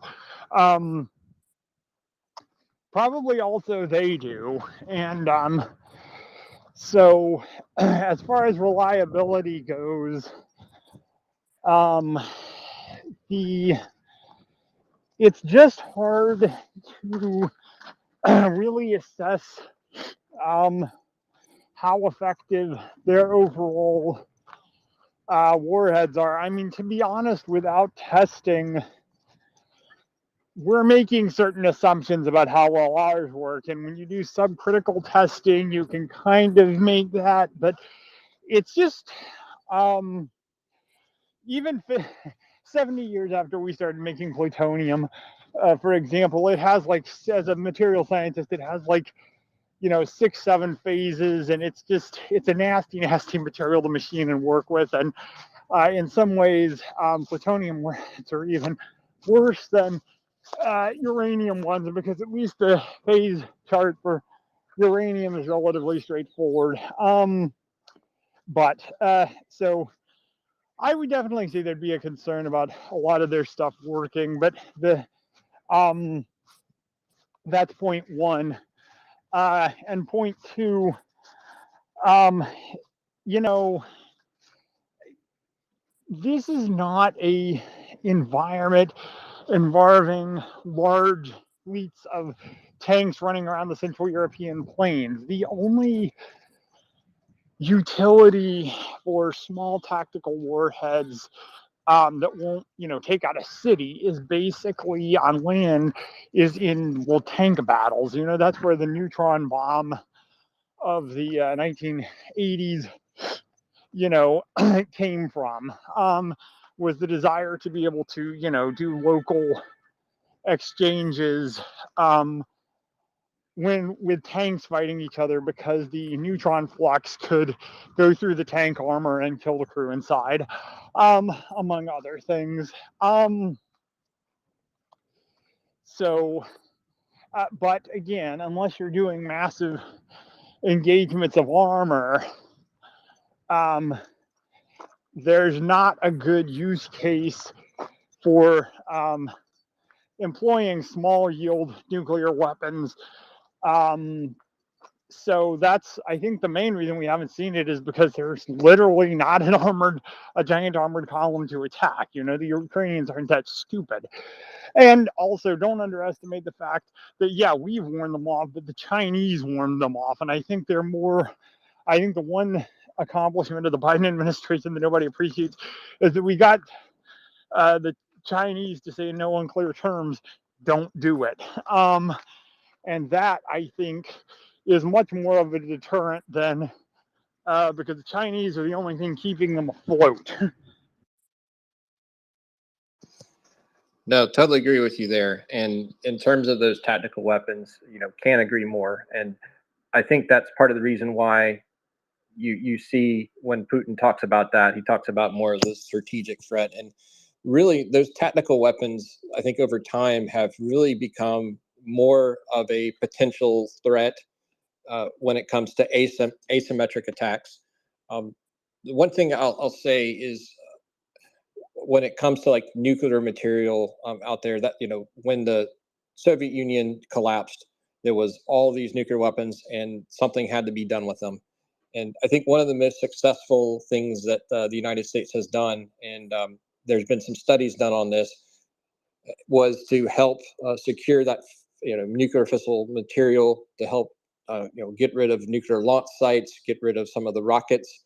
And that was done in the early 1990s through a joint effort by Democratic Senator Sam Nunn of Georgia, and Republican Senator Richard Lugar of Indiana. It was a you know, bipartisan effort.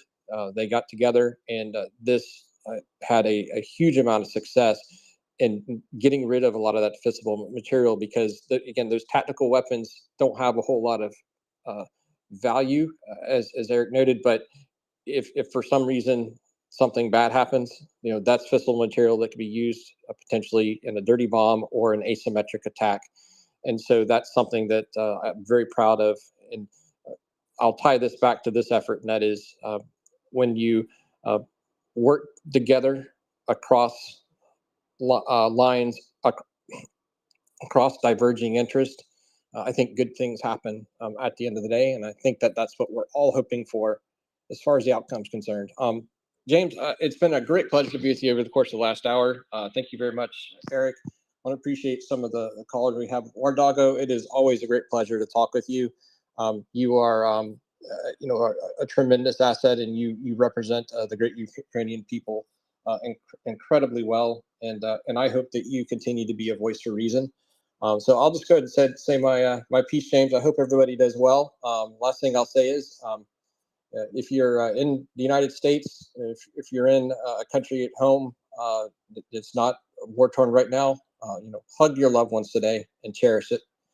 There is a Ukrainian soldier who is risking life and limb at this very moment who would love to do the exact same thing but can't. They are fighting for those that they can't hug at this moment so they can at a later time in a better world. May that change for the better soon. Mr. M, thank you very much. Have a great day. Yes, thank you very much, Michael and James. Good afternoon. I will be your co-host for 2 hours. And well, we had a nice discussion about the nuclear thing of Russia and why don't they use it. And I will be co-host in a few seconds. Yes, thank you, Michael. Appreciate working with you this morning.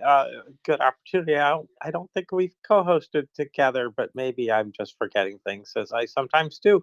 And Ghost, welcome up. I see you've made it into the chair. They're the best chairs in the house, as far as I'm concerned. Cushy, Nice and warm.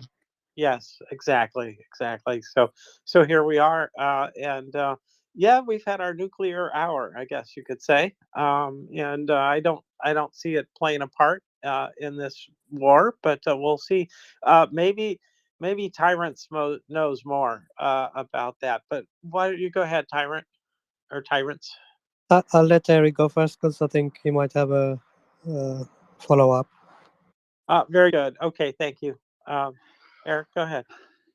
Well, I will let Tyrant answer that. I just will laugh at the fact I actually spent a long time at Georgia Tech, and I took a lot of classes from the Sam Nunn School of International Affairs. So I know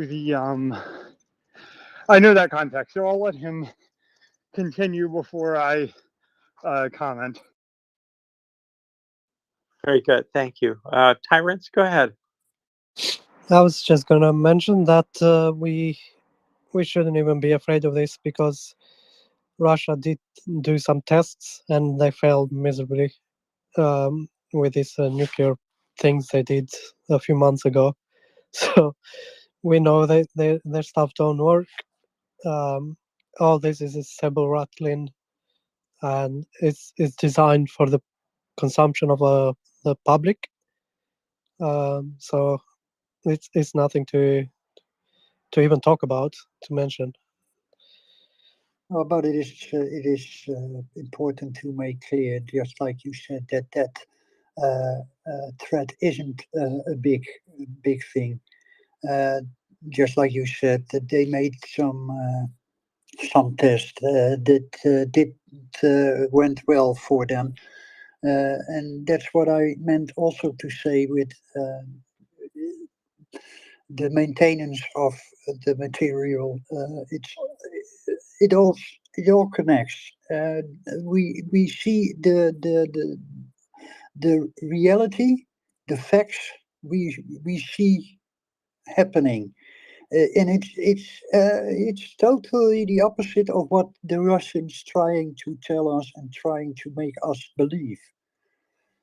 And that's why it is very important that we discuss this in this space and make it clear that the nuclear threat isn't a big thing, because just like we said, Russia isn't too stupid to use a nuclear rocket on any of Europe or anywhere else on American,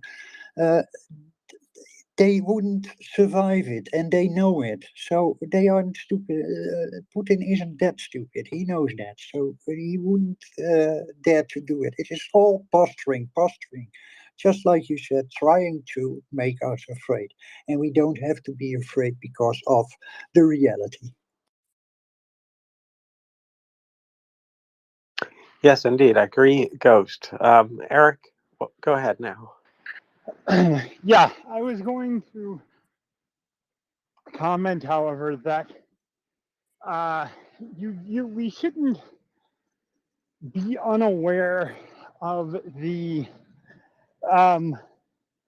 we should not, however, be unaware of the fact that the Soviet equipment, as crappy as it may be, like the BTR, the armor for against NATO standard tanks, is very crappy, but it was designed to do one thing and do one thing well, which was protect troops in the nuclear environment. So you can't forget that the Soviets, at least well into the 80s, had a doctrine of building equipment, both aircraft and tanks, that were designed to be able to keep their crews survivable in a combat that went where there was a lot of nuclear, where there was nuclear material in the environment and the use of tactical weapons. So it's not, although I'm fairly certain, as was commented before, that their nuclear arsenal is basically crap in terms of, not being that reliable.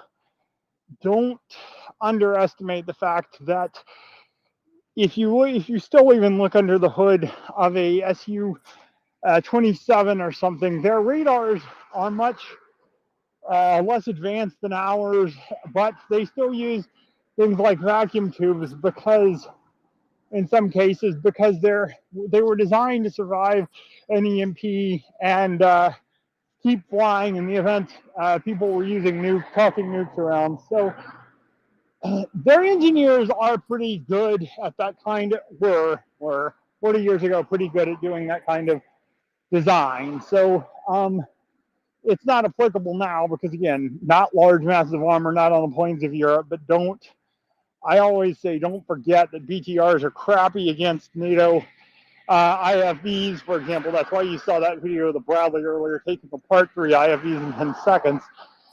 But they are designed to fight and survive in a nuclear environment. So don't, I wouldn't worry about them using them, but I'm just saying that remember that part of the reason our equipment is crappy in a lot of ways is because it was never designed to win in a conventional conflict. It was designed to function in a nuclear environment. And the second thing is, I wouldn't worry about their use of the weapons. I would worry more about the nuclear power plants because,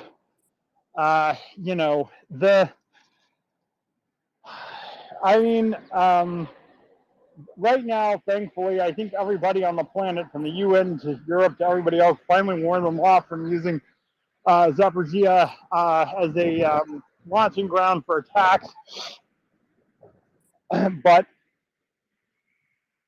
they're not exactly careful around them. And my worry in all of this is that they'll be trying to lob cruise missiles this winter at transformers at the other Ukrainian NPPs, and if you're off by a couple hundred yards, a couple hundred meters, oops, you might breach a containment dome. So, that's more my concern, that they're going to be reckless and could potentially cause a nuclear accident rather than the use of any kind of weapon.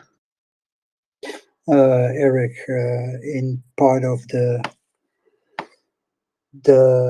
nuclear facilities being hit by, they also use that as a threat to make us afraid. Because one thing you forgot, when they hit one of, for example, Zaporizhia, for example, they would hit it, and there would be a nuclear disaster. The ones that are most affected are themselves, the Russian selves, and not the ones they aimed to use it for. That is a fact, that is a given.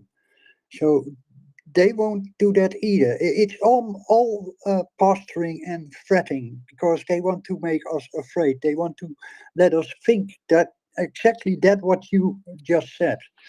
About those armors, yes, you could be right that they are made for not for a conventional war, but after a nuclear attack or something, and to protect the crew inside. But for just sorry for laughing, but if their armor is already as crap as we have seen on the battlefield, I don't think they would survive very long in a nuclear environment with those armor, or it should be containing a lot of lead.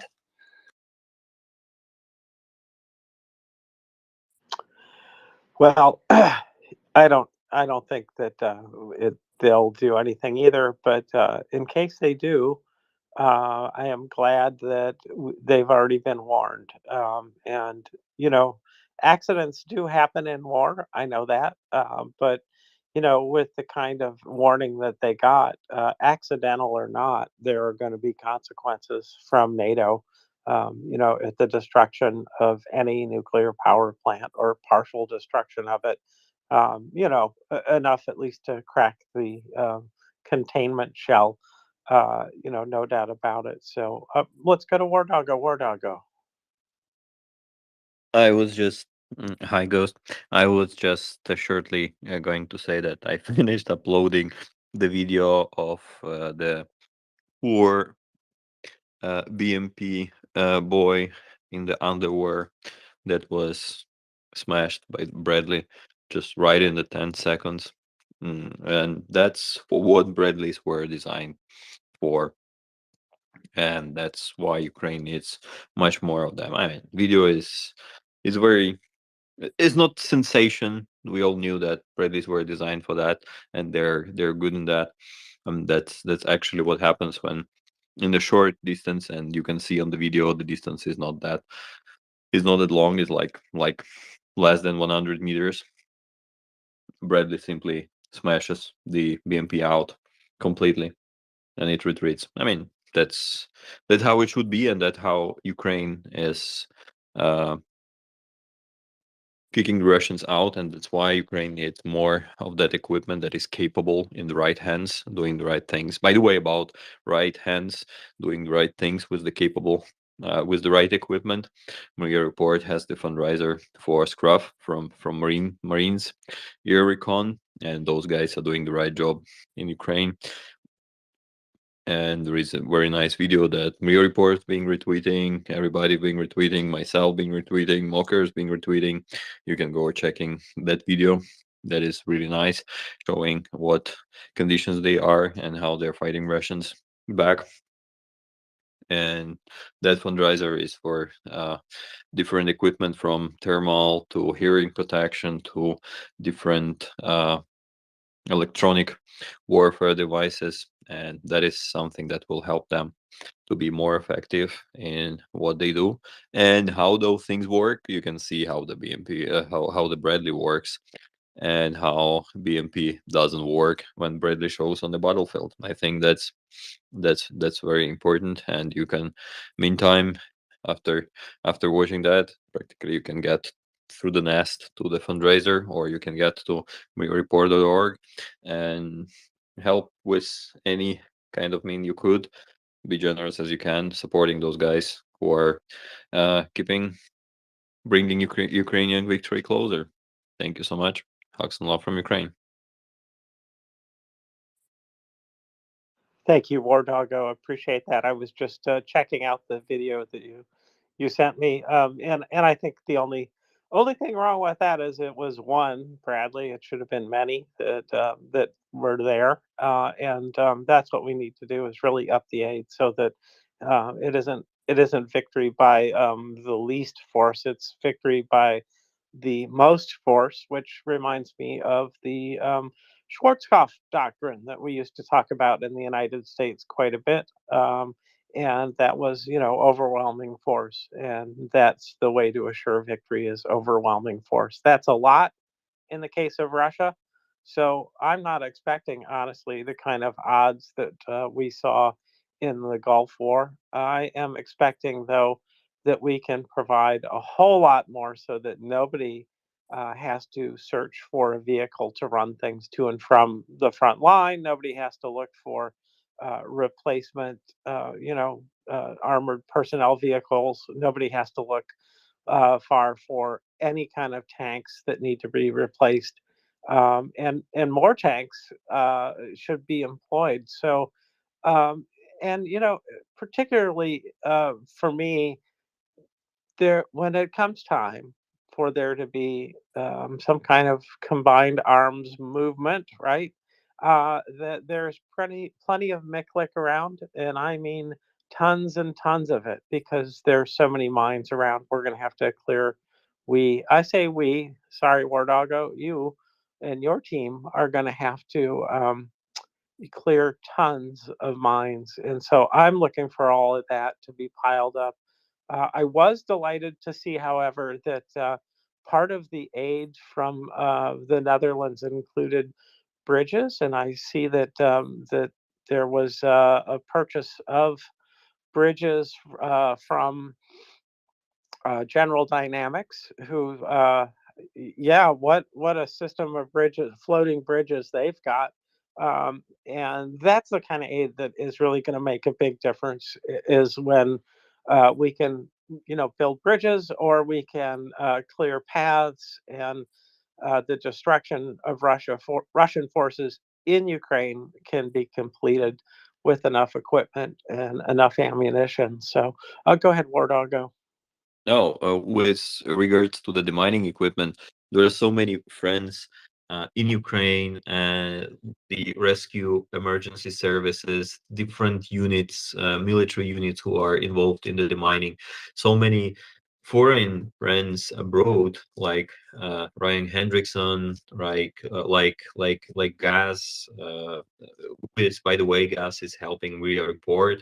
You remember we were doing the fundraiser for the mining equipment for Arsenis, the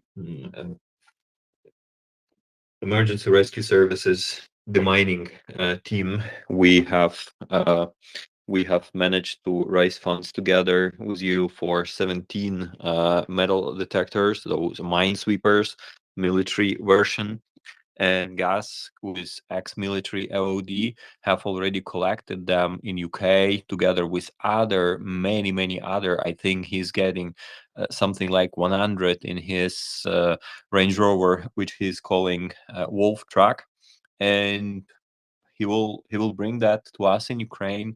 I believe even before Christmas. And you can see how many units Gas is going to, together with our 17 that we were raising funds together. We have added a couple of units like Omega guys from National Guard of Ukraine. By the way, Andri's units from 15th Regiment of National Guard of Ukraine, they will be also getting the metal detectors from Gas. And so, by the way, I am also speaking with Scruff if he will meet us with Gas, getting the metal detectors as well, if they need, of course, because everybody is needing metal detectors. It's just a matter how the demining is being done. Somebody needs to demine a narrow line in the front line just to move front and let the military equipment pass by, and then to expand over there in the captured territory, somebody goes for the humanitarian demining, which is more clearing the villages, the properties of different people, and like different type of the demining when Ukrainian armed forces and National Guard of Ukraine and different other military units are getting the territory back, it needs to be demined. So here you are rightly saying, not we, but not I, but we, in fact, and many foreign friends are helping for that, with that, and that is for what Ukraine is super grateful. And we have our story of the mining equipment together with MriyaReport. We've been advocating, we've been helping with the mining equipment, and many of that is going to come. And keep tuned. There will be a lot of coming in the coming days, and a couple of weeks related to the demining, to the night vision, and so far and so on. There will be a lot. Hugs and love from Ukraine. Thanks, Wardago. Appreciate that. Yes, well, I don't know what else we can do to hurry the aid except to call and write. And I see I'm going to call on Cece, and hopefully she's ready to say some things that will help us with the wording and who we should concentrate on. Cece, are you ready to talk about that kind of thing? Oh, hey, I was just composing a text I could reference about a different idea, which helps Ukraine, which is we just started a thing, me and a couple friends, which I highly recommend. Just starting to get it off the ground, but it has been in DMs, but where you tag a friend. We all have our favorite person, right? Our favorite pro-Ukraine supporter that we DM with regularly. I just love these friendships that have blossomed with this. At least there are some good things that have come out of it. So what we're doing is we're tagging like per outlet, like say, like I have a really conservative friend, right, who's pro-Ukraine. So I tagged him with a prompt. The prompt is important because it's really hard when you're writing to just start with a blank screen, especially when you're so passionate. And then that person writes a paragraph and sends it to an outlet. So if we keep this tag game going, we can reach a whole lot of outlets with minimal effort. We just forget how much each of us here know about Ukraine in granular detail. And so it's such a perfect way to help get Ukraine back in the newspapers. I was going to say across, as if they're like paper newspapers everyone's reading. I still love my Sunday rituals of reading the paper, but I know that not many people do that. But newspaper, digital newspapers, all of these outlets, right, of just maintaining a presence in really creative, great ways. There's such perfect editing help out there too. You can always use ChatGPT if you're feeling intimidated. If I can, send it to me. If I do have the bandwidth, I'll edit it. It's just a paragraph. That's all you're doing. So pretty cool idea to get it out there and into the world instead of just talking to each other only. Don't get me wrong. I love talking to each other. Yeah, thanks, Cece. I appreciate that. Yeah, we talking to each other will not help the world. We got to get out of our little bubble here, and talk to the people that count, and that's our neighbors, and that's our friends, and the people who maybe aren't engaged at this point. And I've had some of those conversations, and some of them are rough. And the thing that happened in Gaza certainly took our eyes off of what's going on in Ukraine. And what I see is true is that things will not go well for anyone in that part of the world if things don't go well for Ukraine. If Russia takes over Ukraine, they'll be able to project much more power through the rest of the world. And that moral victory, and I say moral, I should say morale victory for Russia, will just get them more adherents, more people who will fall in step with whatever program they have. And they don't have any good programming that I can see. none at all, except self-glorification of the leader. That might be their good program, but it sucks. That's the best they got, and it's really shitty. So we don't want it. So yeah, we need to work on people who don't know. We need to work on people who are undecided, people who've been buying the myths, and I think that we are educated enough to do that at this point. Cece. The fire behind this idea, because it's so important we do it fast, is because all these Congress people are going to their districts over the holidays, and it's going to be very difficult to get the House back in. Who knows what's going to happen? But as people keep saying these talking points, like, look, domestic issues are a lot more important than anything else. This is where we need to be broadcasting. Look, it is a domestic issue, like national security. Russia right now is in our personal insert Western country, whatever it is, because they're in all of them. In our hospital records, in our energy infrastructure, in everything we've talked about here. Software industry companies trying to steal, like the ransoms. They're trying to take all the time. Like they're at war with us electronically, right? So whether we want to admit it or not, like this is a domestic issue. So we need to get this stuff out there ASAP, so that just to stop all the undertow of people who just say these snappy little sayings like, we America first, we got to take care of ourselves first. It's like, well, that's what this is. So that's why it's so fiery and urgent to get this out there, is to prime the pump, lay the groundwork for their attitude. Otherwise, they're just going to come back. Think about how much they will hear from their base with all of those, and when they come back to vote. So that's kind of the idea behind it. That's a little scary. Thanks, Cece. Cece, did you have the opportunity to catch Mark Kravchuk's presentation yesterday about CNC machines? I did not, which is unfortunate. I had to get ants sweaters for Christmas, etc., etc., etc. Well, let me just recap quickly for you. We had heard early on that CNC machines, which are vital for doing fine machine working, that fit modern military needs, had were getting to Russia. And then I jokingly had said, can we go ahead and take them out before they leave Germany? And I was assured, oh no, they're not coming out of Germany anymore. That's not happening. That's stopped. And then the presentation really showed that no, it hasn't stopped at all. If anything, it's picked up just a bit. And so these machines are still getting to Russia. And that means that they're going to be able to increase their capacity for building the rockets that are being used to hit civilian targets and continue their genocide. And at some point they might even start hitting military targets as well with that kind of material. And so the thing about these machines is that we know who builds them. We know that they get there through various means, but and we know also that they have to be constantly updated from the manufacturer so that they would keep operating correctly.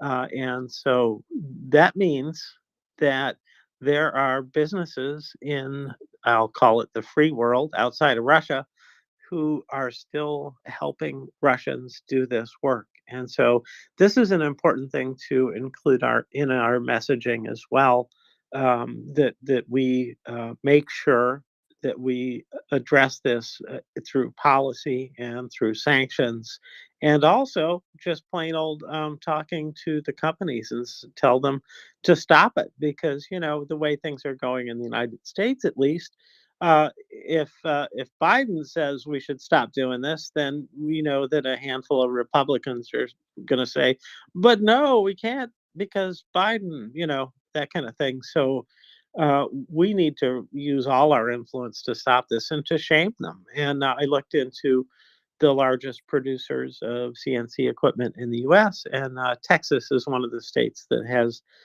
probably the biggest set of manufacturers, but far from the only. Michigan, surprisingly, was another one. Maybe not surprisingly, since they have a lot of automobile expertise that also uses CNC machining. So this is just yet another danger that faces us that we need to address. And by stopping this equipment from reaching the Russians, we will be doing one of the biggest things that we can to help bring the war to an end with Ukrainian victory. So I hope that you'll think about that as you kind of talk to people to recruit them to take action. Go ahead, Cece. I might have a phone call that came in that I denied, but just those couple words I missed. So are you saying that American manufacturers are an alternative to the Russians, or there's even American manufacturers who are selling to the Russians? Well, what we're what I'm saying is that we know that there's still equipment getting there, and that what we need to do is shut down any opportunity, leave no excuse for anybody to support machines that are already there with software updates, or to sell new equipment to the Russians through however many intermediaries, and that's going to be part of the issue. And Mark was going to come back on the show or is going to come back to MriyaReport to talk more about the kind of interdiction efforts and techniques that are used to combat the spread of these CNC machines to Russia. And what I know is that even when there's good intention, and we saw this with some weapon systems from Canada, they ended up in Russia because of all of the kinds of chicanery that happens in the business world, where one shell company sells to another, sells to another, sells to another. And well, you know about that probably too, that it's hard to pierce those veils and really find out who's doing what. But in short, the message is that, none of this can happen. And if you do this, then there will be consequences, I think, is the point to the manufacturers, that they need to shut them down if they're still sending software updates, and they need to stop selling them. And stop selling them to Russia at any rate. So, Cece? I'm assuming for everyone that wasn't here, it's their accuracy and consistency and efficiency compared to traditional means that's really about numbers, right? And this is why it's so important, is because they can churn out so much so fast compared to traditional methods. Well, a traditional method might involve a lathe or something like that, where you're grinding metal down, and it is the case that the precision that's required for the weapon systems is so great that really there isn't a substitute for these CNC machines. And I used to, my only experience with CNC is that I used to have a roommate who worked at Leblanc Makino, which is now Makino, which is a Chinese concern that has a very large volume of business. I don't know exactly what industries they service most, but perhaps our next speaker, Marcus, will have some answers about that. Marcus, hello, welcome. Hi. I just go about my morning, and CC asked a question for me. So CNC machining is really precise, and it allows you to cut things on different axes, so from different directions, in ways that is extremely difficult to do by hand. And achieving the precision you need, and in the time factors to produce a lot of parts, is nearly impossible without CNC machining. In some cases, it's just impossible. Most designs, all designs, are pretty much made for CNC now. Most machinists just use CNC, and they're experts at CNC, with the exception of small pass and cleanup stuff. So if you deprive them of CNC machining, most of their equipment just can't be made. It becomes an artisanal affair. And if you force them to make equipment artisanally, they're just going to lose, you know? So it's like going from a factory farm to growing tomatoes in your backyard. Yeah, I used to have a CNC machine in the engineering firm that I ran. I was just trying to do a overview for anybody that wasn't at this talk. Yeah, thanks, Cece. It's such a big threat that that it's surprising that so few people realize it. And I really, honestly, did believe that after somebody said, "Oh yeah, that stopped from Germany," that it stopped. But I guess you got to watch what's being done, not what's being said, right? So, anyways, Marcus, I see you just popped your hand up. So why don't you go ahead again?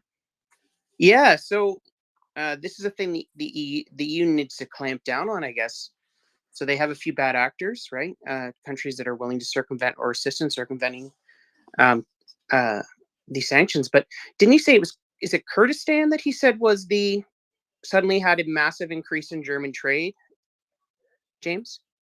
I don't know if it was Kurdistan or Dagestan, but either one, it was a 700% increase in sales. It increased Yeah. by 700% their GDP, and transshipment across Russia was allowed, and that meant that the deliveries arrived where they were going much sooner because they didn't have to go as far because you got to go through Russia to get there. So clearly not enough attention has been paid to this issue, and so but I don't want to say Europe, I want to say everybody, because these machines are made in various parts of the world, Japan, United States, or and countries in Europe, basically all NATO, except for Japan.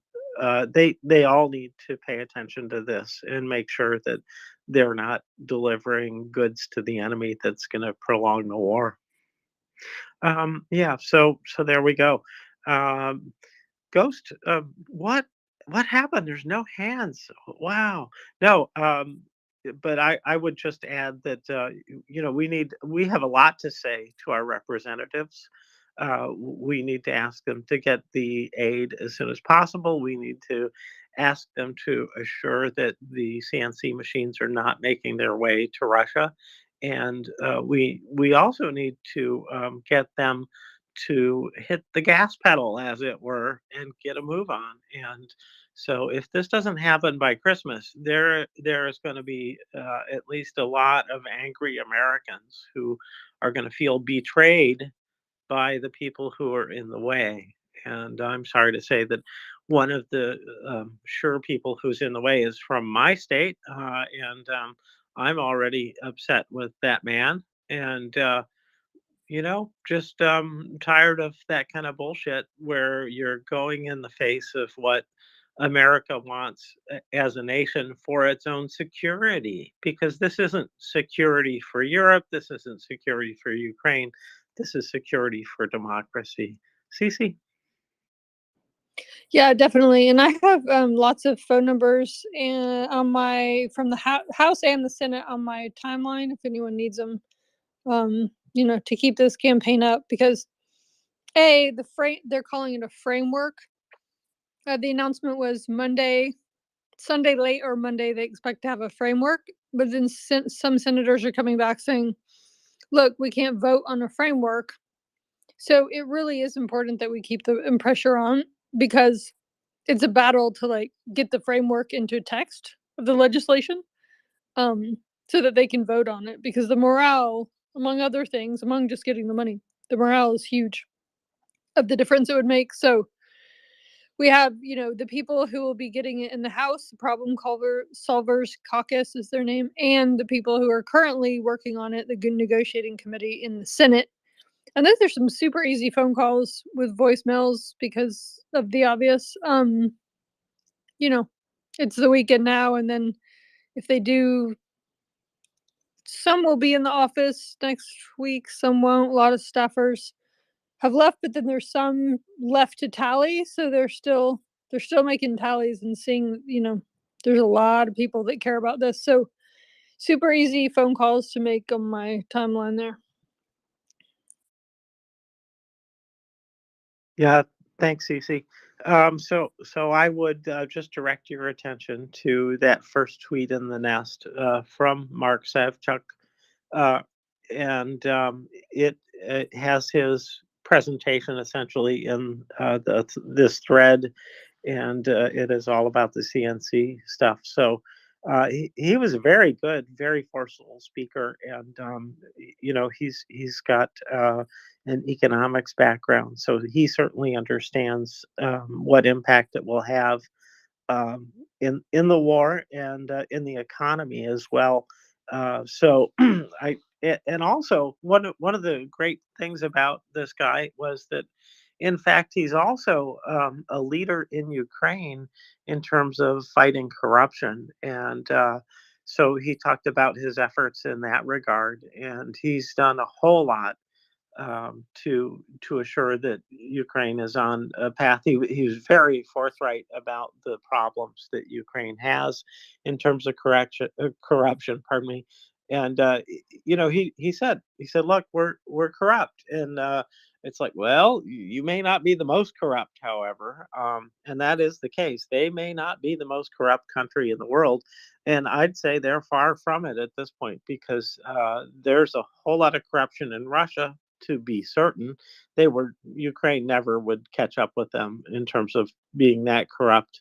But what we're seeing around the world is, whether it's financial corruption or just the corruption of the process in terms of not going along with national goals like the defense of democracy, there's a lot of people who are corrupt and are corrupting our systems. So and corruption always sounds like a money thing, but it isn't always about money. Sometimes it's about the defense industry, making sure that it fails or doesn't grow. It can be a lot of ways that somebody can get into office and thwart the growth of your nation, one way or the other. But it isn't always about gaining money. Sometimes it's about gaining power or stopping something. It just depends. But this guy was a great speaker, and I was so glad to see that Tracy had a chance to get up and talk with him a little bit about the SBU and their focus on the same thing. And in fact, she did get up and say that that all of the cases that Mark spoke about, they had covered them in their coverage on SBU. So it was kind of heartwarming to see somebody, I don't know, to see two people who've got the same interest to such a degree is a good thing. So Cece and then Marcus. We're also starting a sanctions action group, like a DM group, if anyone feels particularly pulled in this direction. It's pretty fascinating stuff. Just reach out, and when we get it together here shortly, we'll add you. Thank you, Cece. Marcus? Yeah, so some of this is starting as a lack of political will, or is ending up as a lack of political will, similar to military supplies, right? Because there are levers that could be pulled, surely, that aren't pulled. So it's a good thing to pressure people about when you speak to them on the phone for CC's outreach for Ukraine. Like James said, there's only one way to make some of these parts in a quantities that would matter for the Russian military, and somehow tooling, machining, and maintenance work, or maintenance including updating of software, to be clear, somehow those things are slipping through the nets, which means we have to cast different nets or monitor our nets better. And if leadership in any country is only willing to make a cursory effort, or they're not willing to make that extra effort they need to fully close the net, they need better motivation to do so, right?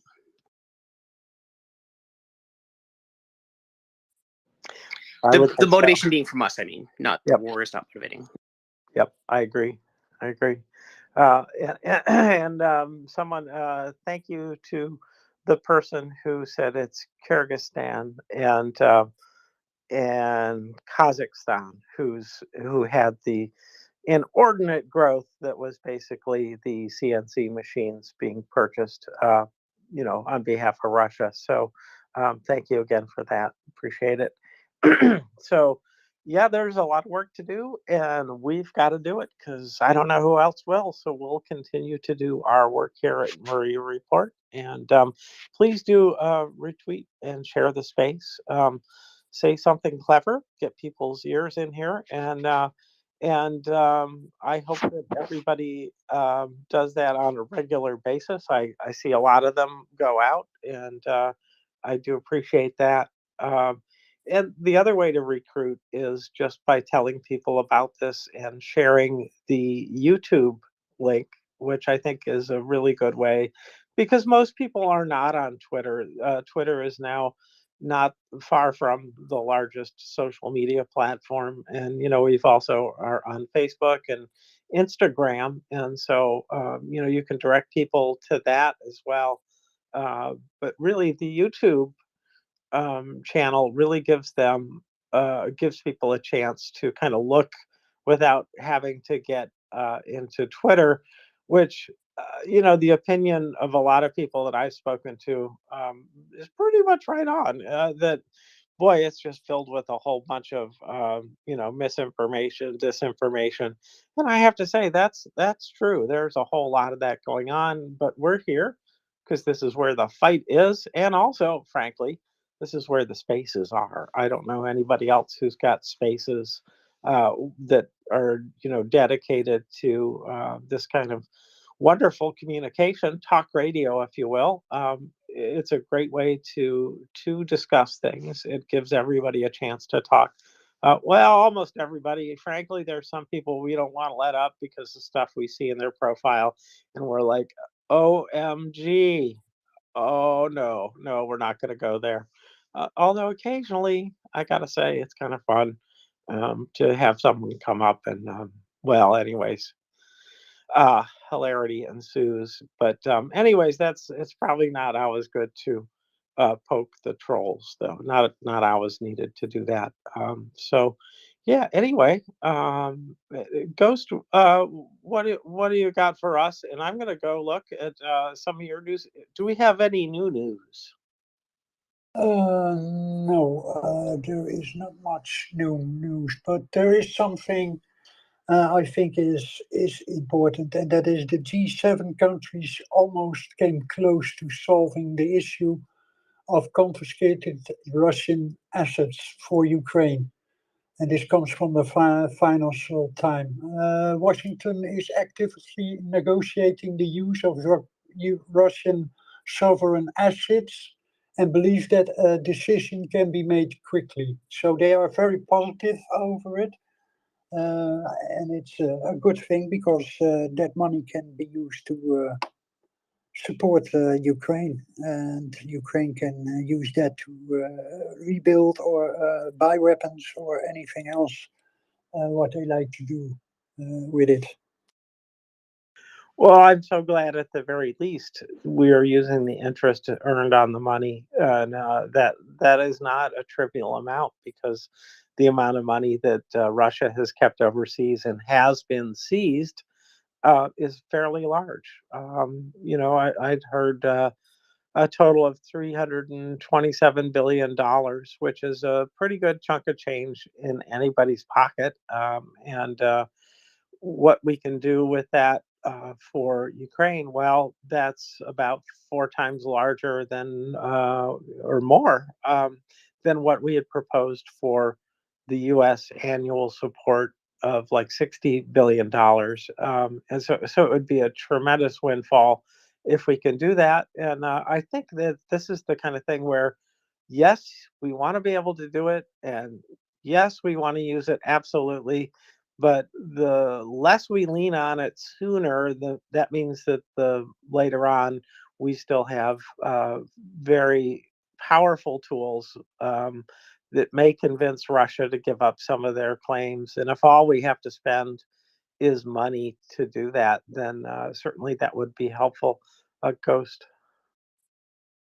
Yeah, I had some other positive news, and that's very good news. There are another 3 kids are back from the occupation from Russia. They are back in Ukraine, and this is from Tracy has posted this, and this is from the Bring Back Kids Ukrainian, and that is from Andrei Yermak. And he has brought another 3 kids back from Russia. So that's also very positive news. Yes, it is. We'll take any of the kids back, and wow, it's just too bad that we can't take or bring more out quicker. But every one of those is a huge victory and a morale booster. I just did see you probably found this news, but I'm going to report on it, steal your thunder, as it were, from Special Kherson Cat. The Ukrainian military's received an initial batch of the Scythe UAVs, which pretty boxy looking, I would say their design is. And I'll just post it here in the nest, and you can clear it out later. But with a payload of 32 kilograms or more, almost double that if they reduce the range. That's a lot of boom. 32 kilograms of high explosives would create a nice size hole for a swimming pool, or approximately. So that's a big deal, and just more good news about supplying Ukraine with weapons. So yes, indeed, that was your news. I did steal your thunder. So there you are, Ghost. Yeah, and also the Ukrainians are using their own made UAVs, and these are the reconnaissance UAVs, the Shark, and that is also already in service with the Azov Brigade. So they are the Ukrainians are very inventive, and they are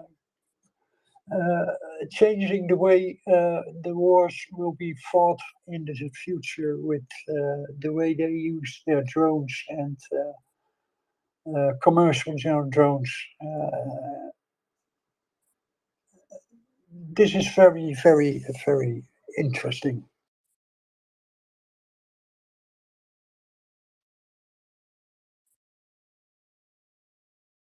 That rascally button got away from me. Yeah, it is very interesting. And I also saw the news about the Shark drone. So it is all about drones right now, and it may be the case that the slack off. Well, no, I should say the decrease or the lack of increase. That's the right way to say it. Of production of 155 shells may be due in part to the focus on drones, since they're a lot more flexible. And again, I wonder, will the United States ever consider selling the cluster bomblets directly instead of inside the shells? I realize that's where they are right now, but given that they're cutting apart the shell to get at the bomblets and delivering them individually, it seems like maybe there's a real case to be made for continuing to create the bomblets, but dispensing with the casing, so that Ukraine can, effectively fight the war and save themselves a saw blade, cut or well, an angle grinder or whatever they use to cut open the shell. Pardon me. So the because that is how they're using most of them. I understand that in Avdiivka they've been using the whole shells in some of the infantry attacks by Russians, because it really is an effective and economic tool there. So not all of them, but in most cases, that's where most of those cluster munitions have gone is to the individual bomblet level, and that means drones. So what a change in the war. It's kind of scary because it's not particularly high tech, at least at the low end. In war, though, what we've seen is that they have to have many things hardened that civilian drones wouldn't need to have. Electronic warfare, defensive capability, and offensive capability really are upgrades, and along with all the different needs for seeing in different ways up there. So, um, yeah, I think all of that is good news, though, for Ukraine because it's adapting faster. It just sadly is the case that Russia is adapting faster than they were once. So, but I see CC is ready for us. So, CC. And it is something that you can put in your letters and calls. For the idiots that are worried about escalation, drones. We can give them drones galore. And then also, I interviewed Commander Mamuka, who's on the ground, so he knows a lot about strategy and what's needed actually, in real time, and is not one of those people who's, an armchair warlord. And you could also say what he suggested, which was 1,000 attackums. So more HIMARS and 1,000 attackums would pretty much do the trick without even full air defense. So yeah, those are two really strong salient points to put in your letters and your calls. Thanks, Cece. Yeah, indeed. I liked the look on his face in that particular call out. He's got that Santa hat on with the Georgia Legion up there on it. It's Can fun I to tell look. you how scared I was to send him that to see if it was okay? Please do. I was very scared. And he was at first horrified, and he's like, if it can get people to call, fine. It's just, I thought it was a hilarious ask because his personality is just, he's so wise and stoic that that was kind of antithetical to his personality, but he appreciated it, thank God, after he was horrified. Well, it's kind of like the meme of Budanov with all of the tribbles, the Star Trek meme thing. Yeah, it's silliness, but it's got a point to the silliness, and so thank goodness he did take it well. And no one said a drone after you about that, so that's really good news, CC. That nobody got drone mad at you. Not yet. I'm looking in the sky. I have my shotgun. I'm on my porch. I'm watching the skies. Well, look east. Anyway, yeah, that's not going to happen. We think you're pretty safe in your undisclosed location. We will not send out coordinates. Don't worry. We're not going to go there. I'm in a hunting blind, James, so you can't even see me. You're pretty damn sneaky. A hunting blind. Well, good hunting. I hope it goes well. Yeah, is it duck season or rabbit season? Russian season. What do you know? Huh. I'm not surprised. Okay, so it's not the wascally wabbit. All right. Well, that's just as well because you were It's never. it's the wascally Russian. Wascally Russians. Yes, I see that we've degraded to this, which is fine by me. I am amused by it. So I like it. But if there's a more serious topic that we should be talking about, we should. But otherwise, carry on with that. I will say that I was been perusing, as I usually do, the AP news, and I did see a couple stories on Ukraine, and one of them was about the accession process. Oh boy, I'm not saying it right. Please say the word for me. A session. Accession. Thank you. Yes. Yes, and that they've taken the next step, Ukraine has. And so further integration with Europe is coming. And, the speed with which it's going is amazing because they had, I believe, 4 months to do what they got done in 1 week. So that really tells you they're stepping on the gas.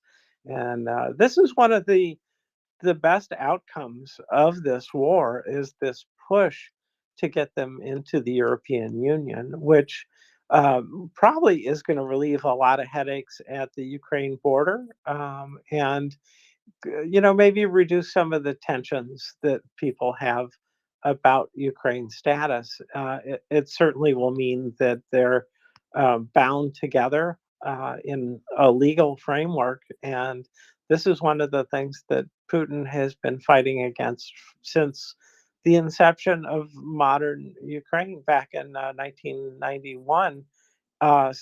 It's a big deal. It's a really big deal. And I don't see how, at this point, Ukraine can be stopped from getting in, except for Mr. Orban, holding up the works there. But I know that they have ways to deal with him, and they will. I hope that I learned a lot from Beefeater about the Article 7 process for kind of punishing, uh, what do we want to call them? Obstructive members of the EU. And so it was good to hear about what the options were. And it was also good to see that one of those options was to have him out of the room and then have a vote while he's out. That's one way to do it. I don't know if that would work for this, but in any case, this is the sole obstacle that I think is really a meaningful obstacle left in the path to a session. So it's a super huge deal, and one that probably doesn't get enough attention because people's eyes are really focused on the battlefield, and those are important too. But these kind of political victories are absolutely critical because it's really, it changes the face of the war. Marcus? So a guy that from our space and other spaces named Pope sent me an article from Pravda in Ukraine. And the title is London Mayor Turns Down His Kiev Counterpart's Request for To Be Scrapped Cars. So I was wondering if there were any fine Brits in the audience at the moment. It seems surprising that would happen, but I guess that's another place one could apply pressure. Sure. Yeah, Tony Sammartino is kind of the expert at that in Australia. So, there wouldn't be a bad thing to have somebody focus on that.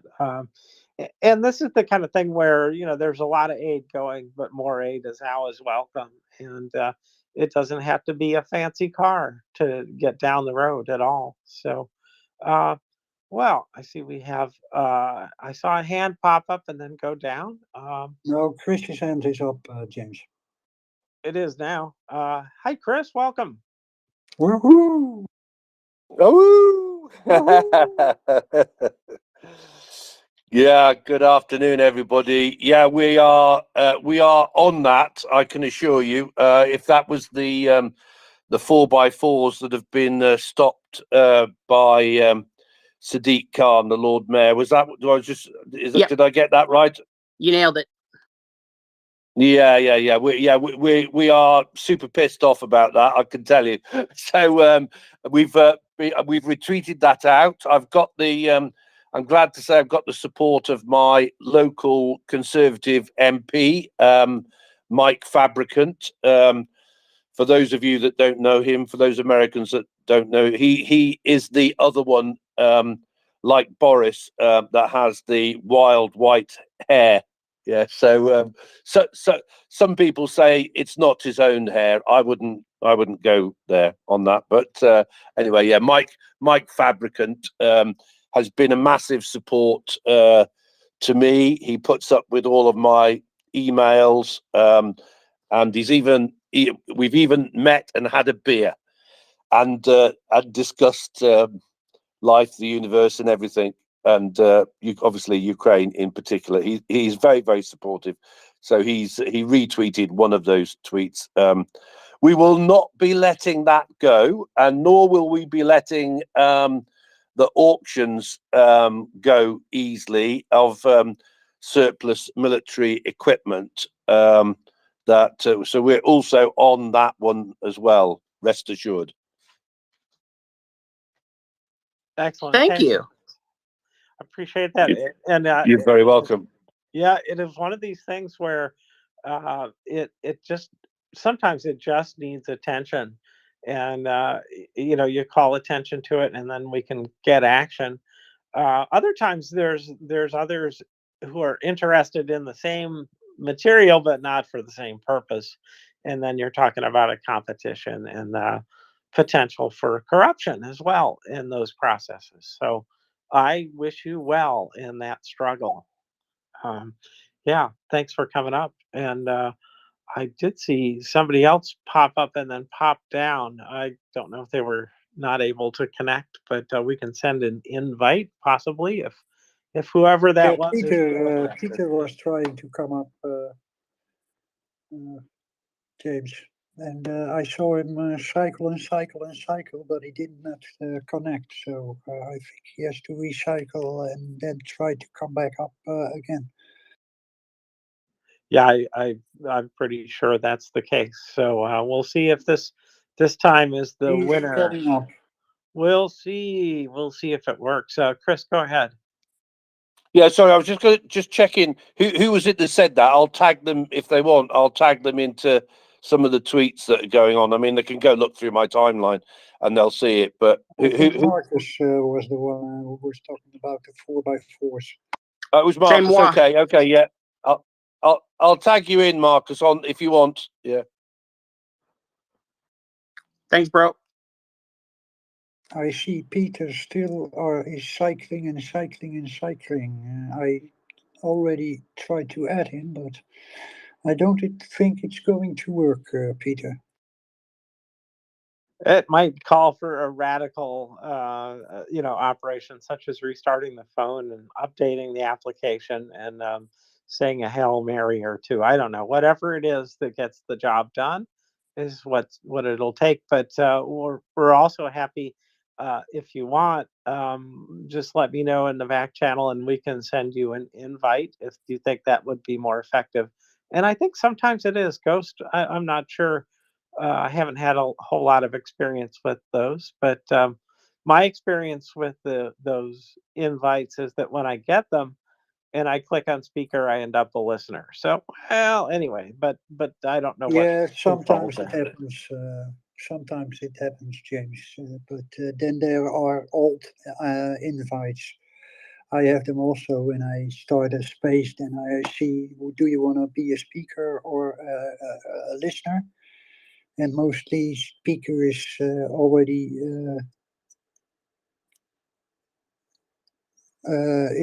on, and if I come on and on the space, I still be a listener. So that are old invites. But did we have the MOD report from today? Not since I've been on at 8 a.m. Well, Eastern time, that is. So, yes, if you would like to do that, that would be wonderful. Yeah, normally Marcus does that, but I didn't hear it from Marcus also. She could have done it in the morning, of course, when I wasn't on. So on the 12th of December 2023, Kiev Star, Ukraine largest, this was yesterday, that there was an attack on Kiev Star and some banking systems in Ukraine. So Ukraine largest mobile network operator suffered a cyber attack. Effects continued for at least 48 hours, impacting the company's mobile and data service. The Kyivstar supplies over half of Ukraine's population with mobile and home internet service. The cyber attack reportedly left users without mobile signals or the ability to use the internet. Kyivstar reported that no personal data was compromised during this attack. The cyber attack also reportedly disrupted air raids, sirens, some bank ATMs, and point-of-sale terminals. At the same time, the Ukrainian bank Monobank was targeted with a distributed denial of service, a DDoS attack, disrupting access to the bank's website. With Ukraine government resources and emergency service affected, this incident is likely one of the highest impact disruptive cyber attack on Ukrainian network since the start of the Russian full-scale invasion. So this was the MOD report, and yes, I have seen a lot of tweets about that attack, what was going on. But I think at the same time, there was also an attack on the Russians. I'm not sure.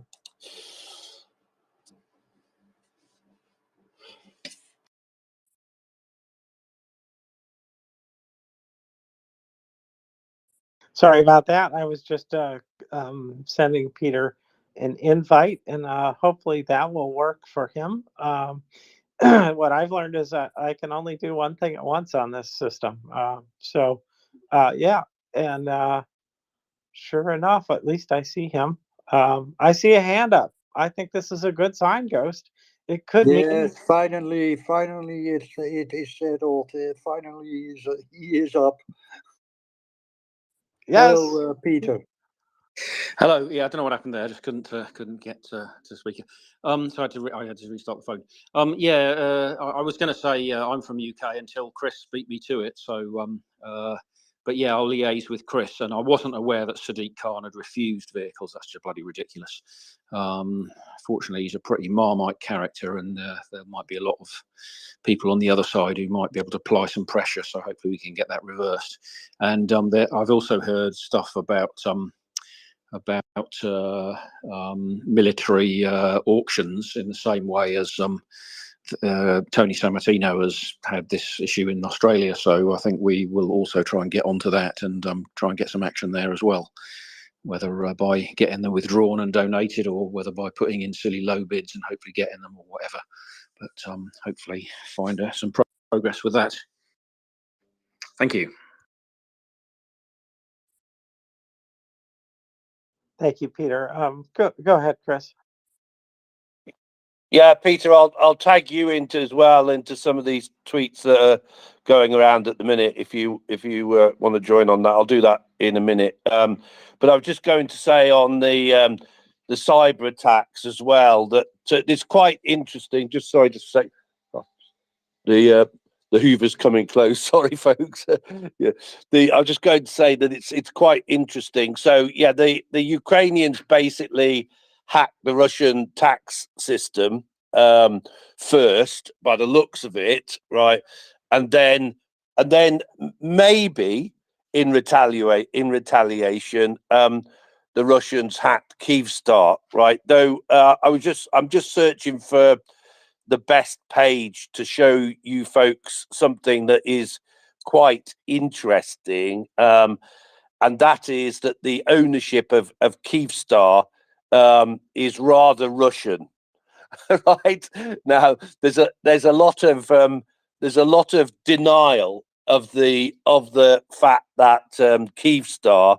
Oh, by the way, and this is like denial by Kyivstar, right? Because Kyivstar is owned by another company that I think is floated on the American stock market, right? So I'll find a bit of a page on that and copy a few of you just so that you know that, right? But so at the minute, what Kyivstar are sort of saying is that they're not owned by Russians anymore, right? Well, and obviously one of the reasons they would say that is that it could dramatically affect their share price. All of this, right? So anyway, and that is Friedman. That is the main. There's a few Russians that are actually or have been, depending on which it is, involved with Kyivstar. And so so there's a sort of an interesting spin on this. And then the other sort of, to me, interesting point that people may think is interesting is that of course recently Ukraine and Japan and a couple of others joined what's called the CCD COE, right, which is the NATO Cooperative Cyber Defense Center of Excellence, which is in Tallinn, in Estonia. I note that Estonia has just, by the way, put out a strategy for Ukraine to win and for Russia to lose. Sorry, that was a bit of an aside. Yeah, but anyway, so they, I mean, obviously Ukraine, from a cybersecurity perspective, has for years been cooperating with NATO countries and Five Eyes countries and things like that. But it is now actually sat round the table at the NATO Cooperative Cyber Defense Center of Excellence and that. And I just wonder if that's having an effect. For me, personally, it's a great thing to think about, that the Ukrainian knowledge of fighting the Russians is being passed over fully to the NATO team, NATO cyber defense team.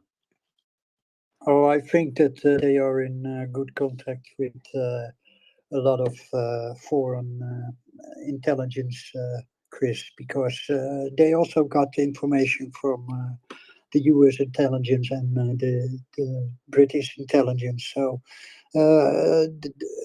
I think those are cooperating already since 2014, I think.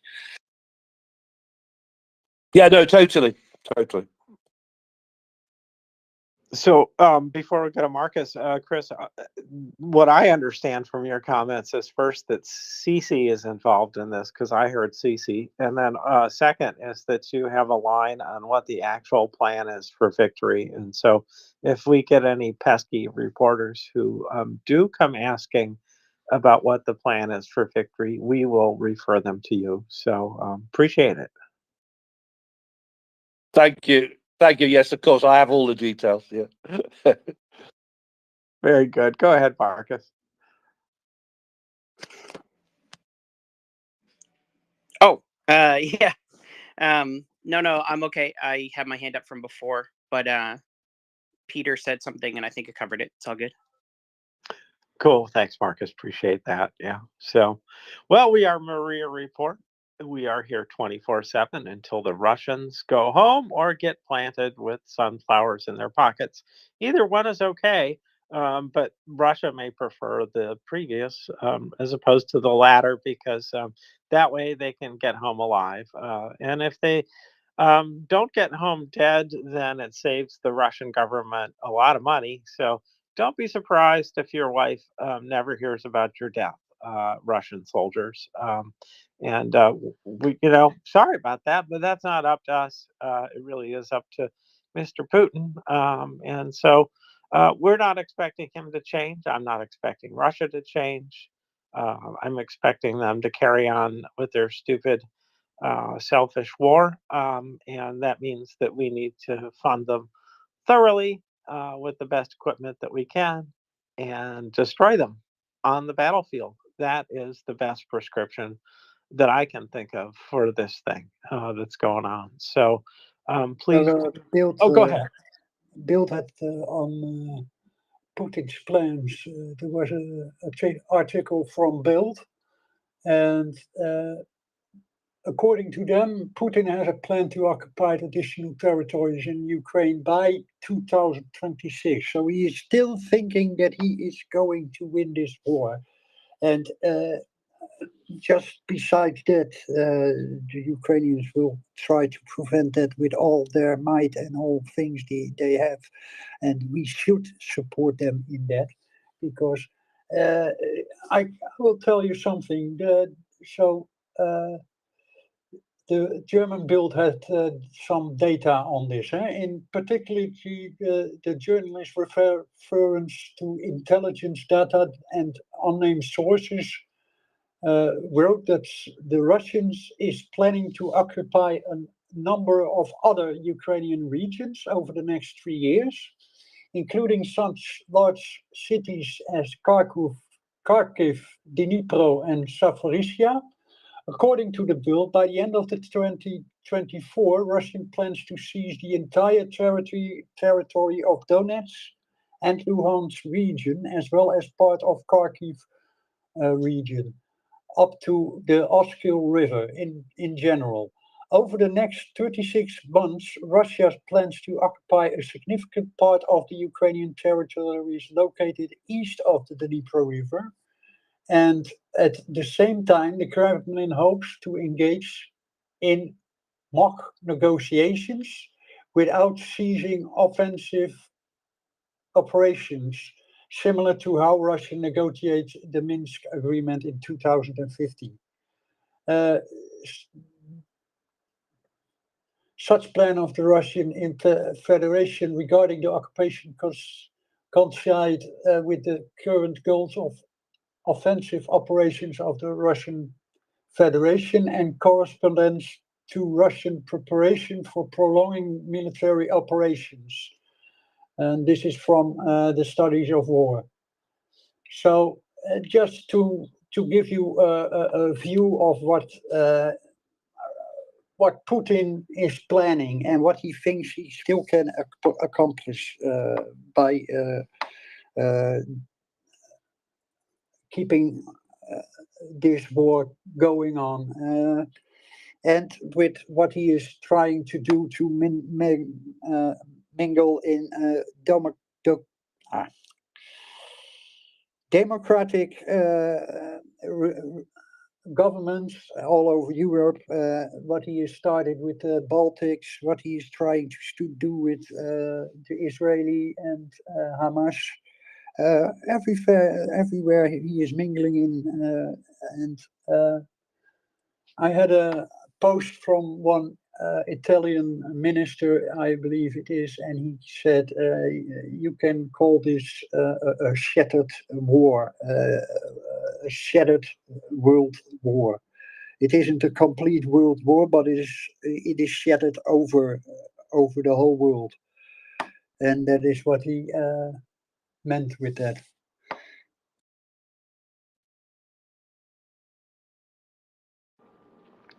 Thank you, Em, for that. Yeah, I don't think they're going to stop expanding if they can help it. And the the fact that he's made that statement publicly should be a wake-up call to everybody. Some people don't want to hear it because once you hear it, you have responsibility to reply to that. And I don't mean sending Putin a polite letter saying no. I mean respond by supplying more weapons to Ukraine to stop this. So his intentions are clear. They always have been. Well, maybe not ours, because a while back he was like, "Yeah, sure, Ukraine and the EU, good. That'd be good. Ukraine and NATO, that'd be good." So he hasn't always been as clear as he is now about his aims, but his life depends on it, as far as I can see. They're going to elect a president next year, and odds are good. If I were betting on it, I'd bet on Putin winning that, and that means a continuation of the same policy that he's declared. If there was an opponent that had a chance of winning, why maybe we'd see a quick end to the war, because somebody might say, "Hey, maybe it's dumb to attack Ukraine. Maybe we should go home." and quit while we can, but that doesn't seem very likely. So, yeah, thank you, Ghost. Excuse me. You are excused. Marcus, you raised your hand up. Yeah, thanks. So, I'm going to try the name of the guy I'm reading here. It's Mikhailo. Oh no. Mikhailio. Okay, sorry to Mikhailo. everyone who speaks Ukrainian. Rahosa. Mikhailo. What? Mikhailo. Oh my God, that's Mikhailo. Yeah, and I feel silly. Okay, moving on. Let's not dwell on the words I said there. So he was posting a discussion about what he's hearing from other soldiers regarding what the new strategy might be. So it's got quotes in it. So it's not. It must be from a paper somewhere, but he doesn't provide the source, although it's intelligible. So I don't think it's made up. But anyways, so he said their focus will be on the ratio of losses. So the one quote that's interesting is the guy said, if it's a 10-to-1 ratio, we hold position. If it's a 1-to-1, we pull back. Now there's no pressure on us to move forward. We're just aiming to for maximum enemy casualties. Positions are not so important. The main thing is to keep as many Ukrainians alive as possible. What we are witnessing is actually controlled rearguard actions. You build minefields so that as many Russians and their tanks as possible die on them.